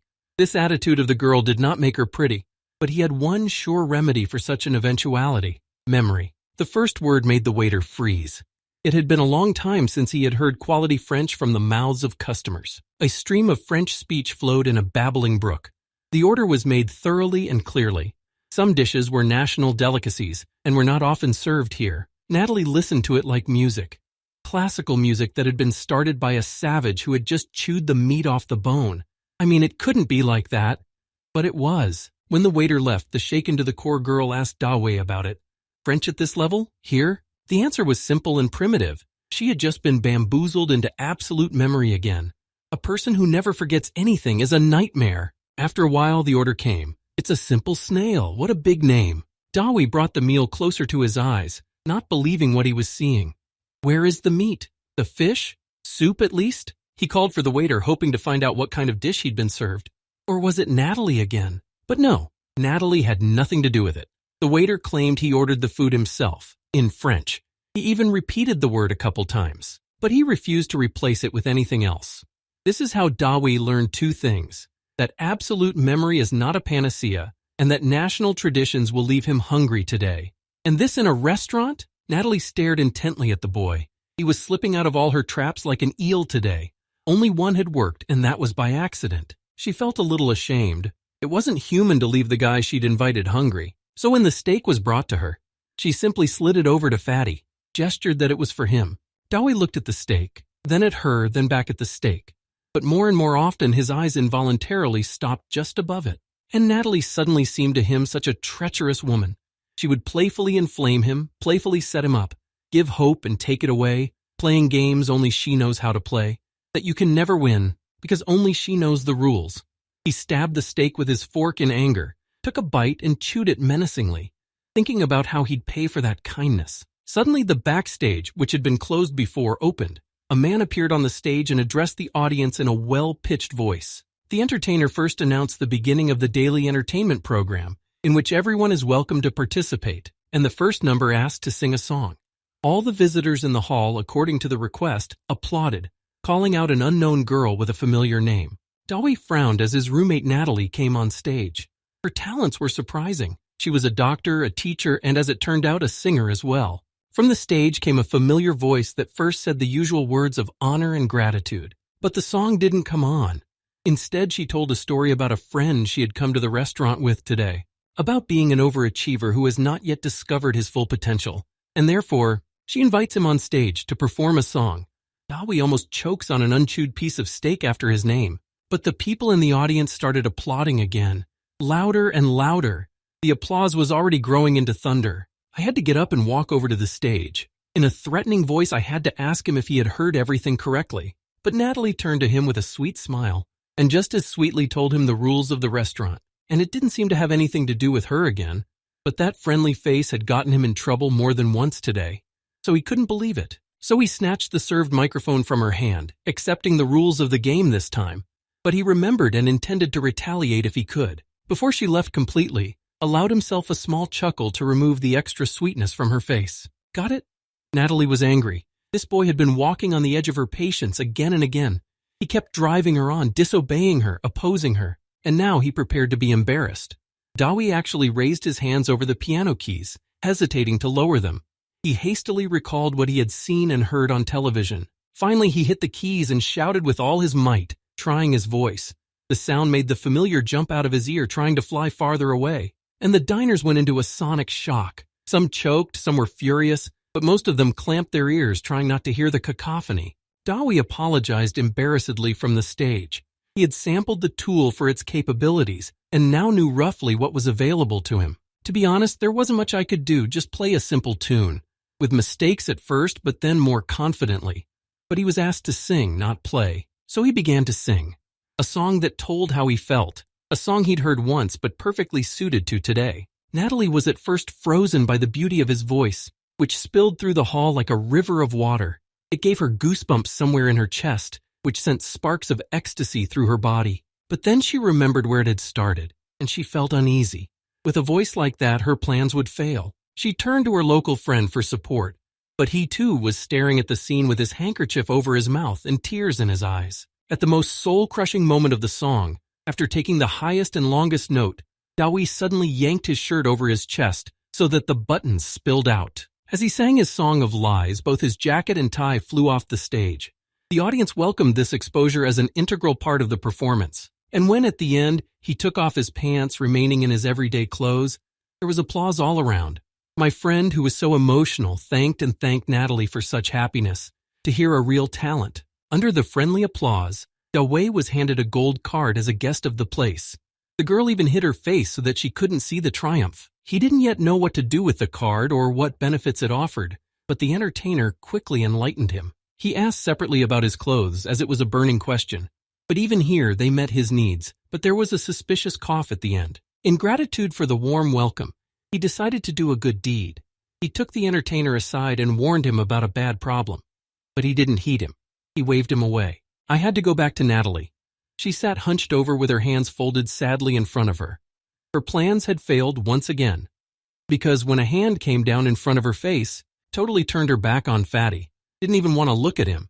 He, seeing her sad, tried to cheer her up with jokes. It attracted unnecessary attention, so she had to pull herself together, sit up straight. But she still didn't dare look up at him. Just as he was about to continue eating, enthusiastic admirers began to approach. The first to offer his services was a waiter. Attendees from neighboring tables then began expressing their admiration and appreciation to Natalie for the wonderful surprise. But when the table was approached by young people with the purpose of inviting a guy to hang out in a nightclub to sign a lucrative contract for performances, could not stand. He got up and asked me not to spoil his dinner. Then he remembered that he was going to get revenge on a small thing, and he added that he had a date coming up, so he didn't want any extra men in his company. The producer laughed at the good joke and went away, and Natalie looked at the joker. At first she couldn't find words, then she snapped and slapped him hard. And while he was realizing why he'd been disgraced, she left, stomping angrily on her heels. Without turning around, she said that he was paying for everything now. And then she was gone. I had to ask for the check. If the evening wasn't good, it was time for him to go back to his dorm. At least he could eat there in peace. The bill he'd been given gave him a gasp with its size. He hadn't even expected such a sum. I grabbed it, rereading the items written down there and being horrified by the astronomical prices. And most importantly, I didn't even get full. He remembered Natalie, who had played on his nerves all evening, and a vague suspicion crept into his soul. The entertainer, seeing that the guy's having trouble paying the bill for a night out with a girl, a good friend of his, by the way, took it upon himself. He liked the guy and Natalie. What can you take from an angry woman? Walking from the restaurant with a collector's bottle of wine in hand, given to him on the house, Dawi was getting angry. Natalie threw him not only figuratively, but also literally, flashing her parking lights in farewell. Now he was walking through the park at night, trying to regain his peace of mind. Really nothing bad had happened. Just hurt. He didn't notice 3 dark figures walking behind him. A sharp shout stopped him, made him turn around. The men who'd caught up with him were clearly longtime robbers, judging by their confident tone. At first their screams were confusing. Dawi was so deep in thought about the girl's injustice that he didn't hear. Then he realized it was really him being robbed. I couldn't believe it was that simple. I'm glad. I finally had an excuse to dump all the negativity of the day. 3 reasons. The first robber went down at once from the first blow.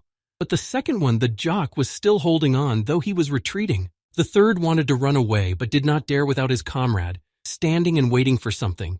Could it be that he would win? The blows came in hail. Dawi was giving it his all, rushing to take out all of his frustration, all of his anger, and someone had a lot of bad luck. He didn't have time to close, let alone hit back. He could barely stand on his feet, but it was the last powerful hook that knocked him out. He was falling with the hope that it was all over. Except he didn't fall completely, because a strong hand suddenly tugged at his hair, blowing away his tears, and he heard the wild roar of an angry animal that threw him a couple more meters to the side, where his consciousness has already floated away. That leaves the third of the robbers. He was frightened beyond belief, seeing the clenched fists and the grim, promising look in his eyes. The footsteps of this monster, who had already killed 2 men, were frightening, except he did come up. His legs wouldn't obey, so he couldn't run away. Took him by the shirt, lifted him up, asked him, same words I'd heard from them before. Even though the threats were familiar, they sounded terrifying in his mouth. An involuntary shiver ran through the robber's entire body. It was unpleasant to suddenly find oneself in the shoes of one's victims. And what a joy to be rescued. A squad of police, accompanied by park guards, was called to the noise of fighting and shouting that echoed in the stillness of the night. Fatty didn't realize at first what kind of people had crept up behind him in the darkness. His soul was eager for the fight to continue. However, the gun pointed at him, coupled with words familiar from the movies, quickly set things straight. As he froze, his last victim ran away screaming. The other 2 disappeared somewhere, and he was left all alone. Well, except for the cops who didn't take his word for it that he wasn't the robber. That's not what his eyes saw. And here's the police station again. It's not the same one. It's a different one in a different neighborhood. But the procedures are the same everywhere. Handcuffs on my hands again, but at least they were shackled in the front, not the back. Again with the annoying interrogation, starting with the questionnaire. And 2 cops in the interrogation room working in pairs, except he's not the fool he used to be. He knows everything that's to come. He's ready to slither like a snake, bite like a scorpion, to get home in time. But the bunks here are very hard. The first question asked by the policeman showed in what direction he would be investigated. He was just going home. The tired policeman folded his hands and rested his chin on them, as a sign that the interrogation was expected to be long and unpromising. And the cries for justice will not touch his callous heart. That's what he hears from every first-timer here. In his perfect world, His Majesty reigns over fact. And in this fat man's case, fact is impeccable. Dictaphone recording. I can't believe how advanced technology has gotten. Is this some kind of extra weapon for cops now? The sound of his voice rang out from the speaker, returning the robbers their own words. The policeman looked at him accusingly. Dawi felt sick at the sight of them. He began to prove that he was not involved. Nervous and raising his voice more and more, he was almost shouting. Recalled all the little details of the evening that could confirm his innocence in the situation. Because as it turns out, the trio had been at the park for days, and now they're trying to pin all the episodes on him. Dawi clenched his fists and clenched his teeth, staring the police officers hard in the eyes. He wasn't going to give them an inch on his story. Seeing his determination, the policeman came in from the other side. Relaxedly leaning on the tabletop, he asked another controversial question. Fatty froze. He hadn't been hit from this side yet. Although if you remember how he was chased on the first day, but everything seemed to be resolved. No, it was about something else. The policeman even came over and leaned over, looking into his honest eyes, asked him his name again, while the other unfolded his laptop to demonstrate the university's student database. His name wasn't on it. Dawi coughed in surprise. He couldn't have known what was there and what wasn't. His brother brought him to study. He studied. It's only been 2 days. Maybe we didn't have time. But again, he was not believed. He was a very suspicious person. A lot of inconsistencies. 3 priors for fighting in 1 week. He was left alone. To think. Gone. Locked the door like he was some kind of repeat offender. What's there to think about? It's been a bad night. Constant challenges to his ingenuity. Then Natalie was fooling around, then the robbers. Now the police had her up against the wall. Again he felt painfully resentful. The feeling grew and filled him with immense anger. Why is everything going wrong? It wasn't his fault. The chain connecting the handcuffs snapped, unable to withstand the intensity of his feelings. The policeman watching the suspect on the monitor even shrieked in surprise. After all, handcuffs are made of an alloy that cannot be torn. While the management was being reported to the incident, while a decision was being made on the next steps regarding the fat man, the key clicked and the locked door opened gently. A soft, melodious voice sounded, and a young brunette girl entered the interrogation room with a determined stride. Alone. Although the old cops never used to go in groups of less than 2, I guess they were afraid. The monitor on duty even got a slap on the head from his superiors in a fit of rage. The stupid girl who was taken care of at a young age went in to see a violent man who had torn his handcuffs. She decided to make herself known in this way. Slamming the thick magazine loudly on the table, she leaned on it with the most menacing look she could muster. Dawi looked at this action with legitimate surprise. He had not yet been visited by a policeman's handbook. Gathering her strength in a strained voice, the girl began her first interrogation. The very fact of it was already causing panic. What do you expect from a policewoman? Dawi has no luck with women. He doesn't understand them. The interrogation started the same way the previous one ended. You can't say he's not doing anything yet. Just gets into trouble over and over again. By accident. I didn't. Why not? There's no telling what the human body's peculiarities are. Her voice is shaking, and beads of sweat on her forehead. Dawi concentrated and gave her his whole story from the beginning. Again. But since the truth was a bit off topic, they called him a pig for lying and not blushing.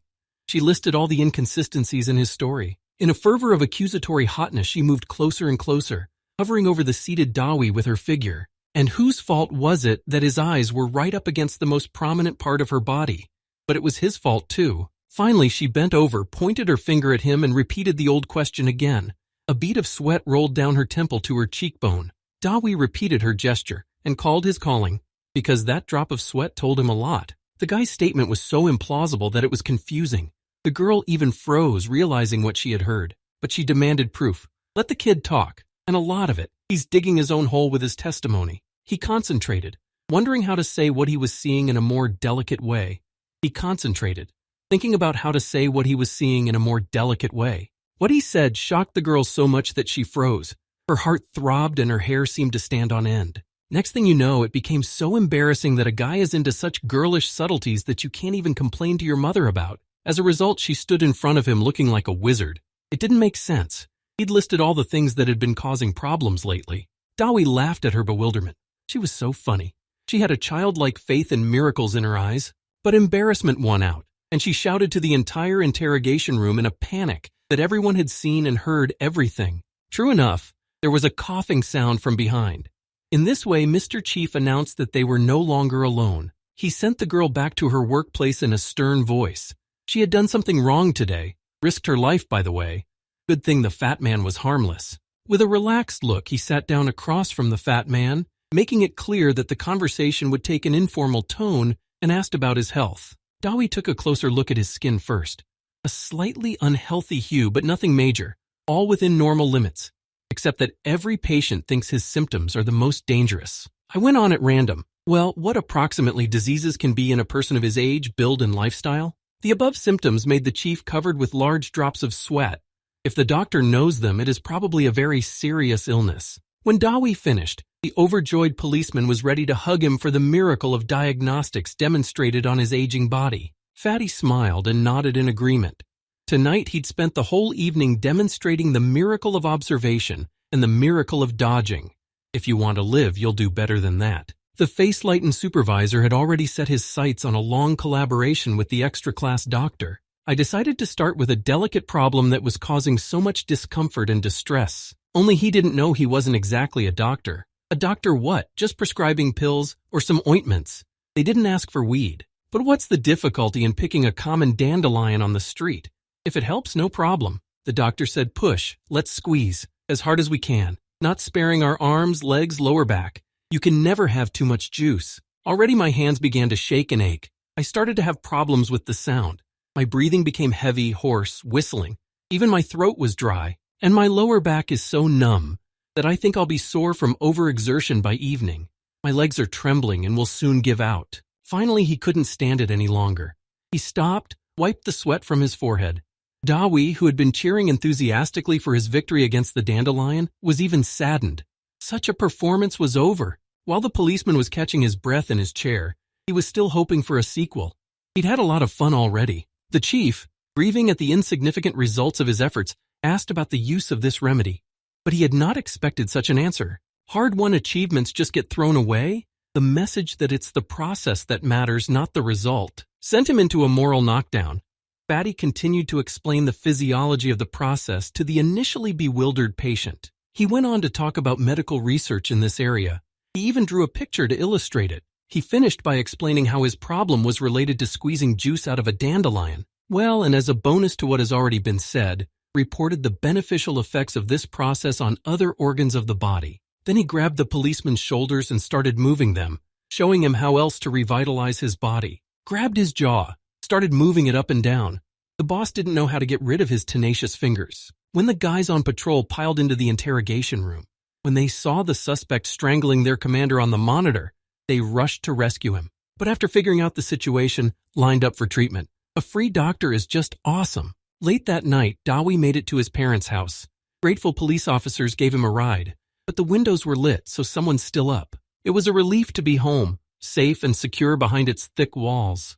He felt a warm feeling in his chest at the sight of his family's nest. Anticipating a vacation and a delicious home-cooked meal, Dawi was about to ascend the porch and through the vestibule to the kitchen, but he raised his head to look at his window and saw his snakes hanging from the balcony and catching the night butterflies flying around the house in abundance. It's not right! It was hard to remember when he had fed them. In the whirl of events, day was confused with night. It seemed like so much time had passed since his arrival. However, it began again. His eyes unfocused, he saw the threatening sign. Cold sweat covered his forehead. Death brought her scythe over her home, already swung, but not yet lowered. Then there's time to make things right. Running across the house? Shout for everyone to beware? The sound rattled and told me where to wait for the enemy. Off the ground and onto the balcony, then onto the roof. The enemy is here somewhere. All that's left is to find him and punish him. A peaceful picture was before my eyes. Quiet, calm. The fog of evening covered the space. Where is the enemy?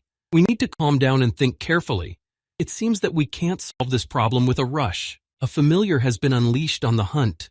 Another pair of eyes wouldn't hurt. And my mind was calculating the possibilities of where the danger might come from. Golden silkworm flew higher and began to fly around the neighborhood looking for anything unusual. He could see intangible curses just as well as he could see real objects. It was more useful now than ever. Then he returned to his master. He stood still, waving his wings and drawing attention to himself, and flew toward the fireplace chimney, though it was already possible not to show the direction. A clawed paw appeared from there and stepped, crushing the tiles. Dawi even involuntarily recoiled. Such a hideous monster appeared from behind the stonework. Green, lumpy skin. A disgusting sour odor wafted up his nose. And most importantly, never seen before, it reminded him vaguely of something. The serpent's gaze saw nothing supernatural. The creature is real and tangible, which means it can be killed. A toothy maw opened and a bubbling green-colored something flew from its throat into him. Some kind of slime. Barely dodging the directed stream, he was amazed to see part of the ventilation shaft wall disappear in front of him. And in the pipe, where the main stream got, a deep hole was eaten out, dissolved by the most powerful acid. The monster was almost safe for the first time. The acid charge has already been released. There's time to think. Decide what to do next. At least identify this thing, for starters. Then we'll find a method to counteract it. Who's got two heads? I remembered, and a little frightened. This creation of human genius was described in an old book. All the descriptions matched in detail. All that was left was to figure out how he could be killed with those characteristics. But what one man did, another man can do. Except, you don't hear about monsters like this for a couple hundred years. Where did this one come from? Why is he at his parents' estate? It seems to be the work of an enemy. Whose enemies? Father or his? While he was thinking, the beast moved toward him. It moved at a brisk pace because its long tail was in the way. It suddenly opened its second maw and spat another stream of acid at Dawi. He barely had time to get out of the way. It was so unexpected that he was immediately enraged and ready to strangle him with his bare hands. But the monster didn't wait for payback. It ran straight at Dawi, knocking cobblestones out of the stonework with its claws, opened both jaws with the intention of ripping open the too nimble little man, dodging his spit time after time. However, he was able to dodge even now. Dawi ducked under the heavy carcass, kicked at its belly with his feet, and pushed it away with force, sending it flying. It was clear that it wouldn't last long, that the monster would return, but he could do a lot of damage in his own home. So it was decided to take him away, to an area where you could deploy full force and not be afraid of the consequences. And when the monster did climb back up to the roof, going to finish what he started, to eat the impudent. Dawi was already far away. Quickly jumping from rooftop to rooftop, he raced toward the beginning of the wooded area that was very close by, and teased as he went along, holding up on the turn so that the monster would get angry and rush after him rather than stay in his parents' house. He had succeeded. He paused and moved cautiously at first, then faster and faster, and finally broke into a sprint. Jumping from rooftop to tree, Dawi was glad that he had fallen for it and could now be led away from the run-down streets. Jump from the tree to the ground and stop to see if the monster is running after him? He's running, but somehow sluggish, reluctant. Tired or something? We'll have to wait for him to come closer. Standing on the branch, Dawi waited for the monster to approach. There was no need to be so cautious here, and the monster was looking for fresh-smelling footprints. They disappeared into the forest edge, and now he was on the prowl. He listened for the rustling of a branch, sniffed the air, tasted the space around him with his tongue. But he did it all tentatively, non-aggressively, as if he was about to change his mind and turn back to the human dwelling. That was very suspicious. We'll have to think about that fact carefully, but later, because right now the huge carcass stopped just under the tree Dawi was sitting on. Smiling maliciously, he jumped off a tree branch right onto the monster. He aimed his feet at the place between the heads, but it jerked forward and he got caught on the tail. He hit it on the tail. The beast roared in pain. He didn't let him turn around and spit, though. He slammed his fist into the temporal bone. Once. And two. 2 heads for 2 strikes. That seemed to be enough. He brought his fist in a third time. But it didn't need to. The monster staggered and collapsed to the ground. I had to bounce away to avoid being crushed. The one sighed one last time and froze motionless. Just in case, Dawi called for the local snakes to dine. Like a test shot. That he had died, not fallen into a deep faint. Soon there was a half-eaten hulk in the clearing. Now was the time to think. Where did a legendary monster come from in a modern city? He puzzled over this question, even reasoned aloud, trying to make sense of his suspicions, until an old snake crawled up to him. It coiled in a ring in front of him and hissed, attracting his attention. She hissed and hissed, doing various tricks with her tail. Dawi thought she was a circus performer, but she did not crawl along a barely visible path, constantly turning around and hissing invitingly. I followed her. The snake led him to some kind of new building, a hulk of concrete, steel, and stairs. It was worth a closer look. It looked like a vacation home or something like that was being built here, in the middle of the forest. The frame of the building had been completed and the protective netting indicated that finishing work had begun, and froze. The machinery stood abandoned. The high-rise crane was frozen on, lifting the load. Even though it was evening and the working day was over, there must be at least some security. He approached, intending to get a closer look at the object. No one answered his call, though the car's headlights were shining. I took a closer look at it. It was a regular truck-mounted crane. But there was a discrepancy that scratched my eye. The inside of the car window was all stained. An acidic odor seeped through the open window, and a puddle on the ground. Probably not water. Golden Silkworm was circling around the window, worried, but he didn't dare to fly in, so I had to come and see for myself. There was a skeleton in the driver's seat. There was no other word for it. The bone-encrusted skull was staring out of its eye sockets, and its mouth was open in a mute cry of despair. Everything around was smeared with green snot, which was eating away the walls of the cabin right before your eyes, spreading corrosion stains. A terrible suspicion gripped Dawi. If this happened to the driver, what about the construction workers? I looked closely at the nearest tier. The picture was the expected one. The skeletons of the workers were sitting, lying, hanging in the poses in which death had caught them. And next to them were some huge red balls. Obviously nothing to do with construction. There was a commotion. There were things swarming on the ground under the house, more than one. They were chewing on something. Of course, the poor guy who'd had a very bad day. A couple other individuals walked between the purple orbs in the form of guards, scrutinizing the area, while the others enjoyed themselves, licking the acid-softened flesh and gnawing away at the bones that remained intact. It became clear that this was not a single attack. The crimson orbs looked more like ripening eggs than anything else, which means it's a nest. No small danger to the people of the entire city. After getting away from the perimeter so they wouldn't smell it, Dawi lay down at the top of the ravine. He had to decide what to do next. He squinted one eye, trying to estimate the approximate number of monsters. The number of monsters was so large that he couldn't do it himself. The only thing left to do was to call my friends. They wouldn't forgive me for going into such a fight without them, but they'd help clear the area. End of the workday. Training's over. Shower and free until tomorrow. My dreams of a pleasant evening were interrupted by the trill of the phone. Beagle accepted the call quite favorably and gave Fatty a good-natured teasing look. They've been seeing each other a lot. Every night, though. Dawi, hiding behind a tree trunk, did not take the joke. All his thoughts revolved around the impending disaster. His answering bellow almost stunned his comrade, making him take the information more seriously. The boys noticed that the commander's face was becoming more and more gloomy. There were harsh creases between his eyes. Determination flared in his gaze. It's clear. There is a case. The party is postponed. Cautiously peeking out from behind a tree, Dawi took a picture of the area he was in and reported the landmarks. The rich neighborhood was about to go to sleep. The loud noises had died down. The sad singing of crickets lulled them into a sleepy relaxation. A loud sound of engines running interrupted this lull. 3 large army jeeps sped down the street and into the forest. Fatty by this time had fallen asleep from waiting, but the approaching footsteps awakened him. Beagle did not arrive alone. Behind him stood a platoon of elite special forces, fully prepared for battle. Not everyone came, but only those who were at the base. And they listened. They didn't refuse to help without orders. Yan didn't. Luckily, I guess. The case was so disgusting that her absence was even welcome. But someone else had suddenly appeared. The shaman decided to interrupt his forest retreat and came to the city.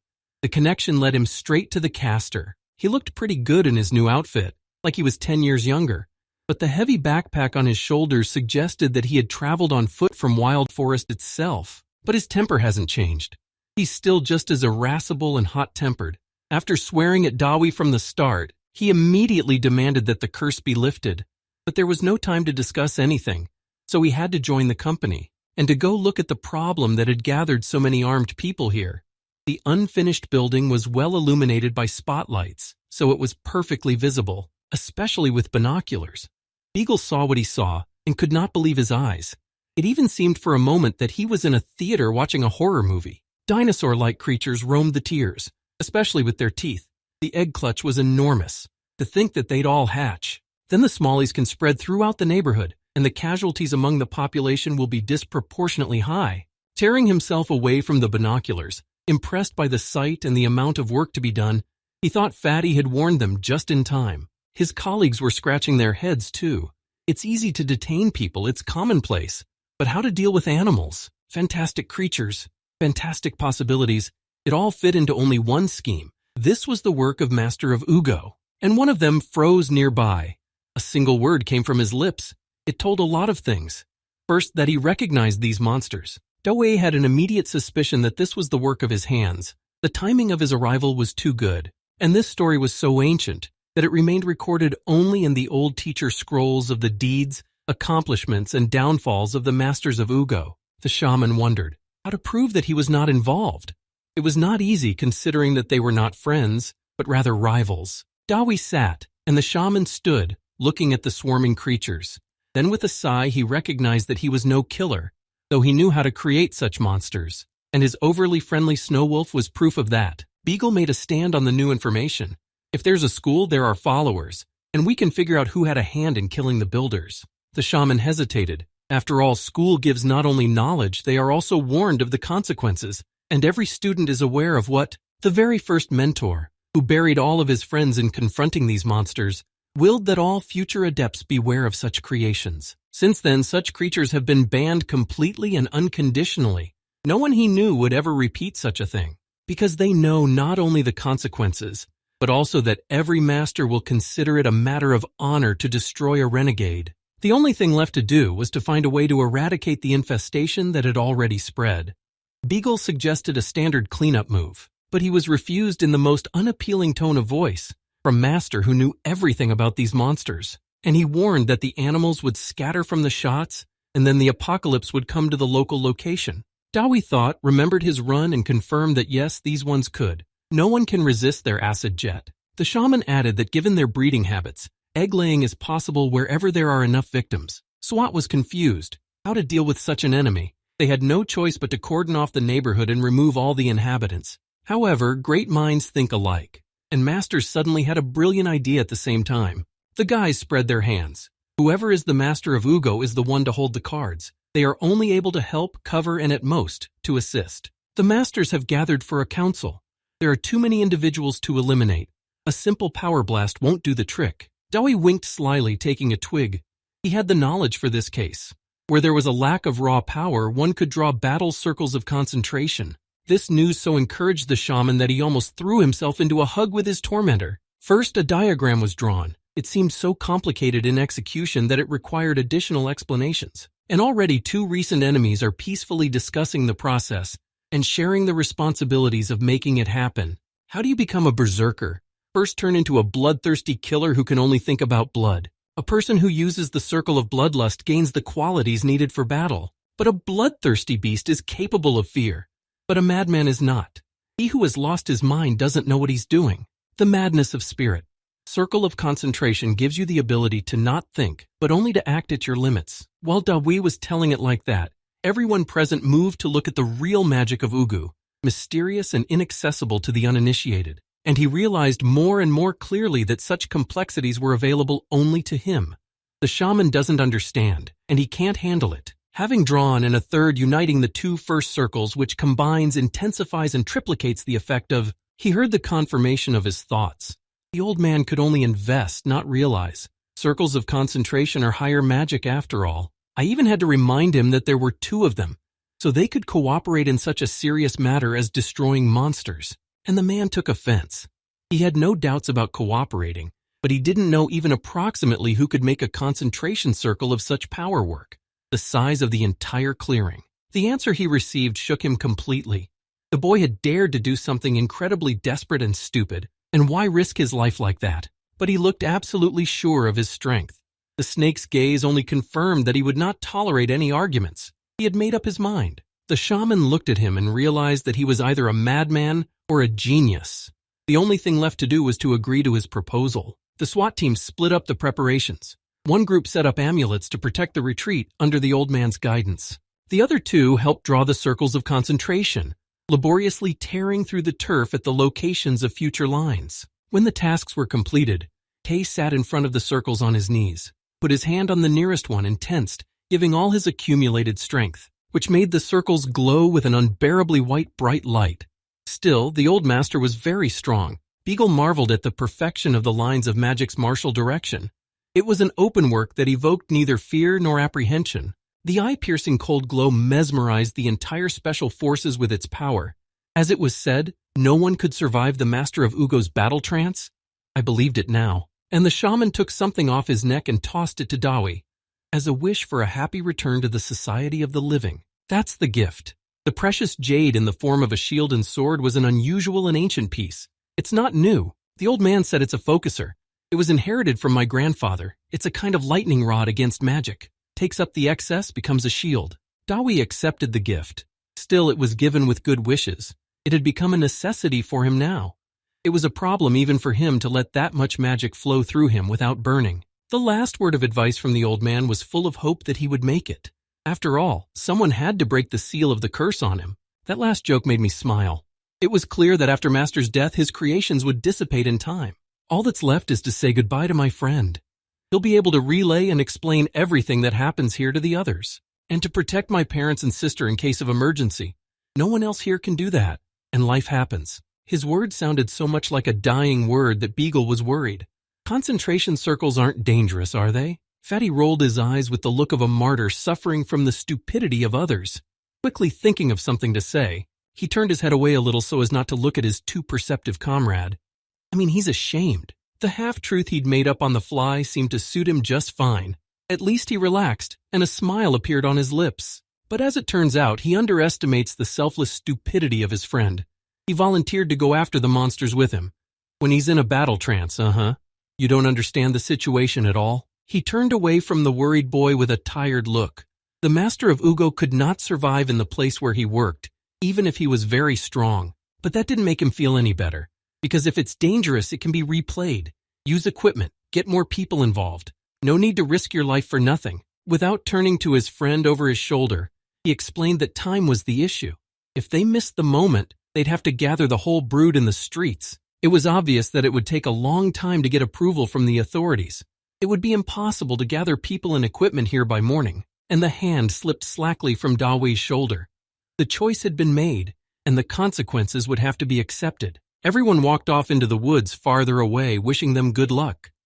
Fatty was left alone, preparing himself mentally for the event. The most important one in his life, by the way. He stopped in front of the shining circles. What fate did they have in store for him? Would he return home to his dorm, to his people, or would he stay forever young? But first he had to make some preparations. The bright directional light sufficiently illuminated the area of the new building. The monsters were living a quiet, measured life there. Suddenly the guards became alert. Everyone turned their heads in the same direction, where something strange had flashed. The lights flared and flickered, attracting the eye. The suspicious creatures didn't immediately rush to find out what was going on. They stayed quiet. It was Dawi who ignited the signal torches, hastily prepared to attract the attention of the monsters. He lay on the ledge, looking through the scope of a machine gun borrowed from the special forces, searching for a closer target, hoping for a sure hit, and fired a shot to annoy the monsters. The circle was drawn, but it was still a challenge to get them to come here in a cluster. The sound of the gunshot startled the animals at first. Obviously, they had never encountered such a thing before. All of them shuddered and scrambled in fright. But when the kin fell, the smell of his blood spreading through the neighborhood stirred the herd instinct to avenge the offender or to flee. A second bullet flew by, then a third. These stinging bees did not do much damage, but enough to make the beasts more and more agitated, until a human shout came from the hill above, showing them their target, the enemy who was surely responsible for their fear and the deaths of their kin. The glow of a great white fire indicated where he was hiding, and it was worth finding him and tearing him down before he did more damage. Dawi shouted at the top of his throat, luring the monsters to him, beckoning them with his lonely voice, promising easy prey. Yelling non-stop to know where to run and not to stray from his goal came to him in a ready-made circle of concentration. It worked. Hearing only a lonely cry for the shots, which at first had frightened them, had ceased. The herd, eyes reddened with rage, rushed toward their foe. Noticing that they had come near enough to keep out of the way and running toward him in a frenzy of fury, after undressing so as not to stain his shirt with blood, Dawi went to the site of the last battle with the monsters. He stood in a circle and waited for his pursuers to appear, infusing his power, running it through the pendant and absorbing it back into himself. First, he activated the circle of rage and bloodlust. The shaman's pendant responded, poured red color, warmed, ready to support and protect the master. The streams of bright light directed into the dark sky colored the whole surrounding world in purple shades. The old man realized that this was it. It had finally begun. Beagle, who came up behind him, also realized that all this was for a reason, but decided to check with Master. He kept his eyes on the unfolding spectacle. It was the first time he'd seen it, but he knew from his notes what a hell was going on in there. And will the guy survive in it? And afterward, after letting such power pass through him, will his mind be able to remain intact? The century-old tree, which had been hit by a careless push, collapsed, making way for the monsters and making way for a future battle. In the middle of the circle of concentration stood no longer a man. No, a beast like the ones that were approaching. The clawed paw of the monster stepped towards him, cautiously trying on the best way to attack and kill. He was ready, but he was waiting for more of them. Let them come and take it if they could. Now there's quite a crowd of them gathered around the perimeter of the circle, for one, but no one dared to attack first. The man froze in the middle of the clearing, not threatening, not attacking. He just stood there, but his figure nevertheless evoked an unaccountable fear. Dawi, clasping the already hot pendant between his palms, whispered the incanted words of the beginning of the magical explosion. Then he began to make deep scratches on himself, forming their lines into a magical sigil that echoed the one beneath his feet. The scratches were filling with blood. Droplets of it came off his fingers and dripped down, and it smelled. It smelled like flavorful food. The scent made the creatures go wild. One even decided to attack from behind, but a poke from my elbow sent it back to its original position. And immediately, the circle of madness was activated. The monsters were no longer afraid, but began to move forward slowly and steadily, advancing on the lines, overstepping the lines, and the glowing signs did them no harm.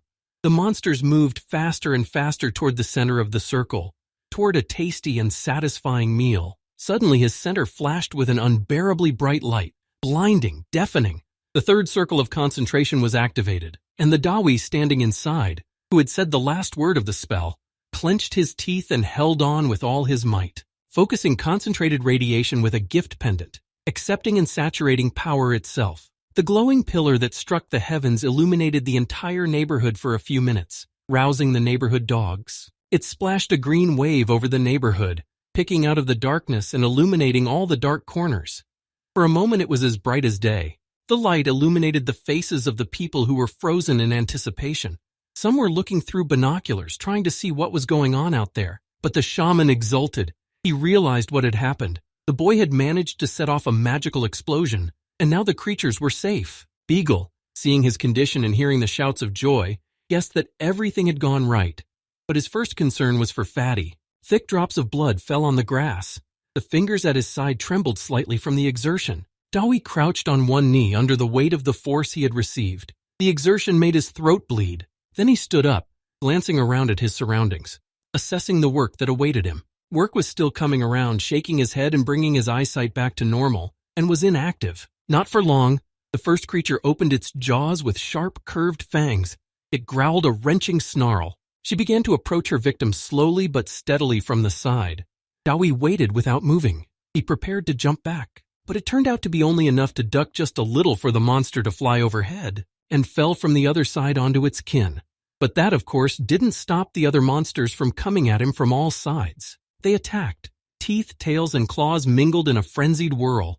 Dawi was completely out of touch with reality, eyes and hands and feet acting on their own, without mind control. Eyes sought and found a target. Hands tore jaws, tore throats, feet broke and crushed bones. Soon the whole herd was lying defeated at his feet, and only the shreds of their hides had not yet fallen off and were floating on the ground above. I had to kneel down again, leaning over the grass, and wait, listening, see if anyone else moved. Then he sank to his knees completely. Blood came out of his mouth again. His head was bent more and more to the ground. He looked up at the pile of monsters lying in pools of their own blood. His mind was coming back. He realized that he had accomplished his task. He had won, and then he fell. His body was overstretched from the frenzy of battle. Consciousness floated into a blessed swoon. I could hear the distant murmurs and shouts just out of earshot. The light faded, blurred, and soon disappeared altogether. I felt like I was standing in the middle of nowhere. There was a dead light around which did not illuminate but only emphasized the shadows. The gates are open before him. There is inky darkness and smoky misty streaks stretching from edge to edge, beckoning to him. Doi looked at it like a fairy tale suddenly becoming a reality. He couldn't believe it was happening to him. The gates of death. Columns, skulls, and chains, just a passage, a foyer before the unknown. The misty ribbons came together at once in the center of the passage, suddenly glowing with a seal. Central City Hospital worked both day and night, receiving emergency room casualties. Today's delivery was made by SWAT. That's why it was treated in a special way. Soon Fatty was lying in the intensive care ward with everything he could get his hands on. These visitors could not be persuaded to leave. The worried Yen looked at the boy's condition sadly and had tears in her eyes. Beagle was reviewing the report. What he saw impressed him so much that he decided to share the news with his superiors. But Yen didn't even deign to look away from the sick man. She felt guilty for not being there in the forest. It would have been possible to find another way out without such consequences. Beagle read out particularly interesting passages from the report, the understanding of which made my hair move and chilled the back of my neck. But when he noticed that there was no response, he was silent. At any other time, the captain would have snatched the report out of his hands and reread it eagerly. But now she stood with her back to him, and her voice was impassive and tired. She looked at Fatty and tortured herself with thought. Dawi's pulse on the monitor was slow and weak. His breathing was barely audible, so an oxygen mask was necessary. Yen stood mournfully at the observation window, not knowing how to help. If she had known where to go, she would have run. Didn't have to. He'd already been rushed here, lifted out of bed. His brother and best friend came immediately. With hope in her gaze, Yen rushed to him to ask about the news. After all, a doctor's doctor will always understand and tell her. The news came from an unexpected source and was rather perplexing. The forecast gave hope, but there were also many doubts, because even Dr. Fan wasn't quite sure and calm, and was also looking at Fatty anxiously. United by the same feelings, they talked for a long time outside the room where their loved one lay on the bed. Two skulls swayed on chains above the door to death, reminding him of the two who had been guided here by his hand. The glow of the seal between the misty ribbons grew ever hotter and splashed the ink of the night in splashes across the walls. When Dawi was able to take his eyes away from the path of the dead, he looked around and noticed a stele with inscriptions. I looked at it closely. The writing was familiar. He'd seen it in the scroll teacher had given him. Oh, really? His deathbed, his accomplishments, and therefore his achievements. He's risen to a new level? Touching his finger to the inky darkness had an unexpected effect. Suddenly, lightning bolts ripped through reality, expanded, eating up time and space. The sparks from them filled everything around them, enveloping everything like a blanket. The world is gone here. All that's left is light, unbearable and burning out the mind, destroying the personality.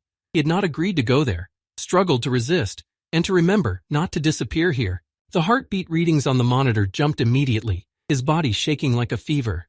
Crisis. Yes, the eyes have opened, snaky and angry, no longer there but not yet here.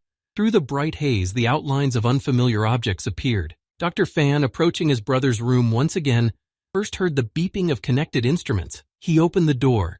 He was stunned in the doorway when he saw the picture that shook his composure. Fatty bent over, sitting on the bed and coughing profusely, convulsively sucking in air and coughing again. Jumping up on the bed, he heard a disgruntled voice scolding him for not showing up on time and panicking for no apparent reason. The patient was sucking glucose from an IV and eating something from a suspiciously familiar jar. When Fan looked closer, he realized that his brother was holding a vial of pills. He immediately clutched the only food found in the room to his heart. It was obvious he wouldn't give it back. When he looked at the nightstand, he was stunned. Empty vials and jars, boxes and blisters of pills he'd already eaten were piled on it in a jumble. Swearing from the depth of his feelings, Dr. Fan wanted to immediately pump the stomach of the delirious patient. He fought back as best he could. His screams echoed through the corridors, scaring the sleeping patients.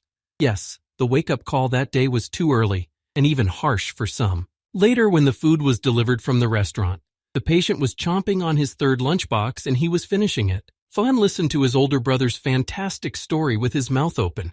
He was more and more amazed. He even asked again, not trusting his ears. But Dawi nodded, popping another piece into his mouth and chewing it thoroughly. Finally, he put aside the empty box and was ready for a more detailed conversation.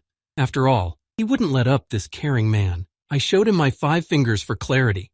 Curling his fingers, he began to list what he already knew. His accomplishments at a young age were modest, and the transition to the next level was difficult, and it was not even clear how to do it. But in the run-up to death, fighting for mind, memory, body, and life, he was able to break the barrier and achieve a breakthrough in his abilities to reach a new level. It was preceded by considerable preparation. Going over the edge as well as coming back from it is not easy. I had to overload myself to the max. The borrowed power, plus the outrageous rage and concentration of the mind on the verge of madness, removed all barriers to consciousness. Fan, when he heard what his older brother had done, wanted to strangle him personally. It was more merciful to go over the edge than what he'd done. Dawi didn't appreciate his friend's concern. His teacher had prepared him from a young age for such exertion. He's used to it. Well, now the teacher's calmness at the news that his student was lying unconscious was understandable. Going beyond the boundaries of possibilities, that is, when it's I can't do it all, and a little more on top, was practiced all the time. Fan listened to older brother's story and shuddered at the thought that this had become the meaning of life for a whole generation of masters. Dawi could not miss such an opportunity, to combine all its knowledge and skills into a single whole, and to do a good deed at the same time. Hearing the familiar word, Fan began rubbing his forehead, trying to recall when he had heard the name of this technique. I remembered. When my brother was a teenager, he was so happy about his success. Fan didn't understand what success was, but he remembered the word. And now he's repeated that success and ended up in the hospital. Couldn't he have used the SWAT team if he'd called it in? Dawi grimaced. Fan's question was natural, but he didn't want to confess. My brother insisted and waited for an answer. Pouting like a child waiting for a spanking, he admitted that he wasn't sure he'd get it right. SWAT is insurance. Residential neighborhood. Parents close by and a sister. He shuddered even now at the thought of what might have been if he hadn't handled it. At his brother's mild rebuke that one could live without those bloody levels like him. Dawi weaved his arms stubbornly across his chest. He wanted to excel at what he loved, but he forgot one detail. The curse, which would return once he leveled up.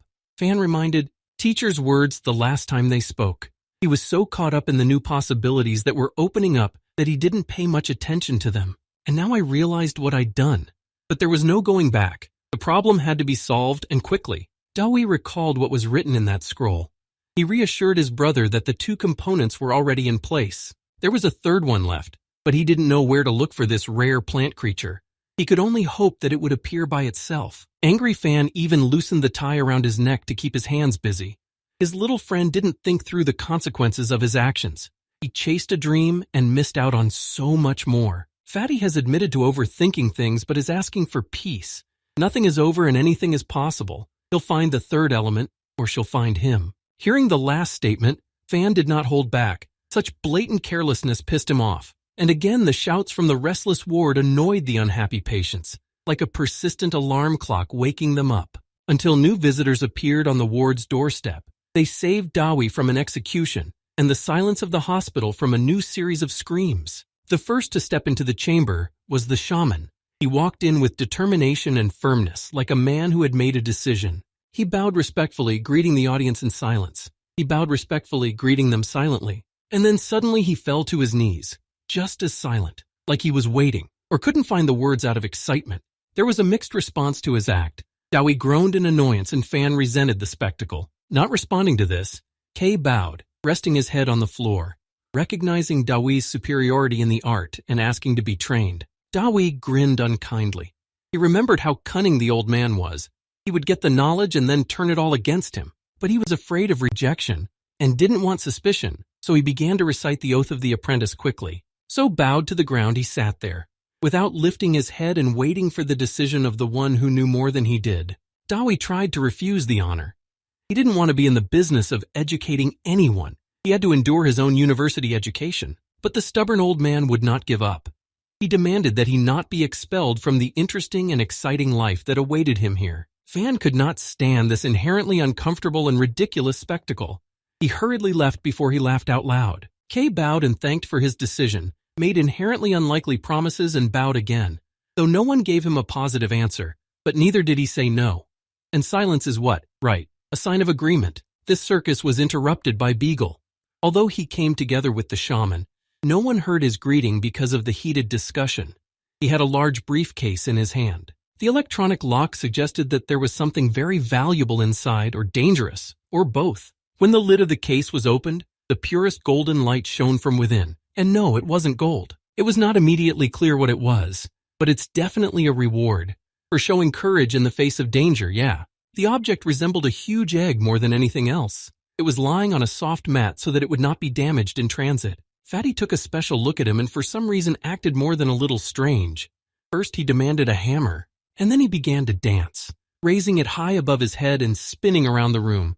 He looked like he was going crazy with joy. Turns out he wasn't, just fooling around, ironic, at being rewarded with something he was eager to destroy. Then he looked at the egg. I looked inside, trying to see if it was alive, or should I not worry about it? And he asked a very disturbing question. How did it end? After he fell and lost consciousness, Beagle began his story by finding Dawi in the clearing, among the defeated enemies.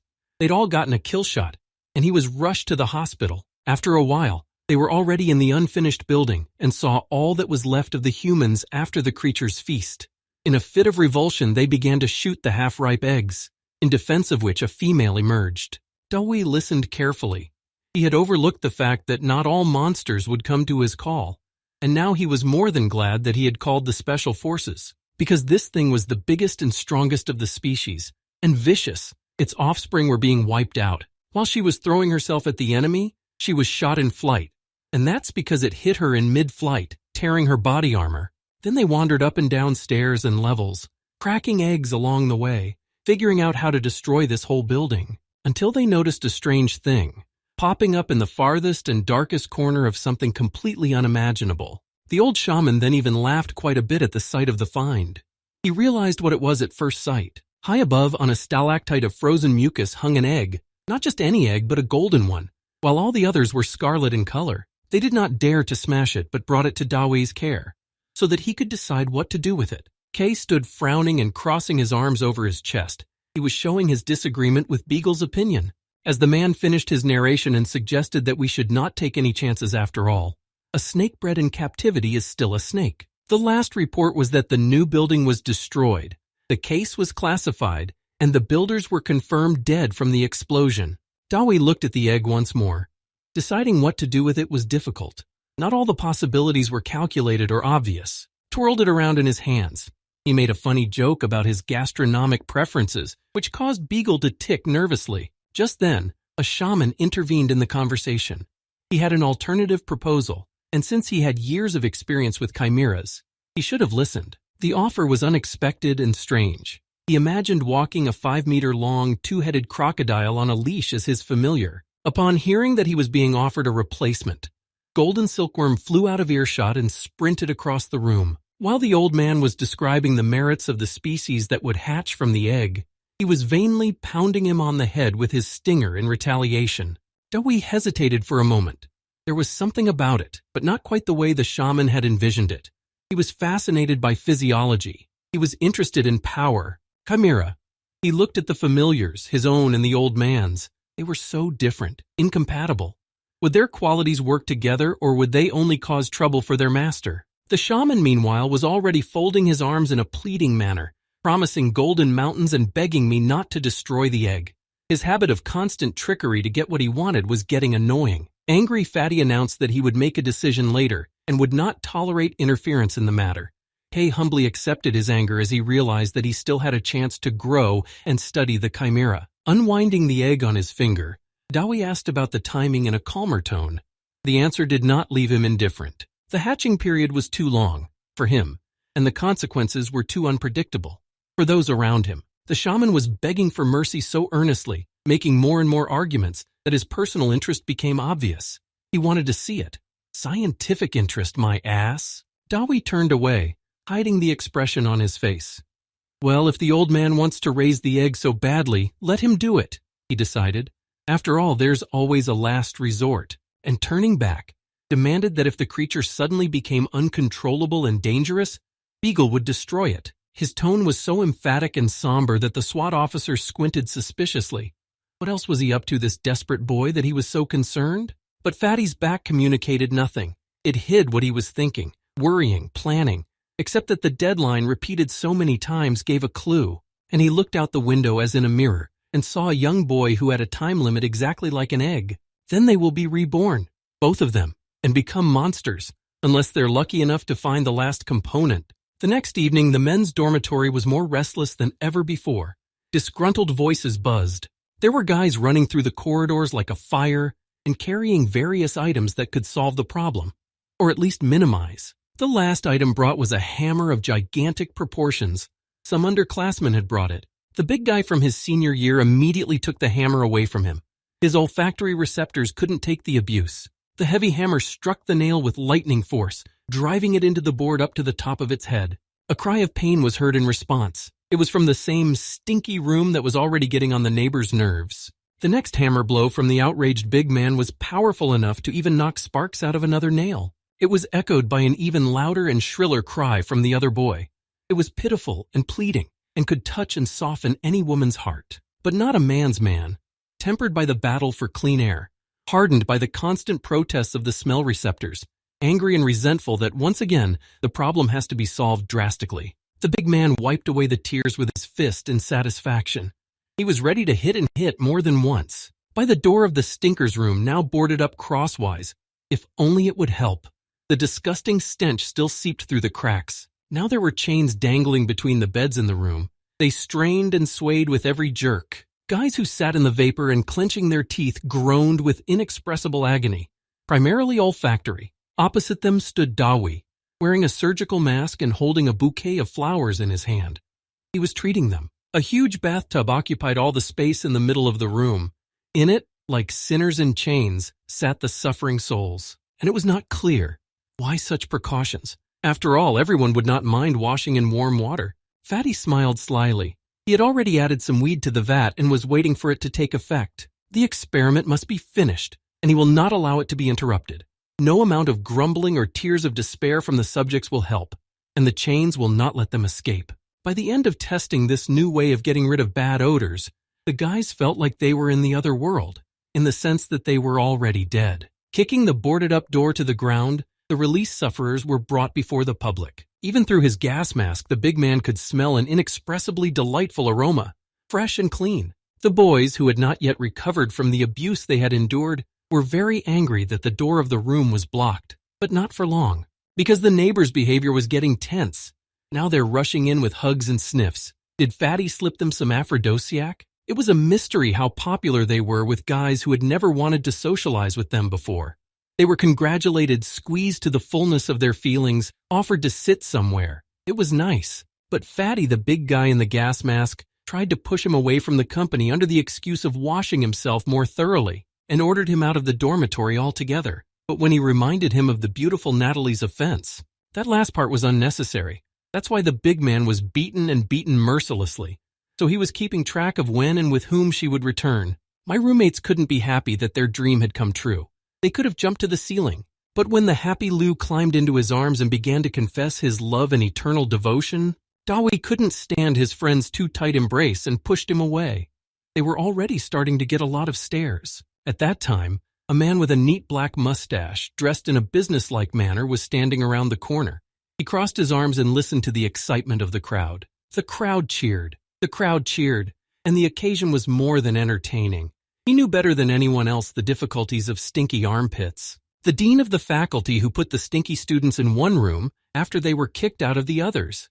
And now, he's got a pretty good new idea. The huge meeting room was brightly lit and empty.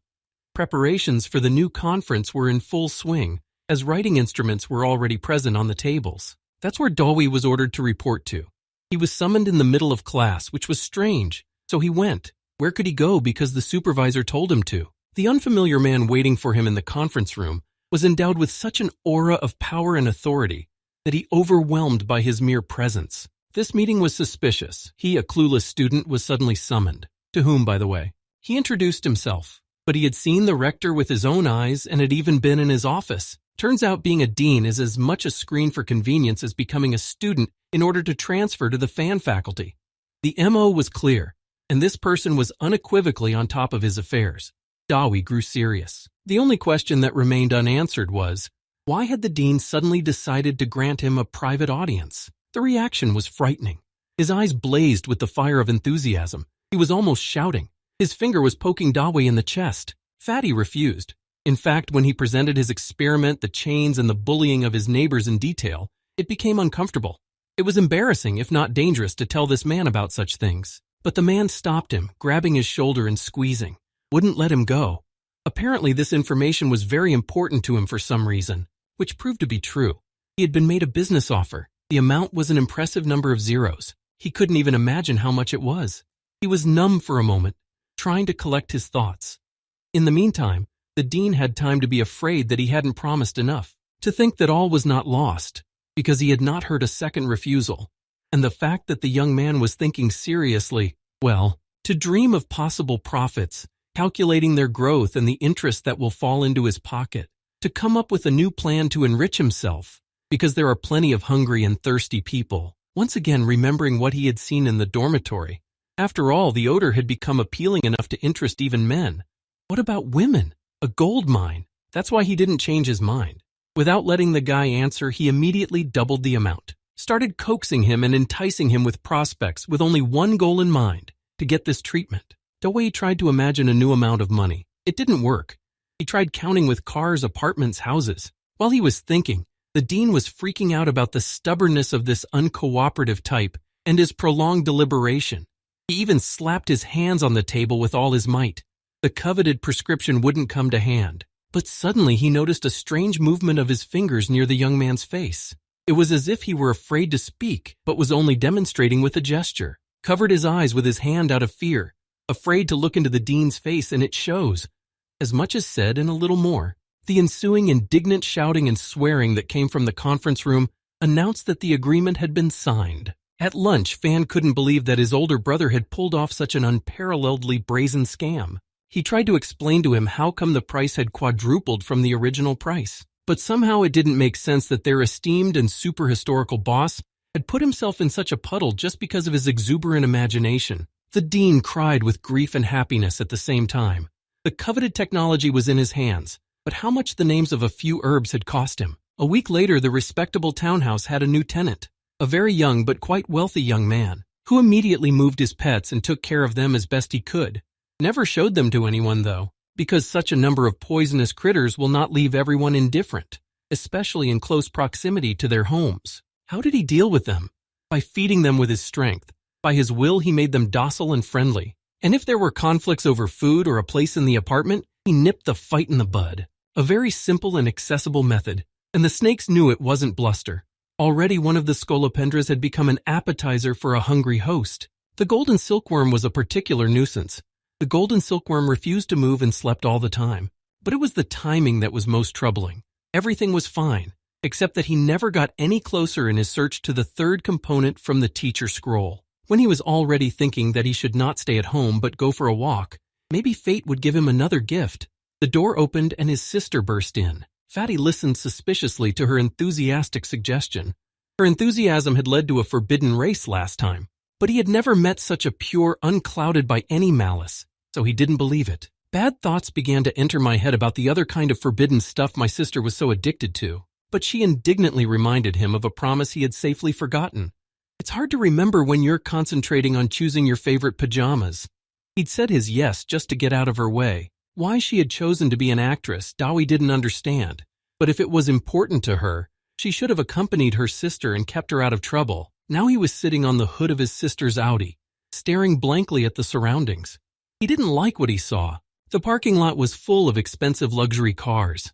I wondered why there were so many of them here. And if such people study here, is Sis sure she will be accepted into this circle? I'd hate to see her get hurt. My sister's story made the situation with the expensive cars a little clearer. Not too bright, to be honest, but she looked dreamily at the building across the street. There was a large casino hotel with a panoramic swimming pool. Its visitors left their cars in the parking lot. Fatty wondered why casino visitors leave their vehicles in the parking lot next door to the film academy. It's inconvenient. The answer was simple: money and fame. This is how some would-be actresses find patrons, and wealthy men luxurious and prestigious companions with whom it is not a shame to go out in public. Parking as an excuse to get acquainted works perfectly. Those who want to be fooled are fooled. Others know the value of such meetings very well. Dowie was alarmed by this story. Sister is going to study in this slutty place after all. So he gently patted his little sister on the head like a little girl and asked her not to do such things. They're not poor, and it's not worth humiliating yourself with such earnings. And fame it will find itself, if you have the talent. Wendy was at first touched by these caring words, but then she felt ashamed to be suspected of such a thing. She thought it was so cool to be famous, and then she laughed embarrassedly. This kind of talk with her brother was new to her. It was new to her as it was to him and his sister, but there's no harm in dreaming. And looking at the elite cars, Wendy whimpered about her dream. I guess her passion for racing was undiminished. That her brother had so easily agreed to give her such a desirable gift encouraged her enough to. She immediately changed her dream to a cooler one, causing her brother to cough involuntarily. Yeah, women are like that. You give them a finger, they'll bite off your shoulder. Then they went for a walk. They visited the grounds, the stadium, and other buildings of the sisters' future school. After walking around the buildings of the movie academy, they returned to the beginning of the walk. Two girls, obviously students, had appeared there by then. Their attention was drawn to the billboard. Dowie and myself looked to see what was so interesting, but I didn't see anything unusual, only a little deafened when one of them shrieked with happiness. The girls jumped happily, then chattered animatedly. One even pressed her hands to her rosy cheeks. Dowie again didn't understand why they were so excited. He turned to his sister for clarification, but in her eyes, too, I saw the light of distant stars. She stood mesmerized, her hands folded on her chest in prayer, except that she squealed with delight. When dead, scolded him for being uneducated and lacking knowledge about the idol of millions of people across the land. She even hummed a popular song from a movie, making him remember the plot. But the movie somehow passed his attention. His careless reply had upset his sister so much that she had even wilted.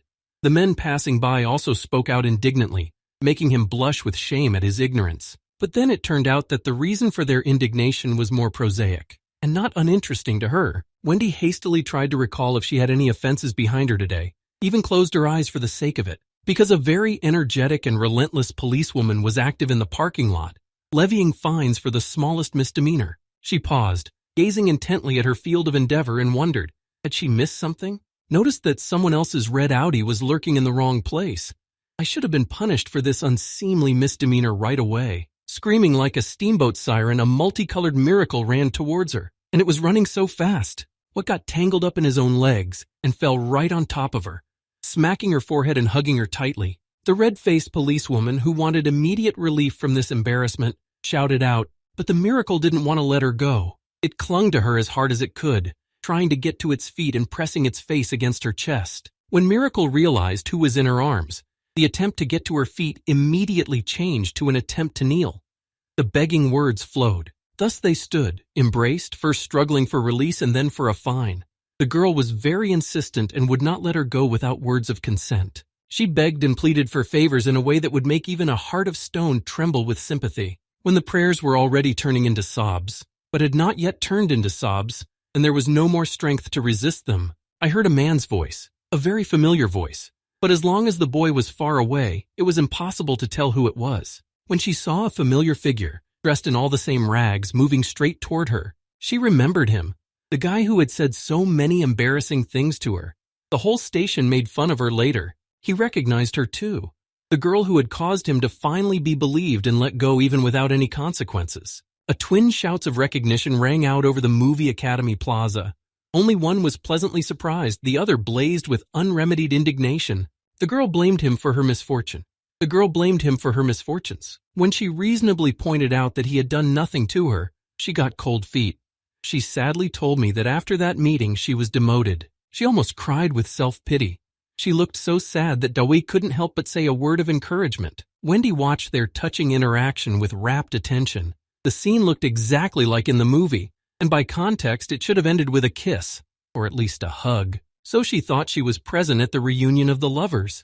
But the indignant faces of both made it clear that she was not. Both of them were shocked by such an assumption, because there had never been a drop of romance in their communication, and annoyed exclamations rumbled through the square again, involuntarily attracting the attention of the surrounding people. As a result, they both turned away from each other, pouting with annoyance.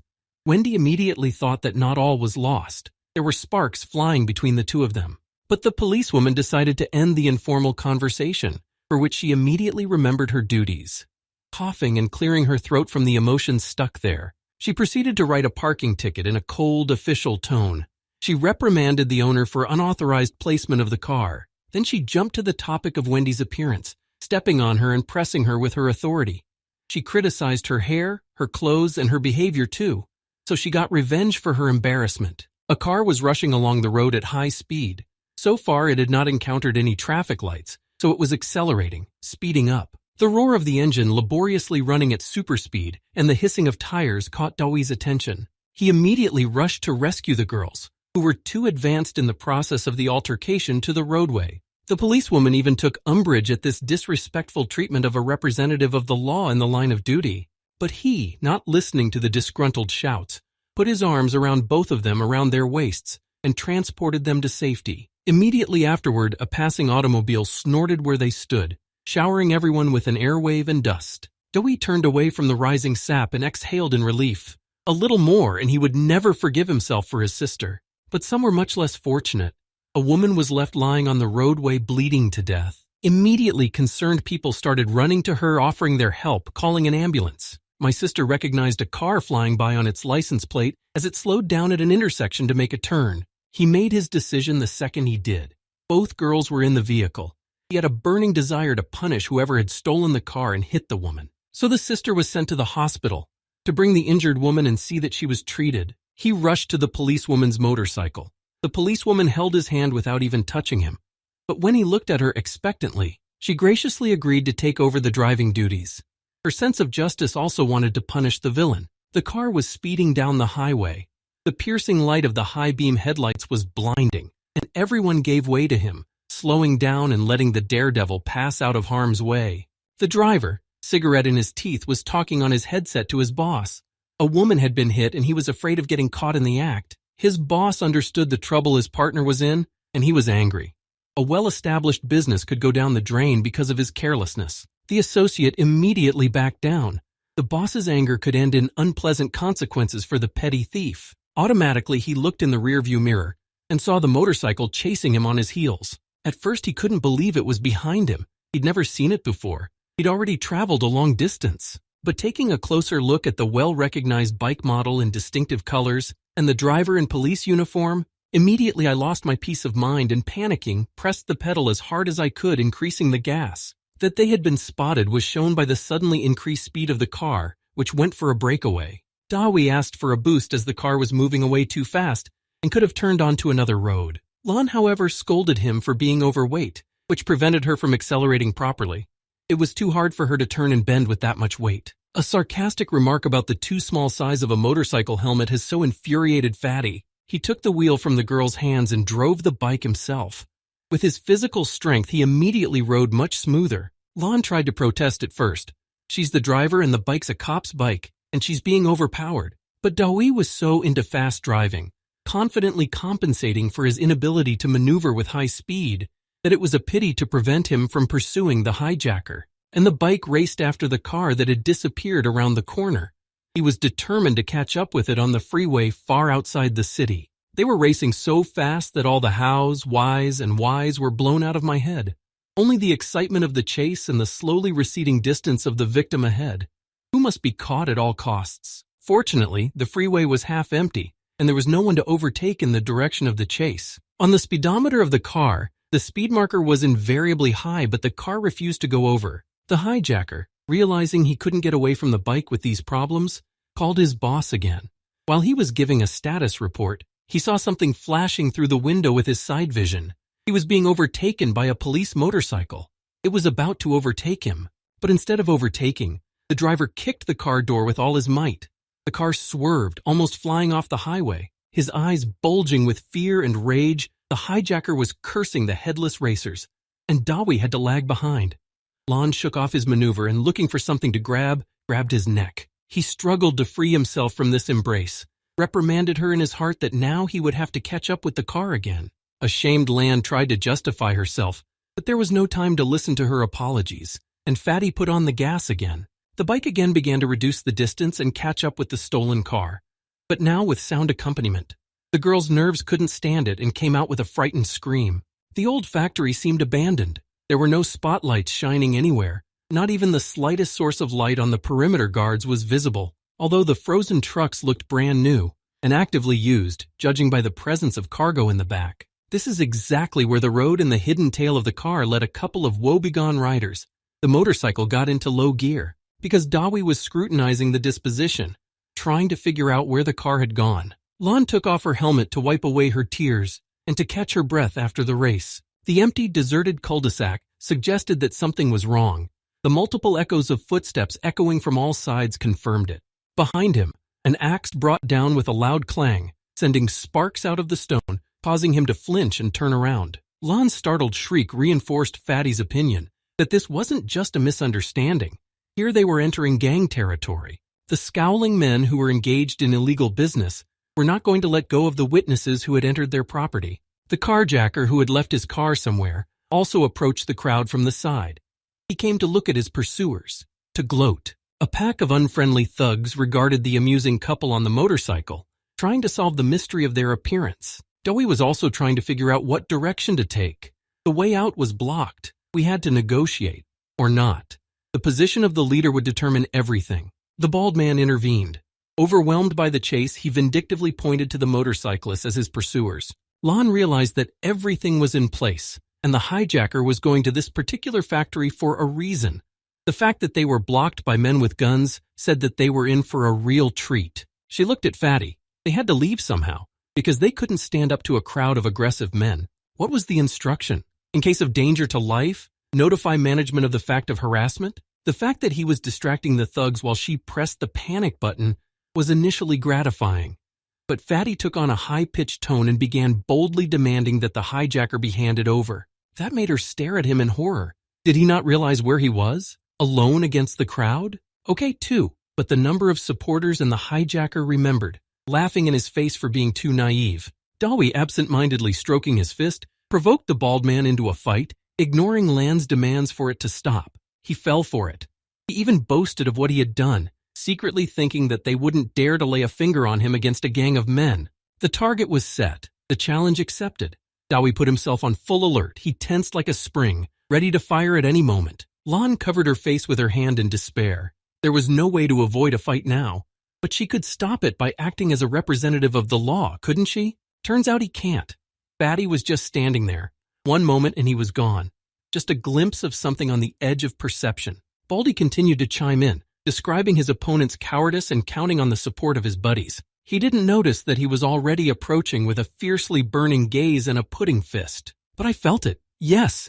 At first, the faded evening light was obscured by a shadow, the whistle of crashing air. The blow to the nose exceeded all expectations, because blood was gushing from his mouth. And the next thing he knew, he was falling while his avenger still kept moving towards him and stopped beside him. Consciousness blurred, reality twitched with black streaks of system failure, until it disappeared altogether. The body took off, slamming into the ground a couple of times and went silent.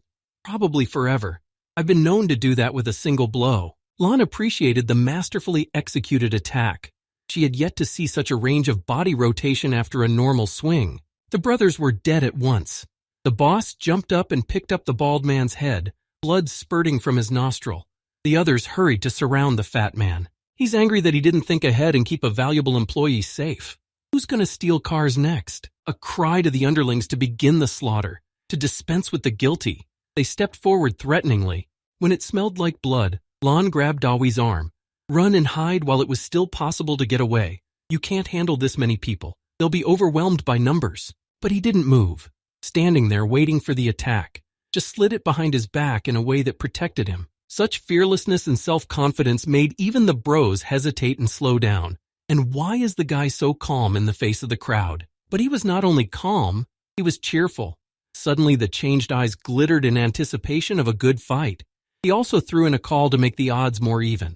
In the approaching dusk, the factory cul-de-sac was filled with the shuffling of many feet and the sounds of the first blows. At first, the sharpest of the first attackers received a fist under his breath and flew 3 steps away. Then the second.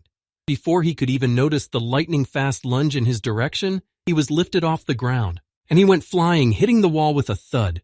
Blood spurted from his mouth. Both of them fell unconscious. Seeing such a thing, that the brothers do not even have time to swing, but with one blow the guys fall down and do not get up again. Some immediately scattered with shouts. He was left alone, not knowing where to run.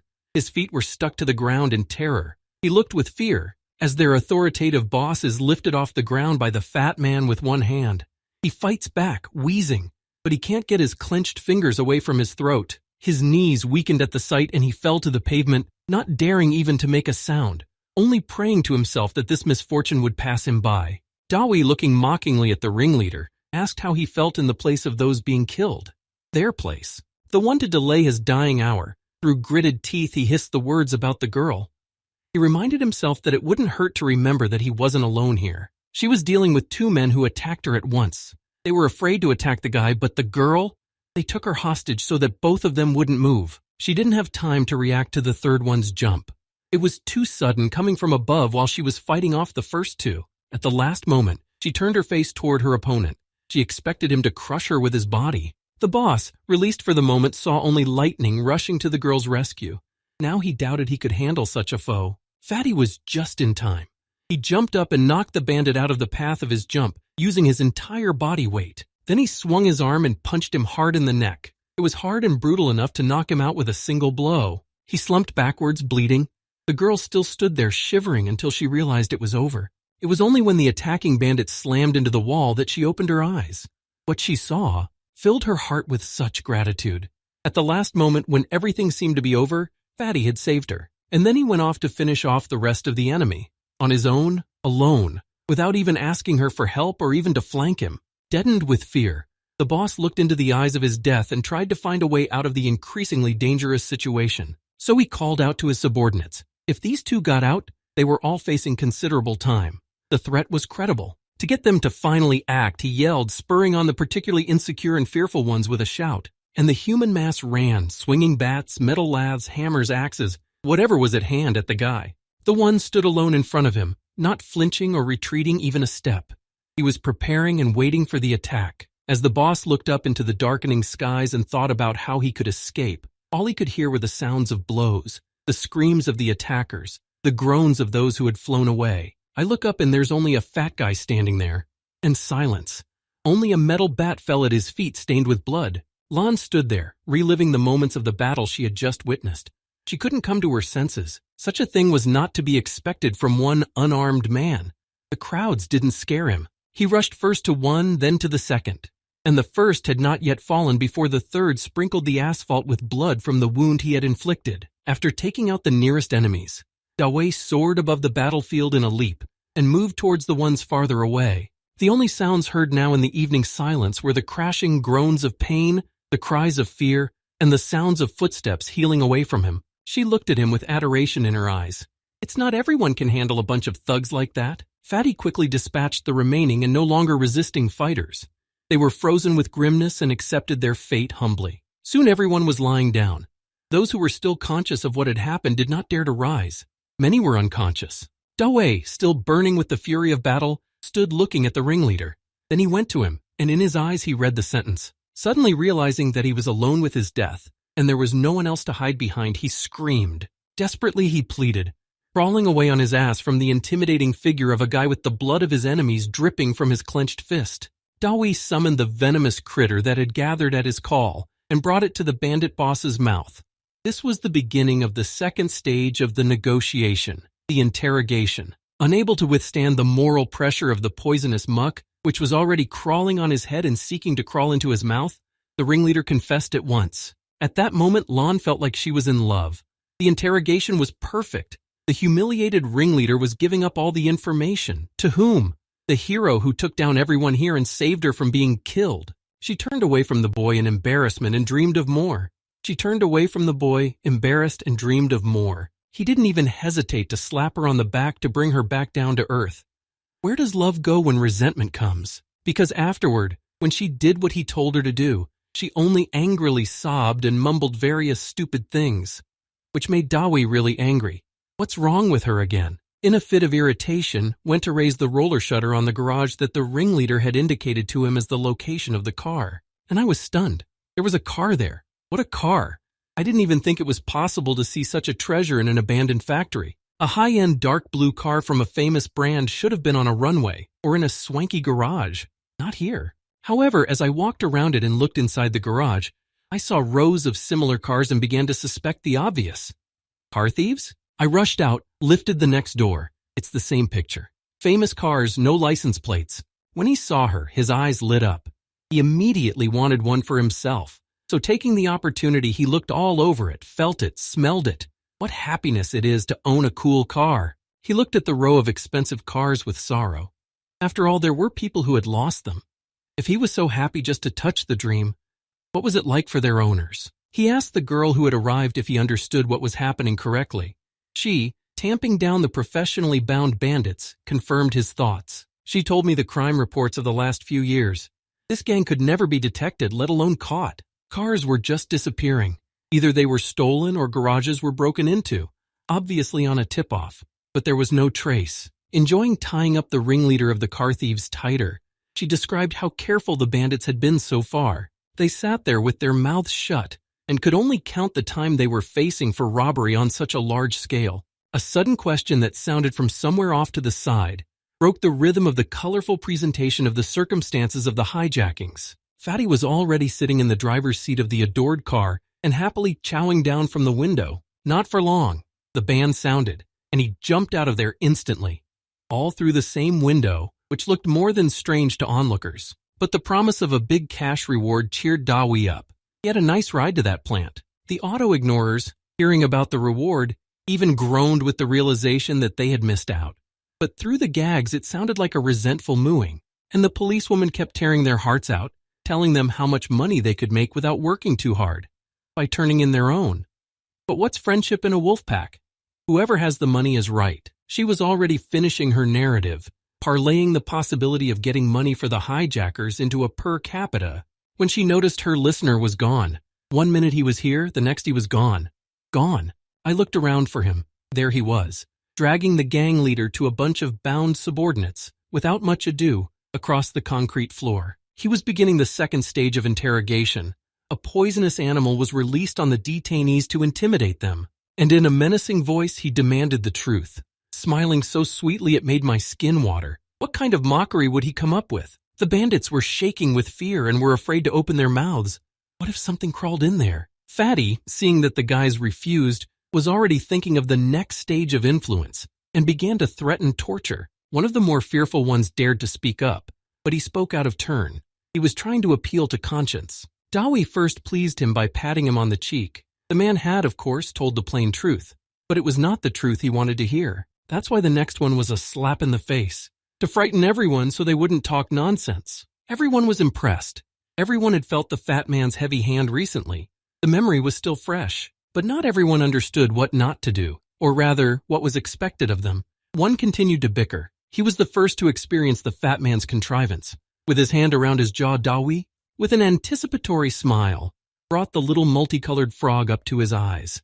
It was lucky he'd brought it from home, just in case. This foreign baby had the greatest venomousness in the world and was the jewel of his collection. Whether it was the threat of eating the frog or the guy believing he was going to be poisoned to death, the guy yelled, ratting out everyone and everything he knew. Meanwhile, the most prudent man, who had been in trouble many times, was sawing the rope with a blade. The unexpected sound of tearing fibers caught the attention of everyone in the room.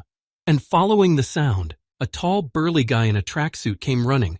He was in a hurry to get out of that garage. He was going so fast he was skidding around corners, but for some reason no one rushed after him. On the contrary, the fat man gave him a big laugh, and he made his panicked accomplices freeze with horror. When I shouted a sincere word of encouragement in his direction, promising a speedy and very hot reunion, he darted down the dead end intending to leap over the wall and escape. It had been done before in his busy life. He sped down the road, fearing not the fat man. It was the master's anger that worried him, for he knew what he was capable of. That he can see, hear, recognize at any distance, and those who betray him are found in the sewers at best. On the count of 3, Dawi caught up to him, running across the roof of the building, and was about to drop his gift when something unforeseen happened. The jerk screamed terribly, then wheezed and stopped without moving. Dawi looked at it with eyes wide with surprise. He hadn't done anything yet, and he was already shouting. I hastily jumped down to the man to see what had happened.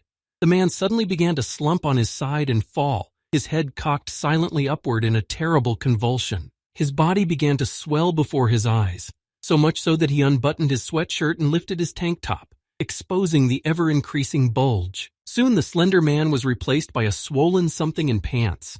Everything else was bulging with a multitude of bulges. Dawi watched it with clenched teeth and growled with anger. His eye twitched with realization. Here and now, he sees the handiwork of a master of Wugu, one just like him, and the half-corpse was still breathing, and lived in such a horrible body. His hand suddenly rose in a pleading gesture to the moon. Why did you do this to him? A final plea escaped his lips. The glow from the completion of the curse suddenly burst from his eyes and mouth. Inside, all the scorching flames ended his suffering. The explosion afterward was expected, but it nearly toppled Dawi onto his back. Its power would have been enough to destroy a normal person on the spot, but he managed to do a backward somersault, cursing to himself with his last words, "Forbidden technique, over here!" The wave from the explosion threw him far enough away that he could safely observe its aftermath. All the unceasing violet-red rays at the sight of a living human soul. It was a great opportunity to pick up the trail. Power Master, multiplied by the victim's desperation. Dawi whispered a spell, and a clot of bloody mist separated from the general stream of rampaging power to come nearer to him. A swirling bubble easily deformed by the lightest breath, freeze over his palm obeying his will, and set out on a journey. To the master whose power left an imprint here, unsealing a curse sealed until time, to sweep towards the city in an unprecedented meteor, to show the way and the place and the man who dares to defy the laws of the masters of Wugu, warning his bound prisoners of the danger they were in. Dawi dashed toward the gate. He sprinted toward the police motorcycle, realizing everything the touch of the force had told him as he ran. Recognizable, I should say. He squeezed the clutch, accelerated and sped forward, flying onto the highway. He was about to meet the master who had broken the law, when a disappointed Lon came down from the roof where she had followed Fatty. As it turned out, too bouncy. Dumped her and disappeared. She didn't see anyone. So the guy had gone off somewhere else again or hadn't even been here at all. But the bound bandits noticed her very much. They sat still, making no attempt to escape, and answered her questions willingly. The fact that he escaped in a departmental vehicle came as a shock at first. Without a license, on a police motorcycle, he became a hijacker. Then she was angry that he'd left her here, alone, to clean up the mess he'd gotten her into. But what could be done? Now she would have to explain herself to her colleagues. Meanwhile, Dawi was rushing at all possible speed behind the bloody mist visible in the distance. Neither the traffic jam nor the stream of cars slowly pulling into town stopped him. Using a springboard, he jumped from cab to body, again to cab, striving forward. He jumped because his path led him to a familiar street, to his parents' house. What does that mean? But no, the neighbors. It made me feel better. It's a bad thing to suspect your family. It's easy to suspect strangers. I stopped, probed the structure's aura. compared it to Power's imprint. Something's there, but I'll need a closer look. And he let the familiars out. The extra eyes that could see the invisible would be needed now more than ever. A bubble of bloody mist had dissolved and swirled like a poisonous ribbon over the gloomy dwelling, pointing toward the master's house. But its windows reflected only an otherworldly dead light. The fencing was tall steel pike stakes that guarded the space in front of the house and prevented one from simply climbing over. He glanced at the intercom, pondering whether or not to call. He looked at the intercom as he considered whether or not to call. I hesitantly touched the bars of the gate. He jerked a little, rather reflexively, and pushed harder. The sash suddenly moved inward and creaked open. It wasn't locked either. He entered the courtyard slowly, pondering the security of the mansion. I couldn't believe the owner hadn't taken care of it. The first thing that caught my eye were the roses. Magnificent flowers. They stayed open at night and spread a suffocating, soporific fragrance. He walked onto the porch of the mansion, thought about the fact that maybe the wicket gate wasn't a barrier. Master's defense could be scarier than stakes. Peering through the windows, he didn't look under his feet, stepping into the guard left for uninvited guests in front of the porch. Clawed hands reached for him from behind, surrounding him from all sides, waiting to attack. One, the greediest, reached for his neck, freezing him with an otherworldly chill. I wanted to grab it, to tear it, to bask in its warmth for a moment. An icy chill in the back of his neck made him instinctively turn to face the danger. That's what saved him. Lightning quick, he did a somersault back to the wicket to avoid the unseen claws wanting to claw at him. He squatted down, ready to jump further away if necessary, and gazed into the supernatural frosty mist that suddenly materialized in front of the house. Something was moving in the fog. Some vague shadows wandered from place to place, haphazardly and meaninglessly. There was an incoherent whisper, like the sound of a wave. Golden Silkworm suddenly sat on his arm, noticing that the jump had not gone without a trace. A long claw cut was visible on his forearm. Thick blood was gushing out. The figures tearing at the scent of blood suddenly began to pull at the edge of the fog and take on a palpable clarity.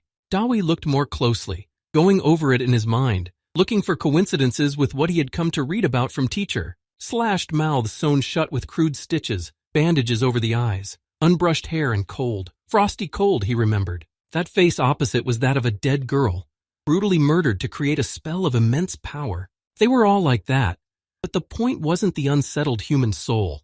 It was the magic that connected to the owner, forcing him to do his bidding, to frighten the unwanted, to attack the uninvited, to destroy enemies, and is tormented in the world of the living by constant cold, by constant hunger, doing the bidding of his executioner. So he even felt sorry for these poor girls who had stopped living in their most beautiful young years thanks to one freak. But since the dead guards were a wall around the house, and he needed to get in, he had to rouse them a little. The first provocation succeeded. Top almost hit the insolent man with his foot on the spot, barely had time to jump back. Then it started. Flip, twine, handstand, jump again. Cute little hands with sharp manicures tried to catch me, but didn't even have time to touch me. The distraction maneuver led to the bushes where Golden Silkworm was waiting for him. He hovered in place, attracting his master's attention. He tried to tell him something, but he didn't understand his squeaks, though the little one tried again and again, tearing his throat. The ladies were catching up while the host froze in place, trying to understand his message. The situation was so dangerous. He was afraid for his master, but he had awakened a new gift. He squeaked out 3 spelled words, but it was hard to pronounce, about what he found in his search. This served as an anchor and kept the unfortunate creatures in subjection to the master.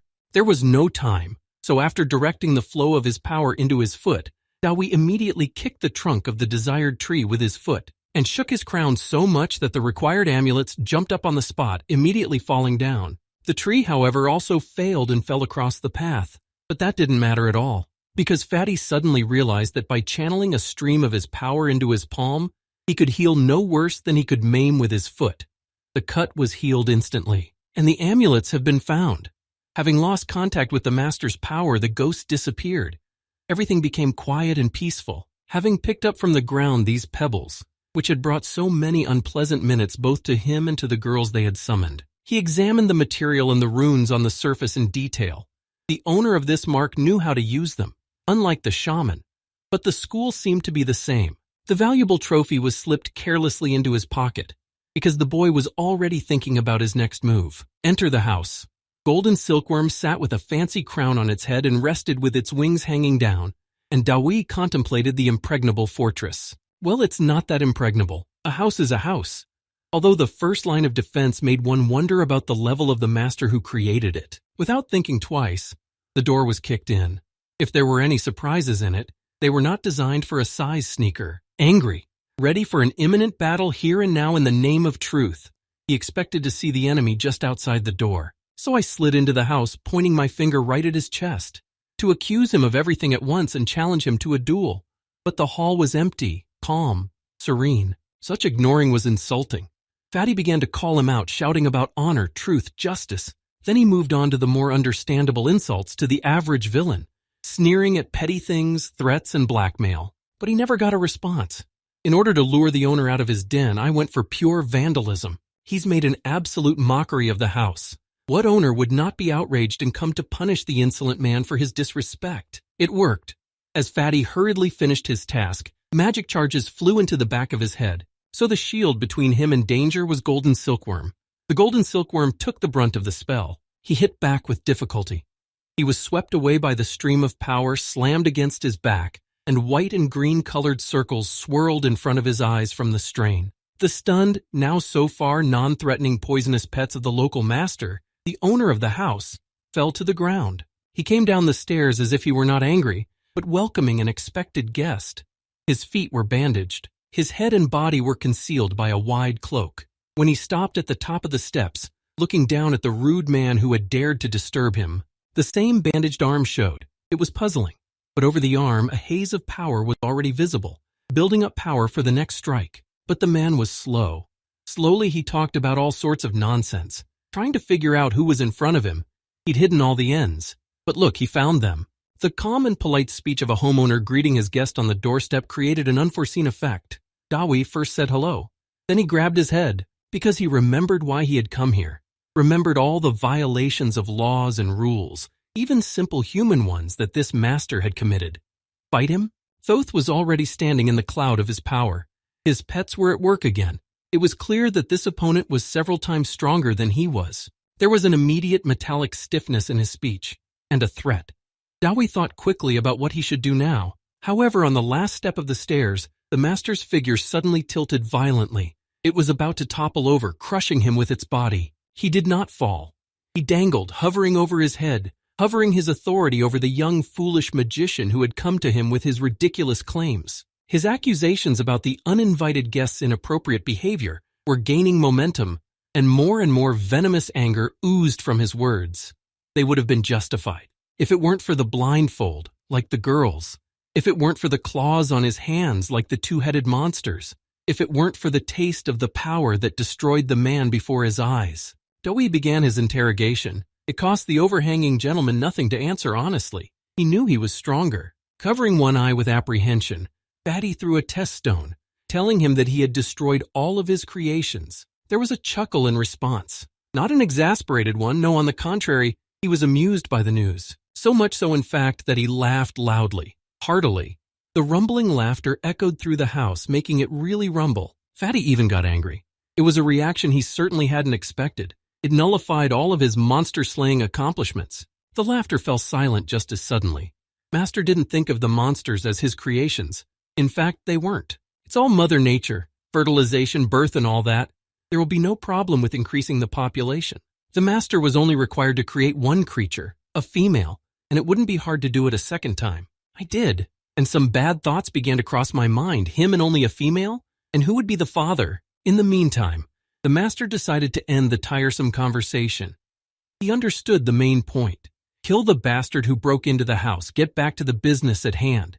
And he started picking up the ammunition from the floor. The recruited power went into the impact. It was distributed in streams, which became the magical core of his projectiles. Each of the shells was a subordinate pet, and with its number it struck not one but multiple blows to the enemy, and even from different sides. Dawi barely had time to dodge the raining magic charges, knocking even the rocks out of the walls. But then he remembered that he was also a master, and could fight on an equal footing. What can I do? I was confused. I brought his charge back, reinforcing it with my own message.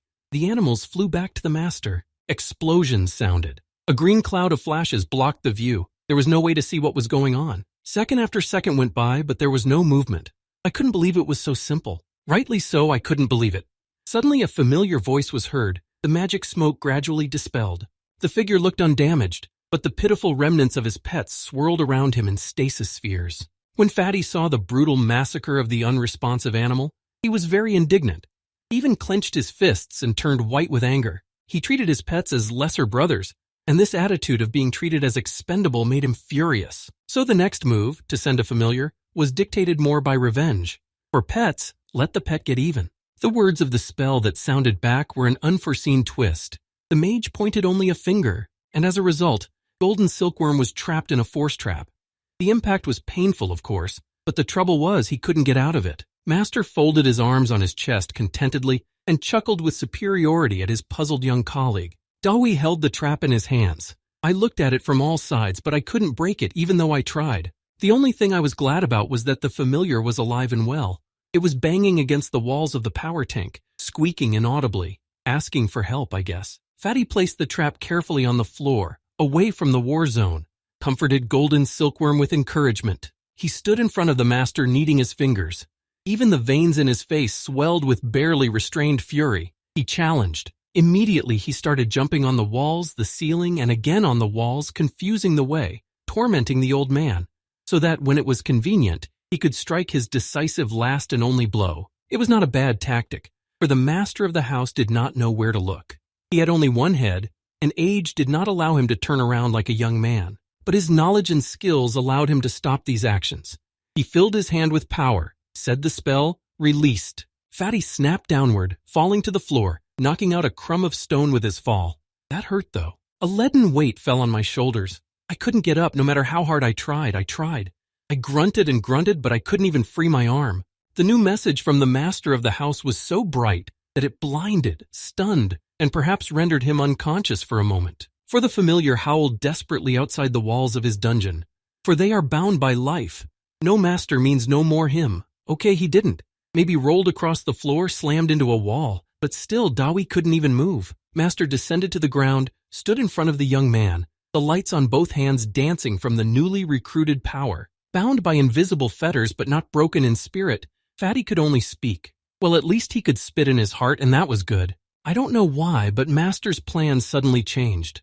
The expression on his face took on a thoughtful and appraising look. Just a finger point, a command. Knowing for sure that the boy's disobedient body would obey it immediately, Dawi struggled to defeat the urges of his body. The t-shirt was bursting and coming apart at the seams from the strain on his muscles. Even blood showed and trickled down his chin from a tongue bitten down with the desire to win. I did. Overcame the weakness of his body under another man's spell. He unbent in a single burst, enjoying the freedom and power that had returned again. But he was honored for his feat only with rare applause and reserved praise. Is he being tested for his skills? He probably did. Standing in the center of the floor, shattered from his efforts, he saw Master open up, allowing and even encouraging him to strike again. So what's it come to? I tensed, gathered my power, directed it to my palms, condensed it so that it crackled in my hand. His opponent hovered with his arms folded across his chest and waited, giving him a chance to show himself off in all his glory. Dawi whispered a shape control spell. Power took on the recognizable semblance of a large arrow, sharp as a blade. It was impossible to say that Master was dissatisfied. On the contrary, he smiled satisfied, nodded confirming. Even though he pointed the magic blade directly at him, he remained unmoved and serene. A doubt crept into my heart. Was he not afraid of him at all? So he ostentatiously unwound the arrow on his finger, spinning it fast like a disc, but actually amplifying it, infusing it, distilling all the available power into it. And then, a large battle magic spear appeared in his hand. He glanced glumly at the master of the house. He kept rubbing his hands together happily and smiling wider and wider. It was as if he were at a fairground show, not about to be hit over the head with that spear. Fatty swung his spear at him in annoyance. Not aiming, just a simple wish would suffice. The familiar words were heard in response. Power concentrated, transformed, and much faster than his. And then the same spear flew towards him. A blow. They crossed, frozen halfway in flight, and neither could overpower the other. Dawi was dumbfounded. How? He was expecting a shield. Well, at least a recoil, but not a counterpart to his secret weapon. Holding back the stream of power directed at the spear, the apostate only laughed. Why copy when you know what to do from the beginning? In this tournament, the master whose power overpowers will win. The master of the house knew who that would be. The question is, how soon? I decided that if I wanted to get things done quickly, I needed to push on. I added power, increasing my concentration, pushing my spear inside. Dawi held on with all his might, trying to hold back the flow, but his opponent was actually more powerful. His pressure was pushing the boundary inward little by little. I decided that getting burned trying to hold my maximum was not worth the goal, so I darted away as fast as I could and let another man's power pass him by. It found its way out. It pierced through the wall of the house as well as a cannon charge and went scattering into space. All that was left was a huge hole. Fatty, however, is a little hurt, but not critical. The hand will soon recover from the slight burn. Master stood in front of him, glaring angrily from top to bottom. This guy's evasiveness had resulted in him damaging himself and his own power at that. Both realized. Power was spent, and now they were almost on equal footing. Unless, of course, there were any other surprises left. From the hole made in the wall by the magic spear, darkness looked out, really looked at Dawi with the reddening irises of her eyes. Her heart sank as she climbed inside, barely squeezing through the wide hole with her dimensional sides. Master's familiar turned out to be the king of those monsters Fatty had mauled in the forest. The dangling scrap of chain hinted that he had snapped, rushing to his master's aid. At this time, water was flowing outside the brightly lit windows of the chambers of the princess of the local financial world. Yen was taking a bath, unhurriedly and enjoying the process. The caps of lush foam added fabulousness to the opportunity to relax in the hot water. She didn't seem overly cheerful, though, more like sad. And Fatty, of course, was the cause of her sighs. She was angry with herself. She beat the water with her fists in frustration, raising a wave that splashed onto the floor. And again she pondered, looking pensively at the water and not seeing it. Only those moments of the past that were etched in her memory. She sighed sorrowfully and didn't even realize that she was really just bored. A whole week. But waiting for the call wasn't worth it. If work comes first, and you don't even have time to sit in the bathtub without an emergency call, you can't dream of a personal relationship. In the meantime, desperate and indignant cries rumbled in the house of the apostate. They echoed throughout the neighborhood. The monster was happily licking Fatty's face, and its acidic saliva was already making his skin unpleasantly hot. Dawi lashed out as best he could, but the monster was unwilling to let him go, constantly holding him down with its paws. Master played with the power cage with the golden silkworm imprisoned there, and chuckled contentedly. He was gradually gaining power as his familiar fiddled with his new toy. The toy resisted, but it always does at first. Then it was safely bitten and eaten. But there could have been options here, young and promising. It would be a shame to destroy such potential. He's good for himself. Doi was interested in Master's sudden change of heart and his as yet unspecific proposal. He swam closer, so close that the red glow of his eyes could even be seen inside the thick bandage. He demanded the oath of allegiance, promising unprecedented benefits for his service. Fatty leaned back farther and shoved his forehead, well, as far as it would go. He'd never seen such goodies.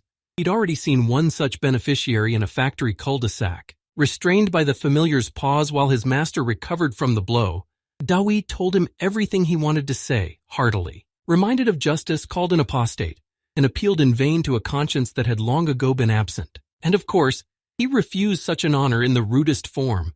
He realized that he was provoking a stronger master, but he could not restrain his feelings. Thoth only laughed at this eagerness. He had a far-reaching plan that did not involve honor and conscience when one could gain immense power.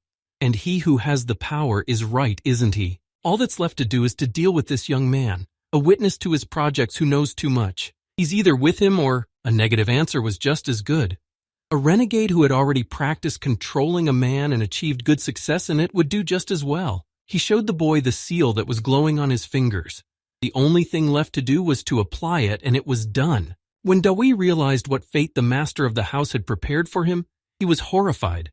It was a life he would not wish on his enemy. He was left with only one option: power, not quite spent because he dodged it and it had even picked up during his forced rest. He began to pump it into his right hand faster to make time, to keep the spell from closing and the seals from binding. The renegade only realized what was going on when pebbles flew at him from the magical disturbance Fatty had set up. And the one clenched his teeth from the tension, all his power, rage, and pain folded for the last blow in his life. For myself, and was already bringing his palm charged to the brim with power to his face, saw the fingers shimmering with magic.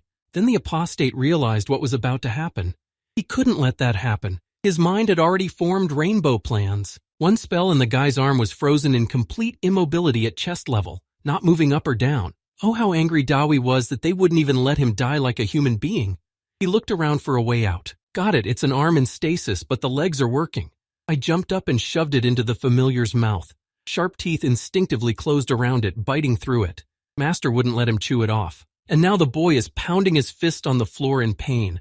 Blood is pouring from the bitten wounds. And with the pain goes the numbness. Master appreciated the original way out of his spell, as well as the young man's adamancy in his decision.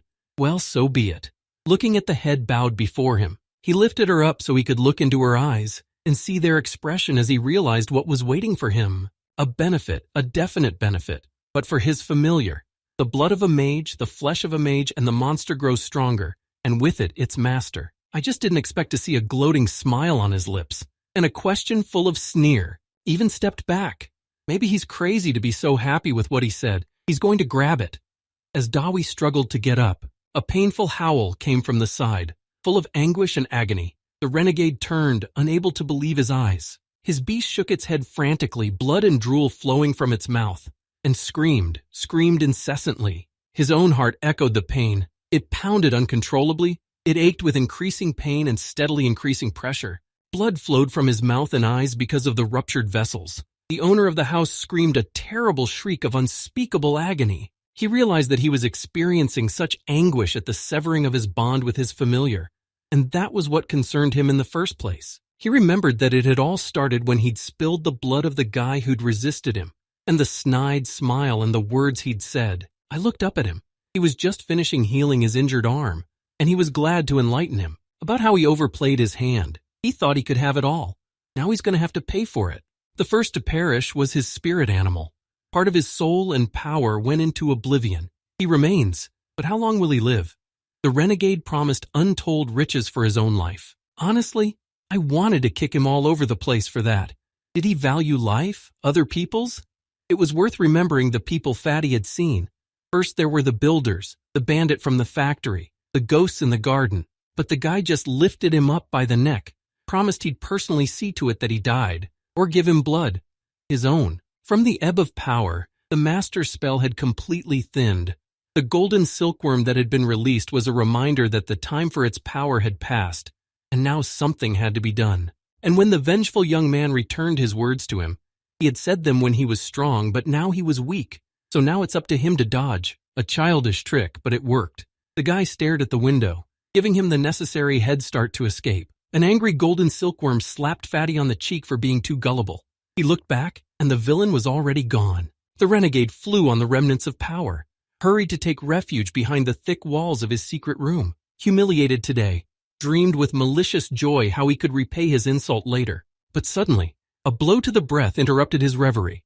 As he gasped, staring at the fat man with bulging eyes, the one didn't let him say a word. The time for talking was over. He pumped more power into his fist. You hit him with feeling for all the good he's done. You let him live and what? Is he going to be any different? Good? Good? And power will be used for good? I don't think so. Not in this life. And he may be weak now, but he will be strong. The body, no longer resisting, collapsed in his arms. He roared with heartache. Not everyone can be an executioner. He struck one last time, slamming his head against the wall. The wall fell, a cloud of dust covering everything. The deed is done. Dawi breathed a sigh of relief. It was what he had come here, to this house after all, to avenge the renegade for failing to fulfill the law of the masters. When the dust settled, it turned out that there was still a rather large room behind the wall, dark and windowless. That's odd. There was a square hatch in the middle of the room. The dead hand seemed to be pointing at it as if to say, "Come and see what's in there." There were steps leading down to the basement. Dawi looked around just in case, but all was quiet. The descent went on and on. In the pitch darkness, I even had to use a glowing familiar instead of a flashlight. Soon the path led him to some kind of warehouse. Tired and hungry, he almost turned back without seeing anything interesting, until Golden Silkworm lit up the nearest table near him. And then, his eyes flared with greed. Even drool flowed from his mouth. In front of him were ancient scrolls, nugget gold, a claw and a skull, apparently rare, a bag.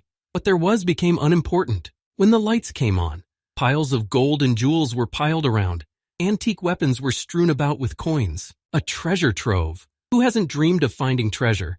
And then feel it, look at it, price it. So Fatty couldn't resist.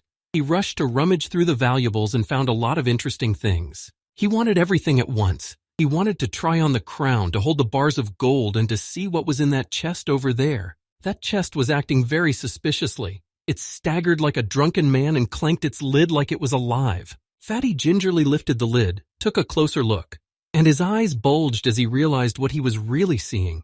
The greatest value in this treasury, compared to which even an imperial tiara is no longer quoted. Here, it's either a plant or an animal. Rare. But most importantly, it's the missing third ingredient to remove the curse of the 9th moon. I was afraid to hold it in my hands, so I picked it up gently with my foot.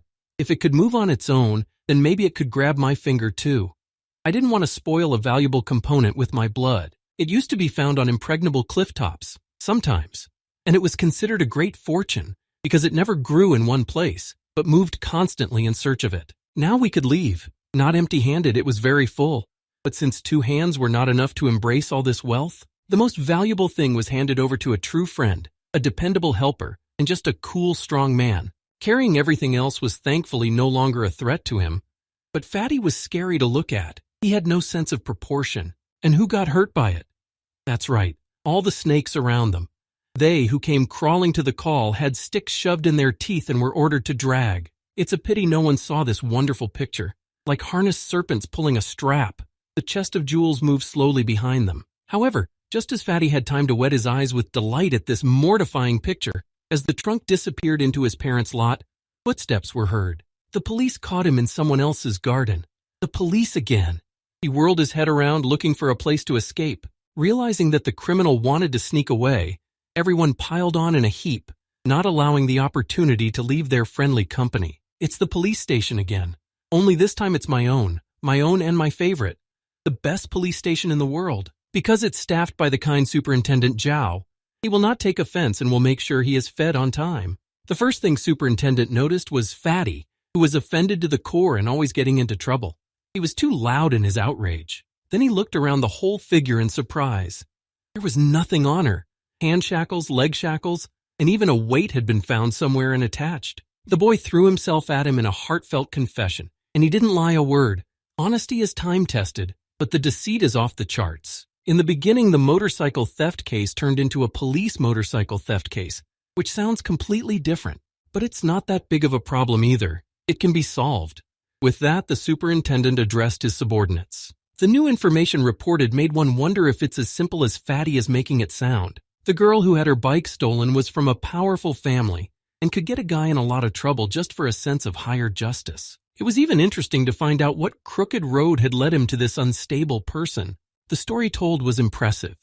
The characterization of the girl's personality coupled with the demonstration, however, also. She wouldn't retaliate for something like that, though. So he tried again to let the boy go home, but again he was rebuffed. This time, that's it. Dowie realized there was no way out. His superintendent reported where and under what circumstances the suspect was apprehended. The sorrowful, desperate sobs of the policeman confirmed that there would be an investigation, and the return home is postponed indefinitely, but tried one last time to mitigate the circumstances, not particularly expecting the result, and he believed it immediately and without proof.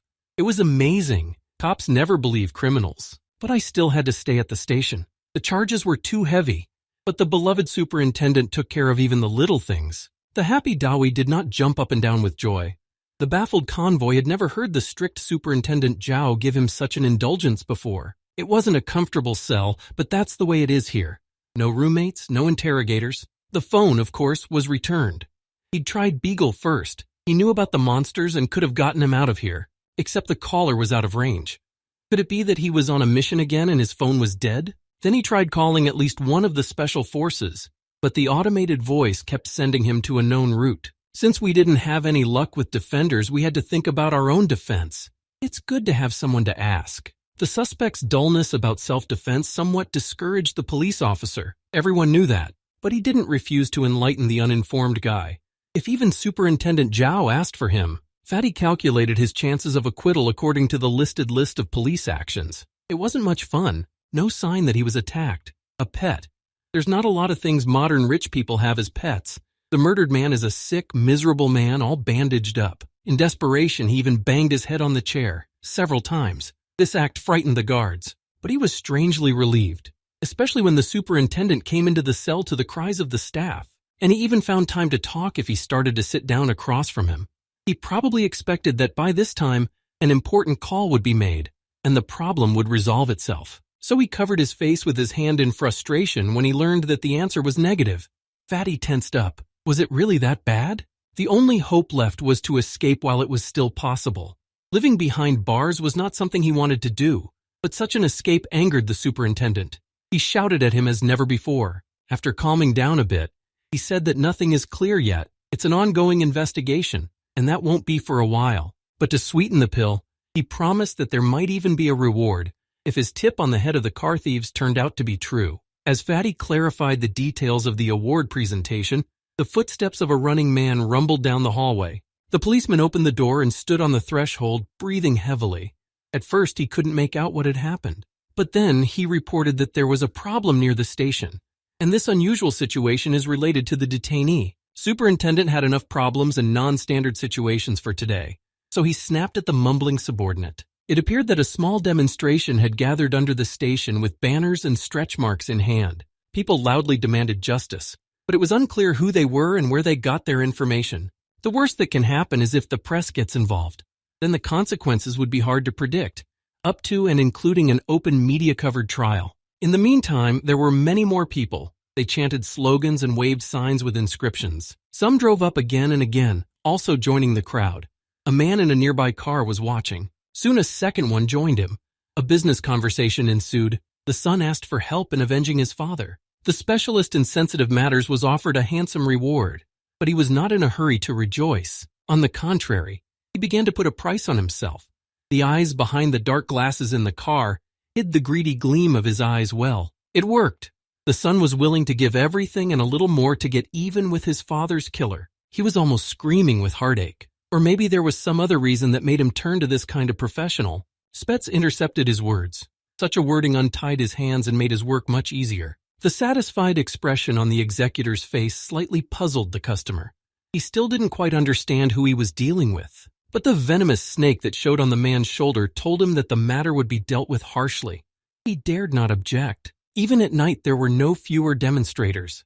The noise in front of the station continued and had already annoyed all the employees. Superintendent observed from the window an amusing scene that confirmed that all the people here were paid to stir up a fuss. So in response to the whining of his subordinates, he came to the conclusion that he could disperse the crowd, since there were no individuals too interested to fight for the idea. He took all the policemen with him in the form of force support and left Fatty alone in the cell. He didn't mind being alone for a while, especially since the crowd chanting nonsense was annoying him too.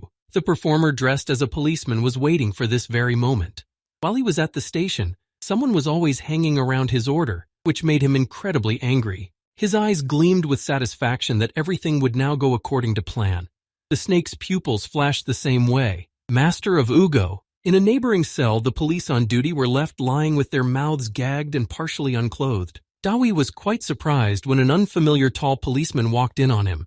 He also did not introduce himself, but began a polite interrogation. He was very calm and made quite reasonable speeches, but his face nevertheless expressed a latent hostility. Dark glasses hid his eyes, and his demeanor differed from any police officer he had seen before in its self-assurance. Suddenly it hit him. If he didn't look like a cop, he might not be one. Then who is, and what does he want? It was worth sniffing around before something worse happened. The smell was indeed suspiciously familiar. This unexpected behavior of the guy startled the performer. What could he smell? Just at this level, a pet was wrapped around his body. That's exactly what Dawi smelled. His apartment smelled like snakes too. Not too bright, but a peculiar odor. The foolish excuse had calmed the trickster's nerves.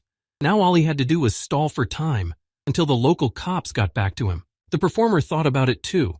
He continued the interrogation for the sake of appearances, but he himself gave a conditional signal to his animal. It opened its mouth and began to release a translucent haze that spread throughout the room. The haze came from the mouth of the well-done snake and mingled with the smell of delicious food from his stomach.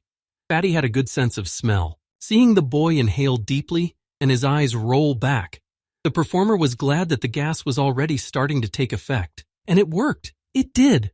My stomach was twisting from the rush of gastric juices. I had to swallow saliva every minute.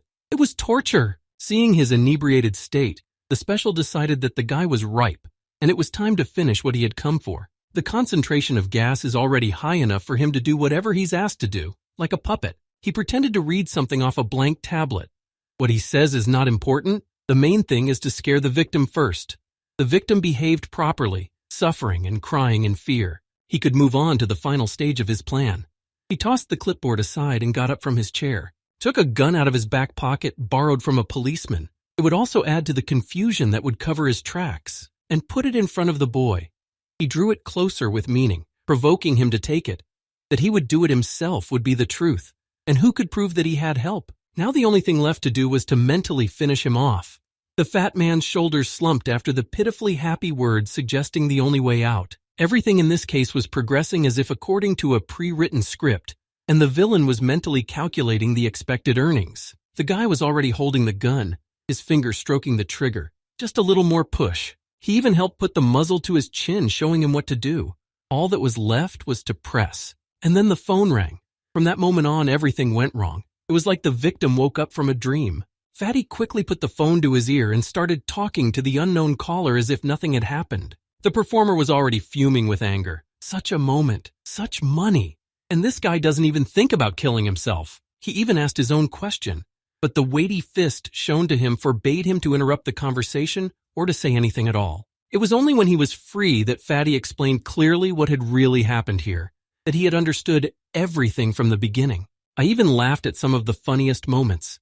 The villain stood there dead or alive. He'd been beaten on his own turf. The thought drove him into such a rage that his teeth gritted. He even growled. Then he howled in frustration. His fists clenched tight enough that his nails punctured his palm. For once, his plan didn't work. The money waved goodbye and the victim stayed alive. And quite capable of recognizing him, by the way. The guy had a cocky look in his eyes and a cocky smile. Then the man gave it some serious thought, and he stood frozen in front of him. I had to do something, whether to throw myself at him or to flee. But my legs wouldn't listen. My heart pounded alarmingly and sweat beaded on my forehead and palms. Nervous trembling shook my whole body, as if he was the kid in front of the master here, not the other way around. The boy was silent, but he was as threatening as 1,000 snakes. It seemed as if he was about to raise his head in the gaze of a venomous cobra ready to leap upon him. Fatty, after reflecting on the plot, recognized his plan to drive him to suicide as quite feasible. Except Master of Wugu didn't recognize it. Not at all. Him! The first-rate expert in delicate matters, not a single misfire in so many years. Where did the fear go? I wanted to kill that insolent man. My hand involuntarily clenched into a fist. The guy had seriously messed up, because no one could call him ordinary. Grabbing the insolent man by the hair, he struck him with all his might, tipping the chair with the boy to the floor in anger, but it didn't seem like enough. For all the illusions he'd shattered, he began to kick him fiercely.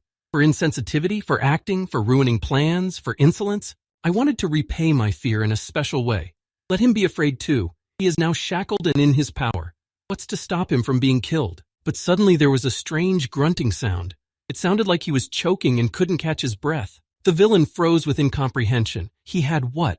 Hit so hard and pierced his sternum? And now to do what? To run or to save? But the sounds turned into laughter. Unrestrained and strange too. He laughed and sobbed like a madman. And laughed again. At him, at his anger and his helpless payback.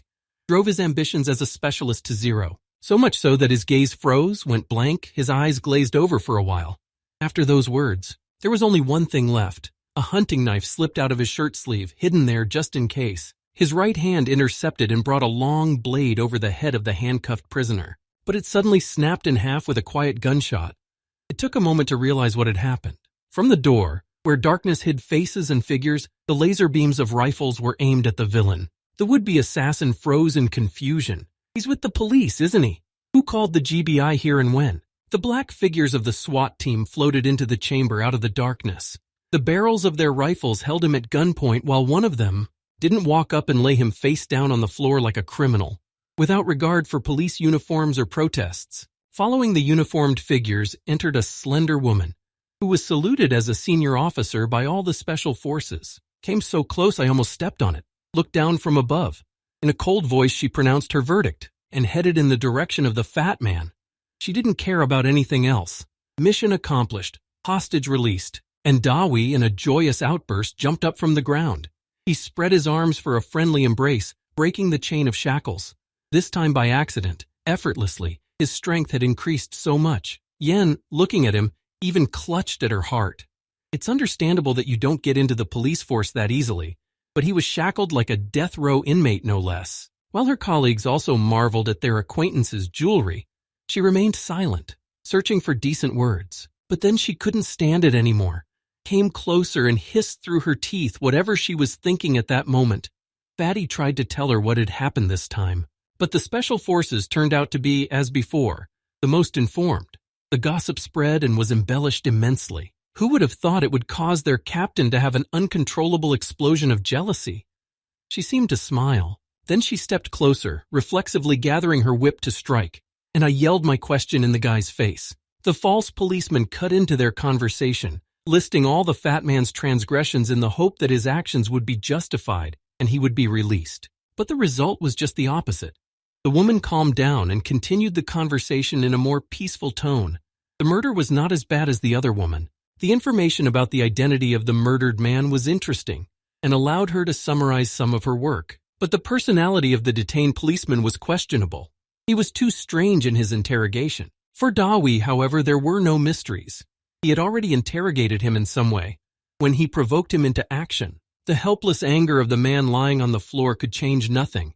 He had already been caught in the act, and now there was payback for his overconfidence. To bring him back to the realization that circumstances had changed, Dawi patted his cheeks softly. Yen looked sadly at the hypnotist. This whole damn thing that surrounded Fatty didn't fit well into the picture of her so clear and simple world. It was hard to accept that sometimes things were not what they seemed. The business at the station was almost finished. The only thing left to do was to hand the killer over to the police, and then we could leave. But Fatty was in no hurry to get out of the cell. On the contrary, he sent Yen on his way out, promising to catch up with him soon. He sat down close to the fake cop and winked at him. With the sweetest, kindest smile, it sent chills down my spine. After a while, Superintendent Zhao entered the cell. He knew who he would find there, but not like this. The bitten assassin hung tied up in the middle of the room, yelling confessions at the top of his voice without waiting for questions. It was a parting gift from Fatty. It's a dream for any interrogator when the accused confesses and repents of what he has done. But he was already far away.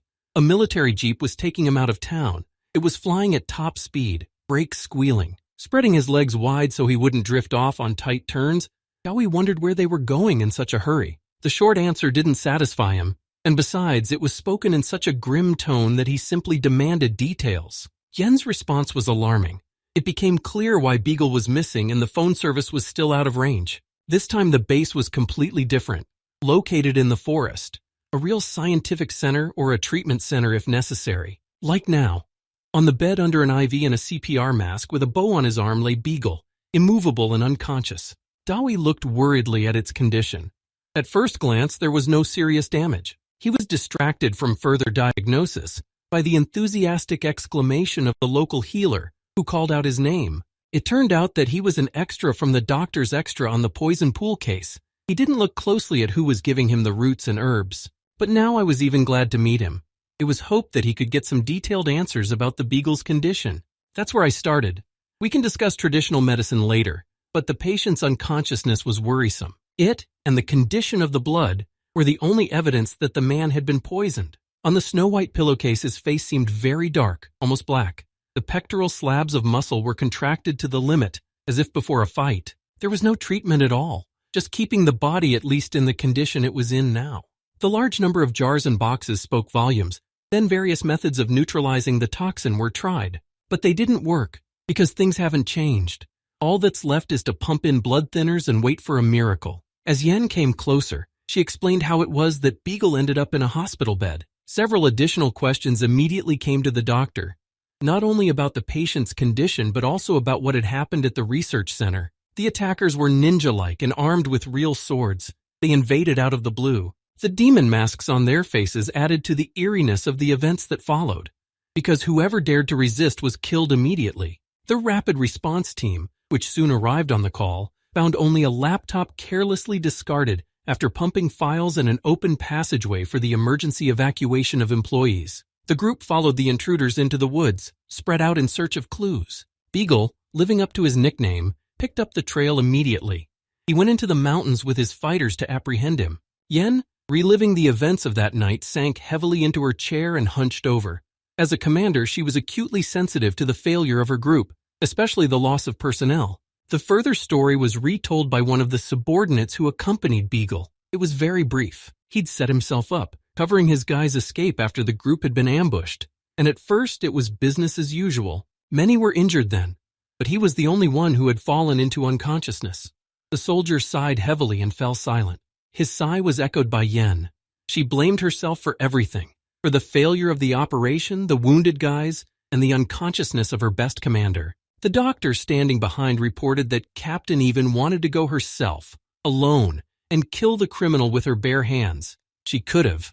I could barely talk her out of it. Dawi moved closer to her. He questioned her, looking into her eyes to see if what he'd heard was true. Was she going to go into the forest alone? At the answer that she wasn't, but was going to, and would wipe out everyone in their wake, suddenly he raised his hand. Hi. It froze there as if its owner did not know what to do. Everyone present held their breath. What would it be? A slap? The frozen hand suddenly came down on the girl's shoulder with force, so much so that it almost threw her off the chair altogether. The doctor even flinched at the sound of his palm making contact with his shoulder. But from the undercurrent of fear, Captain was tough to deal with. But she only slapped the unintelligent young man and began pounding her fists on his chest, suppressing the coming tears. Commanders don't cry. Fatty had something to comfort her with. He understood the big picture of what had happened here, and poisons were his specialty. The SWAT team was chattering away, talking. Now it made sense why Captain had broken away from Beagle and gone out into the night to rescue this guy.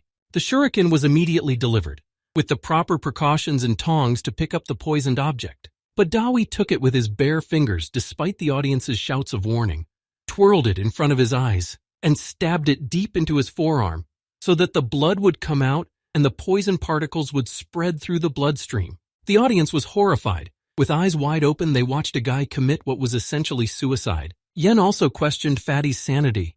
She certainly didn't expect him to do such a thing. However, he watched his blood gradually turn black. He did a self-diagnosis. He knew exactly what to treat the victim for. Seeing his confident calmness, the doctors with special forces did not grab and put the new patient on a neighboring bed, but gathered around to listen to what the visiting specialist would say. He gave only the name of the breed of this rare, almost legendary bird, not even living in their country, so that the poison-savvy people present could react instantly. The doctor opened his mouth in a daze, but Yen was already rushing toward Fatty with a bandage. Carefully bandaging his injured arm, she reprimanded him for his reckless act. And I would even be angry if I weren't so worried about the dire consequences of this risky move. But Dawi didn't appreciate her concern. When a soft light suddenly began to shine out from under the blindfold, he began to roll the bandage back on. He chuckled at everyone's amazement and bragged a little about his peculiarities. You can't help but make fun of a pretty girl, especially when she reacts so amusingly to your jokes. Since their battle comrades still lay immovable behind the screen, the jokes died down very quickly. But the less enlightened co-workers were interested in the reason for their commander's condition. This bird has been known since antiquity, and its peculiarity, highly toxic saliva, was used by the rulers of mainly neighboring country where it lives. So all that was left was to find someone willing to go to the neighbors. Fatty waggled his eyebrows, enjoying the confusion of his listeners, because finding the ingredient he needed was very difficult. You had to find a bird, and it's rare. Dawi led everyone behind the screen to the sick man, telling them along the way the reasons for such an unusual request. After all, the birds only lived in one particular region, and were therefore considered an endangered species. They were very timid. They could be found only in the thickets of wild yams, which they loved. Sometimes they fell asleep there too, but they kept drooling for the tasty treats while they slept.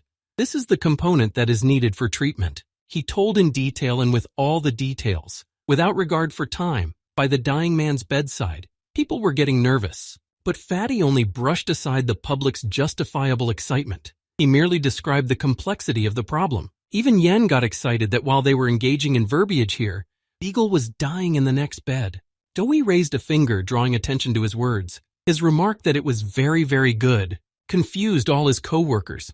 It sounded as if he was waiting for his friend to die. The co-workers were worried. So when the list of required ingredients was finally announced, they were assembled within half an hour. While the comrades were bringing in the things needed for treatment, and the petty officer was concentrating on marking their presence, Fatty reduced the amount of food, slowly and with pleasure, well, let's say breakfast. if breakfast could be called the time after midnight. It was a mystery where and how the special forces found it all at night, when all normal people were asleep. The power of orders is a terrible thing.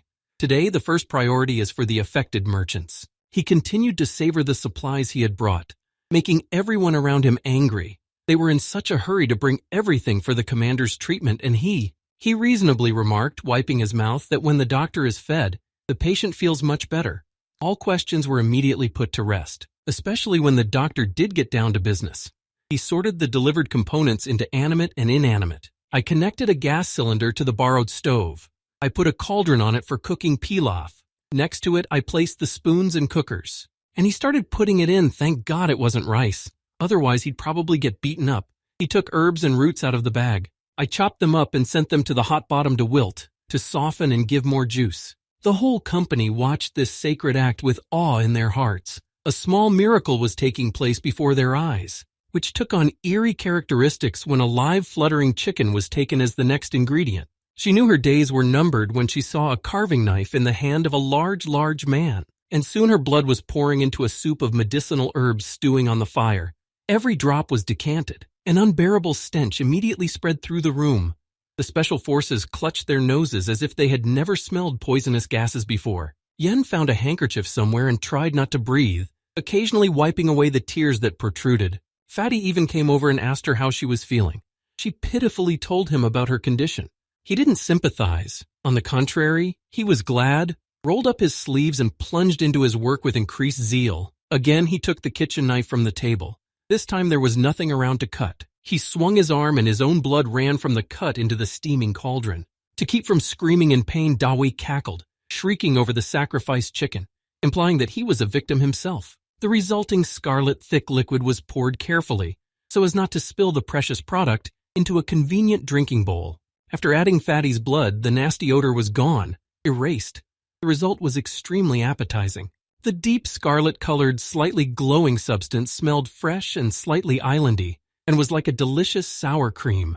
The petty officer was allowed to give the dying man a drink because Dawi was too worried, and the cut had to be healed. The bowl was carefully brought to Beagle's mouth, and the liquid poured gently into it in a thin trickle. The darkness soon began to leave the patient's skin, which was becoming quite a natural color, but the patient didn't come to his senses. Yen was beginning to worry. Fatty didn't understand what had gone wrong either. It was worth checking. He tapped his finger on the petty officer's back since he couldn't speak, gestured for him to be let closer, and mercilessly poured water from the mouth of his presumably sleeping friend. If he doesn't wake up, we'll think further. His scream sounded like music. It was immediately clear that the treatment had worked, and the silence that had been so heavy before was broken by the merry laughter of his comrades. The frightened Beagle suddenly sat up on the bed and looked around dazedly. He is lying naked in bed. Everyone around him is laughing. The petty officer is lying at his feet with a stupid look. Out of his life, he couldn't understand what was going on. He even thought he'd gone a little crazy, until a chuckling Fatty reminded him of what he had seen last before waking up in bed. The worst of it began when the overjoyed subordinates started attacking him and squeezing him in a bear hug. Yen also contributed her part to the impending fun. She quietly whispered a few words to tease, and then she laughed until she was in tears. It was the first time Dawi had seen her laughing and so happy.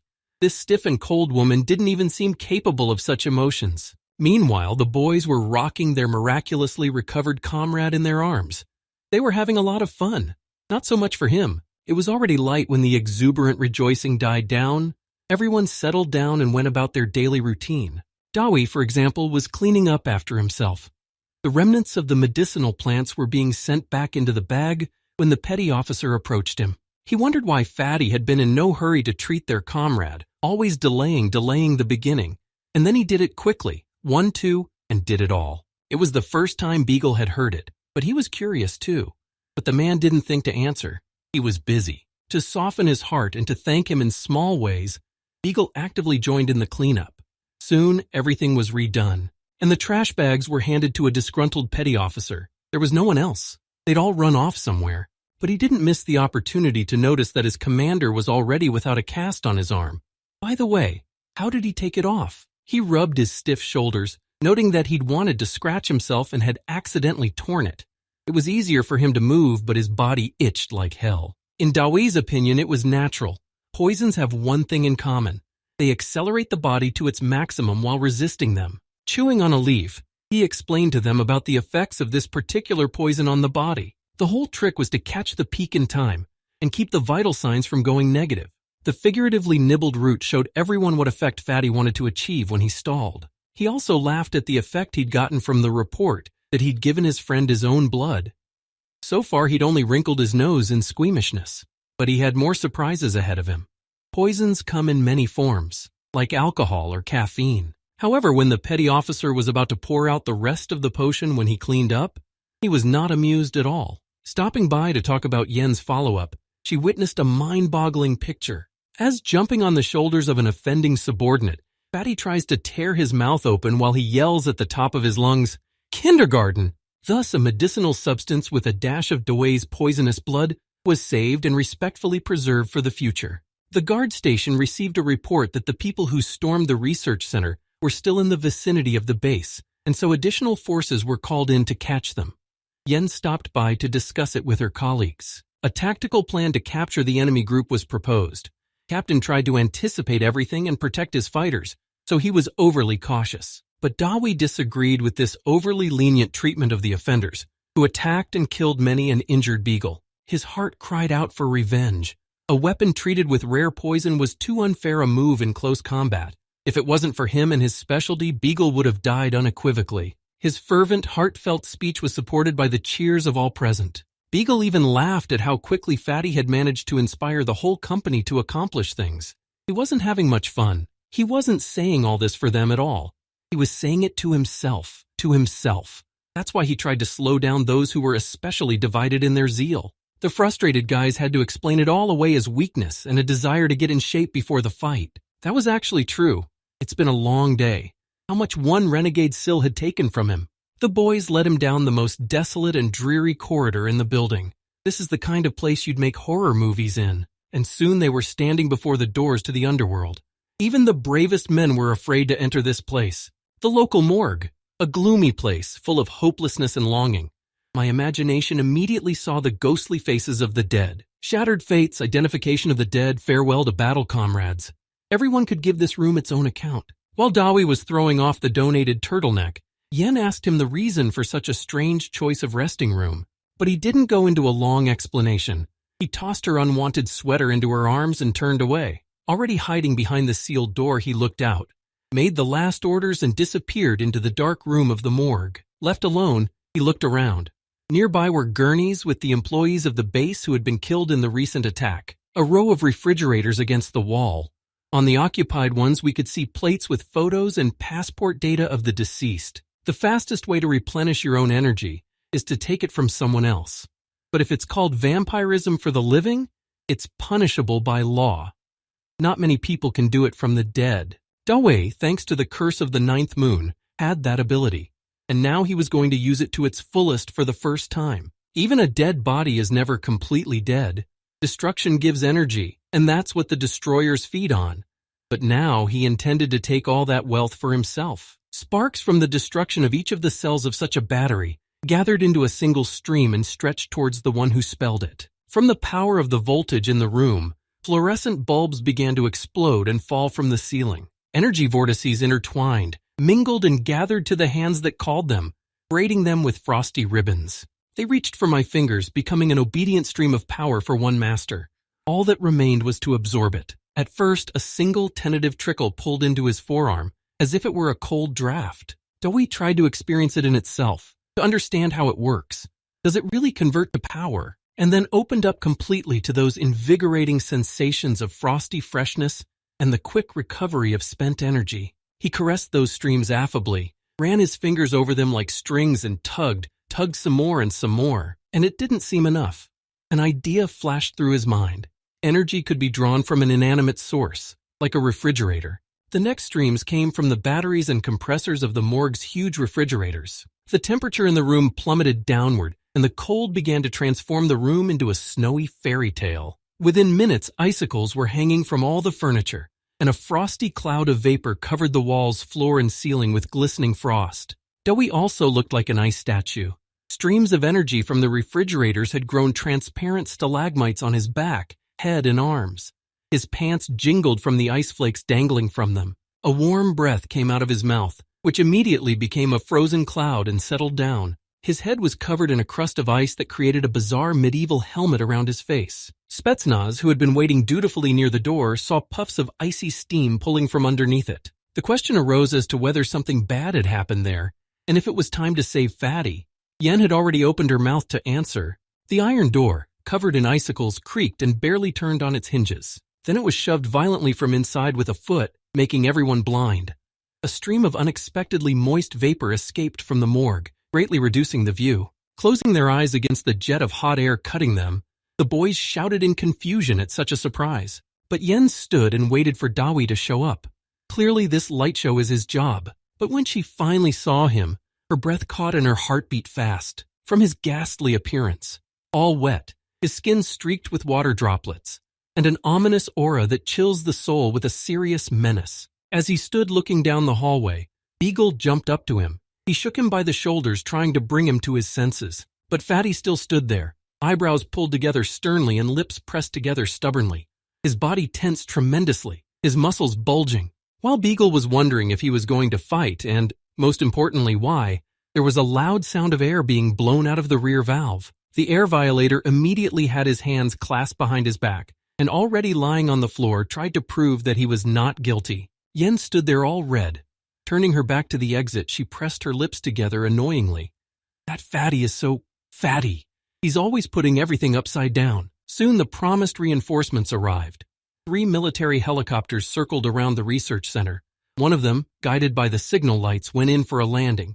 The other 2 flew toward the mountains. In addition to the enforcers, the department sent an information technology specialist to establish a direct line of communication. This specialist immediately noticed and was surprised by the unusual commander of the special group.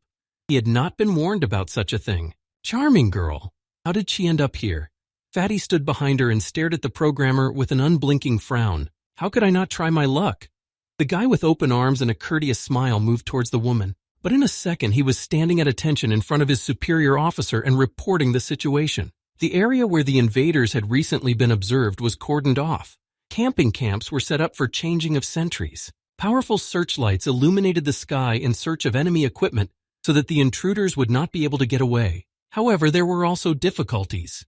The downloaded information turned out to be too important from the point of view of the country's defense. The captured scientists could not resist and were taken hostage. In the meantime, they must have given out all the strategic data to the kidnappers out of fear. The attackers will be able to make a lot of money from it. All they have to do is pass the information to the customer. Yen looked toward the beams of spotlights cutting through the air. Somewhere out there were those who skillfully used exotic weapons, and if undetected, they had many other tricks in their arsenal. And she knew of only one man whose maneuvers were as good as the most sophisticated cunning, and he was immune to their poison. She looked back at Fatty standing behind her. She had no right to order him around. To be fair, she didn't even have the right to ask. The question she asked came as a surprise to Dawi. Captain had always been so independent and self-sufficient that one would not expect such weakness from her. But he didn't hesitate. In an instant, he moved so that he could face her. And standing close, almost embracing her, he breathed out his assent. The programmer lost his voice as he watched this scene. He had already felt her character. Why she let some young man behave like that was beyond his comprehension. And when I decided to ask the guys in her group about the reasons for such a phenomenon, I was met with a correct refusal to discuss the issue. Meanwhile, Dawi took his chance and haggled. Yen was swooning at his proximity and was not thinking straight. However, when she was able to focus, she realized what the dreamy guy was talking about. The answer was quite in her spirit. Kick, punch, missed. Fatty, already aware of her sweet habit, had cleverly moved out of the way of the blow by arching his back. He might not have gotten away from the second swing. He was falling and falling, on his arm. Why not take advantage of that? Fingers made contact with the ground. They pushed off with a forceful pulse, sprang back. At the same time, the other hand grabbed the elbow of the stubborn girl, upsetting her balance, and she pulled him with her. As a result, both of them fell.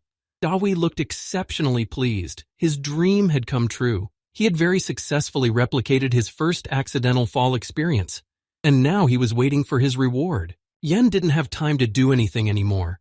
She lost her balance and could only watch as Fatty, who was lying on the ground, quickly approached. The spectators present here were able to observe a stunning picture in the truest sense of the word, as the cruel bitch captain lying on the ground makes out with Fatty, who deliberately dropped her there. The programmer's suspicions that these two were connected by some personal relations were confirmed before his very eyes. But Beagle promptly commanded everyone to leave, leaving his commander and his friend to deal with their relationship alone. When they pulled away from each other, both of them were at first at a loss for words.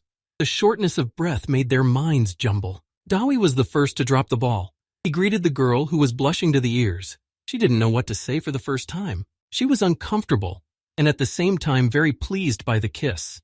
The guy's insistence bordered on insolence, but at the same time her heart marveled at his constancy and patience. He didn't wait for her reaction. It was scary to think what it would be, so his feet immediately turned to start, and Dawi resolutely rushed into the forest to subdue the crowds of enemies for the glory of the beautiful lady, until she caught up with him and slapped him for his insolence. She could only sigh as she looked out over the landscape, where the figure of the boy who had made her heart beat faster had finally dissolved into the shadows.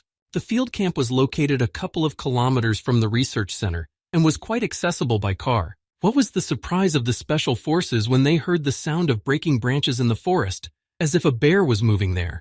And then Fatty came out of there, covered in leaves and dangling vines, and thus decided to take a shortcut. The SWAT team rushed toward him, ready to defend and attack. But there were no more raiders in sight. Turns out it was his way of taking the direct route. He was following the light from the searchlight through the forest thicket, and he wasn't going to stop there. Did you all hear how Captain gave him the job of taking down the bandits? He was immediately fitted with a bulletproof vest and given a headset. Everything as a tough special forces man should be. The only thing that was bothersome was the extra box of wires on the front plate of the vest. A bomb? No, it was just guys wanting to watch a movie about a lone ranger and be able to come to his aid in time, seeing how it worked out, as circumstances dictated. The morning forest, damp from the dew that fell at dawn. I can hear the first hesitant chirps of waking birds, but it's too early for them to take off. They wait for the sun to illuminate the tops of the nearby mountains.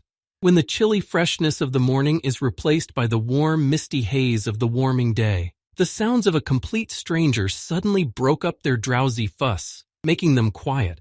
A man was leaping through the branches of the trees, grabbing at vines, slurping a millipede as he went. Following him, a drone with a video camera buzzed with propellers. The reality show was run according to all the rules of modern blogging. The audience watched on the laptop screen as Fatty moved leisurely through the forest. It was as if he were walking along a path. There was a reason for that. He was coordinated by Beagle, who specialized in scouting and deactivating enemy traps. He had time to survey the terrain around Dewey and warn him of dangers along the way, until, after once again cutting through the machete through the thickets impeding progress, Dawi came upon a bird lurking there. Fatty looked at her in surprise at first. The surprise was quickly replaced by an interested look. The fat pheasant was also looking at the man with interest. Maybe he would pass by. I didn't want to rush off at this time of the morning. It lasted like that for a few moments. The bird's naively open eyes looked at the frozen boy with hidden hope. The boys also hoped very much that they'd get away with it, that they were dealing with a conscious adult. But it didn't work out. Waving his machete, Fatty dashed headlong after the unfortunate pheasant through the woods, making sure to keep out of the way. Fortunately, the bird's instincts were top-notch. It ran away where no human had gone before, so Dawi passed all the traps without straining, and the pheasant was a great runner too. After chasing him through the forest for about minutes, Fatty lost sight of him. He stopped to catch his breath. Now he didn't know where he was, and he had to think about where to go next. The voices of the clues were silent for some reason. While they were trying to figure out where their friend had gone, a dark spot appeared at the very edge of the drone's video feed. And already the masked man is leaping at Fatty from a high branch of a nearby tree, drawing his sword from its sheath. Yen only had time to shout a warning when she noticed movement on the screen. Frightened, she realized that Fatty wouldn't make it in time. He won't have time to deflect the point of his sword, which is aimed directly at the pain point behind his ear. The enemy is behind him, and he simply can't see him. But the defenseless back of his head in front of his attacker's eyes suddenly just disappeared. Only a shadow flickered to the side and down. And then as he landed, an overwhelming weight was suddenly placed on his back. That's when the guy did an unexpected somersault, using his shoulders as a fulcrum. He didn't realize at first that he had been hit from above. The first priority was to stay on his feet and not fall. But then he indignantly began to turn toward the fat man, preparing to blow him to a bloody pulp. But who's going to let him? A strong hand grabbed his opponent by the top of his head and slammed his head to the ground. He was so black in the eyes, and half of the mask was knocked off and flew away. It was a human face beneath the hideous creature. The boys were jubilant that a terrible disaster had been averted, and Fatty's opponent now lay knocked out. Yen grabbed the microphone, giving him an urgent order. Understanding who these people were and who had sent them was the most important thing. Her words had unleashed Dawi's hands on his enemy.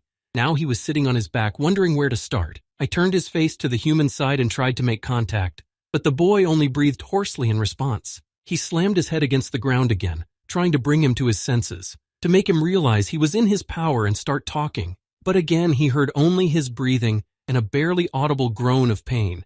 He was even surprised. The man clearly belonged to some martial arts school if he behaved like that. He even bent lower, hoping that he would respond and say something to start a conversation. But the enemy was silent. Fatty had to take the path of pain. Knowing the human body and its weaknesses well, he decided to start with the legs. He could survive, but he couldn't escape. Grabbed his shin and bent his leg back toward the back of his head, arching his spine and dislocating his hip joint. Held his leg in that position longer, but couldn't get a sound except a hoarse moan. Then he took hold of the foot.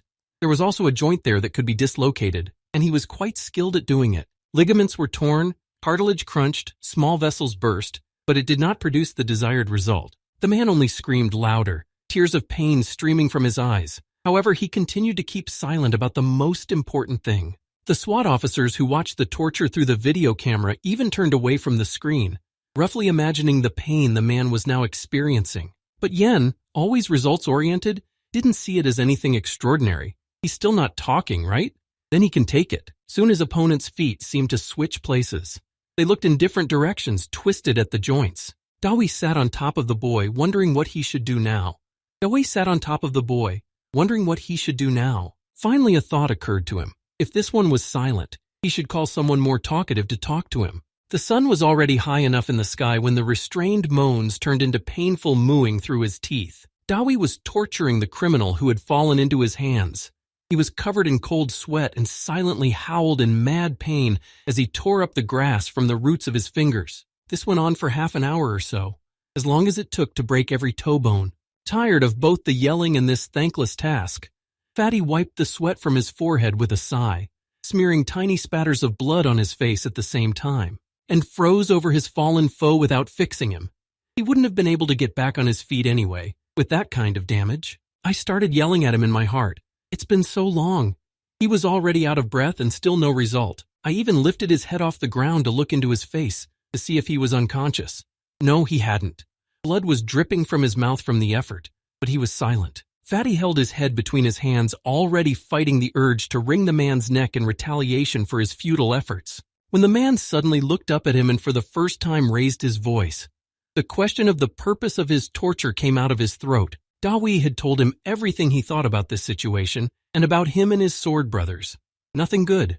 In his opinion, they all deserved to die for what they'd done at the research center, and later too. The man bowed his head low when he heard such a sentence for his entire group. He was now a burden to them all, and bait, so he decided to do what he could. He opened his mouth wide, sticking his tongue out as far as he could, and he bit him as hard as he could, seeking to bite through the large vessels with his teeth so that he could bleed out and die. Yen even jumped in her seat when she realized what the raider had done.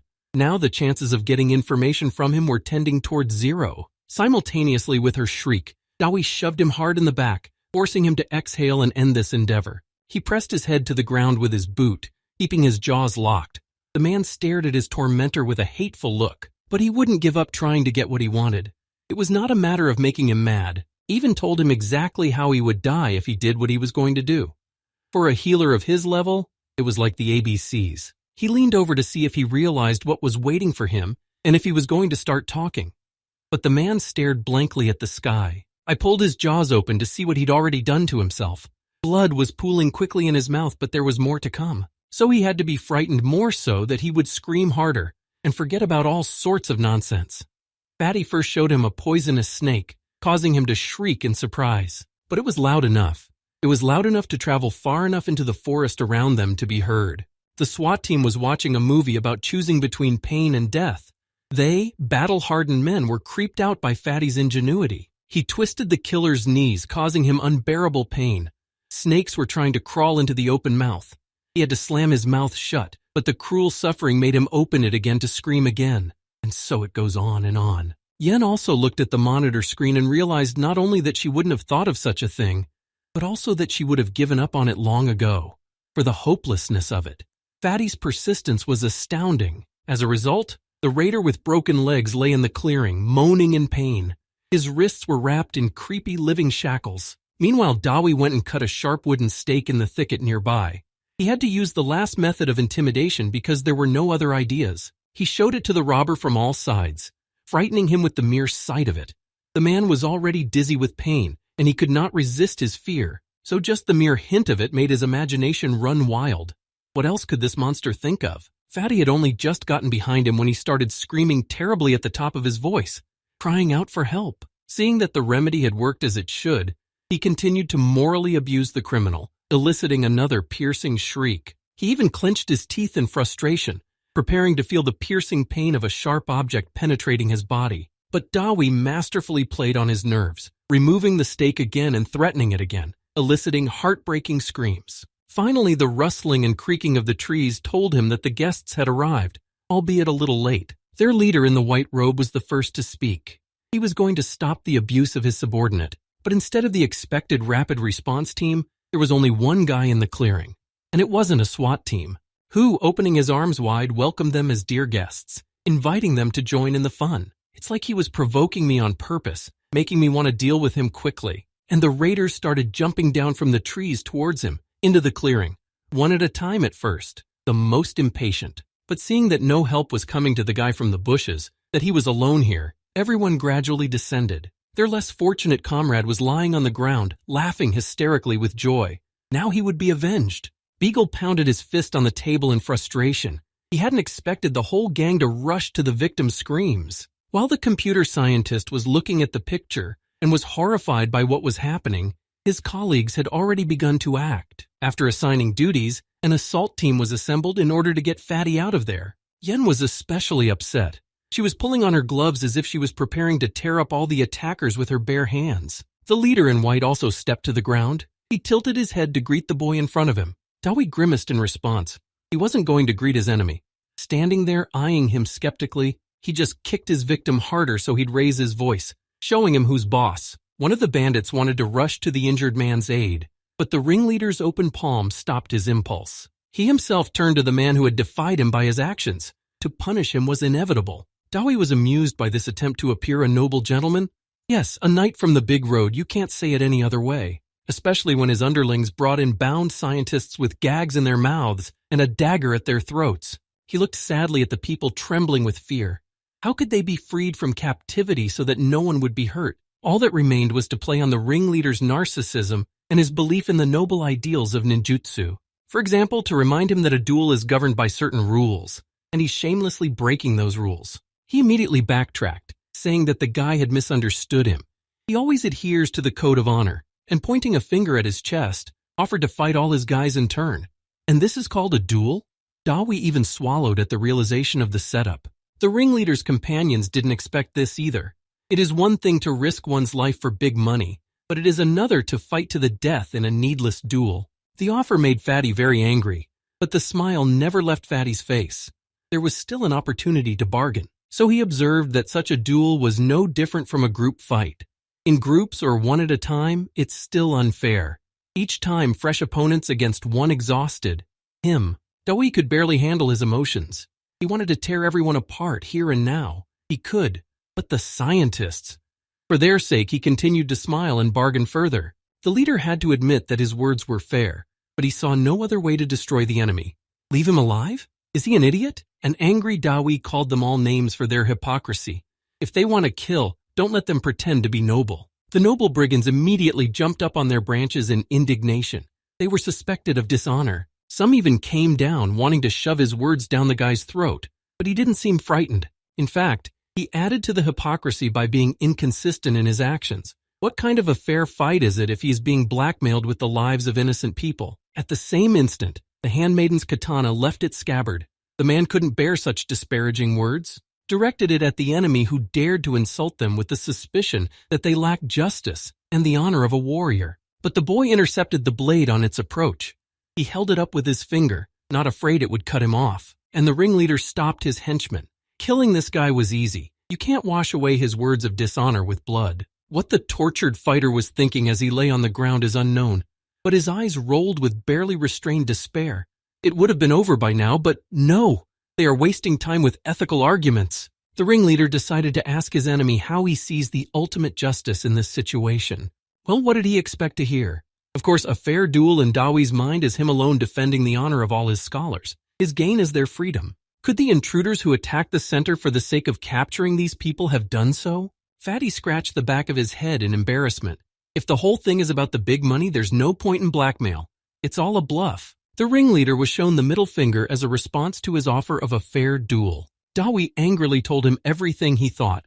What honor is there in coming to a foreign country and attacking innocent people for some money? The accomplice lying on the ground watched in horror as the guy talked to their flawless leader and couldn't believe his ears. And the one got even closer to the ringleader and argued that he was a fucking idealist and had brought his men here just to prove that ninjutsu was still alive. Then more calmly, he remarked that he was a lousy strategist too, if he still hadn't gotten his men out of the cordoned-off forest, and instead was talking about duels and the honor of a warrior. After saying that, Dawi pretended to leave and didn't want to meet such idiots. He knew he wouldn't get far. The underlings wanted to stand up for their leader's honor in the most usual way. Kill him and that's it. But how could he, after saying that, give the case to someone else? No, he was preparing to deal with the guy who had insulted him himself. Dawi paused in his attempt to get away. He realized that he had driven the leader white, and now he would have to endure a bout of hatred. But that was what he was seeking. Turned around to face him. Calmly swatted a mosquito as he thought. Something he wanted to ask the ringleader. Now was the time to do it. The one was already impatiently pulling out his katana.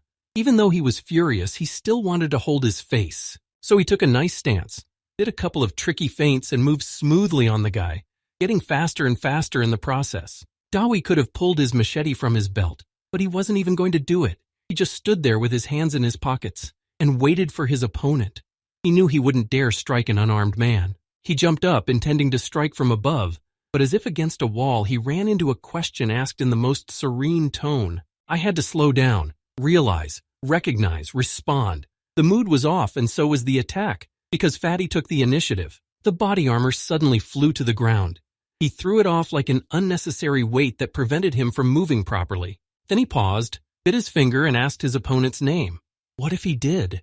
It was part of the code which he adhered to. Indeed, the leader suddenly began to remove his mask. After all, a fair duel is fought with an open face. The suicide bomber wouldn't tell anyone who killed him anyway. Dawi looked at the man with sympathy. Such a noble, handsome face, and such a naive fool underneath. Neither his name nor his regalia told him absolutely nothing. He might be a good swordsman, but the master of Wugu in front of him was a kid, foolish and arrogant. The last seconds before the fight, the opponents look at each other appraisingly. Dawi is still unarmed, but he is tense and waiting for his opponent's move. He too froze, holding his katana in front of him. He would have attacked, but his opponent's lack of equipment was confusing, though in fact he did have a weapon, if you could call it that. A machete for cutting brush. It was tucked carelessly behind his belt. The dark ultramarine of rage met the hard gaze of the golden eyes. Who would be the first to start the fight? Farther away, their figures were blurred by movement.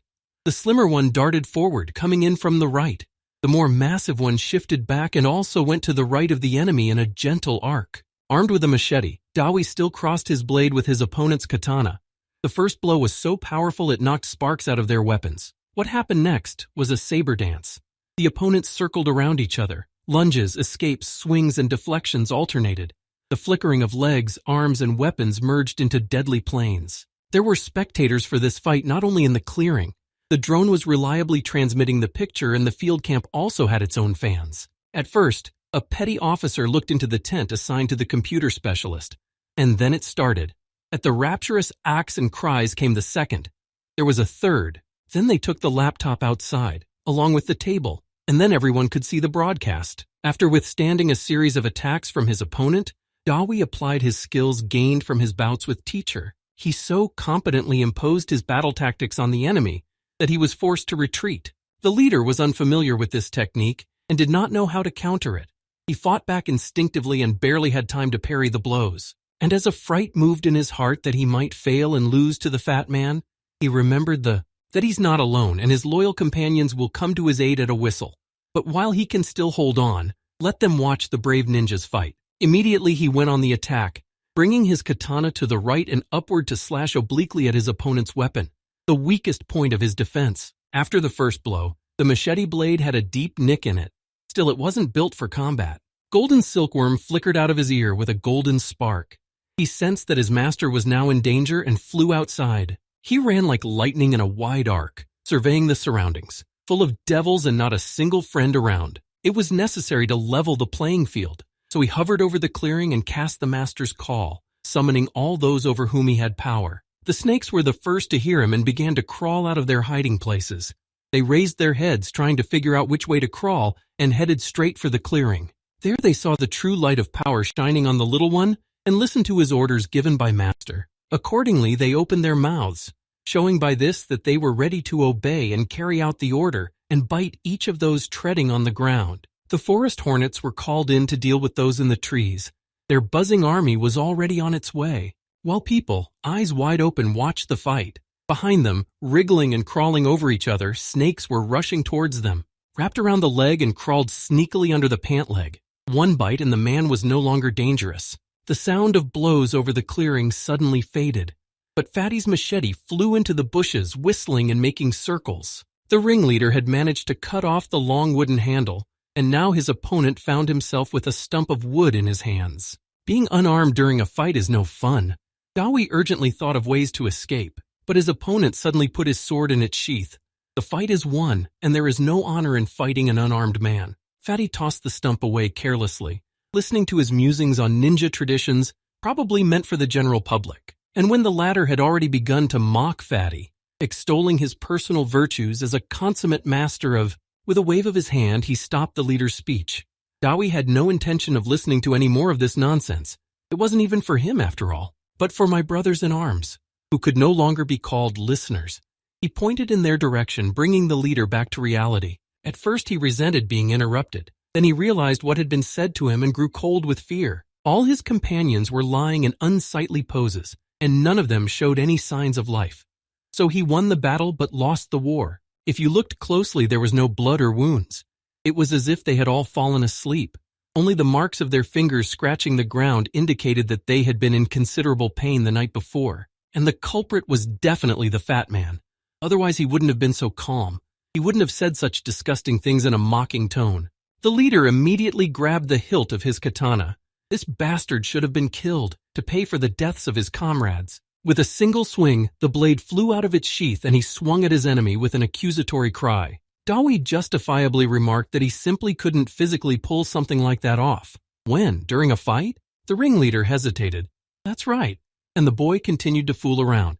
At first, he seriously remarked that he was seeing the area for the first time, then pretended to wonder how it was that the raiders were suddenly poisoned. And then you blamed him, that he was the one who planned and executed the whole thing, betrayed his comrades.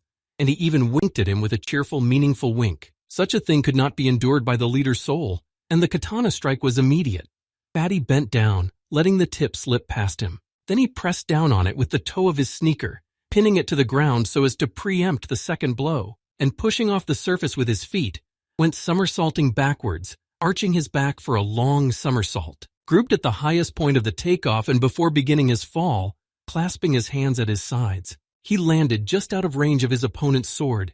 He landed hard on the ground, extinguishing the inertia of the jump. The chief hadn't expected such jumping ability from so fat a fellow, so he stared at him in amazement as he got up. But that didn't change his mind, and he lunged forward, swiftly catching up with his enemy and swinging for another strike. He pushed his pace to the max, so much so that it felt like the katana was slicing through the air in several directions at once. The fat man seemed to get frustrated as well, managing to react to each of the swings, and here and there and here. In the end, the leader had forgotten about technique and the beauty of the swing. He was poking as hard as he had to, just to hit. His opponent, bending, twisting, and bending, was twisting like a frying pan, not letting himself be hit. Since he couldn't just chop it into cabbage, he remembered his win-win super technique. It was a series of blows for the swordsman, involving attacks and counterattacks. An unarmed man was no match for him, but the boy dodged, letting his blade slip past him. He realized that he couldn't fight him that way, but there were other methods. While the fat man waited for another attack, he slipped his hand into a hidden pocket. In the heat of the fight, he had forgotten that he was a ninja, and now he remembered the throwing stars, smeared with a poison to which he could find no antidote. And he threw 3 of them at once, aiming at the enemy. At least one of them would hit, and then his men would be avenged. The insidious weapon was approaching very quickly, so Dawei only glanced briefly at the sneaky, and doing a complicated somersault, kicked away 2 shuriken in midair with his feet, while the third one slammed into a tree. Seeing the guy just like that, without exerting himself, he leapt between his throwing projectiles. Without waiting for the jump to be completed, he pulled out another one, a control, stashed away for just such an occasion. Launch it when the enemy least expected it. Throw the shuriken at the fat man. He couldn't see it, nor could he deflect it while turning in midair. I could see it, but I couldn't even think about reflecting it without pushing it off the surface, except to try to bend. And so, as the spinning starfish finished its flight, striking the fellow somewhere in the region of the nose, the ringleader was immensely relieved that he had finally gotten the fat man who had resisted him for so long. And the fans at the screen clutched their heads, worried about their idol. They were so hopeful that he would win. So far, he'd been pretty good at it. Dawei was on the ground as he fell flat on the ground. He had hit the ground hard after a bad somersault. The ninja was already running toward him, swinging his katana, intent on completing his black deed. Now that he didn't have to play the noble game anymore, he finally understood the taste of a sneak attack. As long as the guy was lying on the ground and didn't resist, it was easy to chop off his head without giving in to nonsense like honor and justice. And he had already drawn his sword over him, expecting to end their argument about who was the toughest warrior with one blow. Just as suddenly, the one raised his head, smiling widely and showing off his shuriken clamped in his teeth. The raised katana remained slung above his head as the ringleader realized his trick had failed. And Dawei, still holding the poisoned blade between his teeth, continued to taunt him. He escaped with a somersault from the katana dropped on his head, still as healthy as before. While the swordsman attacking him pondered this fact and drew conclusions, trying on a new strike. Leaving the somersault unfinished, Dawei did a U-turn on his hands, turning around to the man who hadn't expected it. He lunged at him, aiming for his jaw with his foot. It hit him so hard that the katana snapped out of the leader's hands. His head was foggy from the blow he had received. His shaken brain tried to faint and his eyes rolled back from the unprecedented shame. The special forces, who had been overexcited earlier, were jubilant. Some jumped with joy, some melted with delight, but no one was indifferent to this turn of a hopeless case. And the defeated man just stood there and fell to the ground, now without a chance to win, not even a chance to participate. As he groaned in deafening and all-consuming pain, his katana was already coming back to him from above. I don't know why she was so offended, but she had a good aim, right between his legs. Lucky it wasn't a blade. I don't know how to put it. It's just that one intolerable pain was joined by a second, even more acute one. The guys at the screen froze, experiencing moments of pure male solidarity. Today's super action movie ended in a tragicomedy. Even Dawei looked at him with sympathy. This was not the ending he'd wanted or envisioned for his opponent. I didn't attack him. I gave him time to recover. I took a couple of steps towards him with the intention of asking him how he was feeling. He looked so miserable. He was writhing in pain, lying on his side and cradling his dignity with his hands. But apparently there was no more of him there, because the soulful question was met with accusations and insults against the fat man. And so he was deemed to be quite recovered. And his screams and shrieks no longer bothered Dawei as he pulled his leg across the grass to the place of final shame, closer to the remnants of his formidable army. Along the way, calmly explaining what he had done and why he would suffer, with a sense of accomplishment. He slammed against the tree trunk of the no longer resisting ninja leader, exhausted from the previous battle. And the local snakes were placed as guards to keep him from escaping. They will hold the prisoner as well as ropes. That one, when he felt the attention of the poisonous critter, at first broke out in a cold sweat of fear, then screamed throughout the forest, trying to throw off the living ropes climbing up his arms and legs. Fatty rocked his familiar on his finger and reasoned about justice, about honor as he understood it, compared it to how this ninja understood it, as he shook with fear as the snake crawled up his collar. But when he came close to him and raised his head, it was even more frightening.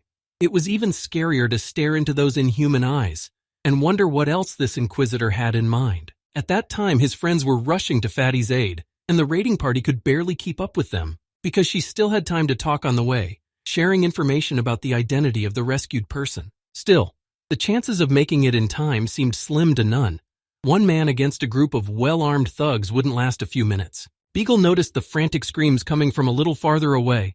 It was as if someone were being tortured. Yen also thought that Dawi was screaming. It gave her hope that he was at least alive. That meant they weren't too late. They ran on, guided by the screams. The closer they got, the more screaming and panicked they became. They came running.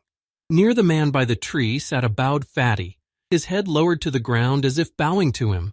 But then he turned to his friends with annoyance, for he had not yet had time to attach the bow, and they saw that the man sitting there was covered with snakes. While Beagle was looking at this still life, Yen looked at Dawi and couldn't get away from the surprise that he was not only alive and well, but had also prepared a gift for them. Tied up and gagged just like you'd expect, and the fact that he was used with the help of poisonous snakes is not so important. Of course, the special forces were interested in the group of kidnappers that everyone had fled here for. No one doubted that Fatty could deal with one man easily. Dawi, however, began by introducing the leader of the ninja squad who had come here then to restore the formidable glory of modern ninjutsu. Now the man was obviously very remorseful for bringing his men here, but the deed had been done and the damage done. Beagle praised both the results of the detention and the equally highly effective interrogation, and Yen was finally interested in the rest of the gang, who were nowhere to be seen, and the prisoners would have to be freed. She was satisfied with the answer. The subordinates were sent to collect the fruits of Fatty's activities. First, it was necessary to sort out the strangers from the ones who were strangers. To do this, we had to examine the faces of all those lying on the ground. It wasn't hard, though. The masks helped a lot. In the end, the bodies of the unconscious people were prepared for transportation, but it was harder to search the pockets of the raiders for dangerous surprises. Yen was more tired of it than she was of running through the forest. Dawi watched her arch her back, stretching heartily. But he couldn't get near her. He was busy doing something only he could do, pulling snakes out of the ninja's pants. Suddenly his phone beeped. I had to throw the next creep behind me and read the message. At first he was worried that his little sister was looking for him, but then wailing, he shrank from the realization that there was no escape. His sister, mindful of the past incident, had the foresight to remind him of the promise 24 hours in advance. So the next day he was again at the entrance arch of the movie academy. Without repeating the last blunder, the sister parked properly this time, and as she waited in line to sit at the unsightly table where the admissions committee would pick up her admission papers, Dawi sat on one of a row of identical chairs and looked around the boring place with displeasure. With nothing to do, he looked at the pretty girls, making a comparative characterization of them. He was interested in how much personal attractiveness depends on the parameters of a girl's figure. But sometimes there were glitches in the data system. What if you can't visually tell if you're looking at a girl? The biggest breasts turned out to be at the jock who had just walked in. After such a fiasco, he decided that the beauty of a woman does not depend on the size of her breasts. So I switched to ordinary contemplation.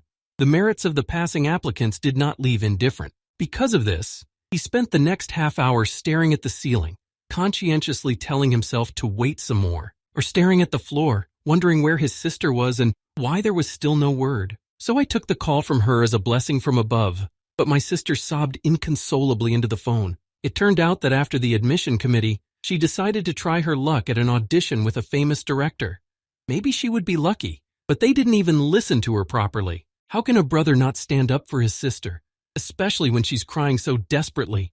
Find and punish the offender. And he took off at a run, rushing like a fire past classrooms and offices, looking for the one where his sister was hiding. Everyone stepped in front of him, giving way, and then they looked behind him, wondering what had happened and where if this guy was so anxious. Soon looked back again, because now there was a multicolored wonder hanging on this guy and trying to hold him down. He was striding down the corridor, ignoring the girl and the people around him, and the look on his face promised trouble for anyone he encountered. At the entrance to the concert hall, he turned to his sister, carefully rubbed her head, soothing her, but frightened even more by his implacable attitude toward all her abusers.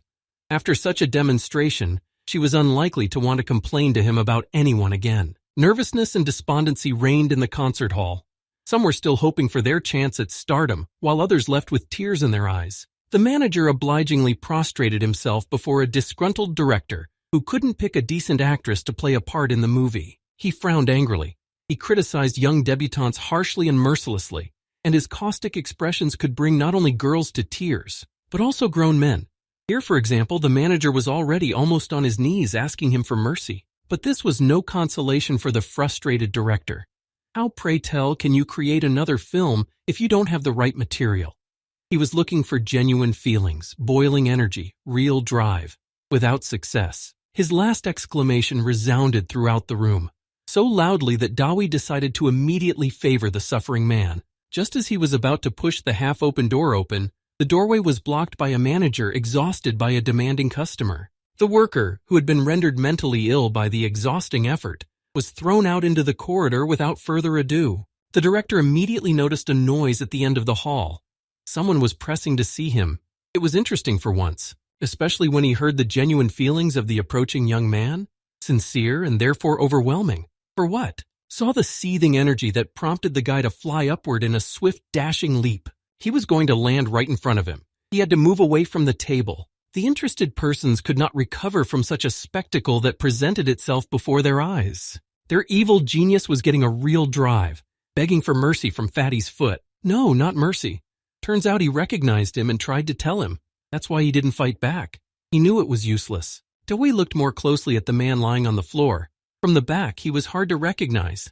But the latter, shining with a happy smile, suddenly rushed towards him with open arms, shouting his name joyfully. Meeting with no response, he hastily adjusted his glasses and looked more closely at the young man. No, he couldn't be mistaken. The face indelibly imprinted in his memory was exactly the same, except older. So kneeling on his knees, he confessed his sincere feelings to him, rejoicing in this chance meeting like a child. The unwilling spectators of this expressive monologue looked at each other perplexed. The local guard who had come running to the call did not know what to do now. Cast members who wanted to get the role frankly envied the more fortunate competitor. Wendy ran up to the stage and looked at her brother and the director with rapturous eyes. I couldn't believe it. Dawi wanted to answer her sister, but he was interrupted by the director, finally paying attention to the familiar face that had so upset him today. You shouldn't have. Fatty reacted to his tone like a bull to a red rag.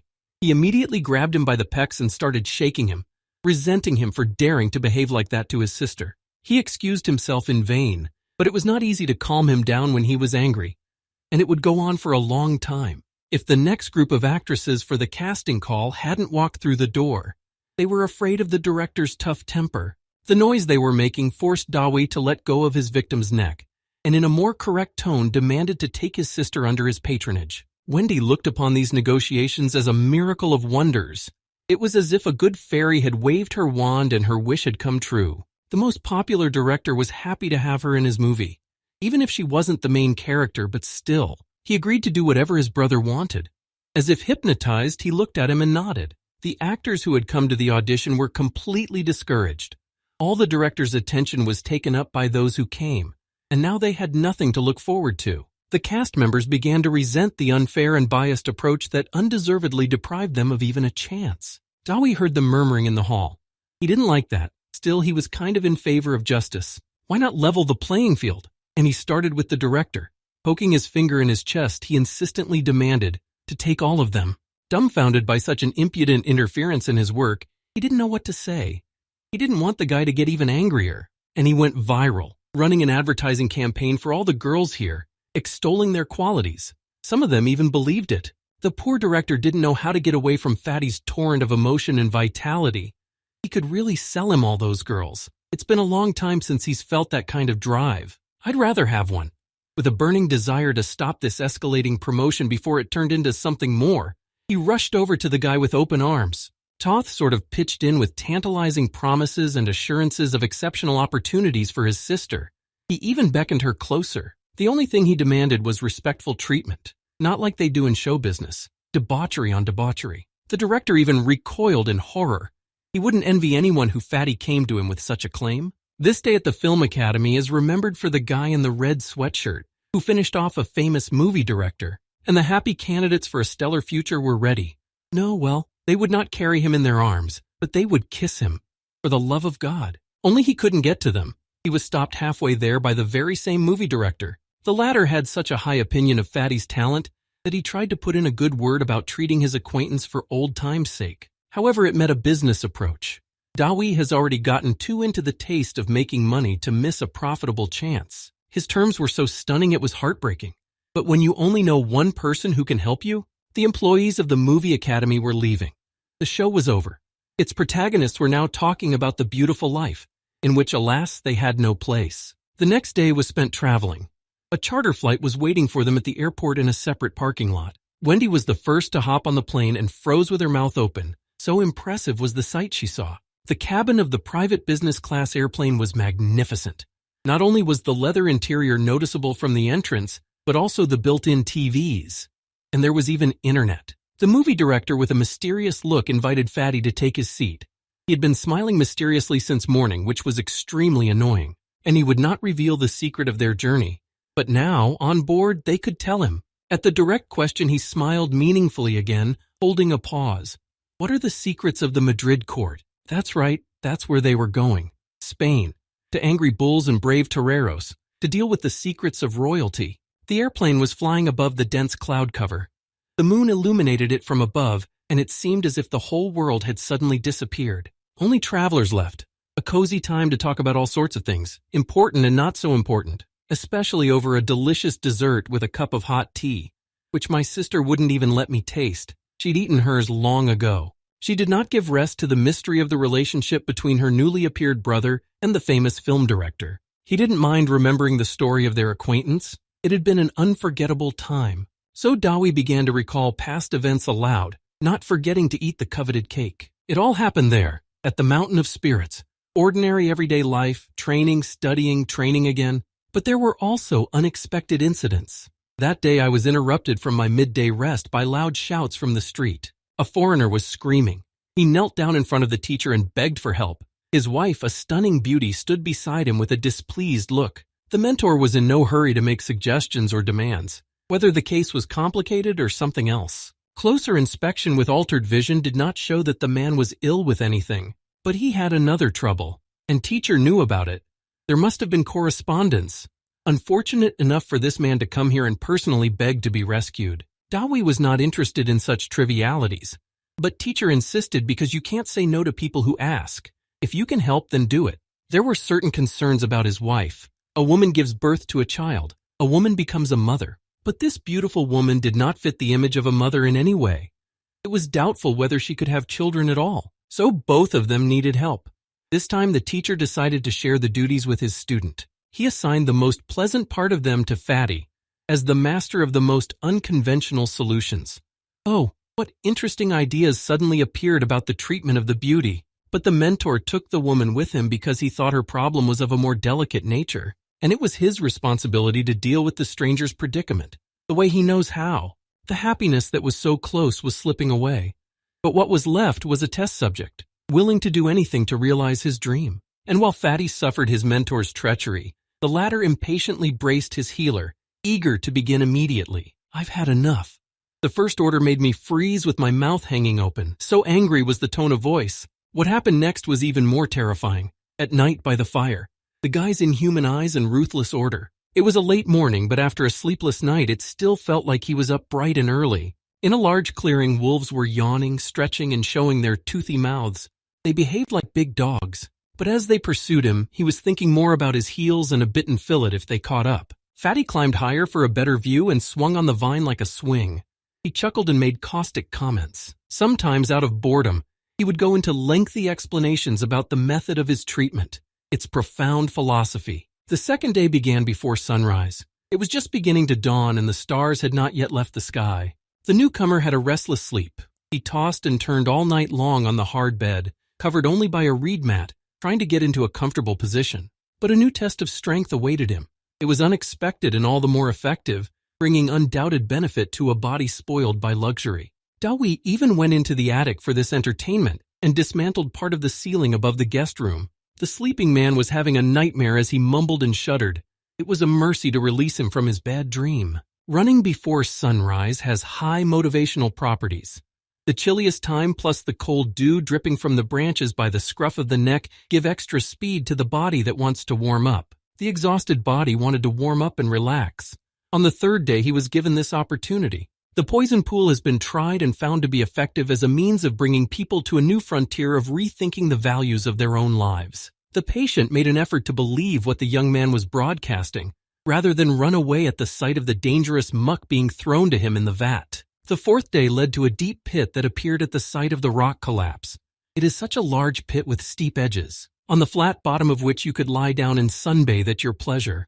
After a difficult descent, it seemed a real bliss. After the hardships of the previous days, just a leisurely descent down the almost vertical slopes as well as the ascent seemed like a child's play. Even if he had been offered to spend the whole day here, it didn't scare him. In the sunshine, breathing fresh air, only the tossed bag was a little disconcerting. To the touch, it felt like it was stuffed with seed husks, but the foul odor of it suggested that my stomach would not be tempted to eat it. Fatty did not answer the question, but he went to the nearest slope and climbed up it deftly. Lying at the bottom of the excavation and gazing up into the heavens, the man felt almost happy. Then I leaned against the wall, thinking. There were many fresh creative ideas and plans that stirred my imagination with the possibility of their realization. He thought of the more pleasant things that awaited him when he returned home. If the boy fulfills his promise, his deepest dream will finally come true. He swiped the first spider that came to his feet without looking. He hadn't seen much of anything these days. But when there were several of them, identical and advancing toward him, surrounding him, it became no joke. However, a whole horde of red and black spiders, a rustling living coat of spiders running down the slopes toward him, and would have driven a more stress-resistant man to a frenzy. When he was finally able to scream, he yelled the whole time he was running away from the spiders and trying to climb the steep walls. It wasn't until he got back to Fatty, who was waiting for him, that he saw that they were all coming down to the pouch. Of course, all the listeners wondered what was so attractive to spiders in that bag. But who's going to admit it? Secret ingredient is a great expression for hiding the ugly truth. The story of the past day's exploits was over. Dawi was already yawning, and the dawn of a new day was already glimmering in the porthole, which met them in the Spanish capital on a sunny morning when the dark shadows already promised a hot afternoon. The sightseeing tour of local sites was not long, so we looked at the architecture from the window, appreciated the monumental sculptures, and moved on, scaring away the surrounding people with a cortege of identical executive class cars. A leisurely ride through the crowded streets allowed one to appreciate the benefits of the hot climate. A few shots taken by Fatty not in the most historically interesting places. The attention was drawn to Startup, who allowed himself to joke, offering various options for evening leisure. A flash of rage lit a dark flame on Dawi's fingers. Such a flippant attitude towards a lifetime's worth of choices was infuriating, and the fact that the curse had formed so easily when he hadn't called for it made him wonder. Nevertheless, it had been shoved under the former patient's nose so that he wouldn't forget. What he considered the norm for himself did not suit a guy who had only one woman on his mind so far. Driving down a deserted alley, Fatty finally noticed that they were traveling in a motorcade, wedged in the middle of identical security cars. Questions arose. The information Startup had given him was incredible. He had not realized that he was being taken to such a famous person. But it was the sister who died first. She screamed shrilly, causing a slight concussion to the unprepared listeners. And while Wendy raved about seeing the real prince, Dawi was interested in more down-to-earth matters, which he asked all the time as they drove through wide streets densely lined with low but very stylish houses. Not shying away from the driver's presence, Stephen sadly recounted the sad story of his employer. Dawi listened intently. Until now, he had kept from him the exact reason he had invited him to Spain. However, the occasion did not excite him.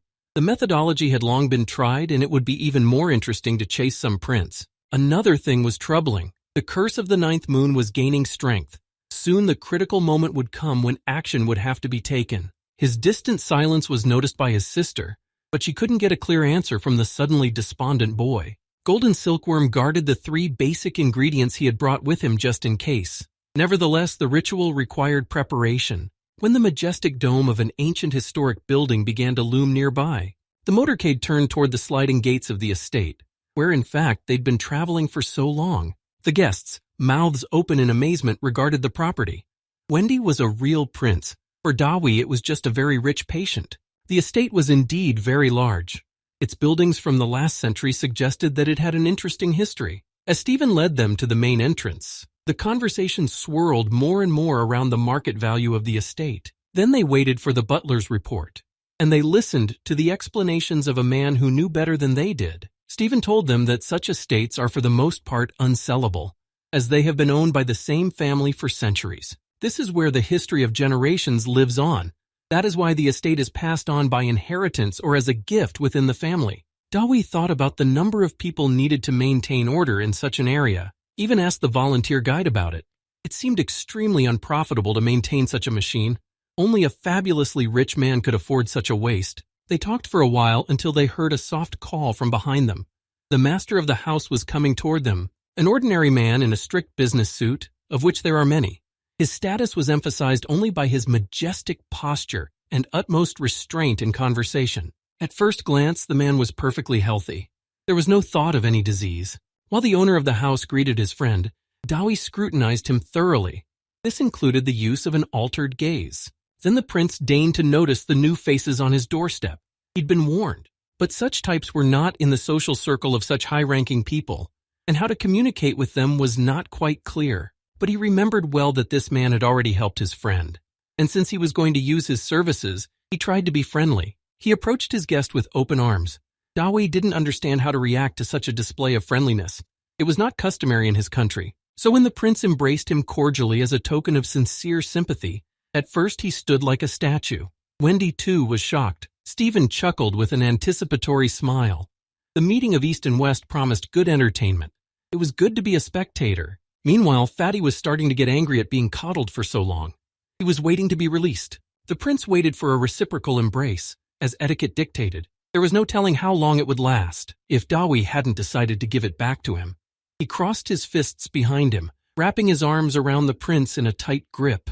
The one hurriedly interrupted the close contact at once, but the embrace of the guest did not end. On the contrary, it became stronger. Already strange thoughts began to cross his mind. Not even his own wife had ever pressed him so passionately.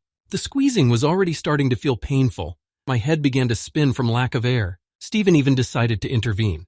Cultural differences could lead to an unnecessary conflict. The half-suffocated prince was already hanging off Fatty's shoulder when he reminded everyone of the reason for their arrival and tried to wrestle his friend away from a guy who was too over the top.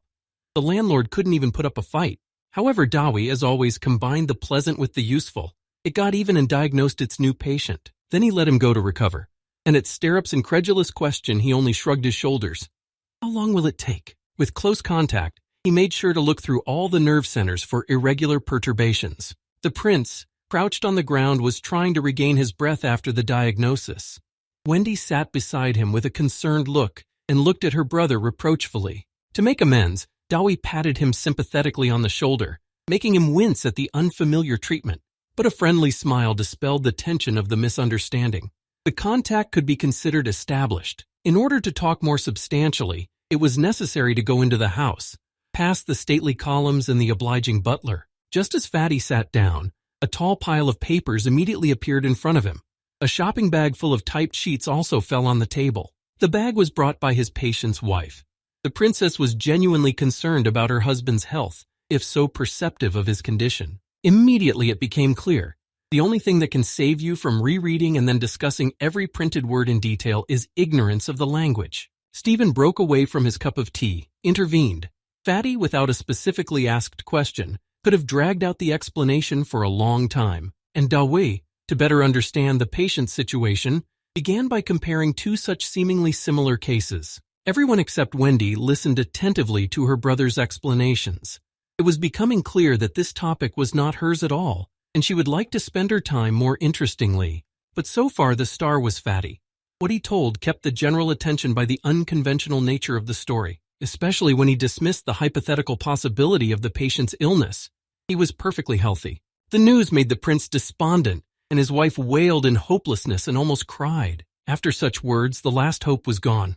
The only thing left to do was to say goodbye to the invited specialist and go to drink my grief. However, Stephen rushed to Fatty. He knew that nothing was impossible for the boy, so he hoped that there would be a way out. The tears in the patient's eyes showed how much he was suffering.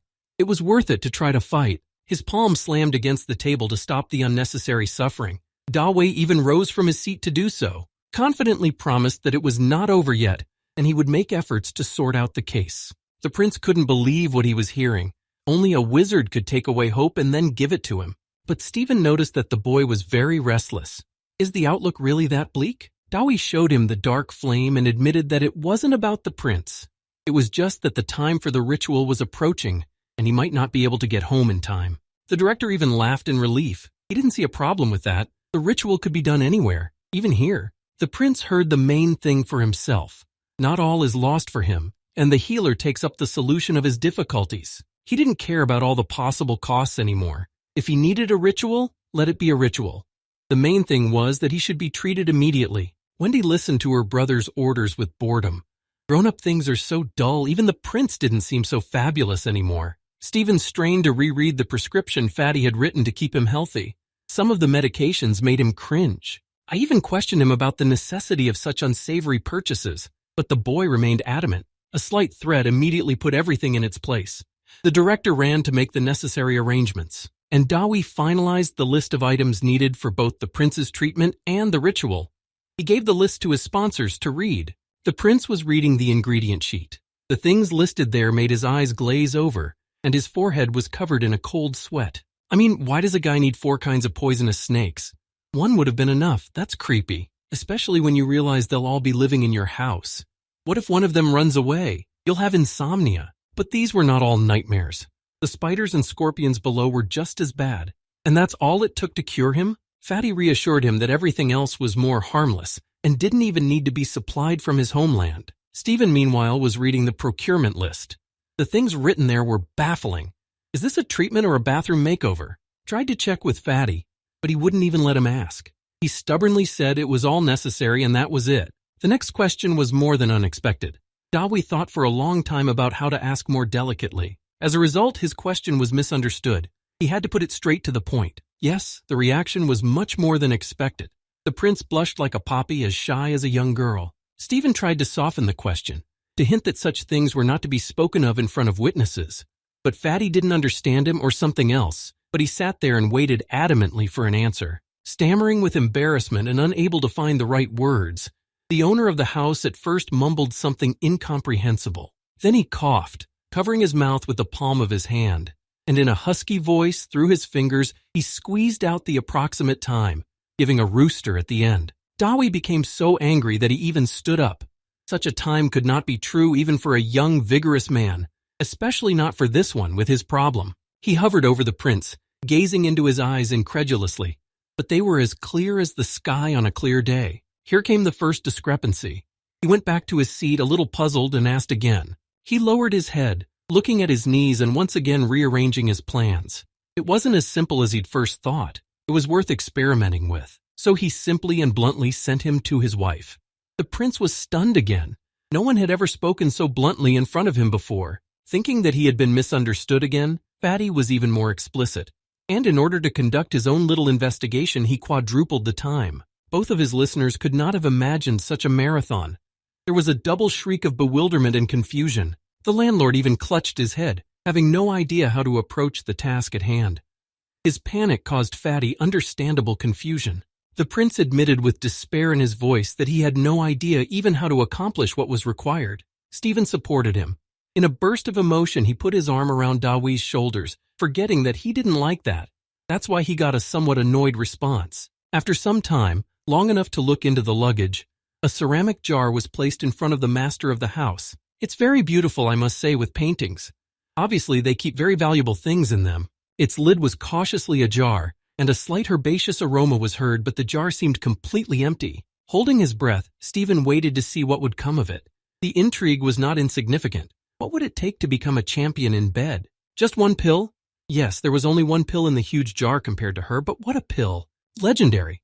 The recipe of which is carefully hidden from the general public, recognized masters of herbal medicine, and very few people can repeat it. Stephen was a little disappointed that there was nothing for him, but Dawi countered that it was not useful to everyone. The prince was hesitant to take it at first, but Fatty spurred him on with some witty words, expressing what he thought in a straightforward manner, and he took it, squeezed it gently between his fingers, not quite understanding what to do with it next. He held it close to his nose, sniffing it. The scent wasn't very pleasant. How do you eat it? Seeing this indecision, Stephen begged for the pill for his own use. Fatty played along, and the prank succeeded. As a result, it was swallowed in record time and not even filled with water. After counting down the allotted time for the pill to travel down the esophagus and into the stomach, Dawi eagerly awaited the result, and he had waited for him. The prince's face turned purple, his cheeks puffed up with nausea, and the heartburn he was experiencing made him feel like he was going to explode. There was screaming after all, silent ones. With each exhalation he tried to scream, but the fire in his stomach demanded more and more breath. So Wendy, playing with spiders, didn't even realize how her idol felt. He was so remorseful for his reckless act that he tried to expel the pill from himself by simply throwing it in the trash. But that didn't work either. The satisfied instigators were enjoying his condition. Everything was going according to plan, and it wasn't over yet. Second stage, the heat from the stomach spread to the whole body. Every cell of the body began to burn. It was time to send the boy to the bedroom. Stephen walked over and patted him on the back, reminding him what this was all about. The man raised his head to him. Still suffering from a feverish heat that made him shiver, he asked what had been fed to him that was so bad. Stephen did not explain, but only nodded eloquently at the area of his pants, smiling meaningfully. At that minute, the door opened. The first to enter the room was a pink and fluffy house slipper. Attached to him was the prince's wife, who had by this time changed into a negligee, as Fatty had instructed. When the prince saw her, his heart immediately caught fire. The fire from his stomach must have reached him, because the woman, familiar from all sides, suddenly seemed incredibly beautiful. He stood looking at her, apparently with a devouring gaze, because she was suddenly concerned about him. Dawi was triumphant. All that was left was to send them to the bedroom, and half the job was done. The prince was pissed off further. The fire had enveloped every member of his body and seemed to have liquefied his brain if he'd started undressing in the hallway. The blood in his veins was rumbling with a drumbeat and demanded immediate action. Picking his wife up in his arms, he carried her resolutely toward the bedroom, ignoring the onlookers. On the way, he couldn't contain his feelings. He paused, and when she looked at him in bewilderment, he sincerely confessed his hot love for her.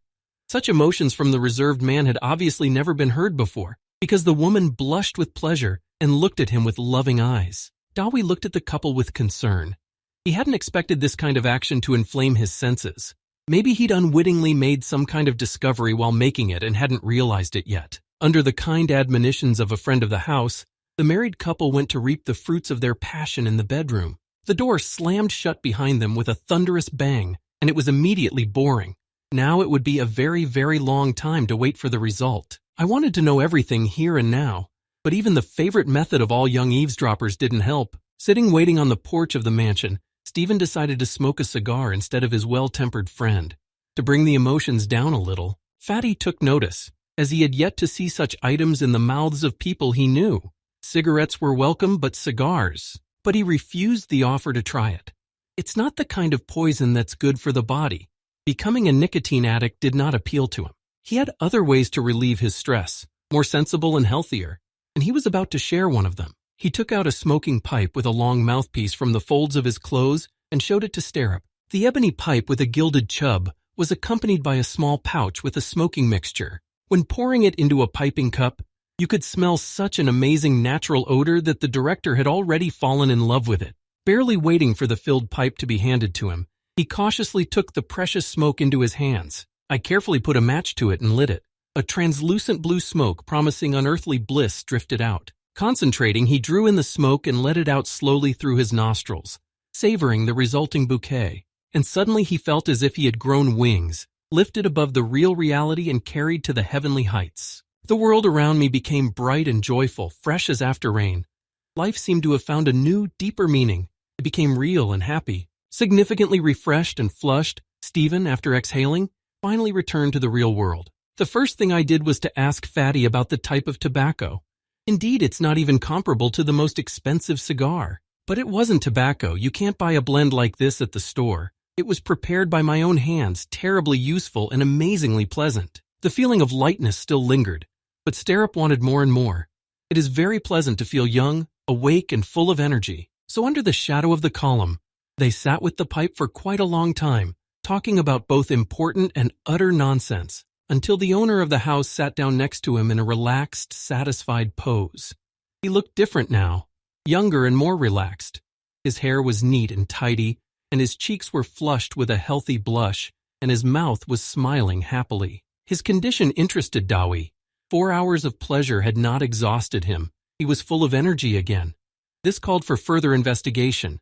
He started from afar, asking about entertainment. There was entertainment on the estate, of course, but not the kind of entertainment where you could reach your full potential. But in an entire capital city, you could find something more outstanding, reckless, where common sense is lost and instincts come to the fore. Of the whole list of interesting places suggested by the prince, Fatty was only interested in nightclubs. It was a surprising choice for the prince, going to a foreign country to visit just a nightclub? But then he wondered what could interest a young lad more than temperamental Spanish women, and he laughed at the realization.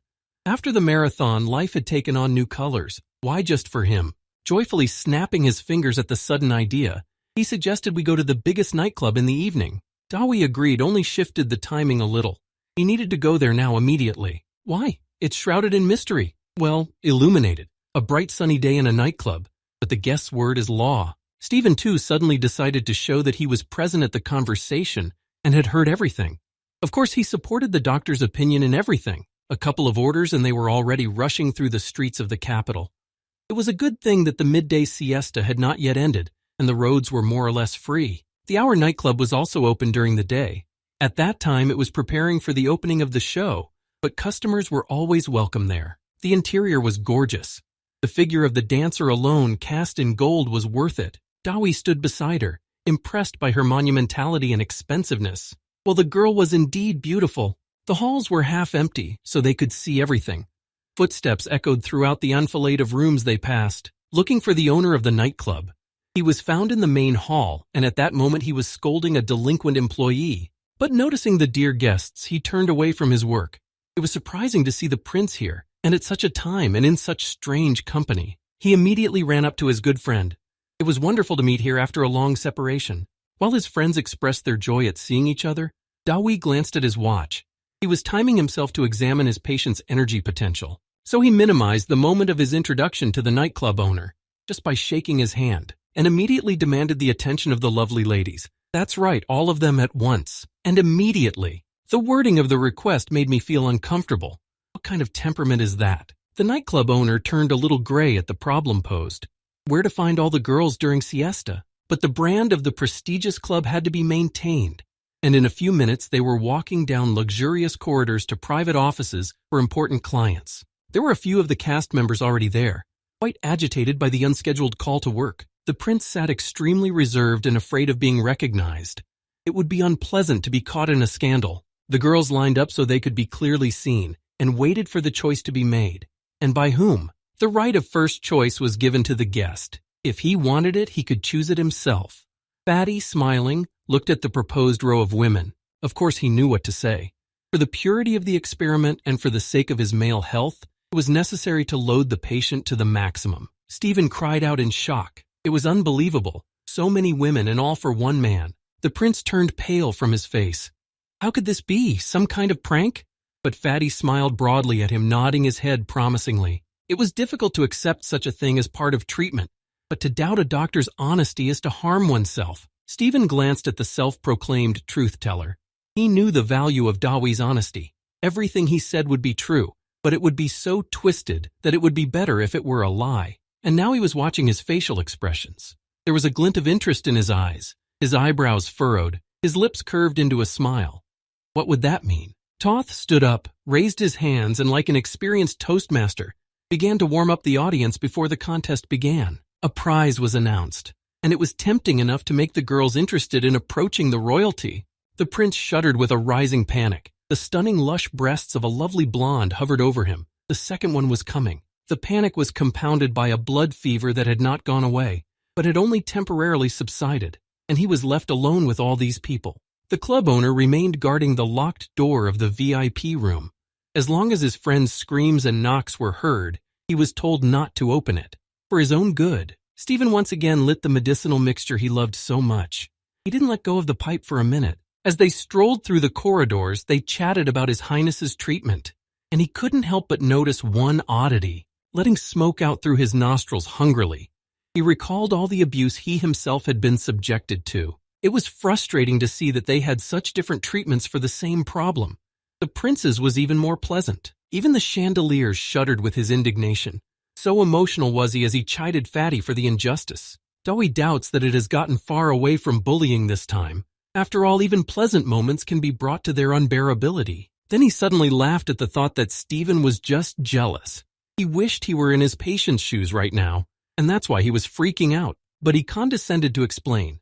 He squinted his eyes and looked at the combinations that only he knew and assigned them decisively to different categories. In the case of Stirrup, he brought his victim with maximum effort to the revival of activity, filled with energy, the vitality depleted by age and excesses. But in the case of the prince, Fatty raised his open palm, trying to mentally grasp the enormity of the problem. And then it hit him. Energy, vitality. They should all be at his patience level because of his age. But there's something wrong with them. In unison with his thoughts, a dark fire suddenly lit up on the palm of his hand. Was the matter connected with the use of sorcery? Stephen recoiled from his hand. This display of power made him very uneasy. Good thing it wasn't him they were angry at this time. So he mumbled stubbornly under his breath that he still didn't understand why his friend had a pleasant leisure time unlike him. You could bang your head against the wall. With a grim look at the uncomprehending director, Dawi tried once again to explain to him that pleasurable leisure time could be little different from torture. Constantly feeling the strain of not being able to handle your ever-increasing arousal is not easy. That's why he brought him to the nightclub. The princess wouldn't be able to maintain his tone in that capacity, but getting him here and then draining him completely was a good idea. Stephen stood thunderstruck. He hadn't expected such imagination from his cunning friend. He had to draw the opposite conclusion. He put the tube to his mouth again for clarity of thought. So it's that kind of marathon, relentlessly in a state of arousal, with an uncontrollable body and a chaos of thoughts, desires, urges, each time bringing himself to the point of exhaustion. Who can handle that? When it was getting light enough to call it night, the princess stood on the balcony and looked out for her husband. I called him all the time. He was usually home by now, or at least let me know where he was. But the subscriber was constantly out of range, and my heart was beginning to gnaw at me with a bad feeling. There was an unfamiliar noise. It seemed very loud in the silence of the evening house. Her head turned to the source of the noise. Stephen led the drunken prince under his arms. He fought back, trying to demonstrate that he could move on his own. The princess ran out of the bedroom and froze, staring at the unfamiliar scene. Her husband had come home looking so speechless. But as he grasped the floor lamp to steady himself, his legs rushed to his aid. Fatty scratched the back of his head in embarrassment, not knowing how to explain his condition. But it wasn't necessary. The man who had regained consciousness at the sight of his wife was able to cope with it himself. First he got down on his knees in front of her, begging for forgiveness, and then he got really sick. The living room has barely survived the embarrassment, especially the carpet on the floor, and the efforts of the friends were not successful, because he only wanted to go to the bedroom with his wife. He put his arm around her shoulders, but he didn't hang on to her shoulders, but began to stroke them. His aura was gradually gaining brightness again, growing wider. His body heat was increasing exponentially. Dawi bade them a sweet farewell for the night. In return, I heard a very cheerful goodbye. It was as if the previous bender had never happened. But when the bedroom door slammed shut behind them, the smile was instantly gone from his face. He squinted his eyes appraisingly and began to remember what had happened. His gaze turned yellow and concerned in a second. The results of his experiment were out of the ordinary. A long dance marathon without respite with each lady, constant talking, touching, and more. Then a round of drinks to get to know each other. More than one round if he's drunk out of his mind. Then Fatty in his memoirs went back to the beginning of their acquaintance. He had diagnosed a complete collapse of vitality, and then there were these bursts of activity. An understanding grin touched his lips. The exhaustion of vitality was not a good match for the ever-returning excitement. In the midst of the gorgeous royal interior, the hackneyed phrase about a skeleton in the closet kept coming to mind for some reason. Dawi was put in the guest wing. The light in the window of his room was still on for a long time. Acclimatization was hard. It was still a clear day back home on the other side of the earth, so younger brother's call was not untimely. He wondered at which stage of preparation for the removal of the curse of the 9th moon his apprentice was hovering, and the confident boast somehow didn't convince him. He just knew very well how quickly the objects of his older brother's interests change.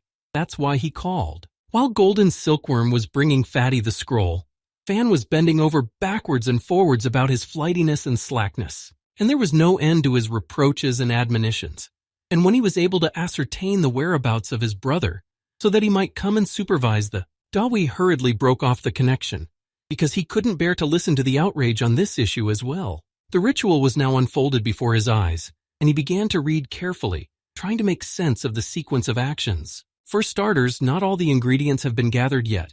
The basic ones, yes, but the auxiliary ones, you could find them at home, but here they might be a problem. But the ritual had to be performed exactly at noon. The ritual had to be performed exactly at noon, when the sun was in its highest position relative to the earth. The stone bought at the emerald market symbolized light, and at the peak of noon was supposed to affect his power, changing it. Pitahaya served as a source of extra energy, and Defutu was like an anchor drawing one to the ground, enabling resistance and negation. And together it's supposed to lift the curse of the ninth moon from him. How? What does that look like energetically? He set the components aside and lay down on the bed to think. An embodiment of light, of day, of sun, against the embodiment of darkness, night, earth, and the amplifier in between. What can we make of this? And a terrible suspicion suddenly came to him. Do not different polar values mutually annihilate when they interact? The thought was so horrible that Fatty jumped up on the bed and nearly ripped the pillow apart with reflexively clenched fingers. But it demanded thought. And if so, what? Would he still have his sorcerer's powers? Because he had no idea what it was like to be like everyone else. Losing your opportunities is like losing yourself. Taking a breath and putting the panic aside, he tried to analyze everything again, but from a different angle. What is the purpose of this ritual? Why is it able to remove the curse of the ninth moon? The record stated that it increases and helps control power. Dawi even tapped himself on the forehead to get his brains in the right position to produce the correct answer. Unrolled the scroll once more, making sure he had remembered correctly and hadn't missed anything important. I reread all the words twice, examined the scheme in detail, figuring out what functions are performed and what corresponds to what. And he let go a little at a time. The recipe served not to destroy, but to build a balance between the equal forces of order and chaos. And as the curse amplified his darkness, the amplification of the light he so lacked increased both his physical stats and the power of his magical power by several times. Teacher. Immediately my heart felt so grateful to him. He not only protected me, but he figured out how to make his student even stronger. What an ungrateful pig Dawi felt like.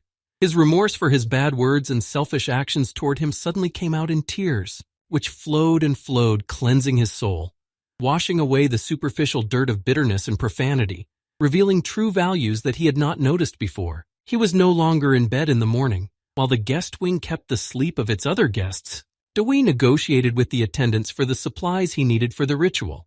Dawi had arranged for the servants to supply him with the ingredients he needed for the ritual. Soon the fruits, vegetables, and whole sheaves of herbs he required were lying nearby, and in considerable quantities. He chuckled contentedly, amazed at the volume. Well, it wouldn't be superfluous, there would be a use for everything. But the obliging steward would not leave him, eager to please an important guest at the behest of his master. Of course, there was no shortage of help. On the turfless Dawi site, a ritual center in the form of a platform had to be created. He ran his fingers over the loose, fertile soil, remembering the rocky ground of the Mountain of Spirits. It wouldn't be so easy there. It would be easy to draw the necessary lines for the drawing. He sat there, looking down, his imagination already forming patterns. The first thing Fatty saw when he returned a couple hours later was a gleaming, gilded dragon head. It distracted my attention from everything else, no less grandiose. I even wondered if I was in the wrong place, because during this time a stunningly gorgeous Chinese-style gazebo has risen on said spot. He looked at his blueprint in surprise. The order drawn there bore as little resemblance to an actual erected building as a child's drawing did to a master's painting. It was embarrassing. He didn't want to put so much stress on people for a one-day event. But the willingness to redo everything in the shortest possible time was intimidating enough that he was immediately satisfied with everything. Dawi hadn't just been away for so long, he'd gotten into the prince's treasury. With his full consent, of course. He took his fee in advance, so to speak, leaned with a mysterious look over the brought tub, which was covered with a white handkerchief from prying eyes. The plate was pulled back and real golden bars glistened in the sunlight. It was impossible to take one's eyes off it, because when Fatty took one ingot in his hand, the eyes of the servants, as if hypnotized, swept after him. For the next 3 hours, they all worked together to figure out the intricate pattern of gold around the gazebo. Bit by bit, after some rework, it turned out perfect and carefully aligned with the sides of the horizon. The tired workers fell to the ground where they stood. They did not consider that their suits would get dirty, but it's a lot farther than that. A job like that in one day, it's not just dust. Only the steward found the strength to raise himself when the guest came into his field of vision again. In both hands, he was carrying bags of root vegetables he had bought earlier, so the surplus came in handy. Each of the laborers was given 2 lotus roots, as they were reluctant to take an unfamiliar product, but everyone had to chew. Fatty looked into everyone's mouth personally, to make sure that the valuable product had not been wasted. He also said with a caring smile about the undoubted health benefits. But for some reason, the evening with the toilet was more believable. The table was set for dinner. The white tablecloth and the slowly cooling dishes were waiting for all the guests to gather. When Dowie, with the guilty look of a big latecomer, squeezed through the doorway, there were impatient exclamations. Everyone was waiting for him to come. No one had seen him in the house all day. He missed both breakfast and lunch, which was not like him at all. Besides, no one had touched their food yet. Imagining how angry they were at him in the shower right now, he'd be angry. I decided to apologize properly, with polite words and a voice full of remorse. What if there were no repercussions? The vacant chair was underneath a beautiful blonde woman he'd never seen before. A relative? She seemed very nice. Her irises were an unusual amethyst color, and a chiseled figure in a tight-fitting, extremely open dress. Her eyes involuntarily traveled down the deep neckline and stopped on a black, brightly shining pendant, and froze there, stunned and wondering if he was really seeing what he was seeing. It must have looked quite strange from the outside, because only the shocked sister managed to squeeze out a dumbfounded question in the general silence. Even the girl took notice, twitching nervously at the sight of him. The landlord hurried to diffuse the awkward moment, but he was not heard. Fatty remained frozen in an awkward pose with his eyes down into the lady's cleavage, until his neighbor's skillful finger found that very ticklish point on his side, which, if you don't want to, always requires attention. Right now, from Starup's action, the guy jumped half a meter up and yelled at him in surprise. The one in his ear explained to him what was going on, and why everyone around him froze with a disgruntled look. Say what? I had to apologize for my disgraceful act in front of the entire audience. One conflict was over, but there was a second one. How do you hide what you're interested in? Divert your attention to another problem. And he asked the girl to change her seating on the pretext that she had sat on a chair belonging to him, on the left hand of the prince, as an important guest should be. It was important to seat them farther away and see what would happen. The girl stood up without objection and left her seat quite willingly. She even apologized, smiling amiably. Dowie noticed that she did it a little too obediently. Relatives don't act like that. Then who is she? So he grabbed her arm without ceremony, pulling her close to him and keeping her from leaving. I had to find out the answer to my question. Holding her wrist tightly, he started from afar. With courtship. What did you think? Asking her right up front. Who are you? Her sister stared at her brother in surprise. She had never seen him in such a heartthrob's role before. The master of the house could not keep silent either. The behavior of his oriental guest was confusing. Was this their custom, or was this action beyond the bounds of propriety? However, the girl, calmly and sweetly smiling, favorably answered the question, showing by this a high level of professionalism and strong nerves. But Fatty kept up with her, pressing further with immodest questions, forcing her to show her true colors. She was still holding on, though her hands were beginning to shake with barely contained anger. But her casual reservation, she let him ask the question head on, and watched the reaction of those around him. The prince jumped up, almost knocking over his chair. The others were simply shocked by his insolence. The princess's face darkened and became like a storm cloud. It was clear that she wouldn't stay here a minute longer. However, Dowie continued to develop his thought without paying attention to the passions going on around him. Then he suddenly asked about the jewelry hanging around the secretary's neck. Such a sudden change of subject was confusing, but he felt a strange connection between these two seemingly unrelated things. The pendant and the prince reached out to finally take it in his hand and feel what it was. The girl's eyes widened in surprise, but in their depths read the unyielding stubbornness of some mystery. So the next question sounded harsher and more menacing. The stone beneath his fingers had revealed its essence. It was now necessary to unravel the whole tangle of mysteries that had been wrapped around the two of them. He waited for the girl to start saying something. Excuses, accusations, complaints, but she remained stubbornly silent. Dowie brought the pendant to his eyes in a deliberately emphasized manner. At first, he described its characteristics like an experienced jeweler, but at the end, after a meaningful pause, he mentioned some terrible secret. The secretary didn't just turn pale, her face turned gray. After his words, the hope that no one would find out disappeared, and rightly so. He knew what the stone was made of and how it was created. He also knew what it was for. The withdrawal of life force was always accompanied by infertility. But there was something she didn't know, and Fatty didn't hesitate to tell her. The universal contraceptive made the wearer infertile as well. This magnificent diamond from the ashes of the dead pulled the life energy from all living beings. But the one who was most harmed was the one who carried it around with him at all times. I mean her. The only mystery was whether the one who had handed over the stone and thus signed the sentence had told her so. Dawi held the pendant in front of her eyes so she could get a good sense of what it was that she wore around her neck regularly. Ducking under the long chain and leaving the jewelry in the guy's hand, the girl broke free in hopes of escaping. The panic was so overwhelming that she wanted to run, to get away from the pendant and the man who had exposed her. She ran very fast. But Fatty was even faster, because he managed to grab her arm before she could take 2 steps toward the door. Swiftly he moved so that he was facing her and thus made a saving exit. Then he deftly wrapped the girl's arm behind her back in a painful grip. There was no escape now. She screamed loudly, either in pain or in frustration at not being able to resist the circumstances. Her scream shocked everyone. Wendy could not believe that her brother was capable of such a thing. Stephen opened his mouth to say something, but the prince beat him to it. It was unacceptable in his house to behave like this with a woman. The situation was out of line and it had to stop. Dawi glanced at him furtively.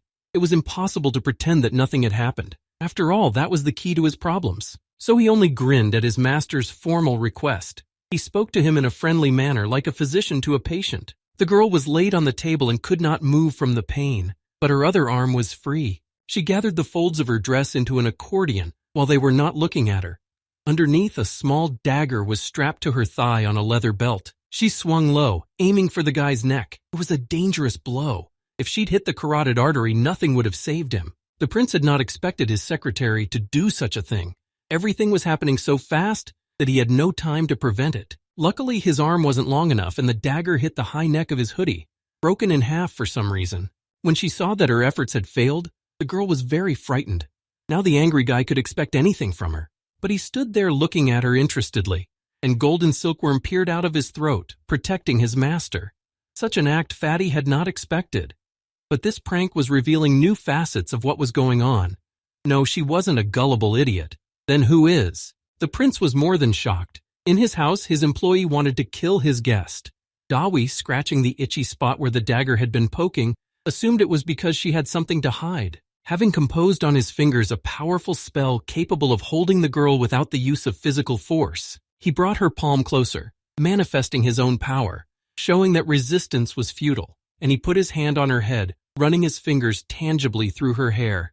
The spell traveled down them to her, breaking her will, crushing her stubbornness. Then 2 fingers rested on the top of her head. She didn't know what to expect, surely nothing good. However, the elastic thrusts applied by power to certain points caused pleasant sensations that echoed with a sweet tingle inside. And then they burst into flames.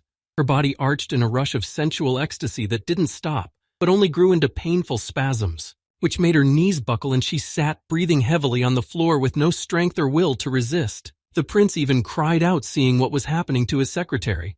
Fatty had only touched and the girl was already feeling sick. She sat on the floor, shuddering in convulsions while he stood beside her and smiled indulgently. Her condition was strange, when pleasure becomes unbearable and brings more pain than pleasure, and tears ran down her cheeks. Then the prince lashed out at Dawi with reproaches. He disagreed. All he did was give it back to her. What she had allowed to happen to her employer came back to her. In order to continue the difficult conversation, it was necessary to remove all witnesses. Stephen left immediately, but Dawi sent her sister, who had hesitated, away with determination and ruthlessness. Wendy saw that there was a conflict going on between the men that could escalate into a relationship, but it was a shame to leave it like this without knowing how it would end. And she didn't get to have dinner, so she left, slamming the door with indignation. Her brother even pulled the handle and closed it tightly. The girl continued to sit on the floor, with 2 men towering over her. One sympathized and could not believe in her betrayal. The other knew for sure that the case was not clean and was going to start the interrogation without paying attention to the bitter tears. He demanded the truth in an unapologetic tone. It was enough to confess and everything would have stopped. But the girl refused, did not want to say anything, only cried, making a real hysterics. Dawi looked at her carefully. This was not good. She didn't give in to his compulsion, continued to resist his charms. How to make her speak? He stepped lightly on the fingers of her hand, hurting. How would she react if she realized she wasn't going to be pitied here? Screaming, tears. It just got louder and more intolerable. But it still didn't make her say anything in her own defense. But there was a protector. The prince couldn't stand such abuse of a weak woman and intervened. He interrupted the interrogation, assuming that there was some misunderstanding. Everything could be discussed calmly, and the matter could be settled in peace. This caused Dawi to become distracted. This lawyer never realized exactly how he got into his predicament. I decided to enlighten him separately. For this purpose, I hung before his eyes the very pendant from his secretary's breast. Of course he recognized it. How could he not when he picked it out and bought it himself? What's the girl got to do with it? The news that it was not a stone at all surprised the prince. After all, any appraiser would confirm that it was a diamond. But Fatty disappointed him. He was quite convinced that everyone was wrong in this case, and his answer was the only right one. Hearing what was the source for making this item, the prince was covered in cold sweat. It was hard to believe, and even the boy's hard stare didn't erase the doubt. He could be wrong, couldn't he? And so they stood opposite each other. The prince could not accuse his physician of lying, but he could not believe that the stone was not a stone.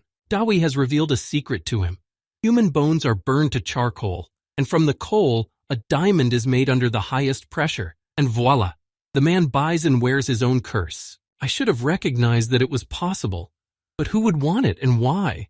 He couldn't think of anyone who would wish him harm. Fatty suggests that his secretary might know that name, and that's exactly what he's doing, interrogating her, to which the prince objected that she could not know that, since he himself had bought the stone and given it to her. So he was guilty before her. Dawi even clutched his head. Such naivety at his age and in his position. He bought it himself, of course. I had to shake the memories out of him. He wouldn't believe me, and he'd go on and on about his own guilt. The secretary looked at her protector with a hopeful gaze. If he could convince the fat man, everything would end well. He started from afar, from the day she was hired, asked about their relationship at the time. He was mainly concerned with sensual attraction and personal sympathy, whether a state of arousal was present. What could the prince tell of that time? Just past the wedding, young wife. So the relationship was purely business. Next, the guy started asking about the day of the auction where the stone was bought. Who brought who to the auction? I remembered it was a birthday. How can you have a birthday without a present? We came to the auction by chance on the way to the lawyer's office, and there they saw the only thing worth seeing. So beautiful that the girl immediately wanted it for herself. The story so roused Dawi that he impatiently began to enumerate to him the symptoms that immediately appeared, especially hit the mark with constant activity and tirelessness. It was great if it were not accompanied by an agitation of feeling and feverish haste. There were no words. It's hard to realize your mistakes. But the abrupt question spurred on, wrenching a confession from the here and now. Shame over his behavior hunched the man's back. He had behaved unworthily for a long time, succumbing to infatuation. But I heard a round of applause in return, for having the courage to recognize the true course of events instead of hiding behind lies. Now it was easier for him to accept the explanation of the phenomena that had occurred. After all, everything was not as it seemed, because the effect of the stone on others is such that it causes a desire to be near him, to experience again and again the sharpness of sensations, leads to dependence on its bearer. Akin to a spell, the prince's heart sank. He didn't expect this. Charms are the stuff of fantasy. But look at this. Sitting down next to the girl, Dawi assumed that she knew exactly what she would get in the end. An obedient and dependent prince who couldn't live without her. However, I doubt she ever thought that everything comes at a price, that a stone doesn't just grant wishes. A dead bone pulls on the life forces of a person, in return leaving only a perturbation of energy flows, which is perceived as a burst of activity. And the person becomes extremely nervous at first, then becomes exhausted and dies relatively early. Infertility can be considered a side effect. Where can new life come from if it immediately flows into the bottomless pit of the cursed stone? All that's left to remember is their first meeting. It was a tragic moment, but too important to diagnose. Dawi admitted that he is able to feel all vital processes in the body and diagnose any disease by contact. But then he had a very difficult time. There was no disease as such, but the results were there. He remembered how long he had puzzled over the reason for the discrepancy. He thought about what might have caused it, even went to an experiment to trace the processes of the body over a certain time period. But instead of the expected loss of strength, I got a quick recovery, too fast and unnatural. The explanation was on his chair at the dining room table, and he turned his gaze to the woman sitting on the floor. The prince looked at her too, only with a very different look. If she knew and did this, there was no mercy for her now. Dawi crouched down in front of her, raised her head so that she was looking into his eyes, and peacefully asked one last time to tell the missing piece of the story. He threatened that if he did not do so, he would resort to actions that were little less than torture. Tears came from the girl's eyes again, but this time they were silent, imbued with the doomed realization that there was no one to protect her now. but she repeated her answer again. Her persistence was surprising. Why couldn't she just tell the truth and be free?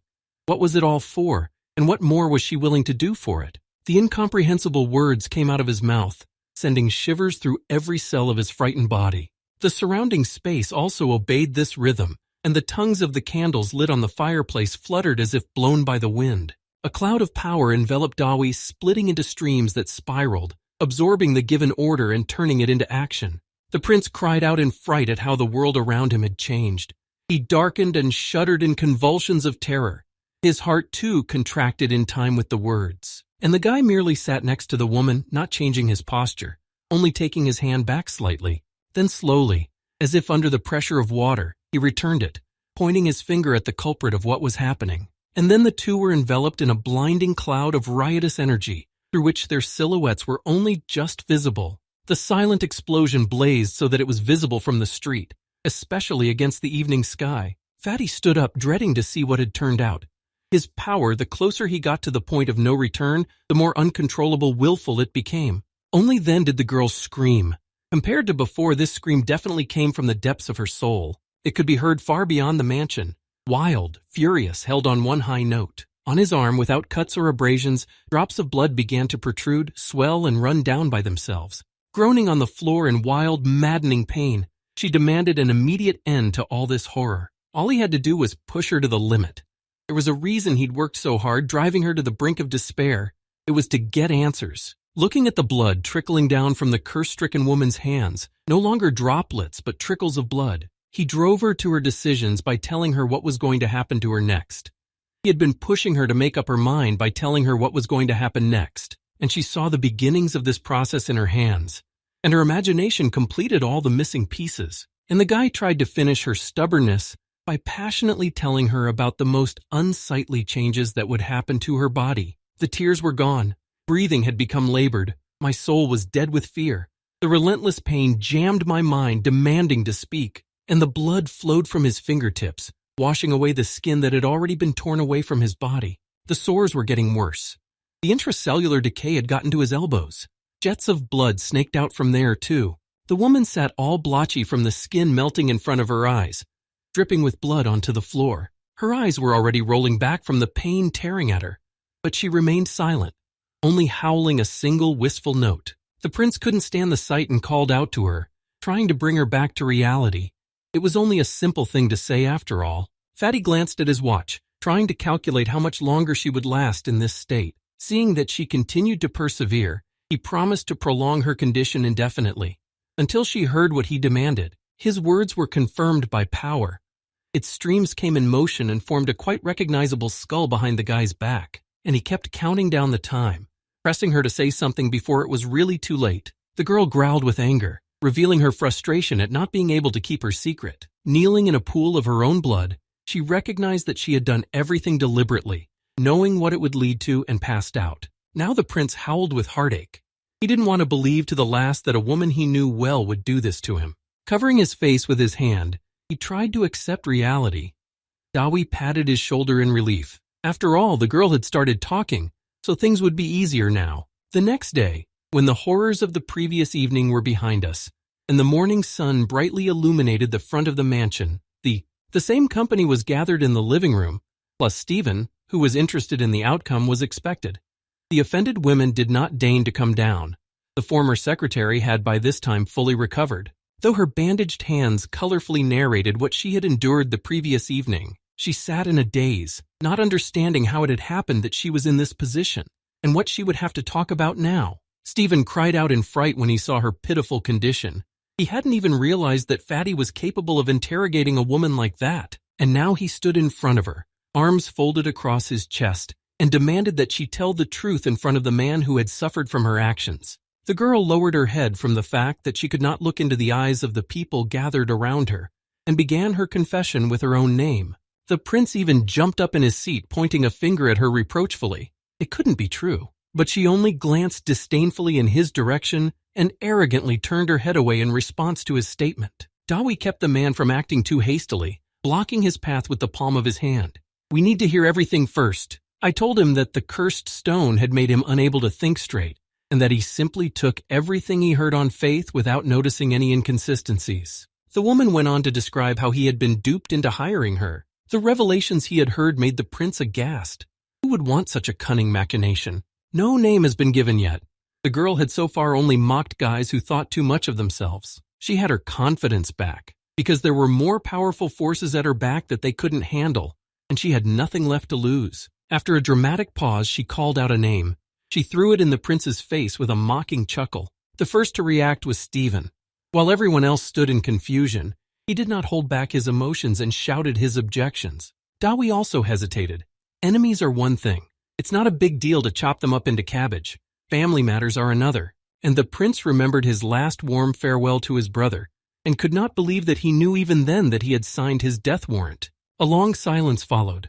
The girl was the first to break the silence, shivering from the stares she received from everywhere, turned her attention to her failed victim, mocked his dumbfounded look. Now she didn't have to hide her true attitude, but she went on to tell me more. About his brother's health problems that would surely lead him to his grave. About his anger and despair when he learned his diagnosis and realized that the country was about to undergo a change in power. And then he humbled himself and began to look for ways out of this difficult situation. In the face of his ancestors, knowing about the life and death of each of them and how it ended up in the descendants. As a result, she recalled the principles of succession to the throne. After the older brother, the line passes to the younger brother. He made his decision after talking to his brother. He had everything: youth, beauty, intelligence, a successful businessman who plans to have a child. And he has a son growing up who will lose every chance he's been given by birthright. And the fateful call was made. The combination for him was perfect. No violent death. On the contrary, exceptionally pleasant. It came to him in the form of a seductive girlfriend, a dizzying affair, and increased efficiency. The girl told her story vividly, savoring details that she had never even mentioned before. But now her imagination was unfolding a grandiose picture about how the death of one prince would enrich everyone concerned, including her. Gradually, her eyes grew irritated with the whole situation. After all, it was all so well thought out. She quickly turned away from Fatty's penetrating gaze. She was afraid he'd read her thoughts. Sweating from the heavy revelations, the prince turned to the boy for advice. His soul was empty and hopeless. What could Dawi say to him? Just ask him a counter question. You can do a lot of things, but what will come out of it? But if the result isn't worth the effort, we can forget it until the time is right. This suggestion at first angered the prince. However, as he listened to Fatty's expressive musings, he was forced to reflect on what was happening from a political perspective. And the man would point his finger at him and assure him that at best they wouldn't believe him, and at worst, they would. He squeezed his eyes shut at the thought and asked if he realized what would happen then. Reporters, photo shoots, publicity. Yeah, it was every public man's worst nightmare. And he'd never be forgiven for going public. His family won't allow him to air his dirty laundry in public. Dawi put his palm on his shoulder in a soothing gesture. It wasn't all lost, it was saved. And then, noticing the princess glimpsed in the doorway, he assumed that with the arrival of the child, everything would be fine. The prince's low-slung head could only be lifted now by the news that his former secretary would now be forever barren. And that was punishment enough for her deception. After that, everyone looked in her direction. The storm of emotions and worry had somehow forgotten that she was still here. As a result, the hallway was announced with a loud command from the master of the house, and the most arrogant person of the year left the Whitestone mansion. Dawi followed her out onto the porch and watched for a moment as golden silkworm stretched her wings and rejoiced in her freedom. And he got serious. His work was over, but now his life's work was to be done, and a great deal depended on how it was carried out. I had to ask the prince for help. The question for him was unexpected and even a little disturbing after everything that had happened. However, George answered quite thoroughly, even listing the personal characteristics of the bodyguards. Nervous at the thought of what else might happen. But Fatty noticed his tension, and hiding a secret smile at his amused reaction, simply asked them all to themselves for the duration of the afternoon. The prince's relieved exhalation must have been audible to everyone. It was like a gust of air that traveled upward to the ceiling of the hall. After discussing the guards, Dawi called Stephen over to him. He wanted to talk about something in private. For this purpose, they had to seclude themselves on the spacious terrace. A suspicion crept into my soul that something else had happened. This was not the time. But he only wanted to discuss his departure, and Fatty's sister, which is what he was going to talk about. Dawi couldn't think about anything but his ritual right now, so he didn't take Starup's wish kindly. He tried to explain the reasoning behind the decision, both his own and his sister's. He tried to explain the reasoning behind it, both his own and his sister's. The mention of her sister softened Fatty's heart. If she is taken care of by such a corypheus of filmmaking, there will be results and her dream will come true. To which Stephen remarked that he had traded a dream for a dream. His dream, his child is already pleasing the parental heart. It's time to repay the debt. However, Dawi was able to convince him to wait a day until tomorrow. He was about to perform his ritual, and he didn't want to say goodbye right now. Toward noon, command shouts could be heard outside the Chinese pavilion, and the noise of the crowds gathered there. A tight formation of security guards lined the perimeter of the prepared site. Behind them they could see barbed wire to protect them from prying eyes. The gazebo shone pure gold in the midday sun. The pattern of gold bars on the ground was echoed by the gilded faces of oriental dragons. A focused Dawi quickly threw off his hoodie, hurrying to begin the ritual at last. There were still some preparations to be made before noon. For example, to get a focus amulet like the one that had saved him in the circle of concentration, but a different one. One of infinite harmony, one that could calm his inner power and deflect the blow. He found it in the renegade's treasury. He realized at once what service it could render him, and afterwards carried it with him at all times. Put to one side of himself a fire pitahaya, taken from an old shaman in a fair fight. On the other was an essence of pure jade with flecks of divine power, miraculously purchased at the emerald market. And finally, to bind the half-plant, half-animal, also found in the old sorcerer's treasury. Everything else was already lying piled at the foot of the gazebo and was left to be used when needed. It was noon. It was time to begin. To begin, summon power and awaken all the components of the ritual. He pressed his palm against the ground and released his power, to fill a protective sphere with it against surges of immaterial phenomena. He was protected from the material ones by his bodyguards. Power ran along the gold bars like wires, filling them with powerful energy, capable of sizzling on the spot. Soon the whole mandala was lit up with bright sunlight. The center of the mandala was a gazebo with a guy in it. The bodyguards had to endure the fiery heat of the fire roasting from the rear. At least they didn't have to look at it. The first step had been taken. Sweat was pouring down from the heat coming in from all sides. But is one's own power capable of harming one's master? He used the focusing amulet to begin the next step. Power responded as it should, causing all the ingredients of the ritual to lift and hover in the air. The jade heart began to split into small pieces, releasing flecks of divine power. Dawi pointed an index finger at her, keeping her in one place from scattering into the neighborhood. In the meantime, he sent his familiar to fetch the necessary components to keep the divine power in one place. The one with a fiery meteor rushed to the baskets and the food in them, displayed for that purpose at the foot of the gazebo. Fruits, vegetables, and herbs slavitated over their containers under the influence of an order backed by an energy message, and reached for the gazebo, carried away by the energy flows. They were drawn towards the jade and the divine power that had frozen nearby, to bind it and leave it there. It became saturated, weighed down, and hovered as an obedient cloud among the debris of its former receptacle. Satisfied with a perfectly executed manipulation, Dawi turned his attention to the next ingredient. He drew it closer to him, weighed it in his hand, feeling the prickly, rough sides with his palm. I should have gotten rid of it. So he tossed the fruit into his second hand, preparing the fingers of the first for the ensuing execution. The skin peeled off with difficulty, exposing the tender, pinkish-lighted, juicy flesh. Fatty and Golden Silkworm froze, admiring a sight few had ever seen, as the scales flew off the legendary fruit, and beneath them, the fiery pitahaya glows with the heat of the volcano that nurtured it, full of its energy and ready to give it away. Tefutu, meanwhile, had freed himself from the ropes binding him and was trying to escape from the dangerous place. It was annoying to look for him in the neighborhood every day. Most of the time it was rooms, but it was still scary in case you couldn't find him. But today that came to an end. Without much ado, Dawi picked up the Tefutu from the floor.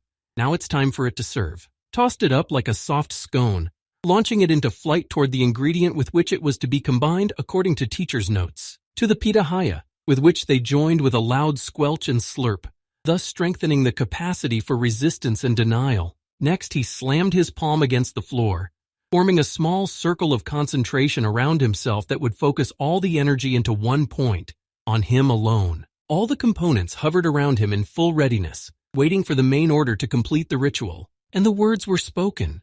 Dawi spoke them slowly, reciting them, putting all the power he could into them. Streams of embodied order in the form of divine power flowed toward embodied chaos, which was enclosed in a small, clinging in fear to the fiery fruit, half plant, half animal. The brightest light, comparable only to the explosion of a supernova star, illuminated the entire area and did not fade for several minutes, even startled the bodyguards, who ran far away to avoid getting burned and watched from afar. The rays came from the epicenter of the junction of the two opposing elements, which was covered with a thin skin hiding the source of light. Dawi and her familiar watched as the light rapidly transformed into a sphere of light-glowing liquid, which fell smoothly into his hands, the man who had created it, and was worthy of its disposal. Now he held in his palms his salvation from the curse of the ninth moon, his deliverance from a terrifying future, and the opportunity to become even more powerful, just as his teacher had intended. However, the sphere did not want to lie still, and flew up and twirled like a scalded, eventually even grew tentacles.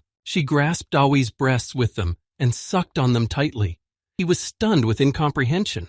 How could this be, with such a piece of jewelry and walk-on? However, her tentacles didn't stop there, but began to screw into the guy's body, penetrating into the very center of him, closer to his heart. Soon there was almost nothing left of the sphere, a lone outgrowth that was also disappearing, sinking inward after her. And then it short-circuited him. Apparently, the orb had reached what it was seeking, and had braided its tentacles around it. A wave of fire swirled through her body and swirled around in a flurry of flames. Its heat scorched both inside and out, eliciting a fierce cry of pain. But not for long. As soon as it appeared, it was gone, washing away all the magic of power Dawi. All that was left was the fading small circle of concentration beneath his feet.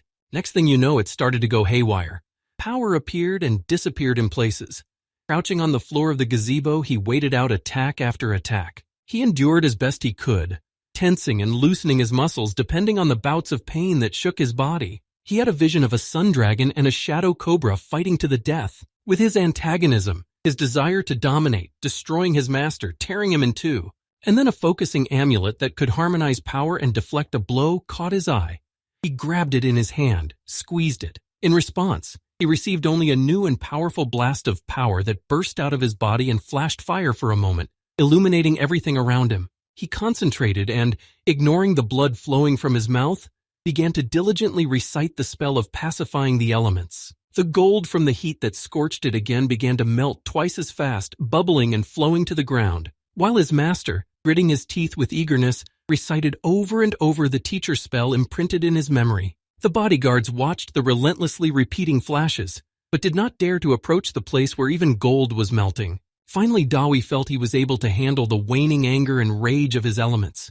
He stood up, ready to fight for control of his body. Crouched down, taking deep breaths, filling his lungs with air, and the centerpiece of his essence with his own power. He gave it to the golden dragon, thus strengthening his light, his order. The dragon coiled around the snake, strangling it with its increased power. Quietly gaped his maw, preparing his sharpest teeth for the final battle for control and power, immediately thrusting them into the exposed side of the writhing black serpent of darkness and chaos, tearing it apart, thus destroying this curse of the ninth moon. The snake wriggled, wanting to bite back, but failed to reach its target, disintegrated into shreds and dispersed. Dawi felt the heat in his body subside. With a deep exhale, the tension eased, the pain dissolved. He was back on a normal sunny day. Everything was back to normal, except that he was still a little shaken. The realization that he was on the edge. He might not have been able to cope with the violence of his elements, not remembering that it's the dragon you feed that wins. When he came to his senses, he looked around expecting to see ruins. But there was no physical damage to the gazebo, except that it was completely empty. Only a handful of gold dust was steaming beneath his feet. I looked closer, trying to see what it was. I gathered it up, lifted it closer to my eyes. It was all that remained after the creation of the solar sphere, the remnants of the ingredients that had been scattered by the power flare that had followed its creation. But there were no gold bars left. They had burned out, restraining the energy inside the mandala, preventing it from escaping outside and causing trouble in the neighborhood. It was a shame. All the earnings had gone underground, but the gazebo was now under eternal protection, the most peaceful place in Spain. The next day, a sad action unfolded at the gates of the estate. Parting is always hard. After Dawi had slept and eaten, it was time to say goodbye.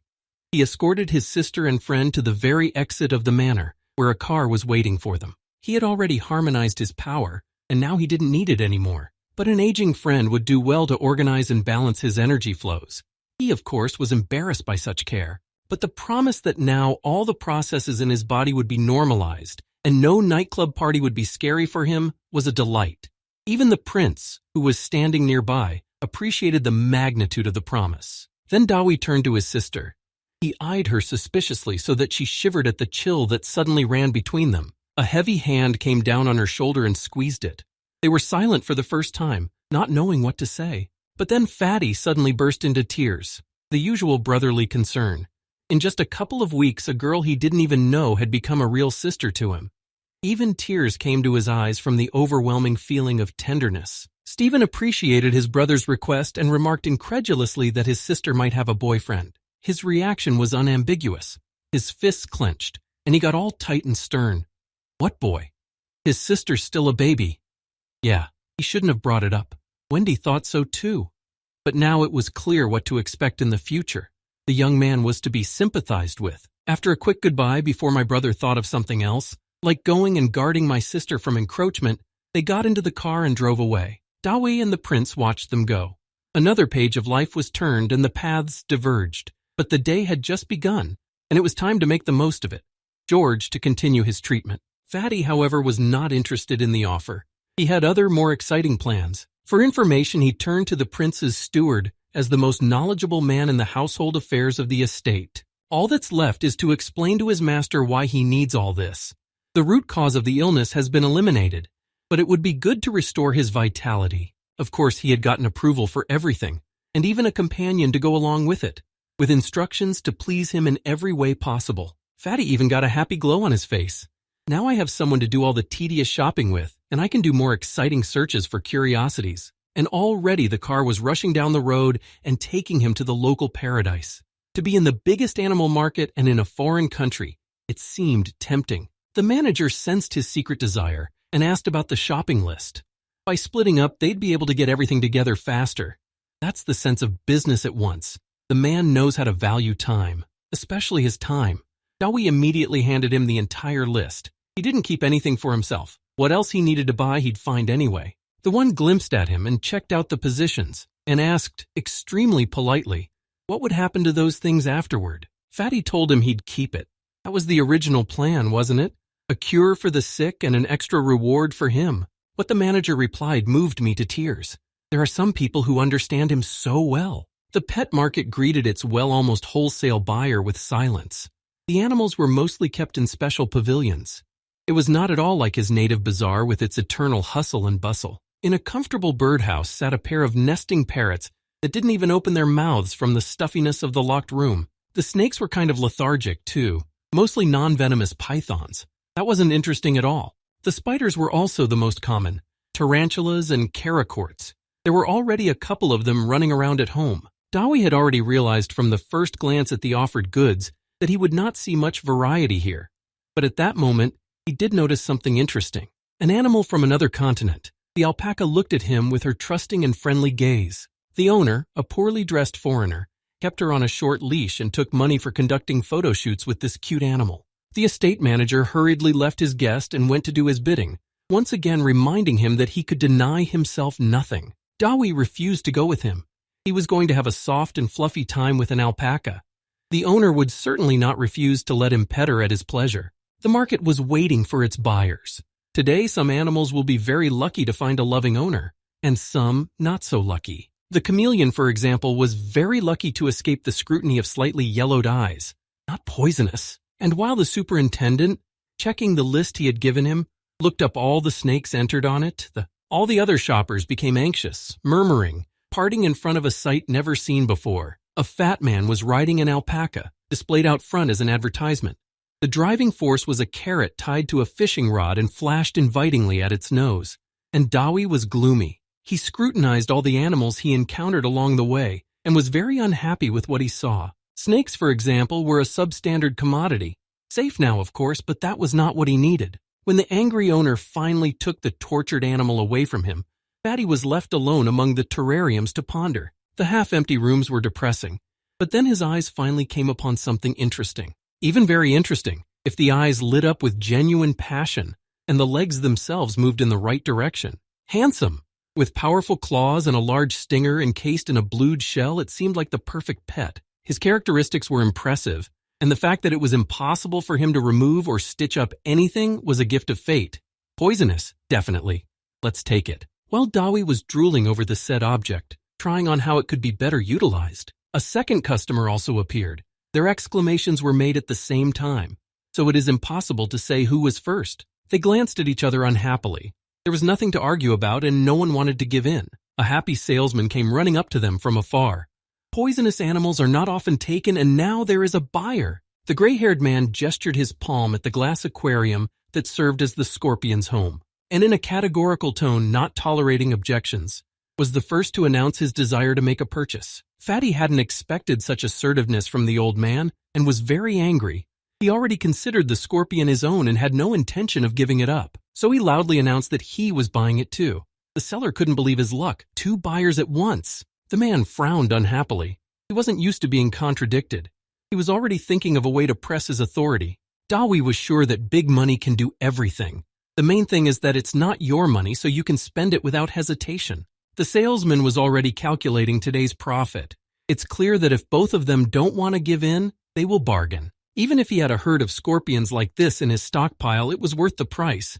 He started by advertising a rare creature, and then proceeded to praise his own services, raising the actual cost several times over. The man was obviously more knowledgeable about prices, as he hesitated, thinking about how to deal with the seller. The guy was willing to take what he could get, and that didn't suit him at all. Giving in to some milkman? He offered more money than the seller was asking for, hoping the guy would back off and the scorpion would stay for him. But he didn't give up and beat the price. But he did not give in and beat the price, not as much as he had done, but still he would not give in. Even the scorpion was ashamed of these grown men. His head hid between the claws and his tail sagged sullenly. As the steward was about to seek out his ward, his attention was caught by a crowd of excited gawkers, who were watching a performance unfolding behind the glass. There were 3 men jumping around, showing different figures, and various things of unknown purpose were flying around. The manager recognized one of them. Of course it was the troublesome foreign visitor, and he seemed to need rescuing. He pushed through the crowd, made his way to the pavilion and swung the door open, ready to get into a fight. 2 disgruntled faces and one extremely happy face, the salesman's, looked at him in surprise. A scorpion crawled reluctantly between them. The manager immediately recognized the second of the troublemakers. He had visited the prince's estate many times and was a well-known man. The man grumbled annoyingly at being caught doing something as unseemly as arguing in a public place. Fatty looked from one to the other, realizing that he didn't understand anything. The conversation suddenly became extremely favorable. At last, when he was able to cut in on the friendly conversation and ask the question that so interested him, he was introduced to his rival as another friend of the prince, but in a tone as if he were at least the king of a neighboring country. Then Dawi was introduced as well. That didn't make me happy. How do you bargain now? Friends of friends are supposed to give in. As he diligently stretched his lips in a welcoming smile, a salesman whirled past him, who died after hearing the famous name and rushed to get an autograph with a notebook and a marker in his hands. While the high attention was diverted by a fan, Dawi asked the manager about the identity of that very person. The manager was amazed at the ignorance of the foreign guest, but nevertheless told him what he was famous for. After signing in the salesman's notebook, the famous coach also addressed his recent opponent in a condescending tone, but he was already holding the phone in his hand and hastily searched the phone book for the right number, demanding to wait for him. On the other side of the world, the house phone rang. It rang long and insistently, demanding its owner's attention. Beagle picked up the phone. It had been a long time since he'd heard from Fatty. 5 days. It took him a while to figure out what he was talking about. He could not explain at once what he wanted either, so he even asked the coach for his last name, causing a slight heart arrhythmia. Beagle, however, was not a soccer fan. His knowledge didn't extend beyond the local teams, and he didn't see the point in collecting autographs at all. So Dawi quickly curtailed the conversation. There were more important things waiting for him. For example, the scorpion, which was tied for now. Looking guiltily at the famous coach, informed him that his friend didn't understand why he was collecting autographs. This caused an explosion of outrage from a soccer fan. How can you not understand such things? It's a memory. It's a piece of a famous person that is always near you. It's finally profitable if you sell it. That last one interested Fatty. Yes, so much so that it even smartened the coach's soul, hurt by the fact that his name was not known to everyone in this world. The man immediately disappeared from sight after his reply.